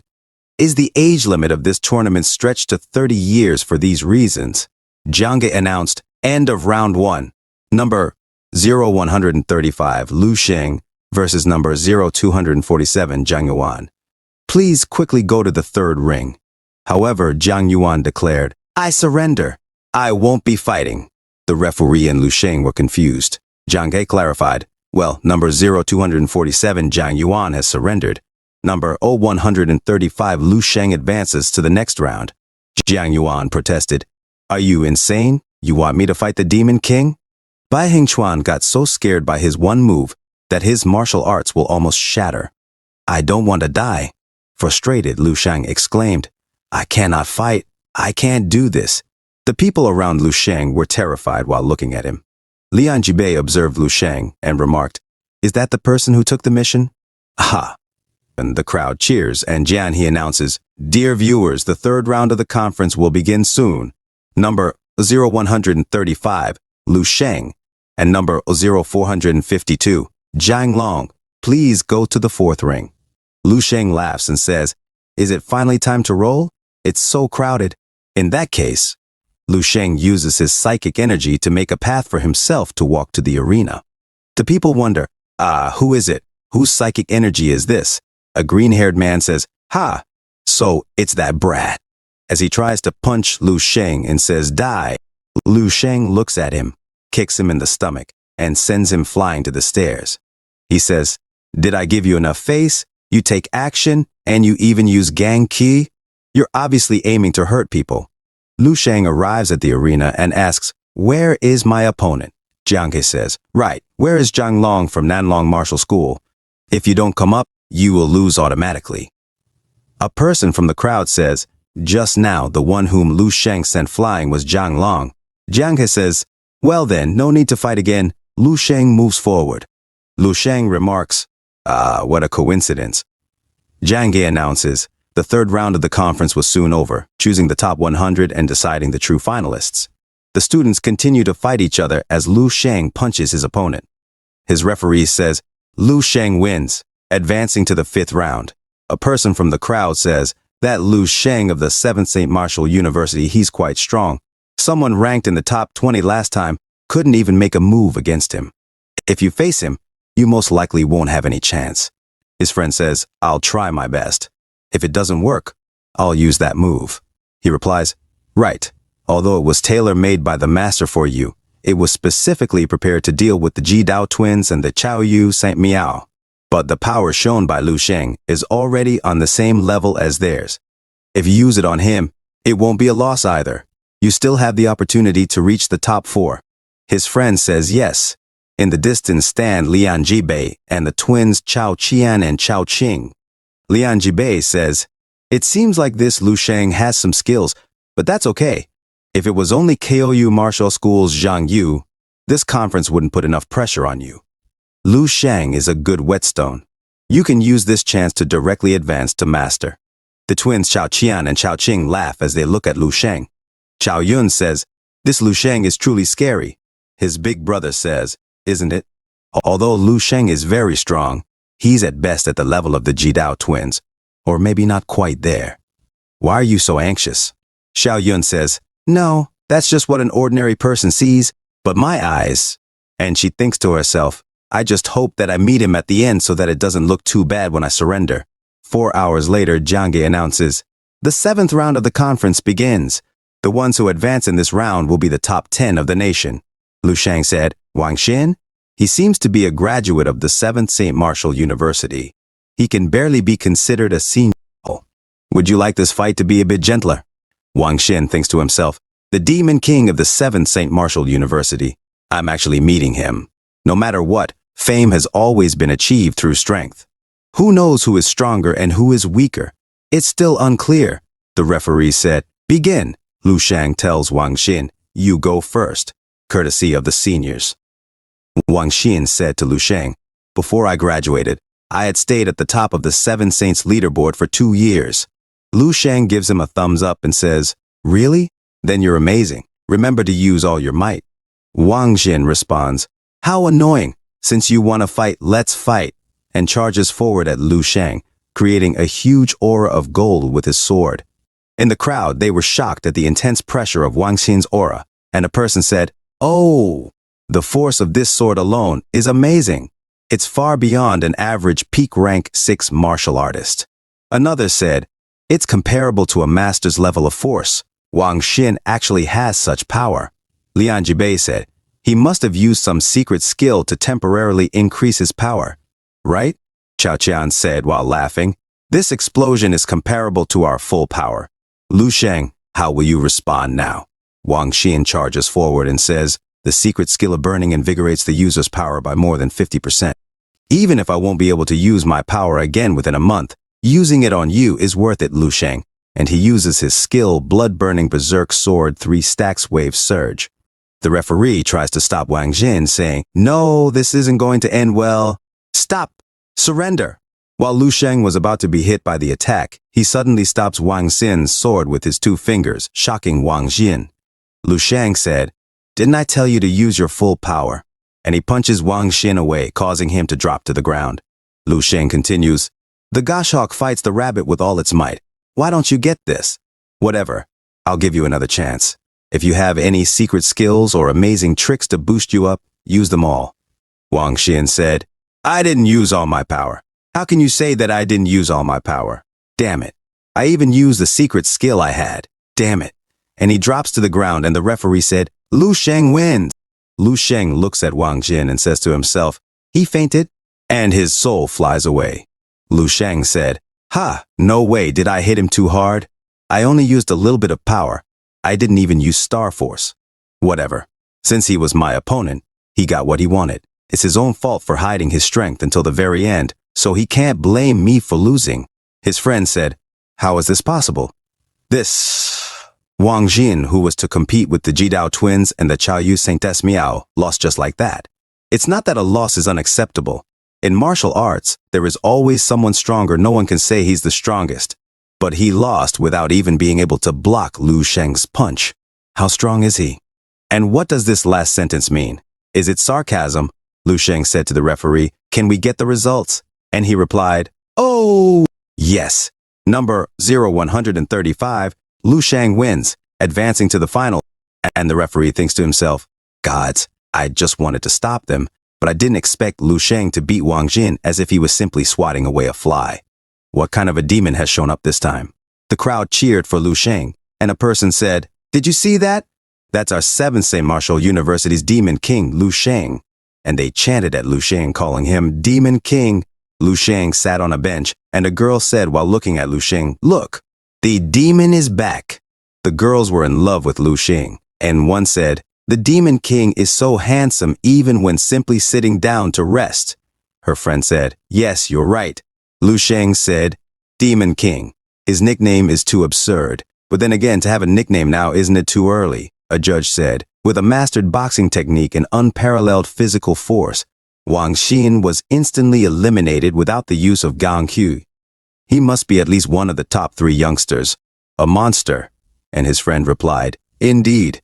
If we consider the Jidao twins, they might not be his opponents. Lu Sheng is the brightest participant this time. While Zhang Ge listens to them quietly and plays with his tiny beard, he added, we can't say that for certain. The Jidao twins aren't ordinary geniuses. 2 years have passed, and we don't know how much they've grown. 2 years have passed, and we don't know how much they've grown. Zhang Ge said, no need to argue, just watch. And they all agreed. He thinks to himself, as expected of the one favored by Marshal Saint-Tan Zhongyu, he's indeed someone who can't be judged with common sense. Chao Qing said to Chao Qian, Wang Xin was that careless? He didn't use all his power? No wonder. I was paying him some attention just now. Didn't expect him to be a dunce. Chao Qian replied, but it's fine. The stronger this Lu Sheng of the 7th St. Martial University is, the brighter our halo will be when he loses. Zhao Yun looks at Lu Sheng as she was terrified and said to herself, it seems to be spreading even further. His shadow. In the evening, Lu Sheng in his room said, today ended so quickly, I didn't even get to warm up. And the finals are tomorrow. I'm really looking forward to tomorrow. The feeling of killing a grandmaster, I wonder what it's like. And his phone received a message. It was his sister, Lu Qingyi, and she said, hey, brother, you are on TV again. Try to be the nation's best again. Lu Sheng replied, yes, the martial arts conference is broadcast live on TV, which is similar to the world championships and winter competitions of the past. By the way, don't let our parents watch tomorrow's round if you sincerely wish them well. Confused, why? He hesitated for a moment, then typed something in his phone, because I don't want them to see me killing someone, and sent it. Lu Sheng sighed, then sent another message saying, just kidding, but there will really be blood during the finals tomorrow. I don't want them to get scared. Lu Qing replied, you scared me, brother? Don't make such jokes anymore, or you'll make me think you'll really kill someone. Okay, I'll do my best. But definitely remember to make our parents watch the replay later. Don't tell me I didn't remind you. Lu Sheng thought to himself, if I can't stop others from watching it, can't I just stop the live broadcast? Let's just wait until tomorrow. Suddenly, Lu Sheng received another message, this time from his best friend Lu Qiming, who said, bro, you're amazing. Another message came from Zhang Dandan saying, you got this. Even though I know you won't reply and won't see this, I'm proud to be under the same starry sky as you. And she sent a rose emoji. Qin Xiaojun also messaged, amazing, I knew you could do it. Remember to come back and visit, someone is missing you dearly. Suddenly, Lu Sheng saw another message from Dong Xingxiu saying, Lu Sheng, you got this. Lu Sheng remembered his future with Dong Xingxiu and thought, it's a nice evening. I should go out for a walk. Outside, Xiao Yun was practicing and remarked on the cold weather. She noticed someone walking and became petrified, running away. Lu Sheng said, Oh, am I that scary? He thought to himself, the number of people in the spouse list of my personal information from the future is clearly increasing by the day. But why do I feel like my compatibility with the opposite sex is not good at all? Xiao Yun hid on a rock and looked at Lu Sheng saying, This guy's black fog. No way! It's actually covering the sun, the moon, and the stars. Lu Sheng, what kind of monster is he? The cafeteria, Lu Sheng said to the lady, This one, and this one. I want from all of these. He thought to himself, what on earth is she doing? And looked at Xiao Yun hiding. Suddenly, Bai Hengshuan shouted and said to the people, Hey, what do you mean? Please let me pass. Xiao Qian told him, You'd better pray that you don't meet me at the conference today. Bai Hengshuan told himself, Rumors have it that every person who meets him at the conference ends up gravely injured. Some are even beaten up to death. Xiao Qian replied, My attack is nothing to scoff at. Bai Hengshuan asked, What do you want? Suddenly, Lu Sheng walked near them and bumped Xiao Qian away, saying, Give way, don't block the path. Xiao Qian challenged him. Who dares to? Lu Sheng looked at him while he ate a drumstick. Xiao Qian mocked Lu Sheng, saying, Give up now and you can still. Suddenly, Lu Sheng grabbed his throat and choked him, saying, Standing in front of me again. Are you trying to insult me right now? Xiao Qian thought to himself, I'm going to die. Lian Jubei shouted, Stop, and jumped towards Lu Sheng, saying, Let him go right now. The conference hasn't even begun yet. If you want to be disqualified, you can keep going. Lu Sheng let go of Xiao Qian and said, It was just a joke. Xiao Qian coughed and said to Lu Sheng, You brat. Lu Sheng mocked him, saying, Your neck is very defined. Quickly go home. Back to your mama. Lian Jubei told Xiao Qian, Let's go. Don't embarrass yourself any further. Xiao Qian replied, Instructor, please let me explain. A person watching said, Damn, Lu Sheng defeated one of the Jidao twin stars in one move. And his friend said the strong Jidao twin star Xiao Qian couldn't even resist Lu Sheng's attack. His other friend said, How strong is Lu Sheng then? He must be a master already. Lu Sheng thinks to himself while he eats his chicken, If I fight them in public like this, I would probably be marked as wanted criminal. This will harm my family, so if I tolerate them for now, the time will come. A few moments later, Lian Jubei shouted at Xiao Qian, saying, What on earth happened? Xiao Qian said, Forgive me. I didn't expect him to suddenly take action against me. It was a sneak attack. I wasn't able to react for only a second. Xiao Qing said to him, Xiao Qian, you're such a waste. Enraged, Xiao Qian said, Bastard, try saying that again. Damn it. I'll take it out on you first. Xiao Qing retorted, You're a loser. You got beaten up, and now you want to take it out on your own people after returning. Lian Jubei shouted, Enough. You've brought shame to the Jidao Martial School, and you must find a way to atone for this yourself, said Lian Jubei. Xiao Qian replied, Rest assured, instructor, I'll never make this mistake again. Angered, he added, Lu Sheng, I will kill you, and stomped on the ground. 1 hour later, at the arena, Lu Sheng and the vice principals gathered. Vice Principal Zhao said, The Jidao twin stars have dominated the conference for many years. Their strength is not to be underestimated. Even if you had the advantage before, don't let your guard down when you get in the ring. Lu Sheng replied, I know, and walked away. Observing him, the hooded vice principal remarked, This guy is so calm. He must feel no danger. The bearded vice principal said, Old Zhao, it's our turn to win the conference this time, and laughed heartily. Zhao expressed hope. I just hope, Lu Sheng. What will you say to Marshal Santan at this point? In the arena, Zhang Ge announced. The draw for the 8th round officially begins. Lu Sheng drew from the box and was pleased with his draw. Zhang He then announced, Dear viewers, the last battle of the 8th round will be 7th St. Martial University's Lu Sheng versus Jidao Martial School's Xiao Qian. Spectators reacted. Some surprised by the coincidence, while others speculated on the outcome. Lu Sheng looked at Xiao Qian, who raged and threatened, Brat, get ready to die. Lu Sheng remained composed as Xiao Qian grew angrier. Zhang Ge instructed the participants to leave the arena for the first match. In the arena, Lu Sheng looked at Bai Hengchuan and thought to himself, This Chao Qian is not someone to trifle with. Looks like it will be a fierce fight. Lu Sheng then told Bai Hengchuan, fight all you want, don't be afraid. Bai Hengchuan was shocked, and Lu Sheng added, if you get beaten to death, I'll take revenge for you. Bai Hengchuan was shocked at what Lu Sheng said and said to him, then, I really appreciate it, as they happily waved at each other. Lu Sheng told him, no worries, no worries. We are both students of a martial university. No need to be so polite. Good luck. Bai Hengchuan entered the arena and looked at his opponent as the round began. Chao Qing told him, brat, I won't give you a chance to surrender. Bai Hengchuan unsheathed his sword and said, you can try me, as he charged forward to Chao Qing. Chao Qing looked at him from a distance and evaded his attacks. Bai Hengchuan tried to attack him from above, but Chao Qing evaded every attack he made. Bai Hengchuan said to himself, he actually dodged all of my attacks. How is this possible? People from the crowd exclaimed, wow! Zhao Yue has actually reached such a level? Another said, only when one is close to the control realm can one move like this. How terrifying! Bai Hengchuan said, since you're good at dodging, try this, as he used extreme ice seal. He then said, did it work? But was shocked to see that Chao Qing had vanished, leaving only a clone. Chao Qing said, you've been fooled. Is that all you have got? He then slashed Bai Hengchuan and laughed as he kicked him away from the arena, making him fly and slam into the wall as he coughed. People rushed to Bai Hengchuan and asked, are you all right? One person exclaimed, damn it! He's seriously injured.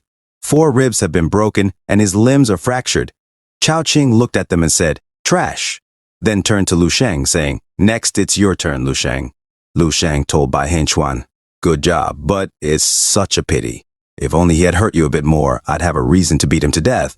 Bai Hengchuan was shocked at Lu Sheng's aura and said to himself, the feeling coming from Lu Sheng just now, what was that? Jiangxi announced. The next round, Chao Yu Martial School's Zhang Yu versus Fire Dragon Martial School's Peng Hong. The crowd cheered as Xiao Yun meditated in the arena, and her opponent remarked, such a quiet girl. Shouldn't be dangerous, right?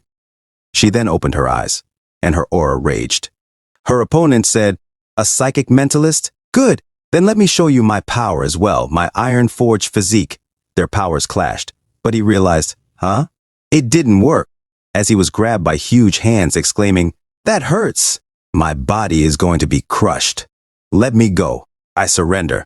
The referee announced, Chao Yu Martial School's Zhang Yu wins. Lu Sheng looked at her and remarked, the seedling of the Chao Yu Martial School is truly strong. From her psychic energy just now, she's at least a rank 4 psychic mentalist.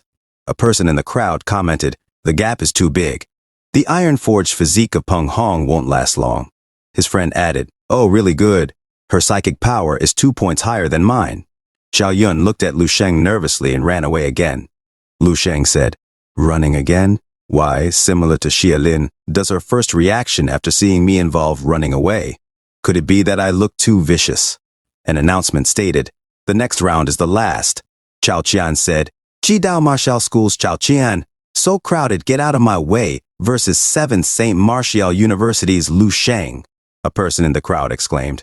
Chao Qian and Lu Sheng's fight is finally happening. Another said, great, this will be exciting. The previous fight ended too quickly. We couldn't even watch it. Lu Sheng jumped into the arena, and Chao Qian copied him, also jumping into the arena.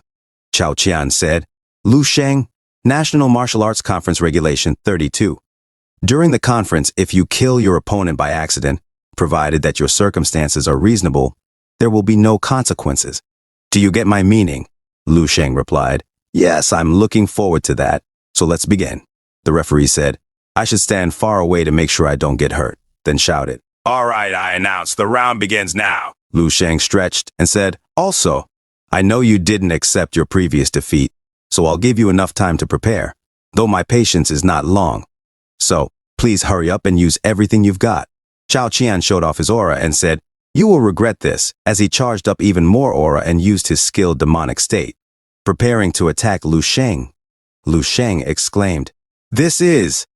The crowd was shocked as an intense aura of Chao Qian raged, and he said, that's not all, as his body became bigger and he used his skill, demonic state, 2nd stage. Lu Sheng covered his face from the dark aura and Chao Qian transformed into a demon. A person from the crowd exclaimed, "Ooh, what kind of physical skill is this?" Another said, "A master can't even compare. Such a terrifying pressure."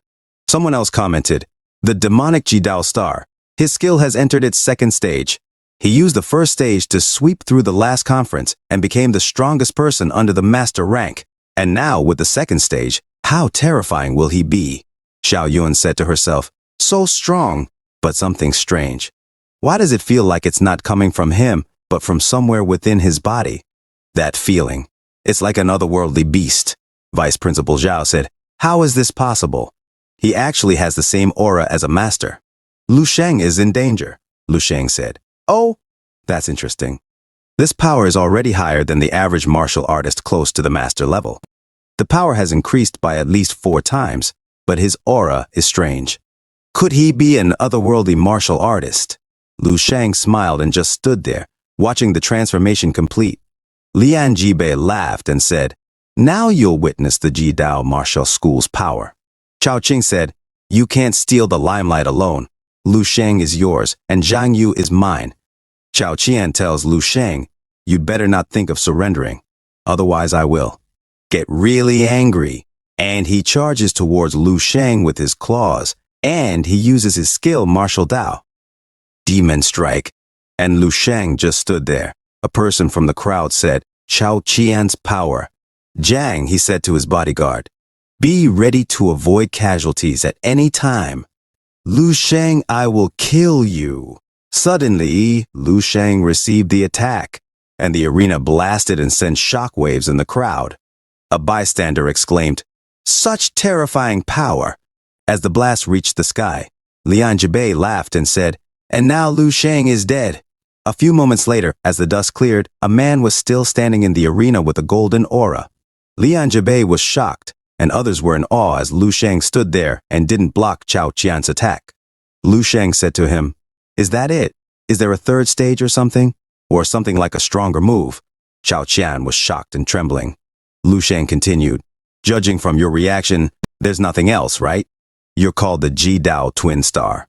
Lu Sheng brushed off the dust from his shoulder and told him, "Then my punch." Chao Qian was shocked and trembling. Lu Sheng made a fist and said, "It's called the Explosion Star." Chao Qian screamed from the intense light of Lu Sheng's punch, causing the arena to explode. Lian Jibei and Chao Qing shouted Chao Qian's name as a thick dust cloud covered the arena. As it cleared, Chao Qian was kneeling in front of Lu Sheng, bleeding from all the holes in his head. Lian Jibei immediately rushed towards the arena, shouting at Lu Sheng and trying to attack him, saying, "Lu Day." Suddenly, multiple vice principals jumped into the arena and stopped Lian Jibei from attacking Lu Sheng. Lian Jibei and Vice Principal Zhao moved away from each other. Vice Principal Zhao said, "Lian Jibei, what's the meaning of this?" Jiangji said, "Stop. You're all masters. If you take action here, aren't you afraid of becoming a laughingstock?" Lian Jibei said, "That kid deliberately killed someone. He killed the future star of my Jidao Martial School. He deserves to die." A few moments later, Chao Chan coughed, and the medics rushed to the scene. Lian Jibei shouted, "Someone quickly get the patient for treatment." Vice Principal Zhao said, "Lian Jibei, since he's not dead, even if that matter has revealed itself, let it be." Lu Sheng hid behind the vice principal and said, "Teacher, help me." Lian Jibei said to them, "I will remember this. Ha. Then I declare that Lu Sheng of the 7th St. Marcia University is the winner." And the crowd cheered. A person from the crowd said, "So strong. Lu Sheng is so strong. Chao Qian, who was fully in his second demonic state, couldn't hurt Lu Sheng at all. Is Lu Sheng really not a master?" Another said, "But if he had become a master, why would he hide behind the vice principal? He used his gang ki to block Chao Qian. He's not a master." Another person commented, "I think the main character of this conference has been confirmed. The rest is just formalities. Lu Sheng is only 18 years old. What a monster he is." His friend added, "But his power is indeed very high. Even after surpassing the average martial artist close to the master level, the Jidao Twin Star had no chance of blocking Lu Sheng's punch. From now on, the era of the Jidao Twin Stars has come to an end. The Demon King Lu Sheng will rule this National Martial Arts Conference. Vice Principal Zhao calls for Lu Sheng and says, injury and murder don't count during the conference.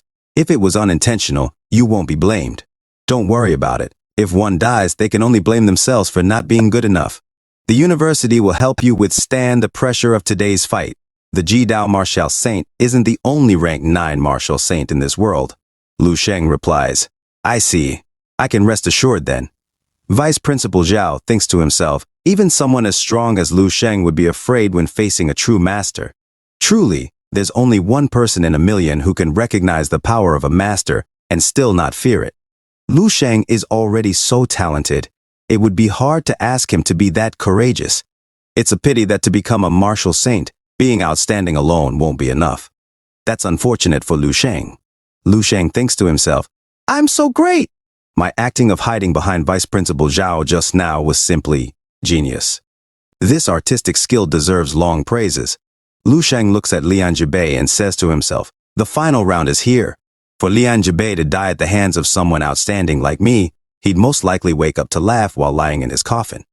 The preparations for the 9th round semifinals begin, the drawing stage. In the arena, the finalists stood there, and a person said, have I finally reached the semifinals? It was Dong Rui, 30 years old from the Heaven and Earth Martial School. He said, it's just that, I actually relied on luck to get here. I can't beat any of them. Please, God, don't let them hurt me. Chao Qing is a madman, but Lu Sheng is the most terrifying and incredible. Only Zhang Yu is normal. I wish I could meet her.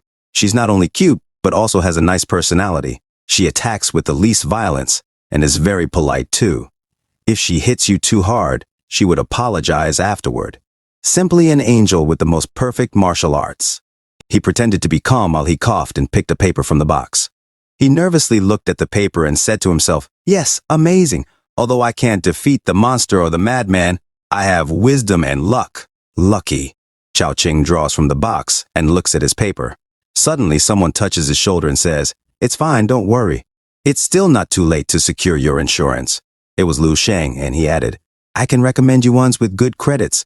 I had one friend who died, and the insurance money came the next day. Chao Qing was shocked and faces Lu Sheng. Lu Sheng tells him, why are you so jumpy? I'm just kidding. If I beat you to death, your Jidao Martial School's master Lian Jibei will come for me, right? Chao Qing said, so you know. Lu Sheng said, that can't be. I think you're worse than Chao Qian. He walked away and said, see you soon. A few moments later, Chao Qing whispered something to Lian Jibei, and Lian Jibei told himself, sooner or later, I'll make you pay for this, Lu Sheng thought to himself. Even though that was all trash talk, the effect is good. He tried to kill me but couldn't, which means the fish has taken the bait. If I want to kill Lian Jibei, I have to be famous, righteous, and make everyone think that's the right thing to do. In that case, the next step would be tactical. But in the end, my power would still not be enough to take care of the consequences, and I have to follow the rules set by others. If I were strong enough, I could ignore all of them, not to mention Lian Jibei, who deserves to die. Then even if I killed him, others would not object. The truly strong can break the rules, make them, and use them at will. After all, if we want to save mankind from the disaster that's to come, it cannot be done by those who follow the rules. So if I'm not strong enough yet, I must work harder. Jiang He announced, first match of the 9th round of the conference, Zhang Yu versus Dong Rui. The two battled for more than 10 minutes before the winner was decided. Zhang Yu wins. Dong Rui said, it's finally over, but being able to maintain my dignity in front of these monsters is a true win, and he laughs. Jiang He said, this battle was pretty even and very tame. But in the next one, I'm afraid something will happen again. A person said, that fight was worth seeing, but not that interesting. The next one will be the highlight, Lu Sheng against Chao Qing. I heard that Chao Qian's spine was almost broken by Lu Sheng. Good thing that rescue came in time. Another said, the Jidao twin stars deserve it. Every year they beat up their opponent to a cripple or completely ruin their martial arts, just by relying on the Jidao Martial School to back them up. And another person said, and that's not all. It's better this way. Evil people must be punished. If Lu Sheng beats Chao Qing, I'm afraid he won't be able to go to the toilet on his own. And he laughs. His friend said, but if he gets disabled, he can just change his name to Crippled Star. Very funny. And he also laughed. Meanwhile, in the background, Chao Qing walks and listens to the people. He said to himself as he sweats nervously, as a Ji-Dao twin star, I've never felt fear toward anyone who isn't a master. I'm the one who brings fear to others. Since when am I so scared when facing an opponent of the same age and level as me? Is this really happening? Lu Sheng calls him and said, Hey, wake up! Get ready to go to the ring for a beating. Chao Qing thinks to himself, I won't give in. And he replies to Lu Sheng, Hey, I'm telling you, it's still not too late to go with a cold weapon. Don't tell me I bullied you later.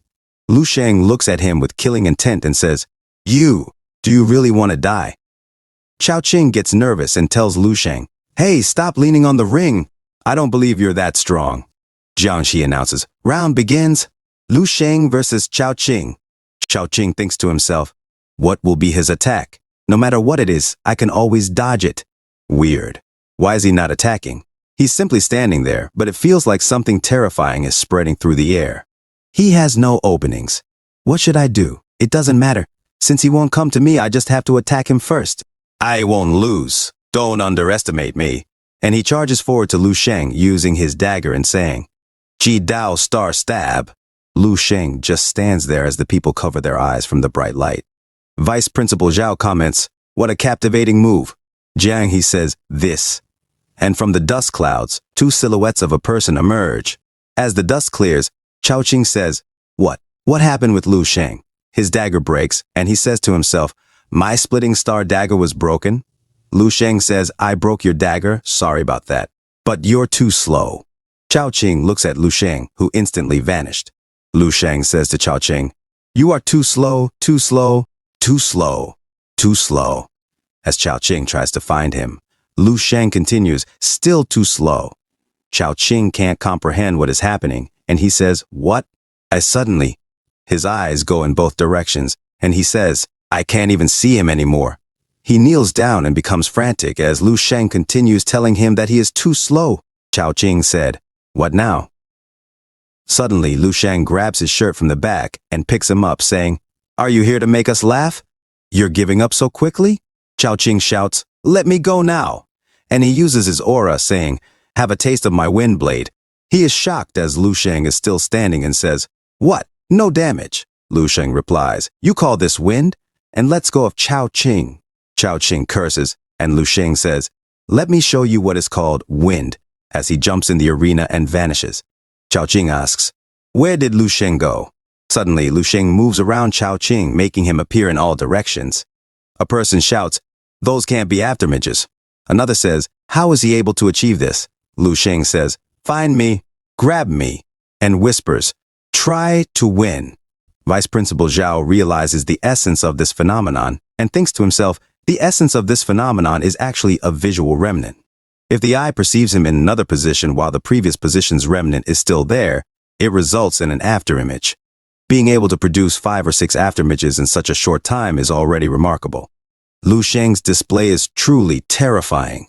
Chao Qing, after looking in all directions, says, Fake, they are all fake. Only one is real. I will definitely find it. He attacks the images, and Lu Sheng warns him to watch out. Lu Sheng then uses his technique, New Moon Divine Wind, twisting all the limbs of Chao Qing, making them all wobbly.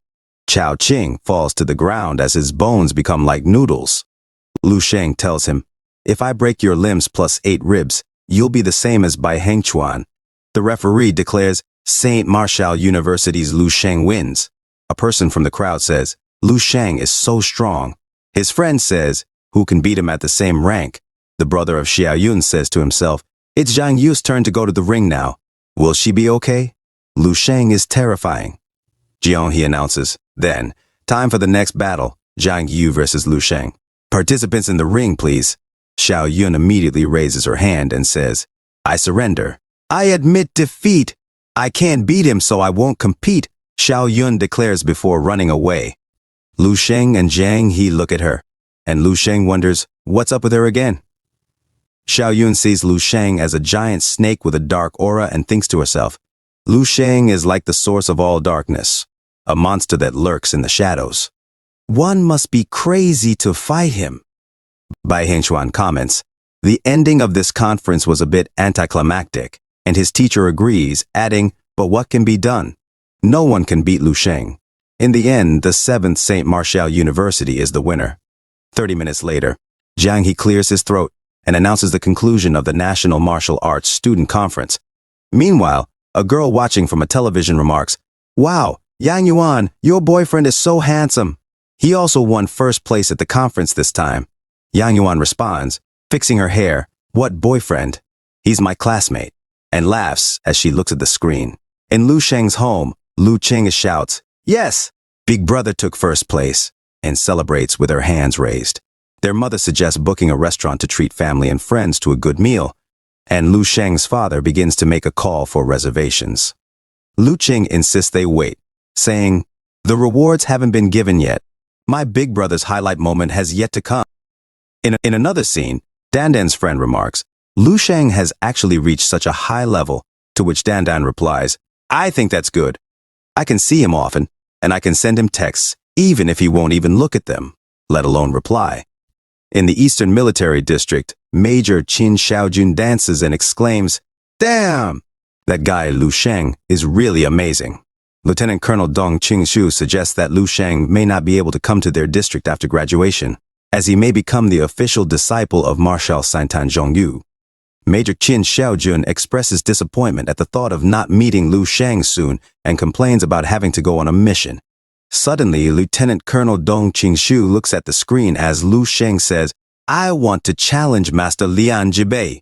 Major Qin Xiaojun reacts in surprise, saying, "Ah? What is Lu Sheng doing?" 1 minute ago, Jiang Ge announced, "On behalf of the National Martial Arts Union, I would like to announce the champion of this National Martial Arts Student Conference." A person shouted. It was Lu Sheng, who said, "Sir Jiang Ge, I have a genuine request, and I hope you would agree to it." Jiang Ge replied.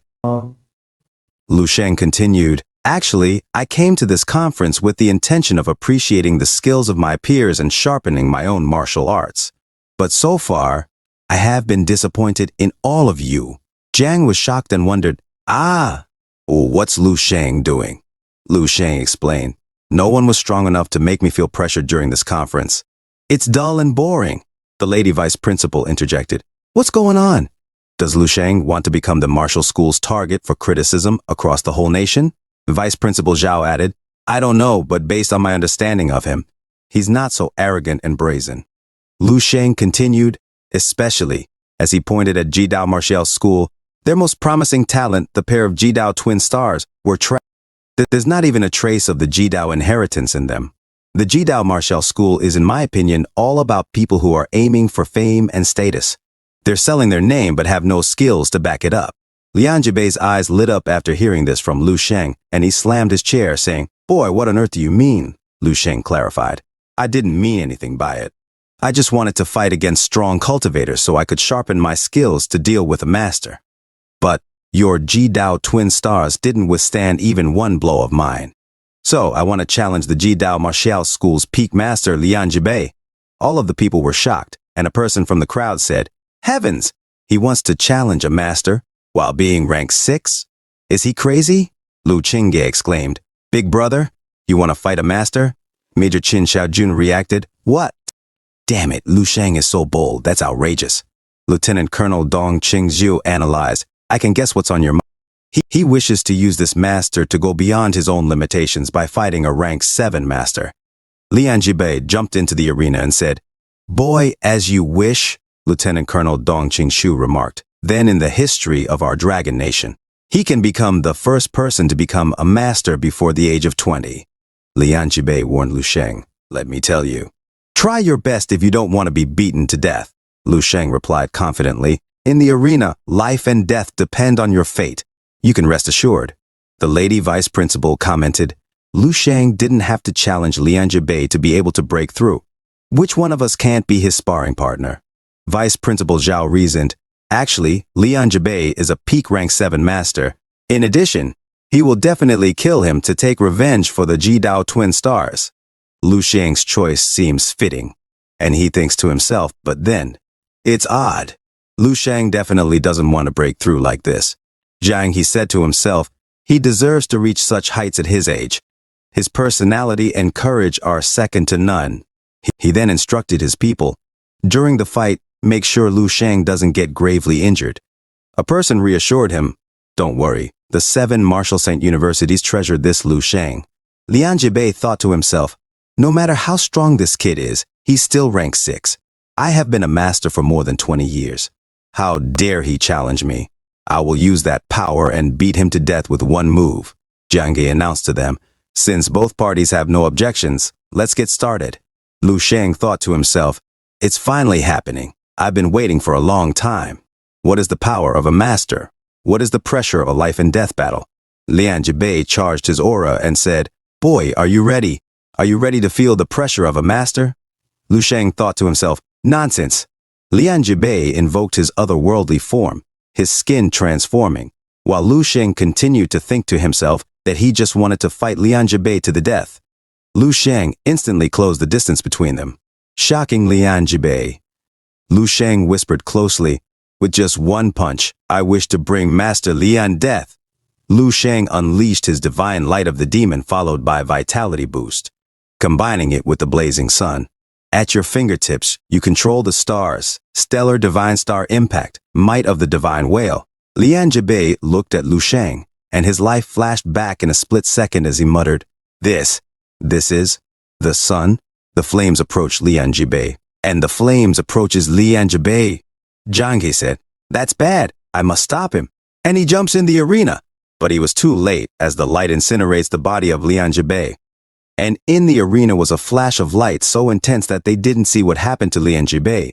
A few moments later, a foot of Lian Jibei still stands as the dust clouds clears up, only to find out that only the foot of Lian Jibei remains in the arena. Jiang Ge shouts at Lu Sheng saying, "Lu Sheng!" Lu Sheng said, "What's wrong, Grandmaster?" And he looks at Jiang He and smiles saying, "Do you want to fight me as well?" Jiang He was shocked and said to himself, "This kid just killed a peak rank 7 master, and now he wants to challenge me, a rank 8 grandmaster?" Vice Principal Zhao said, "Lian Jibei's dead, and there's not even a corpse left behind."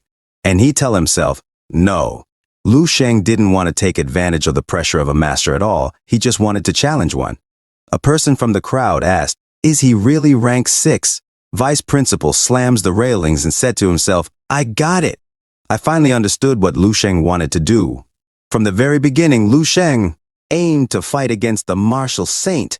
Lu Sheng looks at Vice Principal Zhao and said to himself, "Vice Principal Zhao, it looks like you finally understood. This is my idealism." In the arena, only Lian Jibei's foot remained standing. Jiang Ge pondered, did Lu Sheng predict all of this from the beginning? He's not even 19 years old this year, yet he killed a peak rank 7 master with one move.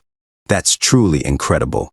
Jiang Ge then told Lu Sheng, "I will report this matter in its entirety to the Jidao Martial School and Martial Santan Zhongyu.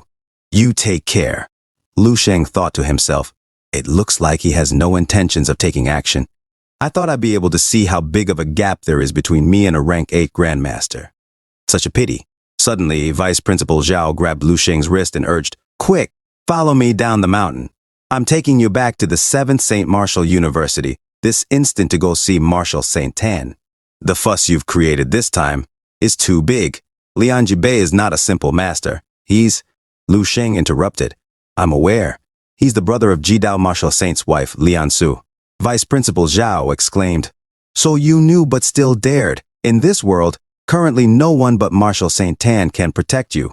Lu Sheng responded calmly, "Thank you, Vice Principal Zhao, but I don't need that."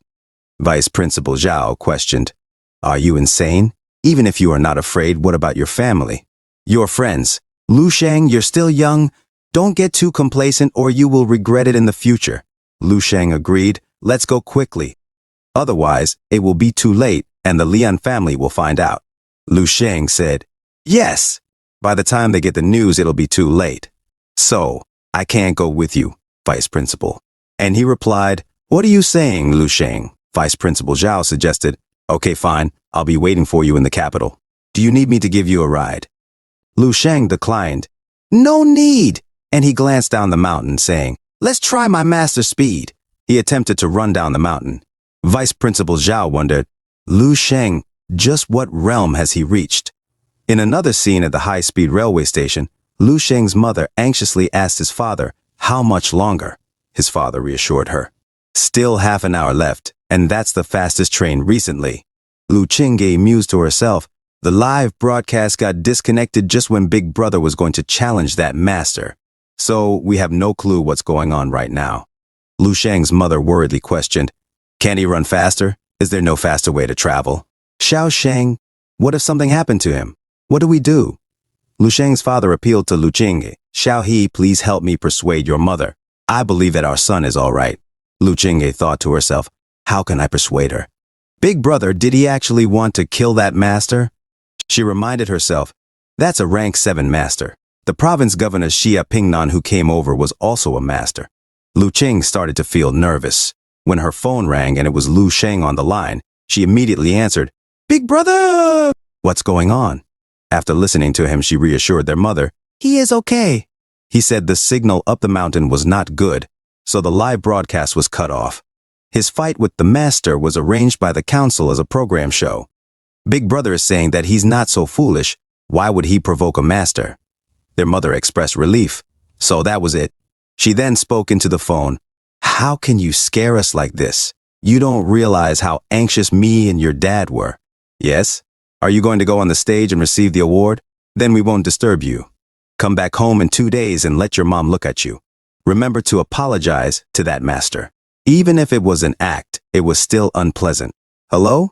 That kid, he hung up. Their father comforted her. "You're too lousy. He'll be okay." Lu Qing remarked. By the way, the previous conferences were always very serious. I've never heard of such post-game events.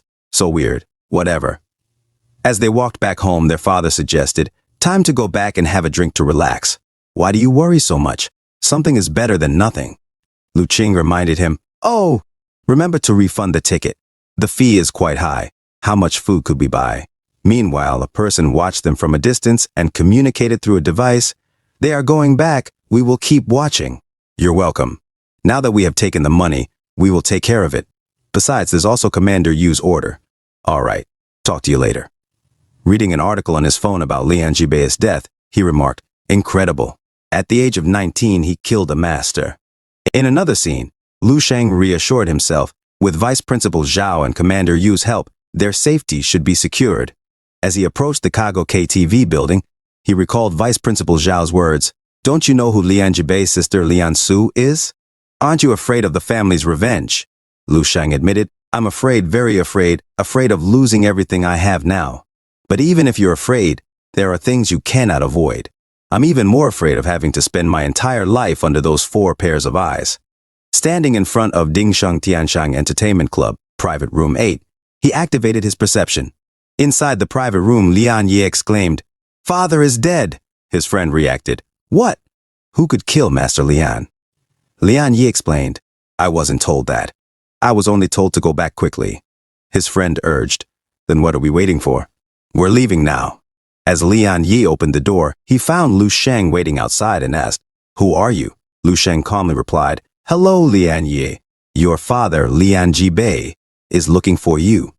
I will send you off to him." The outskirts of the capital, at Hemming Mountain Villa, Lian Su spun her wine and exclaimed, "So you're saying that my brother Lian Jibei is dead?"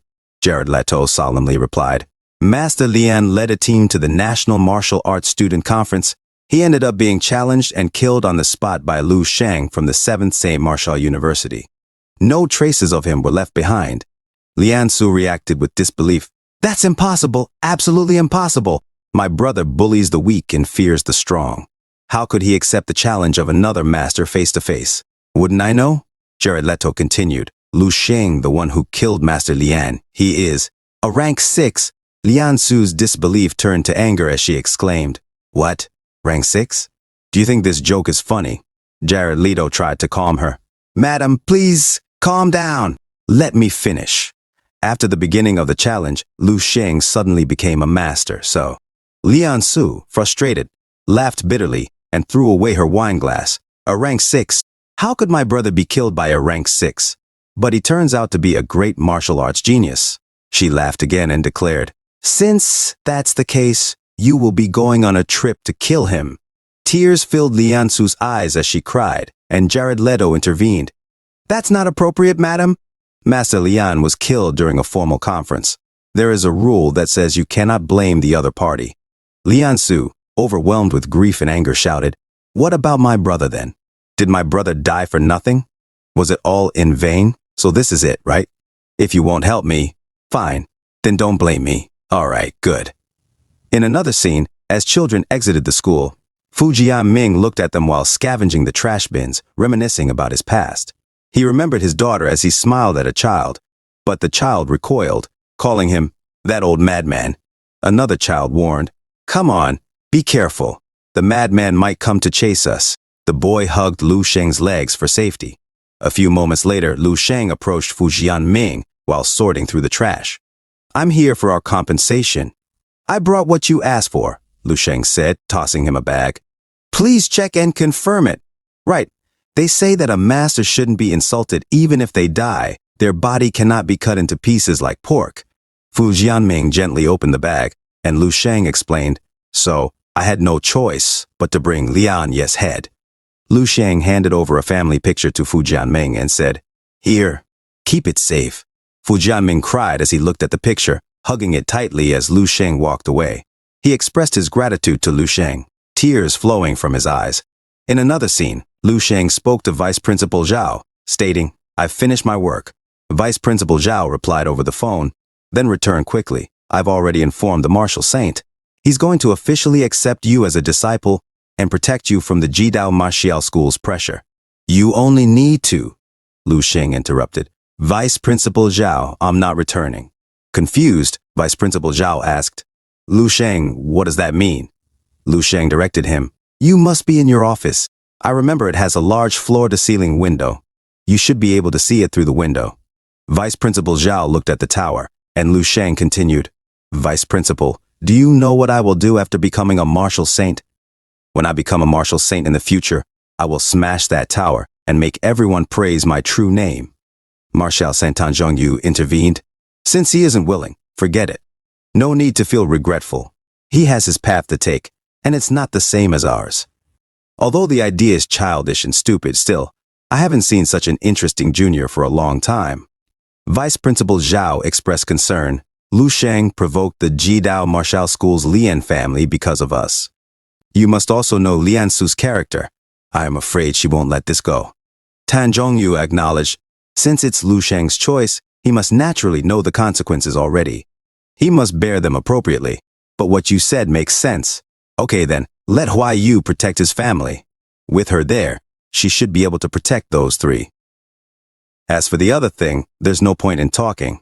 Tan Zhongyu then left the room, and Vice Principal Zhao said to himself, "Crushing the tower. Lu Sheng, this is all I can do for you." In another scene, Lu Sheng looks at the tower and said, "What would be the consequences of rejecting the Martial Saint? At first, I didn't even reject Provincial Governor Xia Pingnan's good intentions. This time, rejecting Martial Saint Tan Zhongyu, who is tens of millions of times superior, takes a lot of courage. After all, if I'm below the Martial Saint, I'll simply become the second below him. What I have to do is surpass the Martial Saint and obtain absolute power above all. And then, I will truly turn the skies upside down."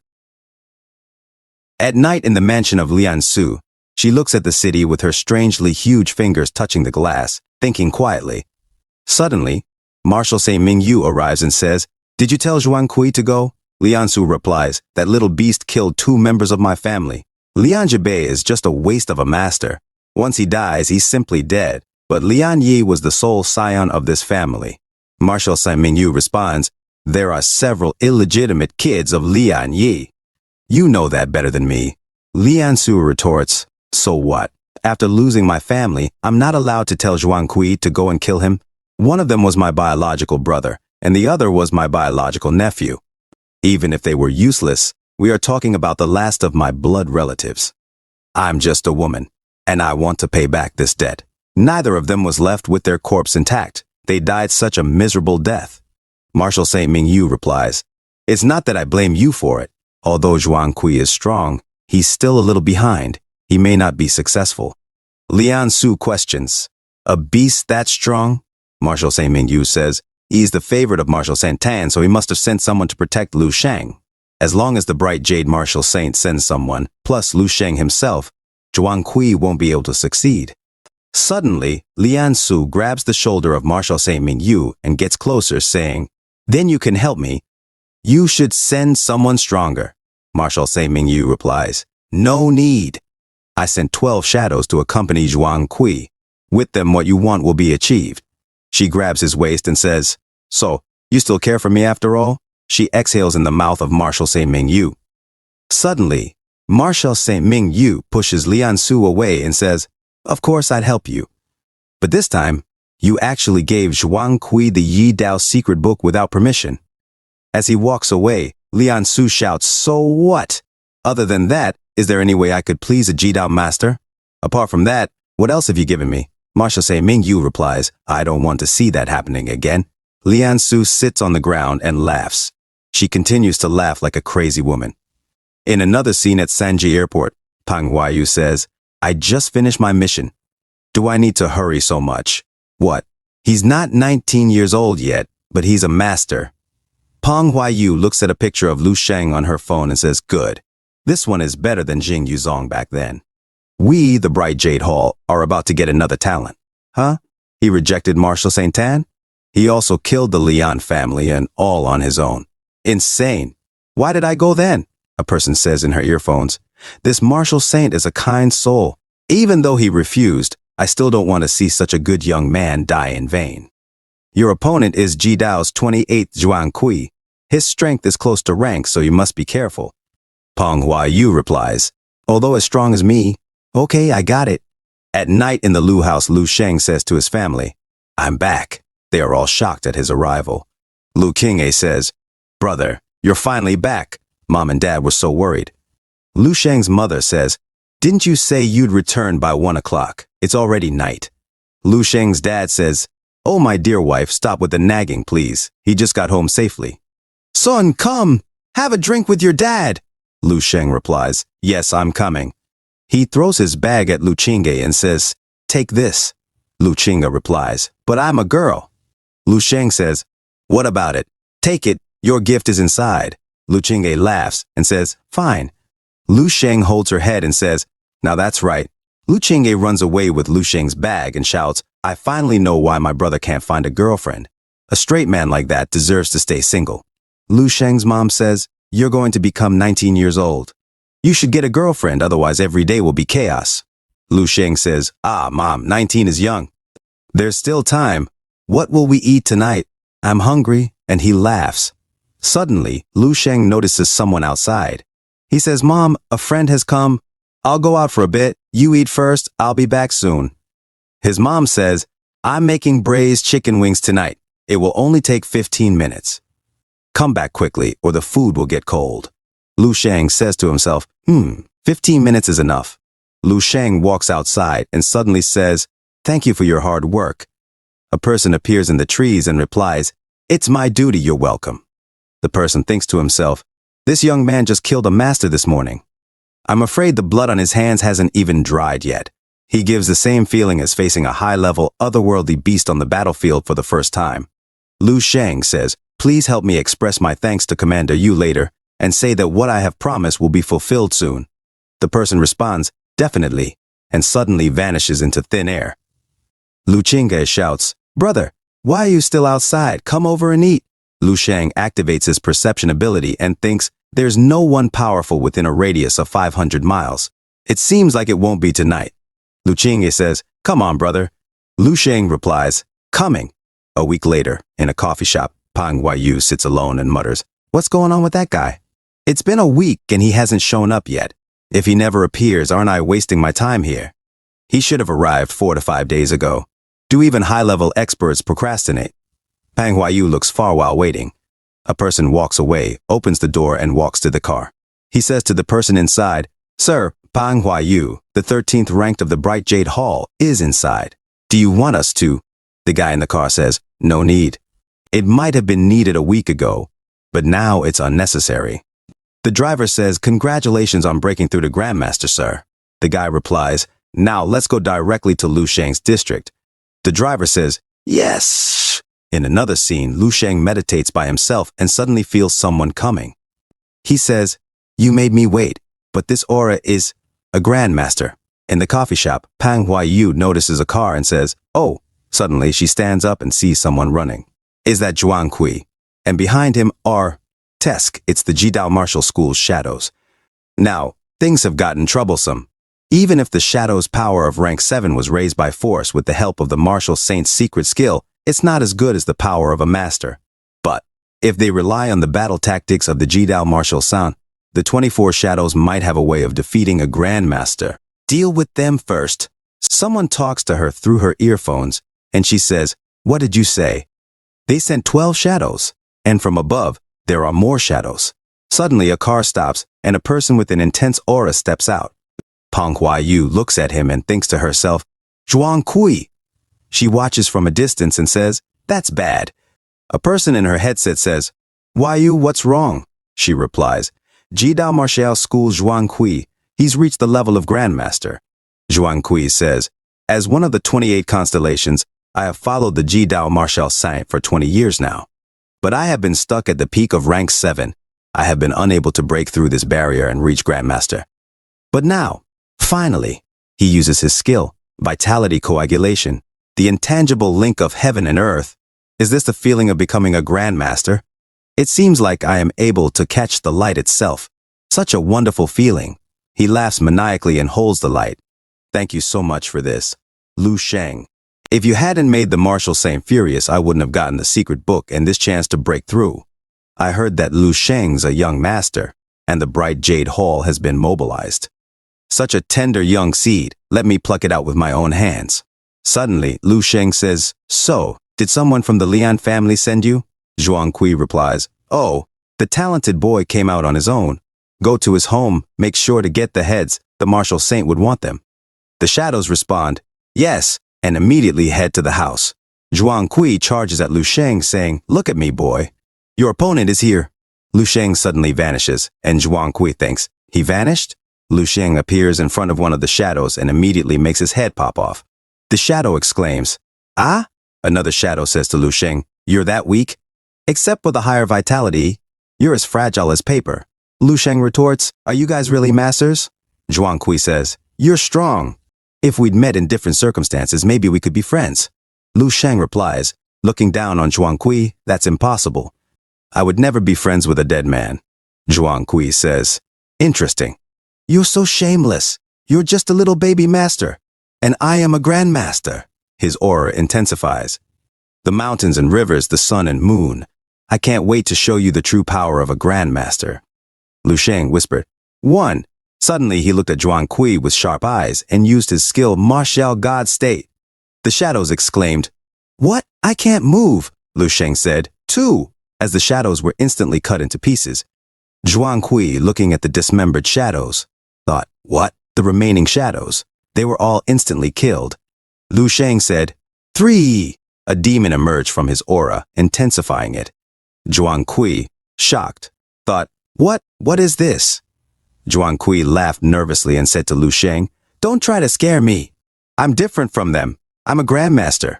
Lu Sheng suddenly grabbed Zhuang Kui's shirt and said, "4."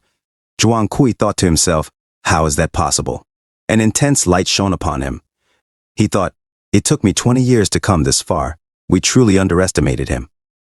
Lu Sheng made a hole in Zhuang Kui's chest. Zhuang Kui knelt on the ground, saying, "It can't be. I can't." He saw half of his body disintegrating. As he vanished, Zhuang Kui said, "Grandmaster?" Lu Sheng, looking at Zhuang Kui's body, said, "So, is this a grandmaster? But I am a god." In another scene, a mother walks with her daughter. Suddenly, the child notices someone and points at Pang Huaiyu. The child says, "Mom, look at that auntie. She's staring blankly into space like an idiot." Pang Huaiyu, looking stunned, says, "This isn't a dream, right? This is Lu Sheng?" Lu Sheng reflects, "Is this what a grandmaster is like? No, it feels too inferior. He's not even half as good as Jiang He. It looks like he broke through by force and used some type of wicked method to achieve it. His physical and psychic abilities have been forcibly improved, but still I should be strong enough to crush a typical grandmaster. After all, I didn't even use the master skill Broken Void just now. I still have psychic power left as well. I can tap into it. Before, I was simply wasting what I had, but after comprehending the martial god state, I realized how amazing this psychic power is. Lu Sheng suddenly uses his perception and notices Manhwa Yu. He thinks she seems to be here to help me, and there's something she can really help with. The person calls Manhwa Yu through her headset. Why you? Why you? What are you doing?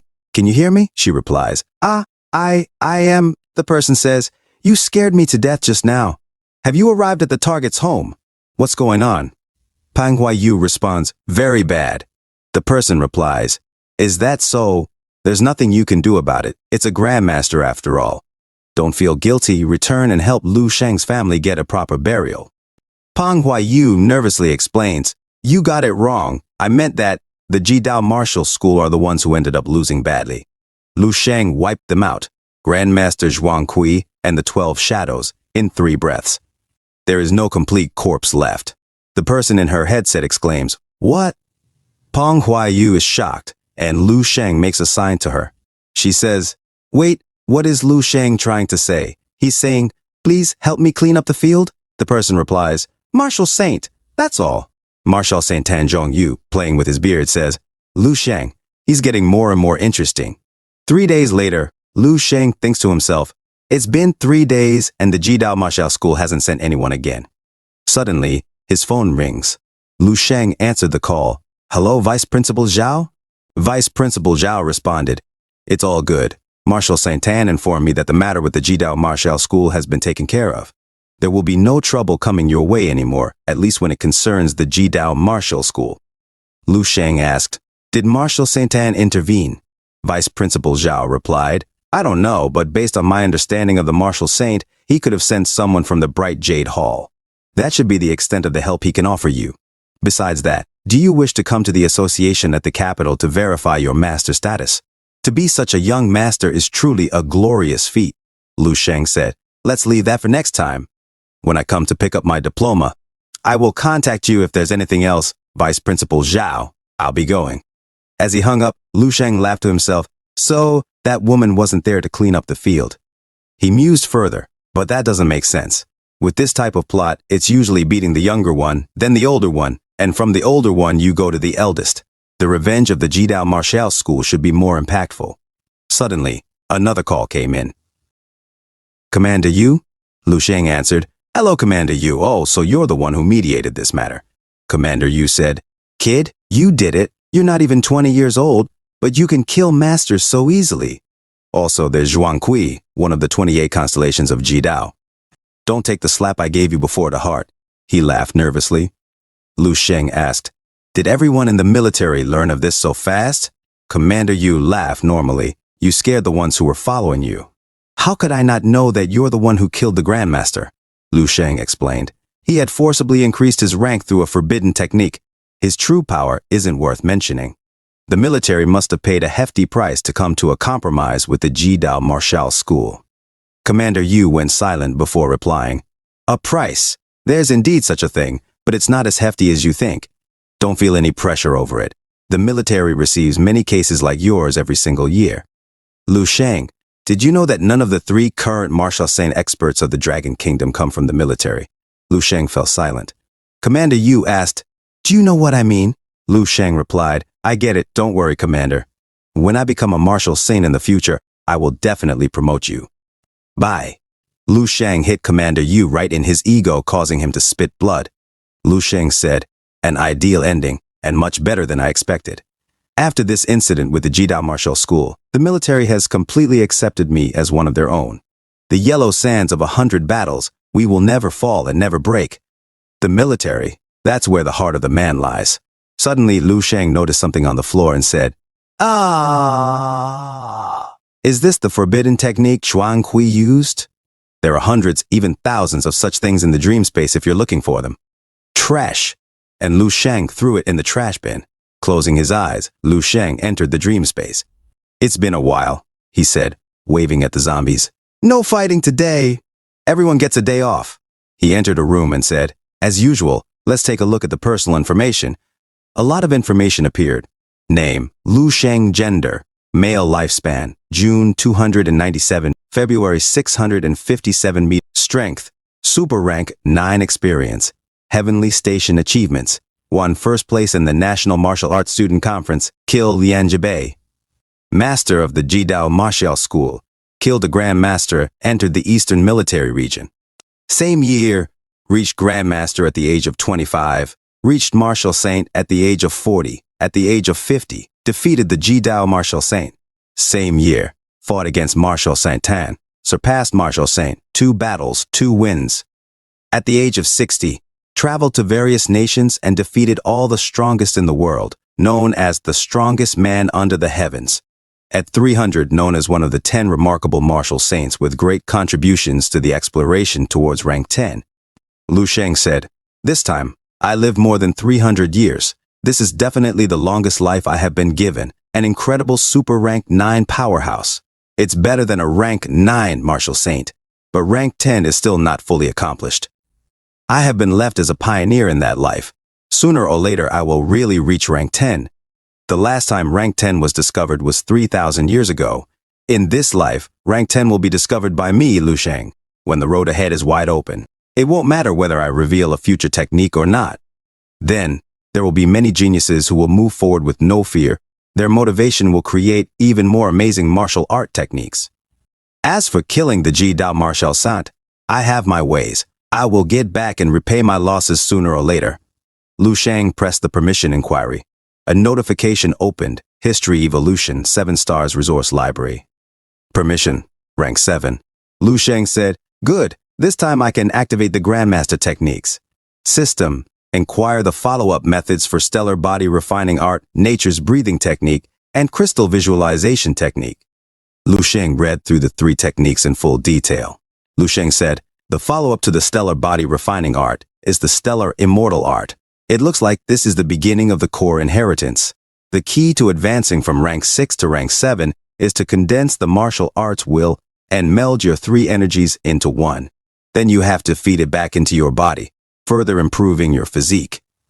The advancement from rank 7 to rank 8 requires even more precision. Not only does it require the martial arts will, but also the physique breaking the earthly barrier, the transformation of vitality, the coagulation of vitality into Dan, and morphing from mortal to immortal.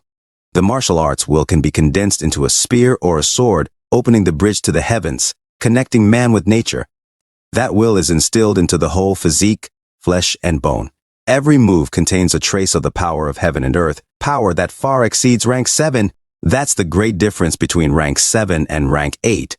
This is what Zhuang Kui was missing. He forced his physique to advance, but his foundation was lacking. He could not be considered an actual rank 8. Lu Sheng went silent and pondered. Suddenly he shouted, "It's the immortal cell." The true inheritance of the stellar body refining art is the concept of the immortal cell, the feeding of the physique with vitality. To reach the true stellar immortal art, one must reach the level where all perishes, but oneself remains immortal. Only at this level can one be rank 8. This is the physical power I pursue. The reason why I'm stronger than an ordinary master is because of my immortal golden body. At rank 7, I'm comparable to a rank 8 grandmaster like Jiang He. My body is even stronger than his. The first thing that should be done when it comes to the stellar immortal art is the breaking of Dan. The great amount of vitality of the broken Dan and the martial arts will are poured together to cultivate the cell. That is the immortal cell. When I first stumbled upon the stellar body refining art to cultivate the immortal golden body, I felt that my body was like one star. To grasp the stellar power with one palm was just an exaggerated metaphor of a skill, a yearning for martial arts. It's like someone comparing a rank 9 martial saint to the sun and moon in the sky. Can a martial saint really shine with the sun and moon in the sky? But now, this stellar immortal art has made the impossible possible. Let's make a myth into reality and prove immortality is possible. If the divine illumination of the King of Hell is extremely subtle, then the immortal cell is extremely brilliant. If all cells in the body could achieve this stage, then one can truly reach the level of being one with heaven and earth, mastering the stars and turning into an immortal. It's estimated that the Eastern Evil Sun hasn't reached that stage yet. This is much bigger in scope than the divine illumination of the King of Hell. So the question is, what resources need to be poured in for this? Swallowing a star most likely wouldn't be enough. But no matter what, this is one invincible technique. As long as the immortal cell is achieved, my martial physique can go beyond push through the limit, and become invincible. Anyway, in the dream space, even if something goes wrong during my training, the impact on reality is tiny. There's no need to fear it. It's just that this is all that supports my whole body's vitality. Do I really wish to break it? No matter what, I need to try. Lu Sheng suddenly held his chest and shouted, "Break!" Inside, his core broke, and he felt intense pain. He felt his insides melting. He shouted, "Release!" His soul released from his body, and his soul tried to hold itself. Lu Sheng concentrated and focused his energy, and it formed new cells. Lu Sheng became silent as he felt the intense power in his fist. He punched the ground, and the whole city shook from the intense power of Lu Sheng. Lu Sheng breathed and said, "So strong. Is this the power of the immortal cell? I had just used a fraction of that power to deliver that punch, and it's far beyond what I have ever been able to do before. Star, Gang Q, Vitality, Stellar Power, Star Grip, Four-Realm Fighting Technique, everything is combined by the immortal cells all within one punch. With that ultimate power, efficiency, and flexibility, this punch should be. Heavens hold. Why do I feel so tired suddenly? I actually have no energy left at all. I simply condensed once. It's mainly related to my lack of vitality. I need more resources to fix this. Fortunately, I'm going to enter the Eastern Military District. On the front line, the danger represents fortune. I will be able to fill that bottomless pit of immortal cells. Speaking of which, one cell is so strong. If there are 10, will it be enough to fight against a martial saint with a rank 7 body? Would 10 be enough? 100? Or maybe 1,000? When it's 1,000, I could maybe stretch out my hand and simply punch the Jidao Martial School's martial saint right away. Lu Sheng suddenly said, "Wake up!" He woke up in the real world and said, "I actually slept for 12 hours this time." Lu Sheng activated his perception and checked the surroundings. Let's see. Calm and composed. I'm not going to the Jidao Martial School. They cannot fight to the death with me, a 19-year-old junior, for two bastards who are somewhat related. After all, they have to save face. But that crazy woman Lian Su, she won't be so nice. So I will still have to nip this in the bud and find a way to crush her. Lu Sheng went downstairs and took a bun that his mom was preparing. He said, "Mom, I'm going." His mom replied, "You're eating properly again." Lu Sheng said, "Medicine." He noticed the news on the television and said to himself, Ling Su is being interviewed for a medicine reveal. Haven't seen her in a while, and I just happened to have business with her. In the pharmacy of Ling Su, Lu Sheng was greeted by a lady saying, "Welcome. Sir, may I know?" Lu Sheng interrupted. "Is Ling Su here?" She thought to herself. "Whoa! What a handsome guy," she said. Ling Su. "Oh, President He. She's in the office. I will bring you to her." Lu Sheng walked past her and said, "No need." The lady exclaimed, "Hey! Did you go crazy looking at him?" "No." Her colleague replied, "Sister Lee, who's that handsome guy just now?" Sister Lee said, "Apparently, that is President He's distant cousin. He's very handsome, isn't he?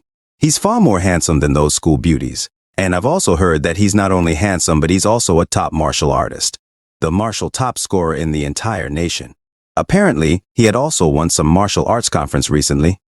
The other asked, "Is he really so powerful?" She thought to herself, "If only I could see him again." Inside the laboratory, Ling Su looked at her test tube, not wearing her laboratory gown properly.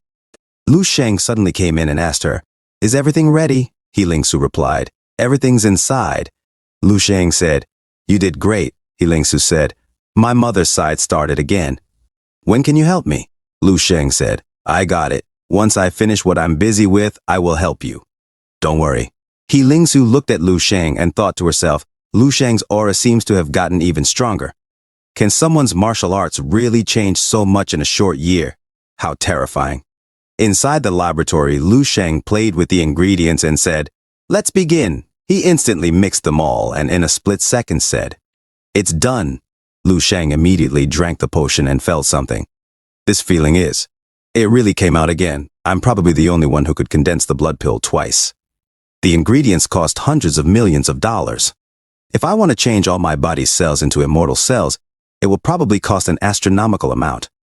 Ling Su's business can only earn a few billion or so every year. Oh right, I saw online that if you're on the battlefield and you have the skills, it would be like picking up money from the floor. There's no time to waste. I hope the enthusiastic users online are telling the truth. At Baihei Airport, Lu Sheng said, Commander Yu seems to be very busy. He's not even picking up his phone. The original plan to let Dong Qingshu and Qin Xiaojun pick me up has changed too. Could there be an emergency on the front lines and they were urgently deployed? Lu Sheng looked into the distance and said, warriors on the front lines sacrificed their flesh and blood in exchange for this beautiful scene. I should be deeply honored to be able to personally participate in the protection of this peace. I've heard from the system previously that in the depths of the front lines of the Eastern Military District, there are many mines filled with dense gold and silver deposits. But they're all occupied by monsters and probably haven't been mined. If I want to get rich quick, I will probably have to go mining. It's not like I haven't mined before anyways. Suddenly outside, a fighter plane landed. A student said, "Our plane is here." Her friend said, "Huh, why is there a fighter jet too?" Her friend said, "It's probably some mission." "Let's go, boarding has already been announced." She suddenly saw Lu Sheng and thought to herself, what a handsome guy. She spoke to Lu Sheng. "Hey handsome, are you boarding the plane too?" "Where you going?" Lu Sheng said. "I'm boarding a different plane from you." The girl pointed at the fighter plane and said, "Ah, but there's only one flight here now. If you're not boarding this plane, then what are you boarding?" Her friend laughed and said, "Very interesting." The fighter plane opened its cockpit, and the pilot waved at them. The girl said, "Huh? That guy's waving at us?" Her friend said, "What is? My goodness, that fighter jet really came to pick him up." A military officer suddenly approached Lu Sheng, saying, "Hello, let me introduce myself. I am Qin Huaihu, the subordinate of Major General Yu Feiyi of the Eastern Military District, 182nd Division." "Qin Huaihu, Senior Colonel. Nice to meet you. Are you and Qin Xiaojun related?" Qin Huaihu said, "We are uncle and nephew." Lu Sheng noticed his badge and said, "His rank of Senior Colonel is one higher than Dong Qingshu and the others." Lu Sheng said, "Are we going to the Eastern Military District? Why didn't they come?" Qin Huaihu said, We're not going to the military district." Due to the appearance of new cracks on the earth, the front line is very tight on manpower. The commander has already fought for many days. Our team is reinforcements. We'll be going straight to the front lines. Lu Sheng said, "Oh, how long will it take?" Qin Huaihu said, "You not afraid?" Lu Sheng said, "No, I plan to go to the front lines anyways." Qin Huaihu thinks to himself, is this the confidence of a young grandmaster? After killing for so many years on the battlefield, I'm only at peak rank 6. I haven't even touched the door to grandmaster. I don't even know if there's any hope of me reaching grandmaster, since I'm already 57 years old. Sigh. Lu Sheng asked, "All right, tell me briefly about the situation at the front lines." Qin Huaihu explained, "The battles at the eastern front lines have always been fierce, though they have calmed down slightly these past 2 years. But the cave that appeared this time might be evaluated as a grade A. The situation is so bad that the entire eastern front line has to be pushed back." Lu Sheng said, "A grade? Do the caves separate into different grades too?" Qin Huaihu said, "Yes, they're graded based on the extensiveness and strength of the monsters. At the very least, there'll be rank 8 monsters appearing in grade A caves, and it's even more unimaginable deep within. The strongest is the SSS grade cave. Within the area that humans can explore, only 9 have been discovered. Fortunately, there are none in Dragon City." Lu Sheng asked, "Then how is a grade A cave like?" Qin Huaihu replied, "Even if a rank 8 Grandmaster enters, there's a chance he will die." Lu Sheng said, "It's that bad? Then wouldn't it be difficult for even a rank 9 martial saint to return alive from a AA, AAA, or S cave?" Qin Huaihu said, "In theory, yes. But that's only in theory, because no Grandmaster or martial saint will enter so deeply into the caves. As long as you don't go in too deeply, even a normal rank 5 or 6 martial artist can survive in a grade A cave." Lu Sheng said, "I understand. This is just like playing a game. The caves are like dungeons. The deeper you enter, the more difficult it gets. If you aren't thinking about clearing it, there's no danger playing with the small mobs at the entrance." Qin Huaihu said, "We don't even need to enter many of the caves too. We just need to guard the entrance, build a defense line, and wait. We just need to eliminate the monsters that run out. That's how it's always been on the front lines." Lu Sheng said, "I see." He thought to himself, if I can completely clear an SSS grade cave, will I be able to unlock the truth behind the monster invasion? Qin Huaihu said, "When you enter the military district, you're most likely to be given the rank of Major General right away, so you'll have more opportunities to get close to the spatial cracks. Actually, we stay in the outer region all year round, so we don't know much about what's happening inside. Lu Sheng replied, So, you're saying that my path will be different from yours? Qin Huaihu said, You're already rank 7 and the military headquarters star. Someone who deserves to be a general both on the battlefield and in social standing. Generals at your level mostly fight in squads, forming teams to complete their missions. If they have great skills, they also get the chance to take the path of a commander. Recently, there have been several SS-rank spatial cracks and frequent riots of otherworldly beasts.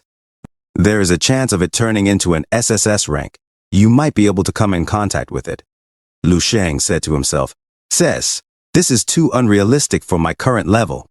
Suddenly, a soldier shouted, No! A rank 7 otherworldly beast has appeared on Commander Yu's defense line. They're asking for reinforcements. Lu Sheng said to himself, Oh, it's rank 7? He asked Qin Huaihu, Is Commander Yu's line far from here? Qin Huaihu replied, It's not that far away. It can be reached in 3 minutes. Wait, what are you thinking of doing? Lu Sheng said, Don't worry. It might be a bit too high, but you can simply get me a new pair of shoes. Best quality ones. Lu Sheng looked outside of the plane. In the battlefield frontline war zone, 30 minutes ago, multiple high-ranking monsters attacked the military. Suddenly, slashes were visible in a flash. It was Commander Yu with his giant sword. He said, This should be the last wave. The soldiers were happy seeing Commander Yu, and a soldier shouted, Commander! Thank you for your hard work, Commander. Please, have a sip of water. Commander Yu took the canteen and said, Good, thank you. While taking a sip of water, he simultaneously gargled and said, By the way, have our reinforcements arrived yet? Where are the extra members of the combat team? This is impossible without people with high-tier combat skills. The soldier said, The military department said that if we persist long enough, the team will come in 2 days at most. Commander Yu charged his aura and said, So, 2 days. Our current enemies are all rank 5 and 6 beasts. The defense line formed by these middle and low-ranked warriors can barely defend against them. If there were some rank 7 or 8 beasts, they would be done for. In another scene, Major Qin Shaojun kicked the beast with his combat shoes. The beast felt intense pain from his kick. While a flying beast arrived and tried to attack them, Lieutenant Colonel Dong Qingsu put up her hands, using her psychic energy to cut the bird beast into pieces. And she snapped her fingers. The soldiers suddenly cheered for them. Lieutenant Colonel Dong Qingsu and Major Qin Shaojun greeted Commander Yu, and Commander Yu laughed and said, Thank God you're here. Otherwise, I wouldn't have been able to hold on alone much longer. A soldier said, Hey, these two have reached the peak of rank 6 by their 40s. Maybe we would be able to produce 2 more rank 7 masters. It will be much safer by then, his friend said. It's okay, they are only rank 6 otherworldly beasts. We can still deal with such little ones. Major Qin Shaojun, hearing them, laughed. Lieutenant Colonel Dong Qingxiu said, I just heard the news. Considering the situation, we would be able to manage for 2 days. After all, the wave is over. Commander Yu said, Yes, the new one won't come until tomorrow. Suddenly, the ground shook, and Commander Yu said, What's going on? He said to himself while looking at a distance, No! The source of this earthquake. It's a spatial crack. The ground shattered, and multiple beasts emerged. Commander Yu said to himself, Rank 7 beasts! 3 of them! Major Qin Shaojun said to himself, Damn it! Is that real? Is it still possible for us to survive? Lieutenant Colonel Dong Chengshu said to herself, That's bad. The morale from a moment ago is completely extinguished now. Commander Yu told them, If there's only one, I can work with the field officers to eventually kill it. But it will self-destruct right before dying and cause horrible casualties. Commander Yu faced the beast and said to himself, And now there are 3. Am I going to die here? Commander Yu gripped his sword tightly and shouted, Everyone! There's no point in pondering. Cover me with your fire. The tanks moved forward. Commander Yu continued to say, If you want to live, fight hard, with everything. Attack. Go. All warriors above rank 6, get ready. Follow me into this battle. The soldiers shouted. Yes. Go. Commander Yu said, Our goal is those 3 rank 7 otherworldly beasts. As the tank's cover fire hit the beasts, Major Qin Shaojun suddenly coughed up blood and said, Damn it. If I had known there would be 3 rank 7s, I wouldn't have charged so fiercely before. He looked at Lieutenant Colonel Dong Xingshu, who remained silent. He asked, Damn, why are your eyes like this? They're all red. Lieutenant Colonel Dong Qing-shu, on the verge of tears, said, "Get away, it's just psychic energy that has been overdrawn. You're injured too." Major Qin Xiaojun said, "I'm just joking, don't take it seriously.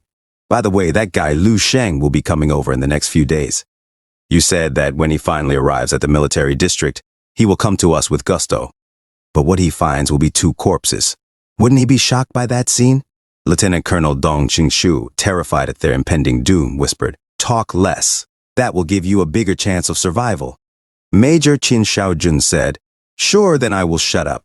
After all, I don't want to die yet." Commander Yu led the defense and shouted, "Everyone prepare!" He raised his sword and said, "Go!" Suddenly, in the sky, they saw something falling like a shooting star with a golden light. The people exclaimed, "What's that?" Major Qin Xiaojun said, That is? Who is Tat?" Lieutenant Colonel Dong Qing-shu suddenly widened her eyes and felt a rush of hope. Butterflies fluttered in her stomach as she blushed and said, "No way! Is that him?" She then exclaimed, "No!" The location he's going to fall at is where the 3 rank 7s are. It's dangerous there. Major Qin Xiaojun asked, "Oh, do you know that guy?" "Who is it?" The falling unidentified object approached the level 7 beast worm, just as it was about to swallow the object. Suddenly, Lu Sheng smiled and instantly hit the level 7 beast worm, killing it. Lieutenant Colonel Dong Qing-shu, Major Qin Xiaojun, and Commander Yu were shocked and all said, "What?" As the dust cleared, revealing the dead level 7 beast worm, Lu Sheng stood beside its corpse and said, "The quality of the military shoes is good." On the battlefield, the dust clouds cleared, and the level 7 beast monkey saw the level 7 beast worm dead. On its mouth was Lu Sheng, who said, "Hey, it's your turn now." The level 7 monkey beast's eyes raged and it roared so loud. It punched Lu Sheng directly, making a huge blast. Suddenly, Lu Sheng blocked the punch with one arm and said, "This seems so nostalgic." He then kicked the level 7 beast monkey, making it flip in the air. Lu Sheng charged his aura as his eyes glowed gold and said, "Take my kick." He kicked the head of the level 7 monkey beast, making it pop off its body.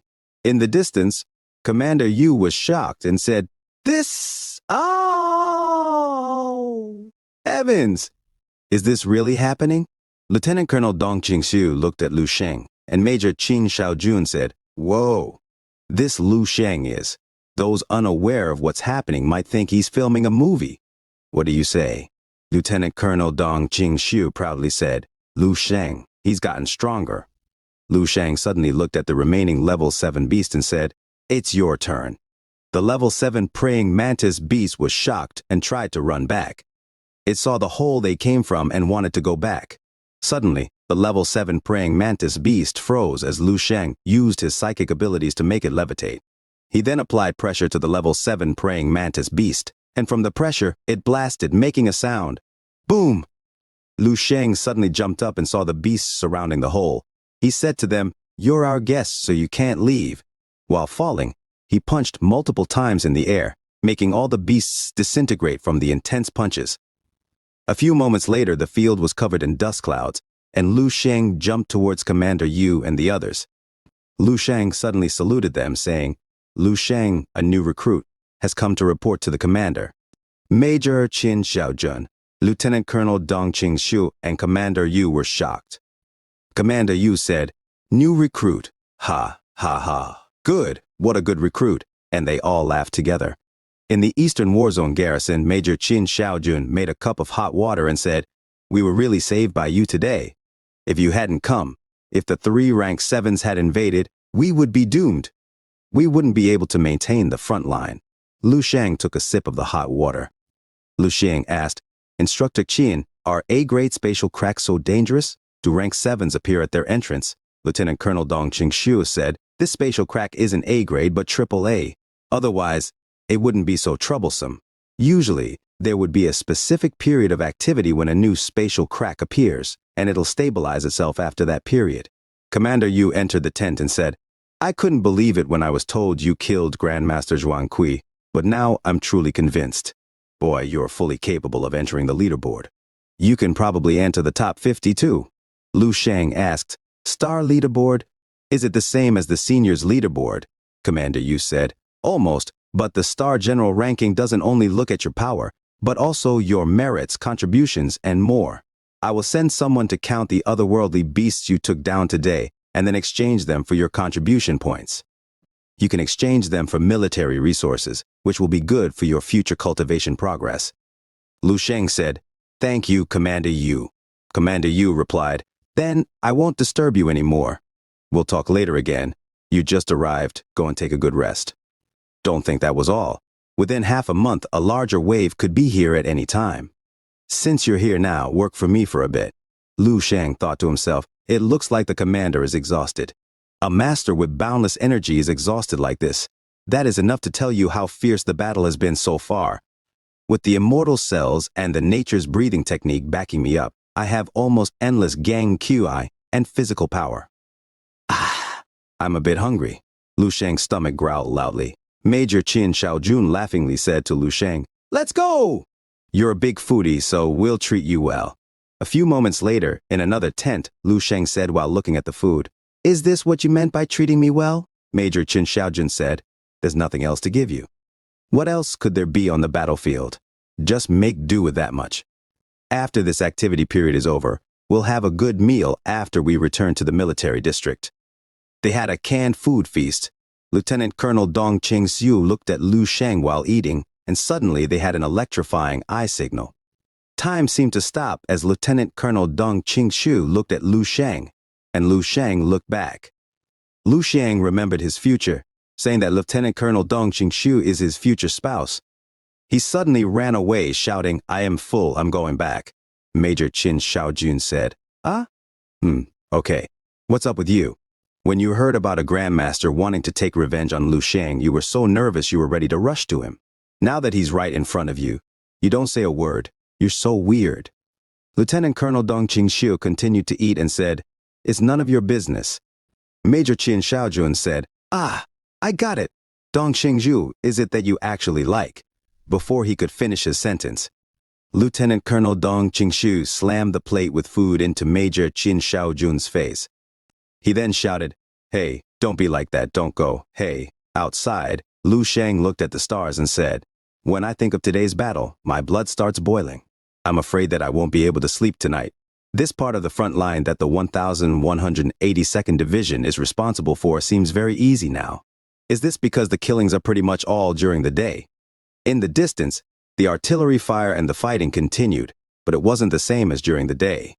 He used his skill, perception activation, and continued to say, "What if I go over there and take a look?" On the battlefield, the soldiers fought rank 6 monsters. One soldier shouted, "Damn it! Why are there so many of them out there?" His wounded friend replied, "Something's wrong with that dungeon. This has never occurred before. When will our reinforcements be here?" The medic added, "Maybe even they won't be able to take care of this." Suddenly, a lady put down her battle axe and said, "Okay, let's go to the battlefield. Hasn't this been expected for a long time already? What's the point in crying about it? At worst, we shall suffer again in 18 years. The soldiers responded, "Yes, Commander." They thought to themselves, "Yes, with a Master General with us, we cannot give up." Suddenly, from a distance, an explosion blasted the other soldiers away. The Master General was shocked and exclaimed, "What? This is the rank 7 double-headed Shadow Panther. Ha, come."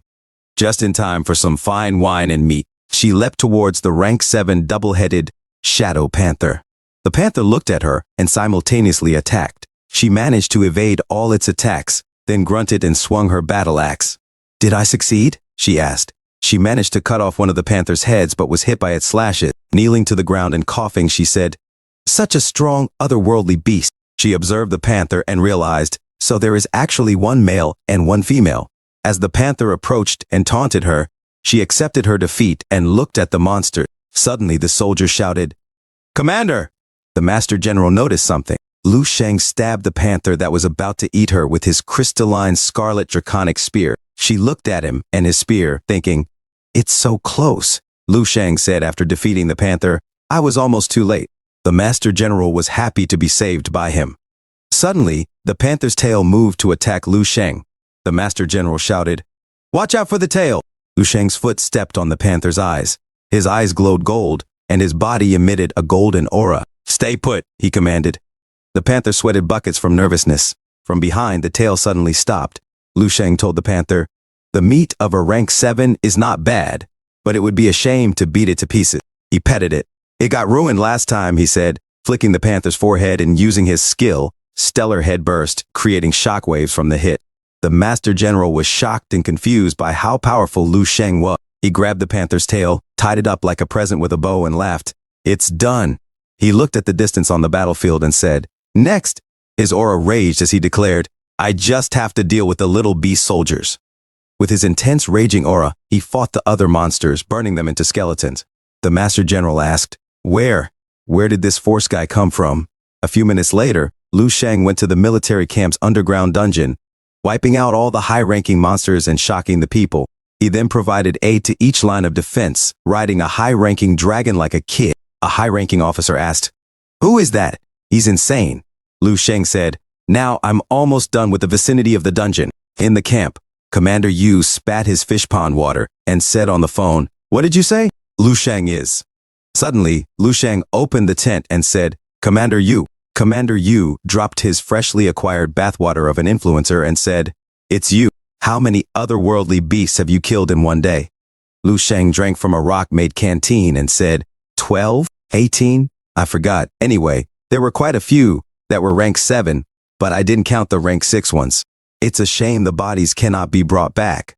I guess that's good enough. After all, I have been going around, and it would be too much trouble for me to carry the corpses of rank 7 otherworldly beasts with me. I can't do much for the young lives lost on the battlefield, but I did my best. Commander Yu said to himself, You did your best. He stood up and said, It's okay. There are black box drones flying around each front. When we look back and count your military exploits, all your achievements will be included, and you won't lose a single point. Lu Sheng said while performing Wing Chun moves. That's great. So all that wasn't in vain, Commander Yu replied. But having said that, kid, rescue is a rescue, but you have to take care of your side first. The 1182nd Division. Lu Sheng assured him, Don't worry, Commander Yu. I promise to deal with all enemies before going out. If you're worried, you can give me a communication device. If something goes wrong, just tell me, and I will come back right away. Commander Yu cleared his throat and said, Okay. To himself, he added, The order to increase the amount of otherworldly marrow was really the wisest in my life. Who would have thought such a monster would be born? I can count that as my good fortune. Ha ha ha. In the military command center, someone reported, Marshal, the riot in dungeon number 2 is serious. As of today, the casualties of the soldiers are more than 15,200. For warrant officers, the casualties have reached 320. 8 rank 7 generals were also killed, and 1 rank 8 general. The marshal silently listened to the report. He suddenly said, What? A rank 8 general died? Who? The officer continued, It's the one ranked 28th on the star leaderboard, Zheng Wei. The marshal said, The funeral will be held accordingly. Let me know the specific time, and I will attend. Alas, the military headquarters had only 30 seniors, and now 1 is gone. Let's talk about other matters. How is the situation with the newly appeared dungeon? The officer responded, Marshal, considering our current situation, we're in grave danger. There's an endless amount of otherworldly beasts in the dungeon. If we don't send more people, I'm afraid the whole army will be wiped out soon. In a different scene at the command center, Warzone Marshal Supreme Commander Shi Hongfei said, What force are we capable of deploying at this moment? An officer replied, We are drastically lacking. Even if the order's given now, they'll be there by tomorrow at the earliest. Shi Hongfei said, Then we must block the most vital region first. Give priority to the reinforcements for Point A. The officer said, Marshal, Point B is equally vital. Shi Hongfei responded, I know. But the region after Point B is further away from a residential zone, and the middle zone is wide. Even if the defense line is defeated, we can slowly recover it with time. However, Point A is different. Once we are defeated there, the otherworldly beasts will invade the nearest city within half a month. Protecting the people is our top priority. The officers silently looked at each other. Shi Hongfei continued, Since there are no objections, we'll go forward with this plan. Which division is guarding Point A? The officer replied, It's the 1058th Division, commanded by Major General Sun Ji. Shi Hongfei said, Tell Sonji that we have to keep that defense line at all costs. All the other troops can choose to selectively defend their regions. If needed, they can abandon their positions to go to point A. Meeting dismissed. They all shouted, "Yes!" In the 1182nd Division battle line, Commander Yu walked back and forth and said, "We're still waiting. 2 days, then some more. How much longer do we have to wait?" Lu Sheng, while cleaning his crystalline scarlet draconic spear, asked, "Are the other defense lines also in danger? Is this why they can't send reinforcements for the latest spatial crack?" Commander Yu suddenly pointed at Lu Sheng and said, "Reinforcements aren't the issue, but the lack of strong combat generals. You know how scary these rank 7 otherworldly beasts are." He suddenly remembered and thought to himself, sweating nervously, "No, you don't know. You're just a crazy youngster, wandering between the lines for 5 days in a row now. Every day you come back covered in that bloody stench. Even after cleaning up, it lingers on you." Lu Sheng asked, "What?" Commander Yu said, "No, nothing. You have been on the battlefield for less than a week now.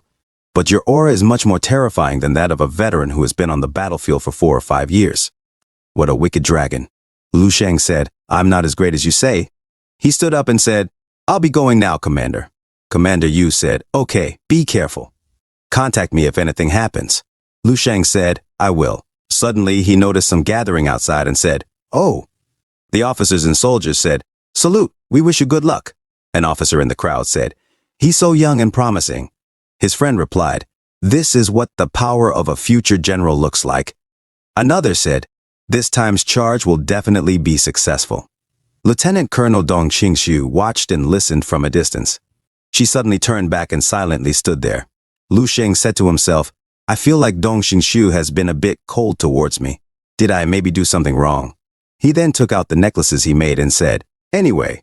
Suddenly, Major Qin Xiaojun held his shoulder and said, "Hey, the big hero is ready to go out again?" Lu Sheng said, "Instructor Qin, stop teasing me like that. This is a little gift I made myself before coming here. I forgot to give it to you until now. Please help me give it to Instructor Dong too." Suddenly, he jumped out of the military base. Major Qin Xiaojun said in shock, "Ah, you're just leaving it to me?" "So, it's made by him. He's so thoughtful." Suddenly, Lieutenant Colonel Dong Qingshu grabbed the necklace from Major Qin Xiaojun's hands and shouted, "It's mine. Give it to me." Major Qin Xiaojun shouted in anger, "You're so rash, Dong Qingshu." She silently felt joy, butterflies in her stomach. On the battlefield, Lu Sheng said, "That side is," and used his activation perception. In the distance, a soldier fighting beast said, "Die, go die." As the beast came closer, he suddenly said, "I have no more bullets." He threw away his rifle and said, "So be it." Covered in grenades, he shouted, "Then let's die together." Suddenly, he said, "I cannot move." From a distance, Lu Sheng walked slowly, just like in the movies, and said, "Don't give up on your life so easily." He looked at the beasts, which were shocked by Lu Sheng's presence. Lu Sheng said to them, "You're too noisy." Suddenly, the beasts' heads popped off in an instant. The soldier was shocked and said to himself, "Were these beasts really all rank 6? Normally, it would take at least 3 rank 6 experts to deal with them. Even if the commander was still here, it would take 2 or 3 blows. This person is. It only takes 1 glance." Lu Sheng asked him, "Which division are you from?" He saluted and replied, "Colonel Liu Yiking of the 835th Division greets the commander." He thought to himself, if he's so strong at such a young age, he must be a future general. Lu Sheng said, "The 835th Division, if I remember correctly. It's the troops adjacent to the 1182nd Division defense line. That is, in terms of equipment and power, stronger than Commander Yu's troops." "Why are you here? Has the 835th Division's line reached up to here?" He replied, "No, it is. The defense line has long been breached." Lu Sheng in shock said, "What?" "It was breached." He suddenly activated his perception ability. The suicidal soldier boy muttered to himself, "Ah, is that his psychic power? It's penetrating through my soul." Lu Sheng abruptly opened his eyes and asked, "Does the military know that the defense line has been breached?" "What about reinforcements?" The suicidal soldier boy replied, "Reinforcements? We were told they were coming, but now we're ordered to evacuate." Lu Sheng questioned, "Then why didn't you evacuate?" The suicidal soldier boy explained, "Our commander died on the battlefield. We stayed, hoping to kill more beasts before we go down. It doesn't matter where, as long as we die with our commander. Lu Sheng pondered. What will happen now that the defense line is breached? The suicidal soldier boy warned. The surrounding defense lines on both sides will be affected.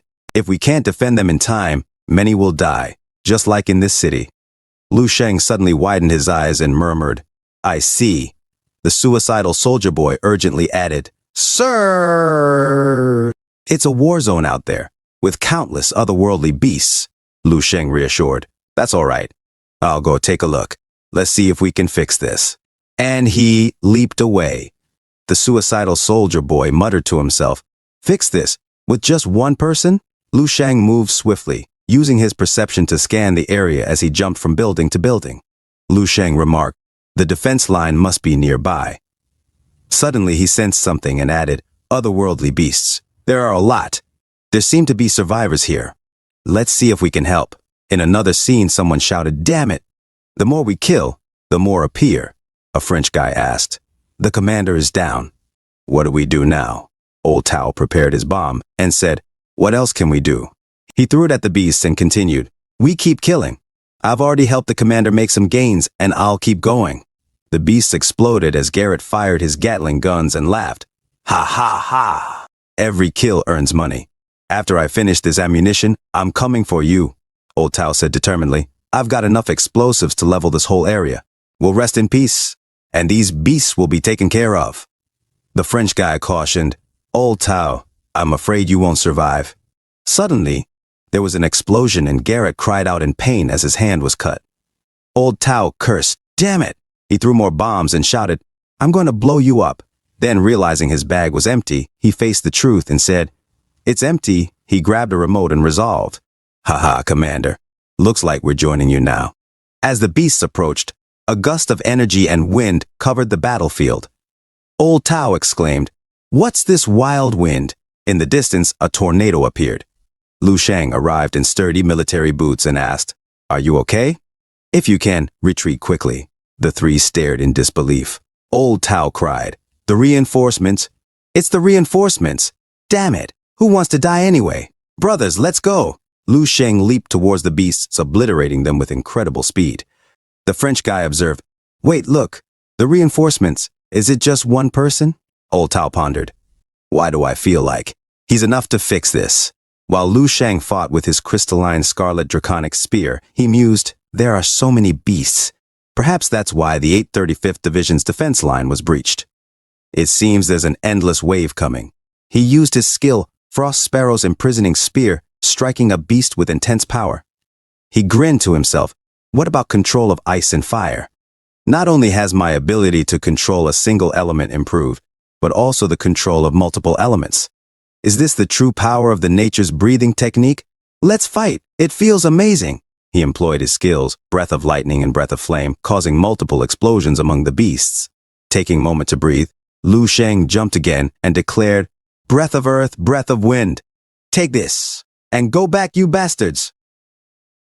Lu Sheng continued his onslaught against the otherworldly beasts in the area with his crystalline scarlet draconic spear.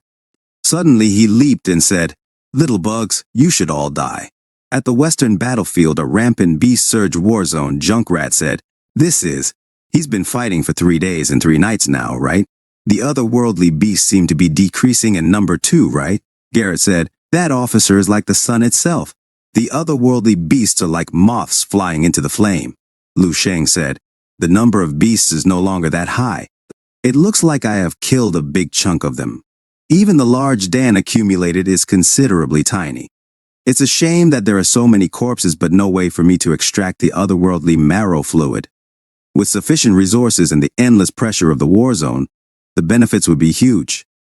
But through this battle, I was able to enter the unrivaled state, use my master's will, and control different elemental abilities at the same time.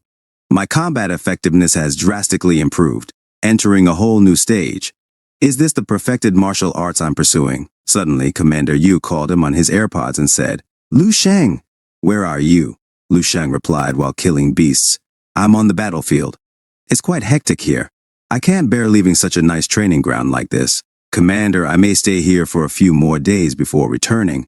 Commander Yu said, Okay, it's not so bad on our end, We can handle it here.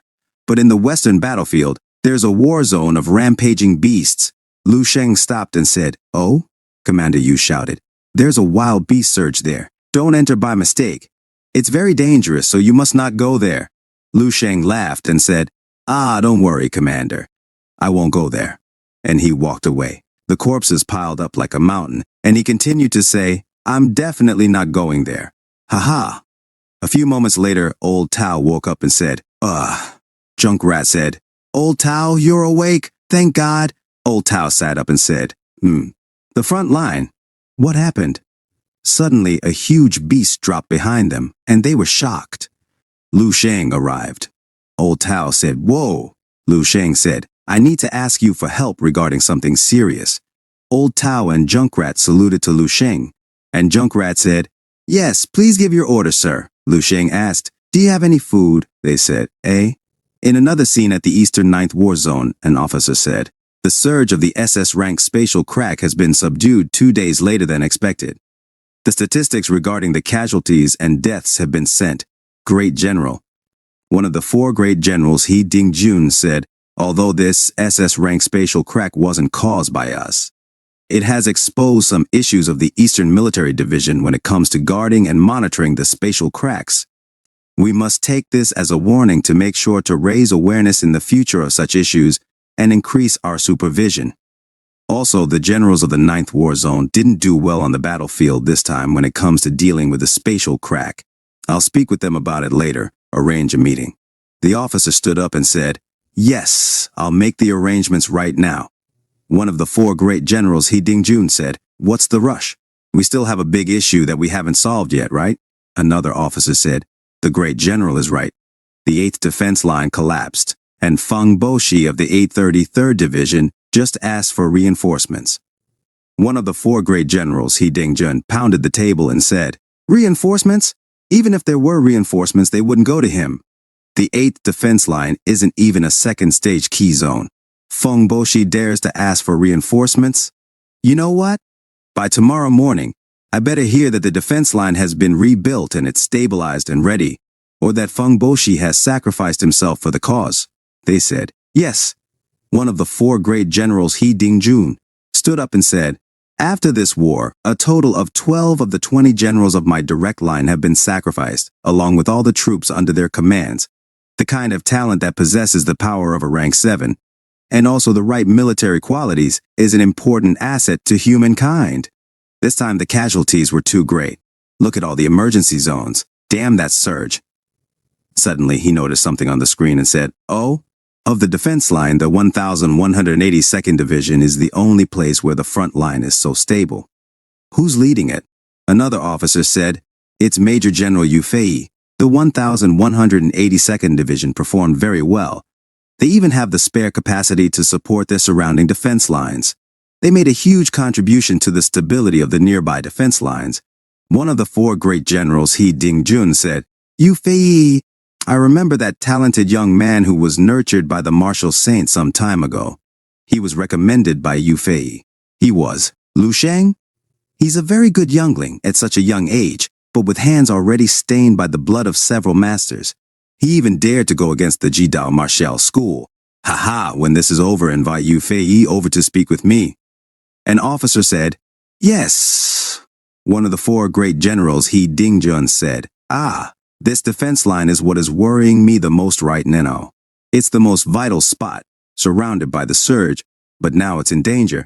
But it's also expected, after AL. Show me a view of the region right now." They said, "Yes." A view appeared on the screen.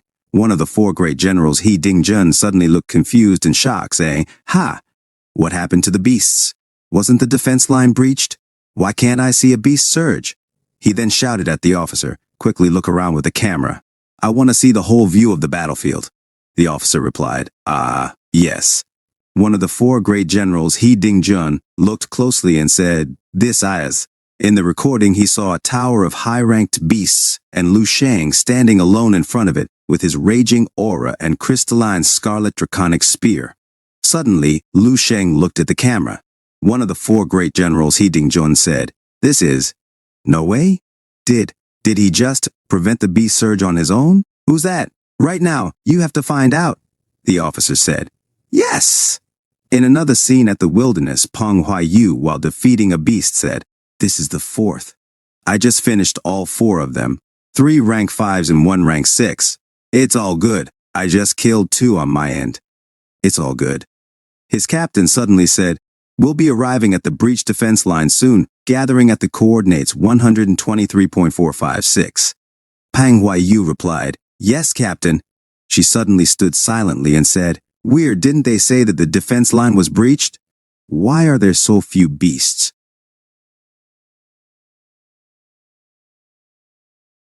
A few hours later at the gathering point, a bald guy said, Captain, the situation is so odd. I have been wandering around for a long time now, but I didn't see even 1 beast above rank 5. Wasn't the defense line supposed to be breached? A guy with orange hair said, It's the same with me. No beasts in sight. The guy with a katana said, So, it doesn't feel any different than the daily state of the wilderness. We can even say that it's become more stable. That's completely not according to the information we've been given, which was about the defense line being breached and the beasts causing chaos in the region. Peng Huaiyu said, There's something going on here. Logically speaking, an AA rank mission shouldn't look like this. Since the beasts aren't in the wilderness, they may be hiding within the city, but that might not be the case either. You should all be careful. If the beasts gather in the city, their magnitude might be far beyond our expectations. The guy with a katana said, It's going to be a tough battle. Let's go. And they all walked towards the city. A few moments later, the bald guy said, The detector indicates that there's no danger in a region of 100 meters to the south. The guy with the katana said, There's nothing to the north either. Peng Huaiyu said, So strange. This old city is even more questionable than the wilderness. There's not even a single beast in sight. This is ridiculous. The guy with the katana said, Could it be that all the beasts went to the other defense lines? Peng Huaiyu said, No, if that's the case. The higher-ups would have already issued instructions for us to aid another defense line. They urgently called us yesterday. She looked at her watch and a person said, Peng Yu, your team is amazing. You cleared the beasts so fast. We walked into the wilderness, but we didn't encounter a single otherworldly beast here. She replied, The Blue Star team is here. They have just entered the wilderness and have witnessed the same scene as us. The guy with a katana said, How about we go to the entrance of the spatial crack and take a look? If there's an issue, we can tell at a glance. Peng Huaiyu said, A good idea, but let's use a drone first. It's a bit dangerous to go personally. A few moments later, they brought out a drone and it took off. Peng Huaiyu said, Get closer to the spatial crack. Go lower, zoom in. It's so close to the front line, but there are no beasts. Suddenly, the drone exploded. Peng Huaiyu said, What happened? The drone was destroyed. Let's go look for ourselves. And they ran, saying, Yes. In another scene, Junkrat said to the French guy, You stupid man. That's the reinforcements drone over there. The French guy said, I thought it was an eagle or something. I wanted to hunt it down for Sir's dinner. Garrett said, Okay, that doesn't matter. The drone was here, which means they will be here soon too. It's better not to think too much and just cook for our savior properly. As he cooked their meal, they watched Lu Sheng chop beasts in half. Lu Sheng stopped, and Junkrat said, So fierce. When can I also? In the distance, Peng Huaiyu said, Such bloodlust, everyone, watch out. Suddenly she saw something and said in shock, What? She saw the mountain of beast corpses, and in it was a rank 7 otherworldly beast corpse. On the side was a rank 8 otherworldly beast corpse. Peng Huaiyu said, These corpses are all high-ranked beasts? Suddenly she heard a slam noise. Bam, Lu Sheng said. You, what are you doing here? While he dragged a beast corpse. 3 minutes later, Lu Sheng sat on the top of a pickup truck while he ate a huge drumstick of a beast. Lu Sheng said, Tiger Scorpion, are you the rank general team? Are you here as reinforcements? And they all saluted and said, Yes, we have accepted the order of the military headquarters to suppress the otherworldly beasts. At least a dozen teams were sent here. At the same time, we're the first to arrive. And they all obediently saluted Lu Sheng. Peng Huaiyu said to herself while she stared at the mountain of high-ranked beasts, Dear heavens, this scene of complete massacre. He must be someone extremely powerful. He looks so young, yet he possesses such power. I don't remember such a terrifying rank 8 general. Lu Sheng jumped down and said, So, the military will send people to rebuild this region, right? Lu Sheng said to himself. Really, in the past few days, the cooking skills of these big-headed soldiers have been much better than the canteen of the 1182nd Division. Pang Huaiyu said, "It will be discussed again after the matter is resolved. But now, sir, well, I have already notified the military. It's estimated that someone will come in 2 or 3 days." Lu Sheng took his crystalline scarlet draconic spear and said, "Good, it's finally over." And all of them were shocked. Pang Huaiyu asked, "Sir, may I ask your identity?" Lu Sheng said, "My identity? I'm a new recruit under Major General Yu Fei of the 1182nd Division. I've only been in the army for less than half a month now." Pang Huaiyu was shocked and said, "Is sir perhaps joking?" Lu Sheng said, "Do I look like I'm joking?" They all stepped back in shock and were silent. Pang Huaiyu thought to herself, he's only been in the army for less than a month, and he still managed to defend an entire defense line on his own. "That's scary," she said. "I see, sir.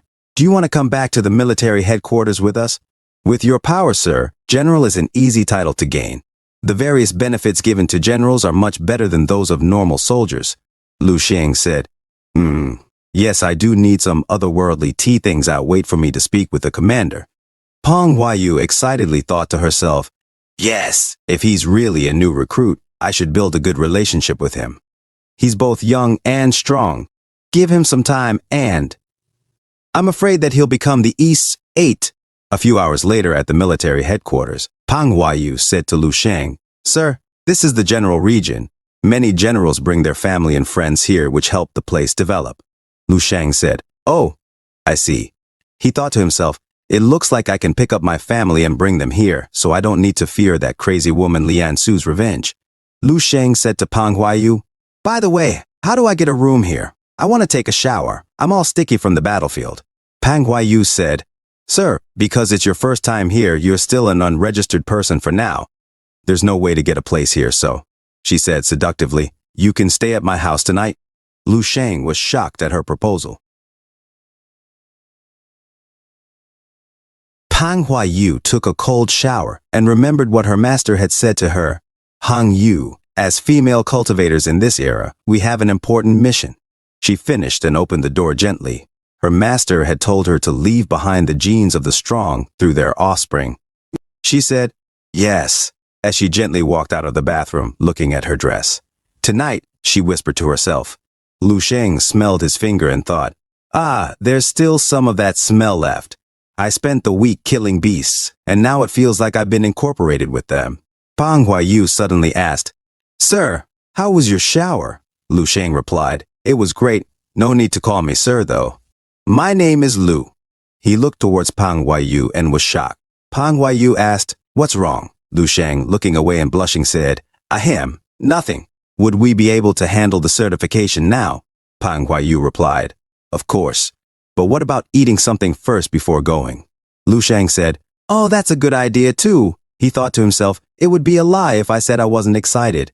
I'm no saint, but it feels a bit inappropriate to do something like that so quickly." "I remember all the strong male generals looked very young," Lu Sheng said to Pang Huaiyu. "May I ask, how old are you?" Pang Huaiyu said, "Me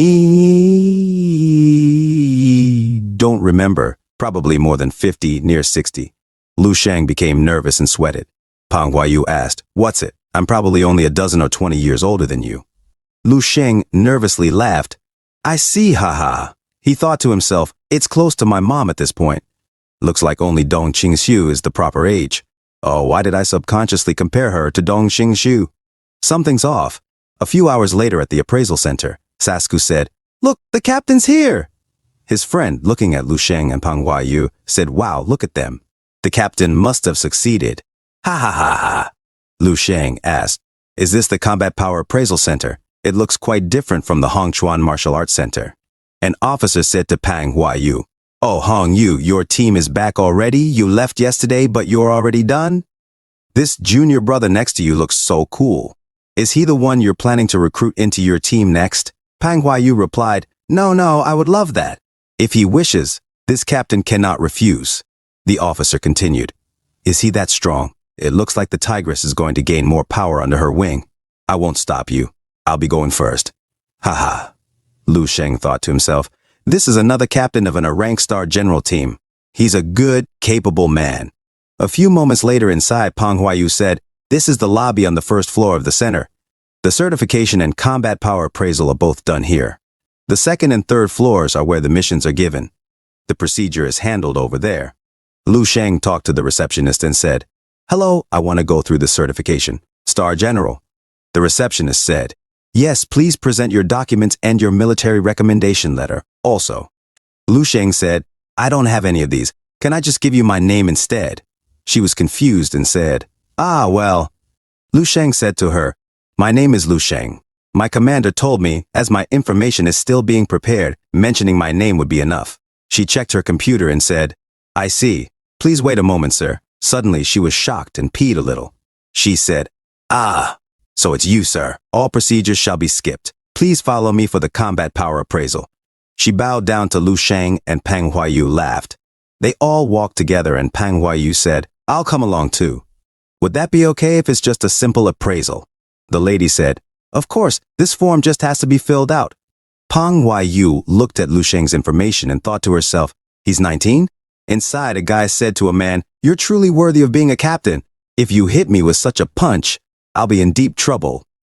With such progress, I'm afraid it won't be long before the captain can break through the barrier of heaven and earth and reach rank 8. A bald guy said, "I wish I was half as strong as the captain." Lan Tianxi added, "Is it that easy to break through the barrier of heaven and earth? To reach that stage, your combat power must be up to 30 million. I'm still far off." Suddenly, Lu Sheng asked, "Is this how war zones appraise combat power?" Pang Huayu replied, "Because masters are so strong, even if the tool is made of the best materials, the parts inside would shatter with just one punch. So now, only this synthetic crystal is used for appraisal." Lu Sheng asked, "How do you measure vitality?" Pang Huayu replied, "The value of a master's vitality fluctuates too much, so it's no longer appraised. Only combat power is appraised because it's the best reflection of a master's vitality." Lan Tianxi interrupted, "Hong Yu, won't you say hello?" Pang Huayu asked, "Have you gotten any stronger recently, Lan Tianxi?" Lan Tianxi said, No, even if I do, I would never be your opponent, Hong Yu. How could I be willing to lay a finger on you?" She laughed. "Right, haha." Lu Sheng was shocked and thought to himself, "What's this bootlicking?" Lan Tianxi said, "By the way, that guy next to you, a new recruit? He's so young. To be able to join at this age, your future is limitless." Pang Huayu said, "He's not my team member, he's just a friend." Lan Tianxi thought to himself, "A friend? But he's so young. He's also taller and more handsome than me. His power must not be bad either, right? Damn it," he suddenly thought, and boxed Lu Sheng out from Pang Huayu. Is that guy trying to go after Hong Yu? He looked closer at Lu Sheng, who thought to himself, "Damn it, don't you find these daily cliché jealousy plots tiring? That woman is such a hassle, unlike Instructor Dong.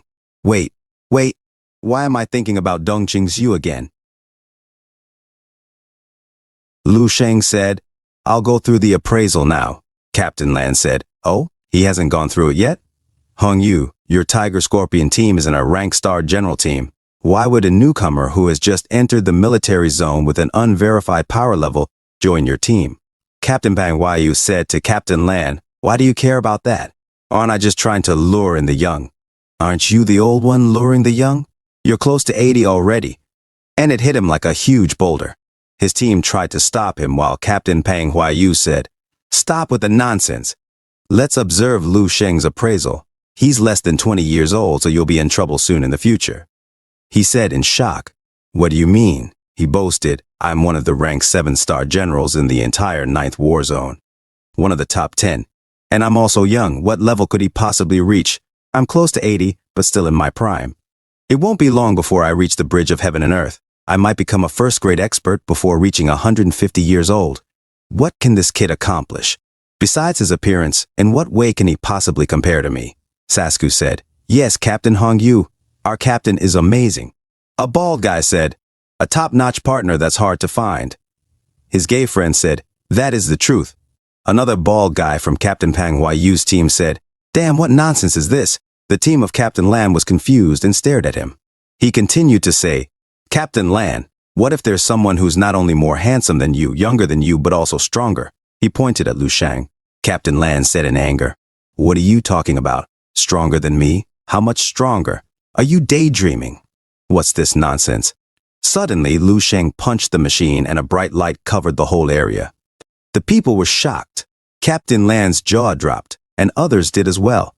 He said, "This... impossible!" as the measurement continued to rise until it maxed out. While Lu Sheng stood in front of the machine, he looked at his score.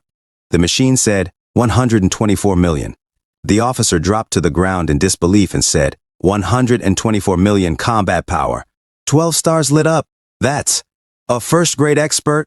Captain Land's nose bled, and he said to himself, a first grade? Are you playing with me? 1 minute ago, second floor of the Star General Center mission office, the message board said, Blood Team has completed the mission Patrol of Wilderness. Congratulations to the Saber Zone number 23 team for completing mission rank B, the mission Beast Suppression. Newest mission, rank A. The other message board said, 9th Zone Star Generals, name Chen and Kexing. Combat power, 9 stars. Merit, 1367. Overranked. Comprehension rank, 1st overall rank, 11th. A gay guy said, Captain, about the rebuilding of the defense line.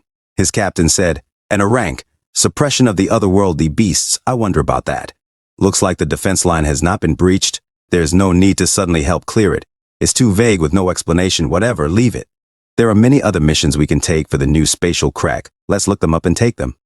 The gay guy said, okay. Suddenly they felt an earthquake. A notification said, congratulations to the Saber team for completing the mission Beast Suppression mission rank B, newest mission rank A, the captain said. How could there be an earthquake in the center? No, it's coming from downstairs. This feels like. Right. When Admiral Chen Engxing came for the power, the second floor appraisal of combat trembled like this.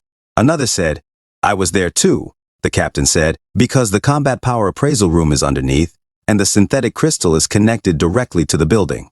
As long as the punch is strong enough, it will go through the building and cause such a shock. A notification said, 9th War Zone Star General list name, Lu Sheng. Combat power, 12.5 stars. Merit, 0, not added. Comprehension rank, 1st overall rank, 8th. Name, Chen Engxing. Combat power, 9 stars.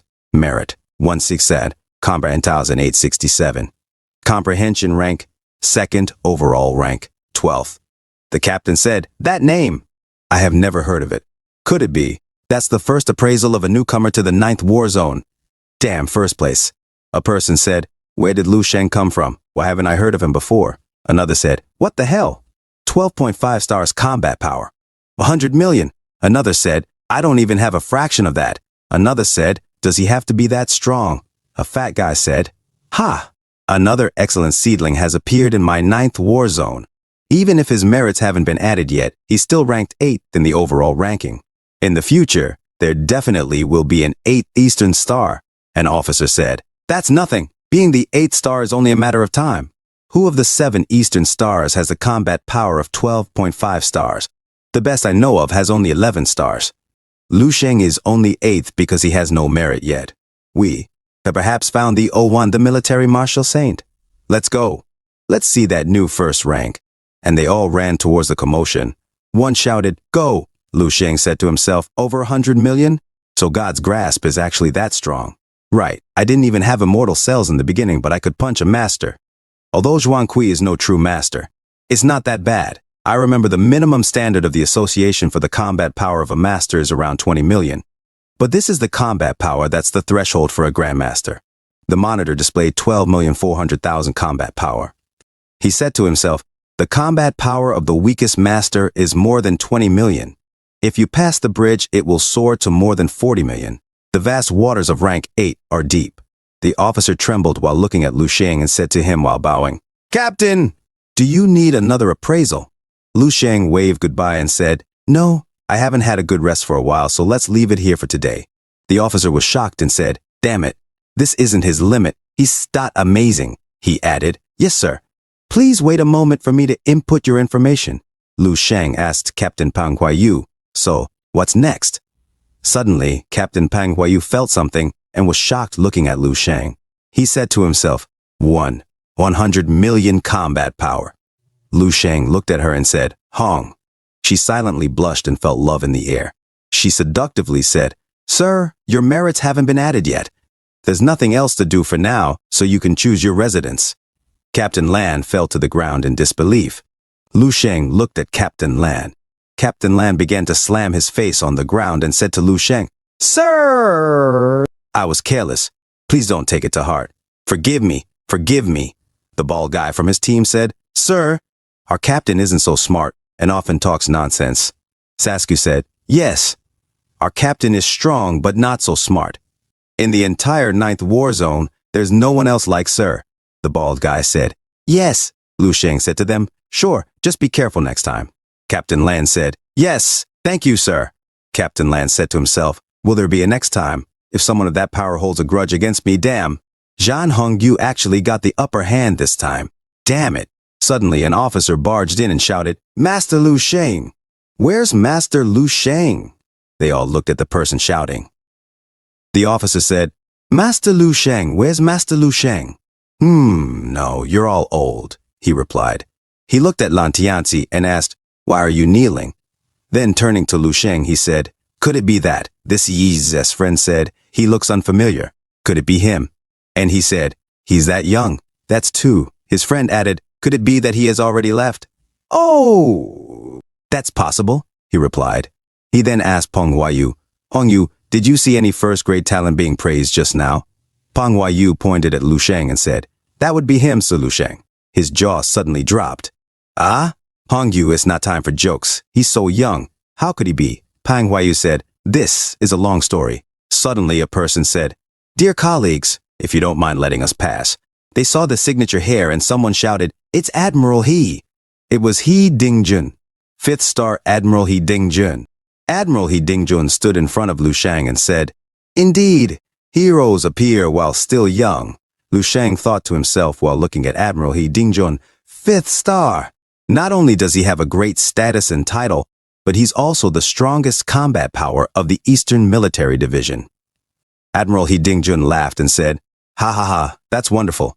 Our Eastern Military Division has gained another Star General, a first-grade talent." He extended his hand and said to Lu Sheng, "I'm Admiral He Dingjun. It's nice to meet you." The officers were shocked and said, "It's really him, the one with 12.5 stars of combat power." A heated discussion started among the group of officers. One officer said, "Heavens, he's so young. He must be less than 20 years old." Lu Sheng, in boredom, shook Admiral He Dingjun's hand and said, "Oh, it's nice to meet the Admiral." He thought to himself, "Ha, I'm so tired of this pretentious act. If I could escape it, I would." Admiral He Dingjun, with enthusiasm, said, "I have sent people to fix up all the procedures for you, and the addition of merit has also begun. What about going to my office for some tea?" Lu Sheng replied, "Thank you for the invitation, Admiral He, but I would like to rest for a few days. Next time we can."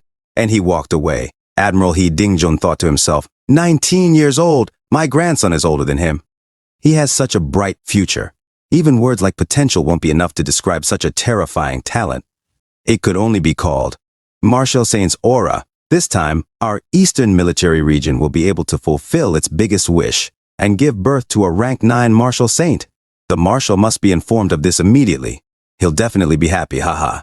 Admiral He Dingjun suddenly looked at Peng Huayu and said, "I am already aware of your interactions these past days. Sir Lu has just joined us. If there's anything he needs help with, make sure to guide him and explain everything to him. Feel free to come to me if necessary for anything." Peng Huayu said, "Don't worry, sir. I'll do my best." Admiral He Dingjun looked at her seriously and said, "If you have any advantages you can use, do it. Sir Lu's potential is much greater than you imagine. His genes are also precious. You know what I mean, right?" Peng Huayu was shocked by what Admiral He Dingjun said and thought to herself, "I'm willing to do it, and others will look up to me." Suddenly, the officers swarmed her and asked, "Tell us all about it. Does Sir Lu have LBA?" The narrator said, like that, the news spread quickly through the whole 9th War Zone, and even to the entire Eastern Division. A few moments later, at the Star General residential area, the officer snappily said, "Greetings, Senior." Lu Sheng thought to himself, "This area looks like a snippet of a movie from my previous life, but on a smaller scale. After all, it's the military, and the combat power concentrated here is high. Even the guards are ranked 3 and 4. A guy said, "Sir Lu, my name is Wang Yan."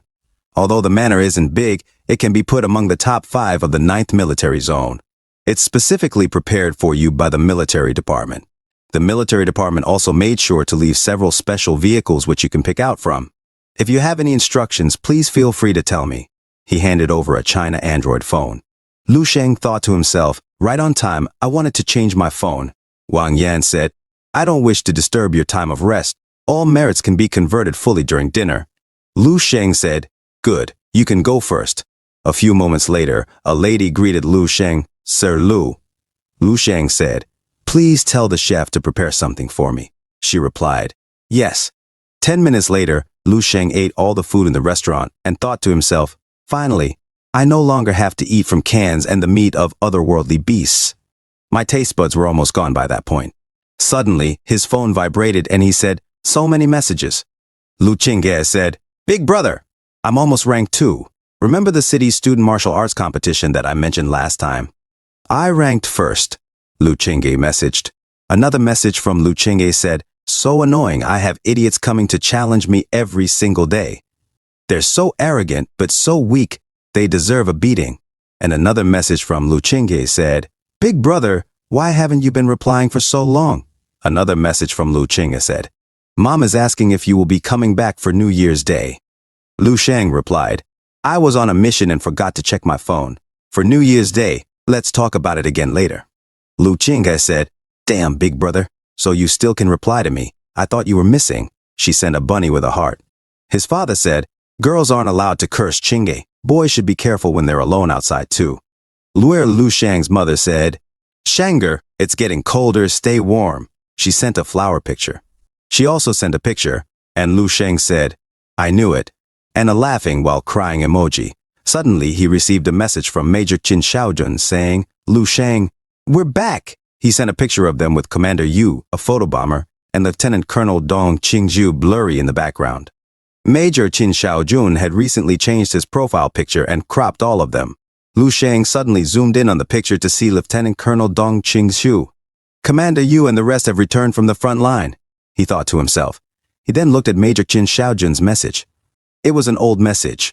Lu Sheng said, she hasn't sent me any messages since the conference. Maybe she didn't bring her phone with her or she's out of battery.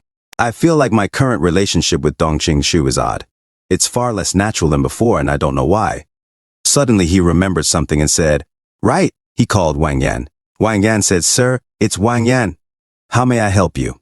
Lu Sheng said, help me check information about a man named Lu Qiming. This year he's a recruit of the Eastern Military Division, originally from Bahei City. Wang Yan said, there's too many people in the military department. I'll make sure to search carefully and let you know if I find anything. And if 100% would you be helping him? Lu Sheng said, no need to do that for now, just find him. Inform me of what you find. Wang Yan said, yes. Lu Sheng began to feel sleepy and yawned after all that food. He silently closed his eyes. He went to the dream world and said to the monsters, I won't be fighting today, I'm too tired. Another day. A few moments later he said, let's check if there are any new enhancements. After all, I must have received a lot of merit these days. I have to put my resources to use.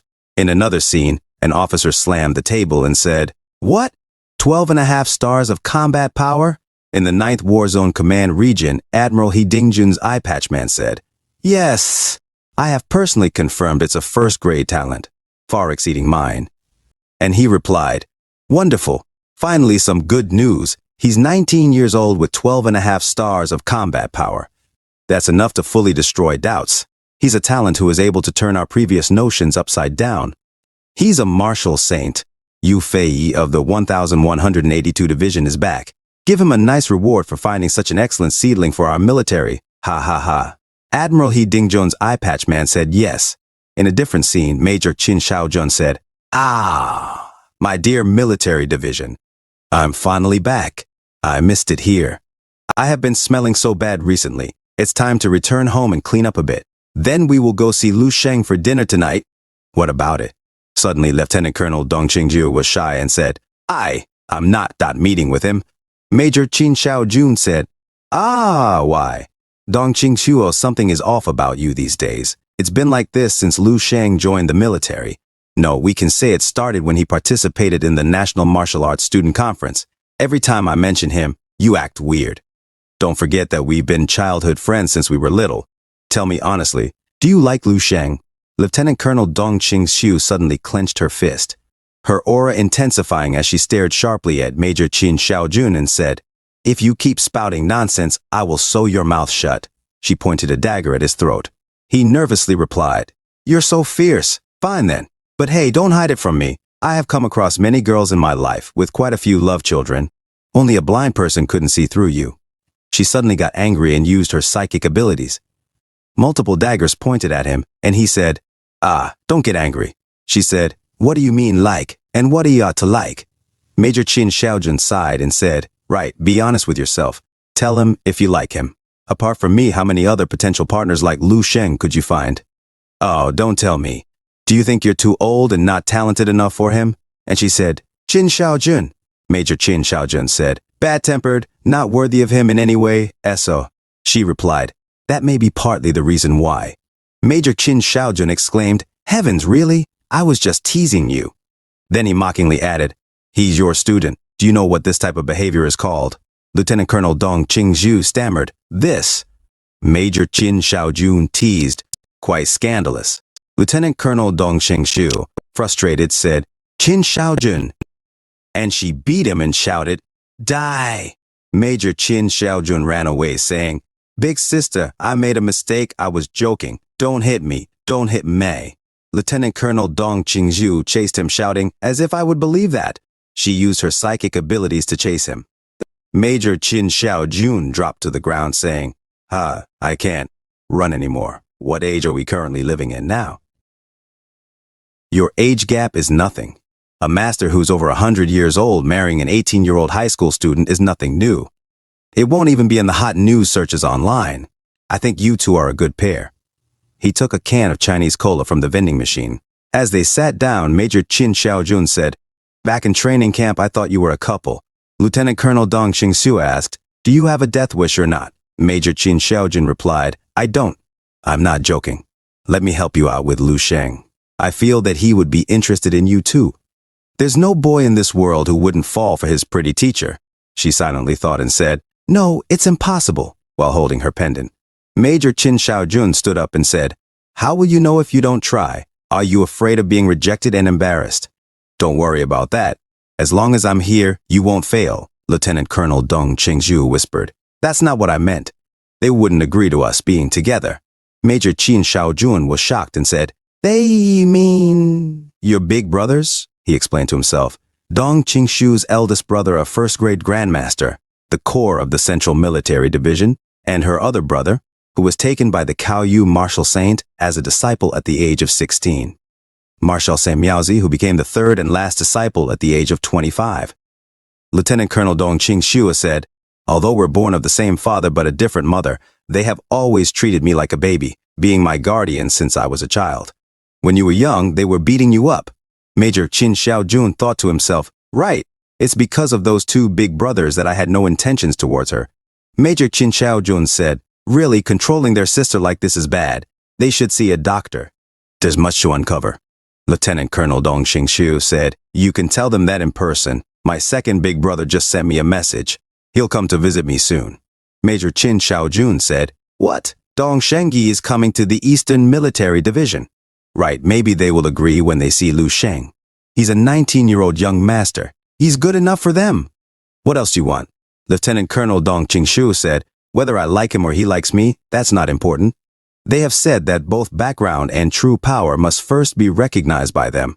You know me, if it's something fruitless, why try to make it happen?" Major Qin Xiaojun said, No, there must be a way, damn that family. If I become a martial saint, I'll marry you to Lu Sheng. Then we'll see if Dong Podian and Dong Shengyi would dare to do anything." Lieutenant Colonel Dong Qingxiu stood up and said, "What about you becoming a master first? But still, thank you." She walked away while Major Qin Xiaojun thought to himself sadly, Dong Qingxiu. He lit a cigarette and said, "A pretty teacher falls in love with her student. What a wonderful plot. There's even her family standing between them. That worn-out story is so annoying." Suddenly, the officers ran by and one of them said, "Quickly." Major Qin Xiaojun looked at the commotion and said, "What's going on?" The officer said, "Sir, it's said that our 9th war zone has welcomed the 12th Star General. the one ranked first among the star generals. Also, he's reached the top 7 of the overall ranking. We're now rushing to see it for ourselves. Major Qin Xiaojun said, "Oh, is that so? Let's go then." Incredible, it's like having a famous star in your hometown that'll surely cause a big stir, hey. Suddenly, Major Qin Xiaojun realized and said, "Damn it, it's Lu Sheng." The 9th War Zona Star General list read, Name, Lu Sheng, Combat Power, 12.5 stars, Merit, 3 million Comprehension Rank, First Overall Rank 4th.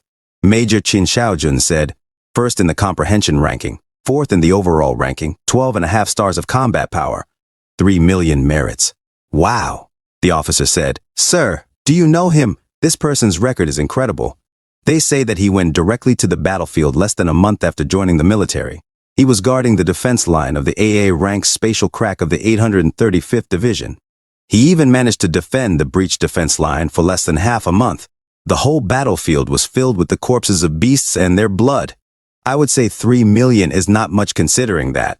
His saliva hit Major Qin Xiaojun as he explained, and he spookily said, "A legend." Major Qin Xiaojun said, "Ah, right, a legend," and he flicked his face. "Ouch," he muttered. He thought to himself, "Now, won't you meet the Dong family's requirements? Hey!" He took out his phone and sent a message to Lieutenant Colonel Dong Xingshu. "Dong Xingshu? Don't ask. Just come over and have dinner with Lu Sheng after you're done cleaning up. You won't guess what happened. Ha ha ha." A few moments later at the 9th War Zone headquarters, Commander Yu Fei thought to himself, "I have actually been called for a personal meeting. That's such an honor. The last time I saw Sir was 8 years ago at the appointment conference." Admiral He Dingjun suddenly called for him. "Yu Fei! Come in, sit down." Commander Yu Fei responded.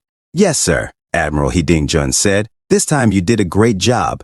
Yu Fei replied, "It's because of Sir's commands." Admiral He Dingjun laughed. "Haha, it's unrelated to me. It's your perception and recommendation." Commander Yu Fei was shocked. "Oh, what does Sir mean?" he thought. "Isn't this meeting with the Marshal because of the merits from the defense line? Perception? Recommendation? What's going on?" Admiral He Dingjun handed over a folder. "Look here and you'll understand." Commander Yu Fei exclaimed, "This is Lu Sheng? Tis, that's absurd." On one page it read, while guarding the 23rd Defense Line on his own for 9 days, Lu Sheng is estimated to have killed more than 350 rank 7 beasts and 7,600 rank 6 beasts, 12.5 stars of combat power, 1st grade. His eyes widened in disbelief at what Lu Sheng had accomplished. A thought echoed in his mind. Lu Sheng is a 1st grade talent. He suddenly stood up. "Sir, Admiral He Dingjun immediately said, "Sit down and calm down first." I was also shocked when I found out.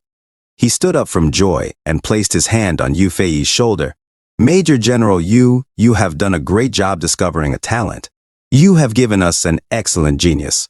From now on, you'll be in charge of commanding the 1182nd, 835th, and 794th Divisions. Your rank will be raised 1 step higher. You should enjoy the privileges of being a Lieutenant General." Lieutenant General Yu Fei, in shock, said, Thank you, sire." He thought to himself, "Heavens, I thought it was just a joke." He remembered the time Lu Sheng casually said to him on the phone, "I get it. Don't worry, Commander. When I become a martial saint in the future, I will definitely promote you." Bye. The memory still amazed him, and he spit out some strawberry juice. "Are you actually trying to support me?" he wondered. A few moments later at Lu Sheng's residence, Lu Sheng was washing his face in the sink and examining his teeth.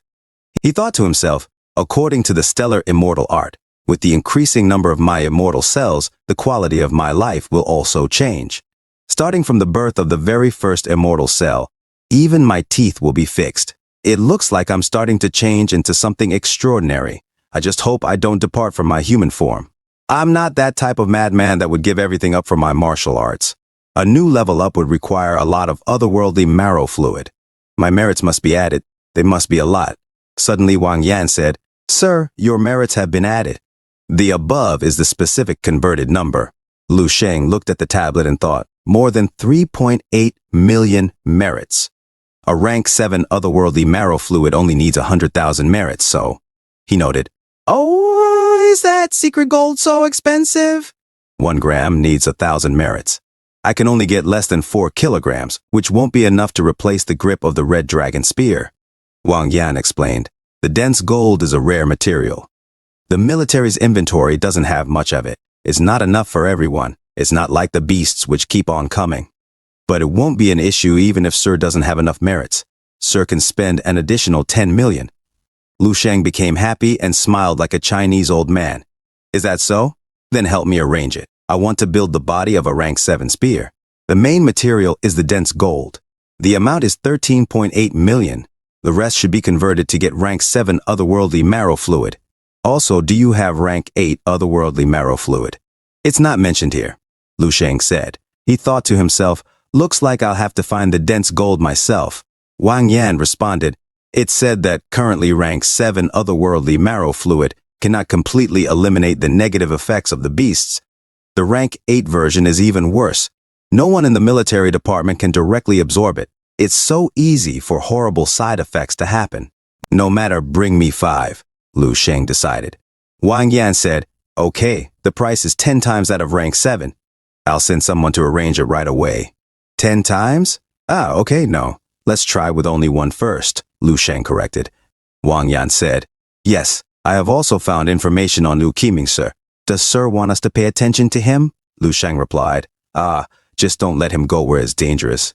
Yes, Wang Yan confirmed. Lu Sheng remembered his days with his best friend. In class, his friend had said, hey Shengzi, did you have nightmares again? Come sit down. I'm not a saint, but I will try to protect the ones I care about when I have the ability, Lu Sheng thought to himself. He remembered the time when his best friend had said, let's go, and Lu Sheng had replied, no, I'm not feeling well, go home. He reflected, if someone says I'm showing favoritism, whatever. Suddenly, an unknown number called. Lu Sheng answered, hello. A sexy voice responded, Lu Sheng, it's Dong Qing Shu. Lu Sheng immediately smiled, so it's Instructor Dong. What's up? She said, Jin Xiaojun and I would like to treat you to dinner tonight. Are you free to come? Yes, 8 o'clock, you guys pick the place, Lu Sheng agreed. After the call, Lu Sheng blushed. With my current control of my power, it's hard to explain why my heart is beating faster just because of one name, he thought. He imagined the beautiful face of Lieutenant Colonel Dong Qingshu and said to himself, the body doesn't lie. Maybe. Is this fate? In another scene, Lieutenant Colonel Dong Qingshu waited in her living room for dinner with Lu Sheng. She stood patiently, watching Lu Sheng on the monitor. Suddenly, Major Qin Xiaojun opened the door and said, hey, are you guys going to meet up? Lieutenant Colonel Dong Qingshu replied, yes, at 8 o'clock tonight at the Blue Pigeon restaurant. Major Qin Xiaojun mockingly said, hey, Dong Qingshu, meeting up with your student. I knew it. And the look in your eyes when you look at him. Lieutenant Colonel Dong Qingshu hit Major Qin Xiaojun so hard that he flew across the room and hit his face on the wall. She shouted, scram! Lieutenant Colonel Dong Qingshu held the gift that Lu Sheng gave her and said, the Central Military Division bears the name of the Eastern Supreme, Xiao Yu's successor Dong Shengyi. I also need to become a master as soon as possible. In a different scene at Lu Sheng's residence, Lu Sheng's new Chinese phone rang with a ding. The message was from Wang Yan and it said, sir, the rank 7 otherworldly marrow fluid you requested has arrived, along with a special tube containing the rank 8 otherworldly marrow fluid on the second floor's hall. Please use it with caution. Lu Sheng said, it's already here. It's still early, so let's practice a little bit. A few moments later, Lu Sheng examined the fluids and said, these are all the rank 7 ones, and this is the rank 8. It can be seen at first glance that it's full of energy. He opened one tank and said, it gives more than 10 times more energy than rank 6. He began to drink it. Such a horrible taste. He finished all the bottles. I don't feel a change. Suddenly he felt something and said, ah! He sensed monsters surrounding him. Is this the remaining will of the beasts? There are so many negative emotions pouring into my body. The blood clotting pill's gap has been completely filled, and it's still expanding. Stop! He jumped and shouted, break! He continued, 1,000 times, 10,000 miles, 1,000,000 times, 10 million times. Using the skill, divine illumination of the King of Hell, he increased his power. After more than 100 million rebirths and transformations, the second immortal cell is complete. The third phase of the immortal golden body has advanced one step forward. A few moments later, he said, it should be perfected after 2 more breakthroughs. My body is being refined and reshaped, becoming stronger each time. It's close to the process of trial and failure before you succeed. but this is much safer. During the process of impacting your vitality, the immortal cells sneakily absorb part of the energy and go through multiple transformations. This proves that the potential of the immortal cells is great. 1 billion transformations are just the base. What about many billions of transformations? Would I reach the unimaginable? He looked at his palm and felt something. Oh, this is. It looks like the otherworldly marrow fluid is still a bit impure. Looks like taking 8 tubes at the same time isn't a problem. It's still early, so why don't I practice a bit more? He looked at it silently and began to consume it. Suddenly he felt something again, dropped the tank, and veins popped out of his neck. This feeling. He saw something in front of him. It was a demon of himself looking at him straight in the face. He suddenly kneeled to the ground and felt pain. The pain grew stronger as he endured it. He shouted and his eyes went dark. Dark energy came out of his body. A voice said to him, "You can't bear this energy. You and I are one. Accept me." Lu Sheng suddenly stood up, uppercutting his dark image and shouted, "Scram!" Wang Yan said, "This building is capable of withstanding a 16-magnitude earthquake. What's going on?" The lady maid shouted, "Ah!" Inside, Lu Sheng endured the pain, shouting, "Ha!" His body became bulkier. This energy, it's like an unending stream that I cannot stop. If this goes on, my body will explode. He used his skill, nature's breathing technique, and concentrated. He then used his skill, void state, second phase. Suddenly, a beam of intense light shot from his building. Inside, Lu Sheng stood with an intense aura. Impurities broke from his body. He opened his eyes and sparkled. High risk, high reward. This must be it. It's true that there's no construction without destruction first. The third phase of the immortal golden body is complete. He looked at the clock and exclaimed, "Ah, damn it, I forgot the time. When did 8 o'clock pass?" He took out his new Chinese phone and called Lieutenant Colonel Dong Qingshu. "Hello? Instructor Dong, forgive me today, Lieutenant Colonel Dong Qingshu interrupted. "So, have you been practicing?" Lu Sheng replied. "Yes." Lieutenant Colonel Dong Qingshu asked, "Is there anything else?" Lu Sheng said, "No." Lieutenant Colonel Dong Qingshu said, "Okay, I'm going to go practice too. Farewell." Lu Sheng thought, she didn't sound angry, but I think, she is? Suddenly, Major Qin Xiaojun called. "Qin Xiaojun." Lu Sheng answered his new Chinese phone. Major Qin Xiaojun shouted, "Lu Sheng, you're doomed." Major Qin Xiaojun continued shouting, "Ha! Do you know this was the first time Dong Qingshu asked someone out for dinner, and you didn't show up? What were you thinking?" Lu Sheng covered his ear and suddenly looked like an old Chinese man. He replied, I was close to a breakthrough during today's training, so I totally forgot about the time." And he looked like a younger Jackie Chan. Major Qin Xiaojun said, "Is that so? Oh, looks like the heavens aren't on your side. Speaking about breakthroughs, do you break through every 3 days? You're terrifying. But I guess we can't change that, tusk. Lu Sheng said, "I can't control that. Besides, it was only for 3 hours or so. Is it that serious?" Major Qin Xiaojun was silent, and dots formed in his thoughts. He suddenly said, "Lu Sheng, you're truly something, I'm convinced. Is it serious? I have to check." A few moments later in the dream space, Lu Sheng pressed the personal information button and quickly swiped to the right. Let's see, what's the impact of this event? His eyes locked onto future spouses, and an image of Lieutenant Colonel Dong Qingshu appeared. Her name in the spouse category is still there, so it's not that serious. Since nothing's wrong, there's no need to check. In the end, I can just go practice. The time needed to complete the third phase of the immortal golden body was much shorter than the second phase. It's like I'm cheating. After completion, my martial physique becomes much greater than before, both inside and outside. Is it perhaps the technique? He punched the air with his strong fist. Some people have unusually long arms, which makes them suitable for swordsmanship. Some people have thick joints, which makes them suitable for boxing and palm techniques. And I am suitable for physique refining. It's no exaggeration to say that even if one day I were able to use the stellar immortal art at the same level as the Eastern Evil Sun, reaching his power would be impossible. That's because the art is his own technique. But from now on, it will be different. By rebuilding my physique and then completely changing the stellar immortal art to fit me with the help of nature's breathing technique. It's close to a 100% match, even closer to the creator himself. Maybe I should give this martial physique of mine a proper name. Stellar immortal physique, the ancient heavenly physique, the heaven supreme physique. the heavenly origin physique, and more. I now have the strongest physique in the universe like in the novels. Ha, of course, these are all dreams. But now, this physique's power cannot be denied. Stellar, immortal, form. As the dream space crumbled, his aura became dragon-like as he flew in the sky. Now, even the Grandmasters can't easily break my defense. How many stars would I reach now in combat power? Would it be double the amount? Let's first test this power out on someone.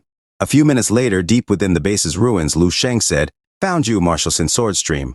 Yellow Emperor Gu Xuan." He stood there silently. "Come, let's see. If I can." He raised his foot. "Fight a martial saint today." He performed a flying kick with intense power. Martial Saint Swordstream, Yellow Emperor Gu Xuan, suddenly looked towards Lu Sheng with his eyes sparkling.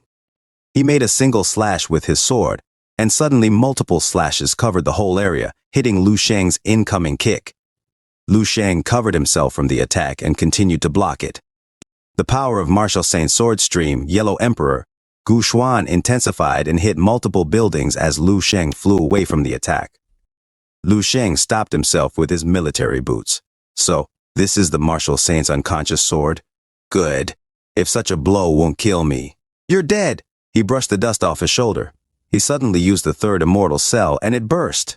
His intense power displayed multiple energies as he used his skill, unparalleled martial arts will, and fully activated nature's breathing technique. Martial Saint Swordstream, Yellow Emperor Gu Xuan prepared for another attack. "All those unworthy, I'll cut down with my sword," Gu Xuan thought to himself. "I can hear his thoughts? Okay, then I'll show you everything," Lu Sheng said to himself. He used his skill Martial God State. "This is my perfected martial arts."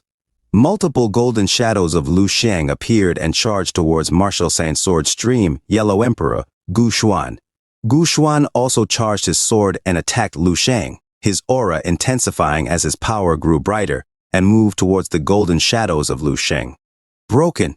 Void," Lu Sheng said to himself, and it hit the attack of Martial Saint Swordstream, Yellow Emperor Gu Xuan, and it exploded violently.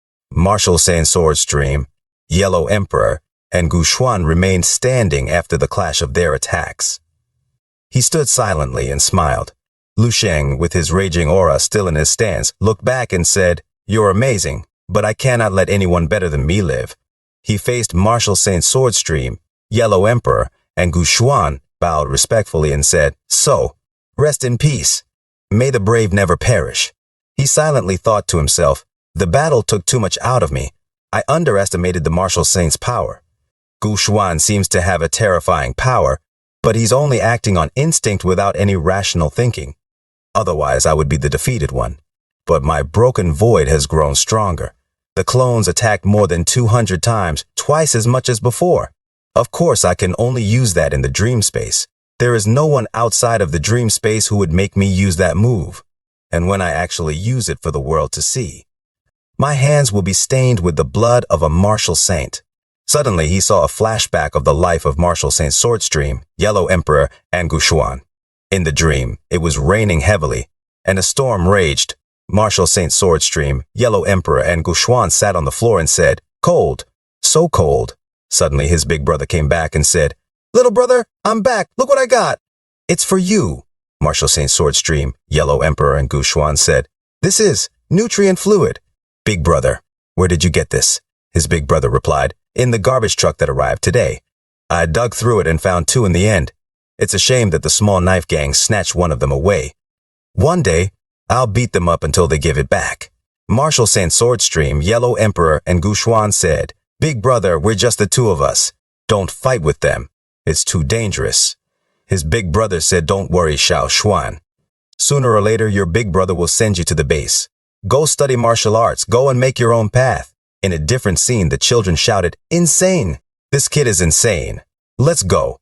His friend said, "There's no point in fighting with him." Martial Saint Swordstream, Yellow Emperor, and Gu Xuan said, "Big brother." His big brother replied, "I'm okay." "Don't cry, Xiao Xuan. Don't you see? You have to be ruthless to live. Don't forget, when you learn martial arts, you have to specialize in a martial art that kills." Martial Saint Swordstream, Yellow Emperor, and Gu Xuan said, "Big brother, don't die. I won't forget, I won't." Suddenly, a person said, "You two are tough. You were able to survive." They both looked back, and the person continued, "From now on, you'll follow me." In a different scene, an old man pleaded, "Please don't kill me. I have a daughter. She's only 2 years old." Marshal Saint Swordstream, Yellow Emperor, and Guxuan looked at the old man silently and said, "Go." The old man said, Thank you. You're a good person." He went outside, and his big brother asked, "Did you kill them all?" Marshal Saint Swordstream, Yellow Emperor, and Guxuan said, "Yes." His big brother replied, "They're cultists who believe in the end of the world. Every single one of them has lost their humanity and is not worth your pity. As they say, if you don't kill them, they will come to kill you. It doesn't matter if it's a martial artist or a normal human being. You must be ruthless. You know that, right, Xiao Xuan?" Marshal Saint Swordstream, Yellow Emperor, and Guxuan said, "Yes, big brother." In a different scene, a person said, Guxuan, your big brother, he is dead. It's the revenge of the destruction cult. Your big brother saved you from it. He killed 13 rank 6 martial artists, but only a broken sword was left behind. I've told you before that the cult can no longer be deemed human. They're the biggest cancer threatening humankind. You can't believe them. And he remembered what the old man said to him. Daughter. As he laughed, "Ha ha." An old man said to him, "Guxuan, Master Duan says your current style is too bloody and brutal. So, you can only be taught the wheel sword technique first. Until you refine your sword's murderous nature, you aren't allowed to see him," and threw him a scroll.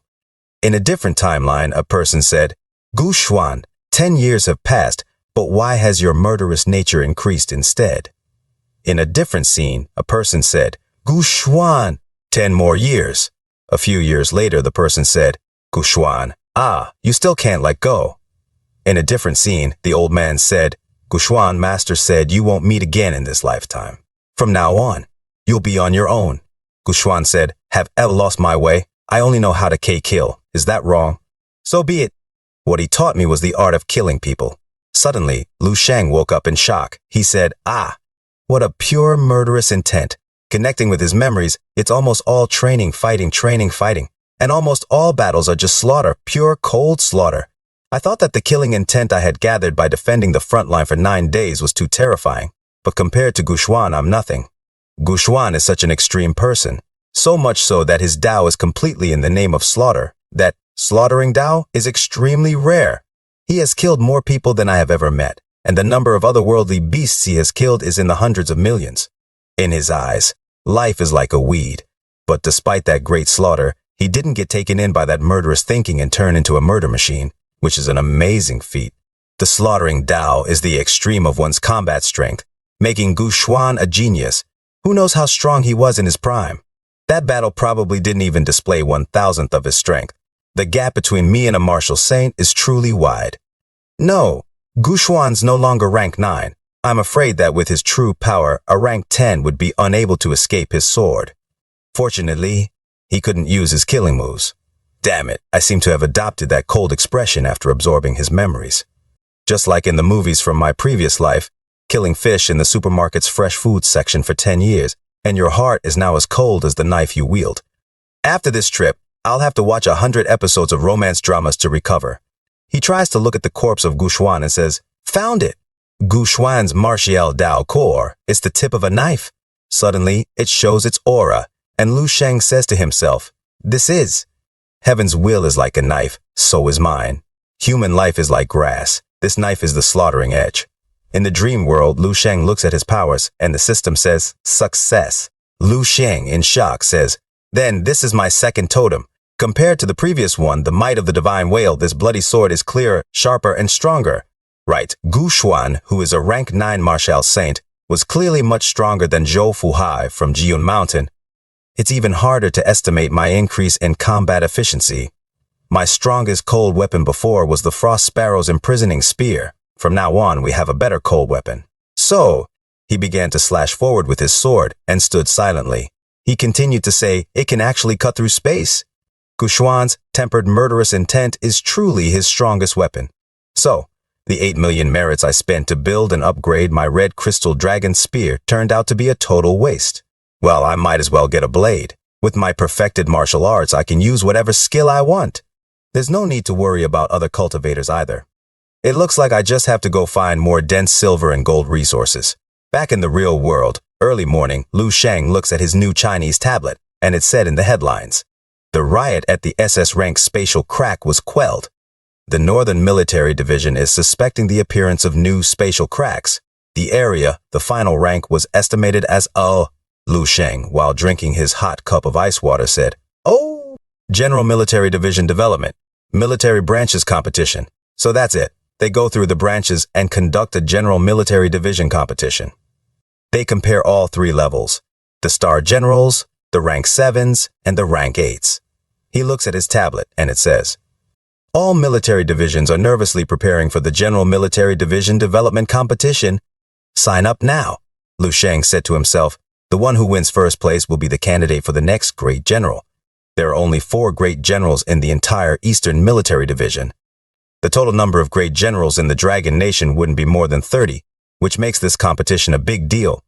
Suddenly, he noticed something and said, "Oh," the page said, "General Military Division list, Lu Sheng. He has big potential, might be the most sought after in the next competition, and is expected to enter the top 20.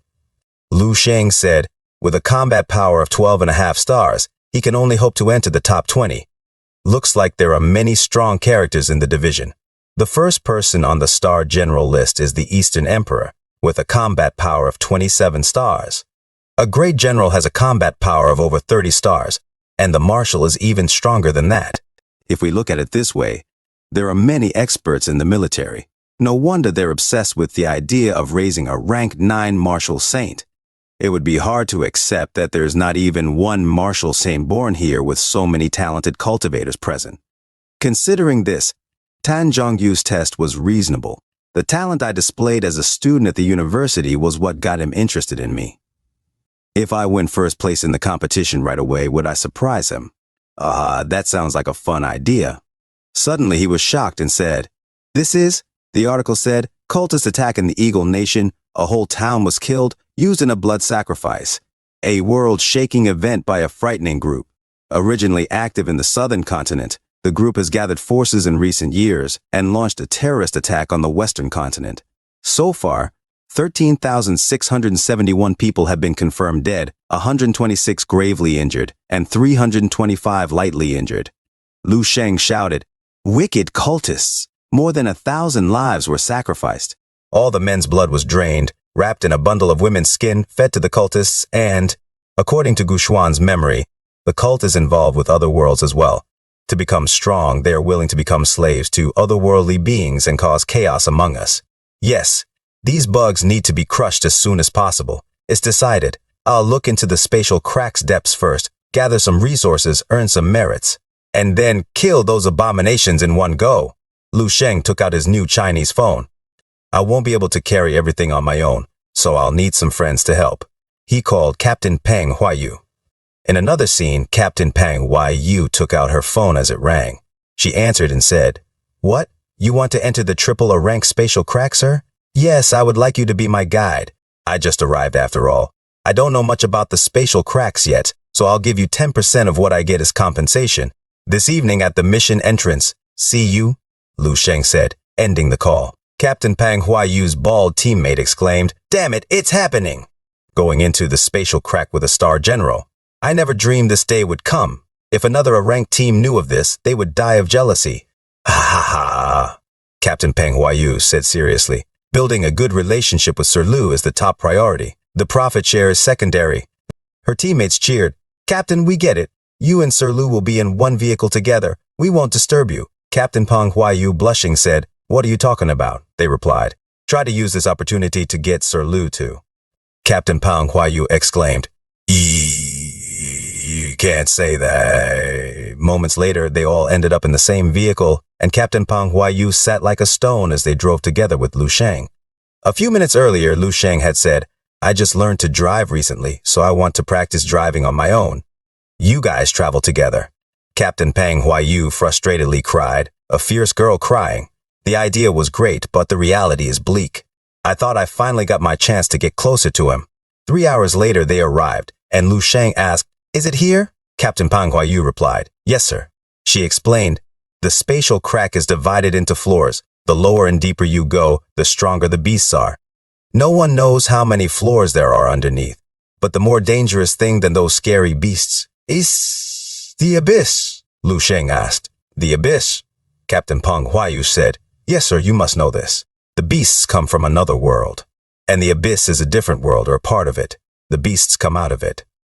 The abyss emits an otherworldly aura constantly, and it's embodied in our world as an eccentric black fog.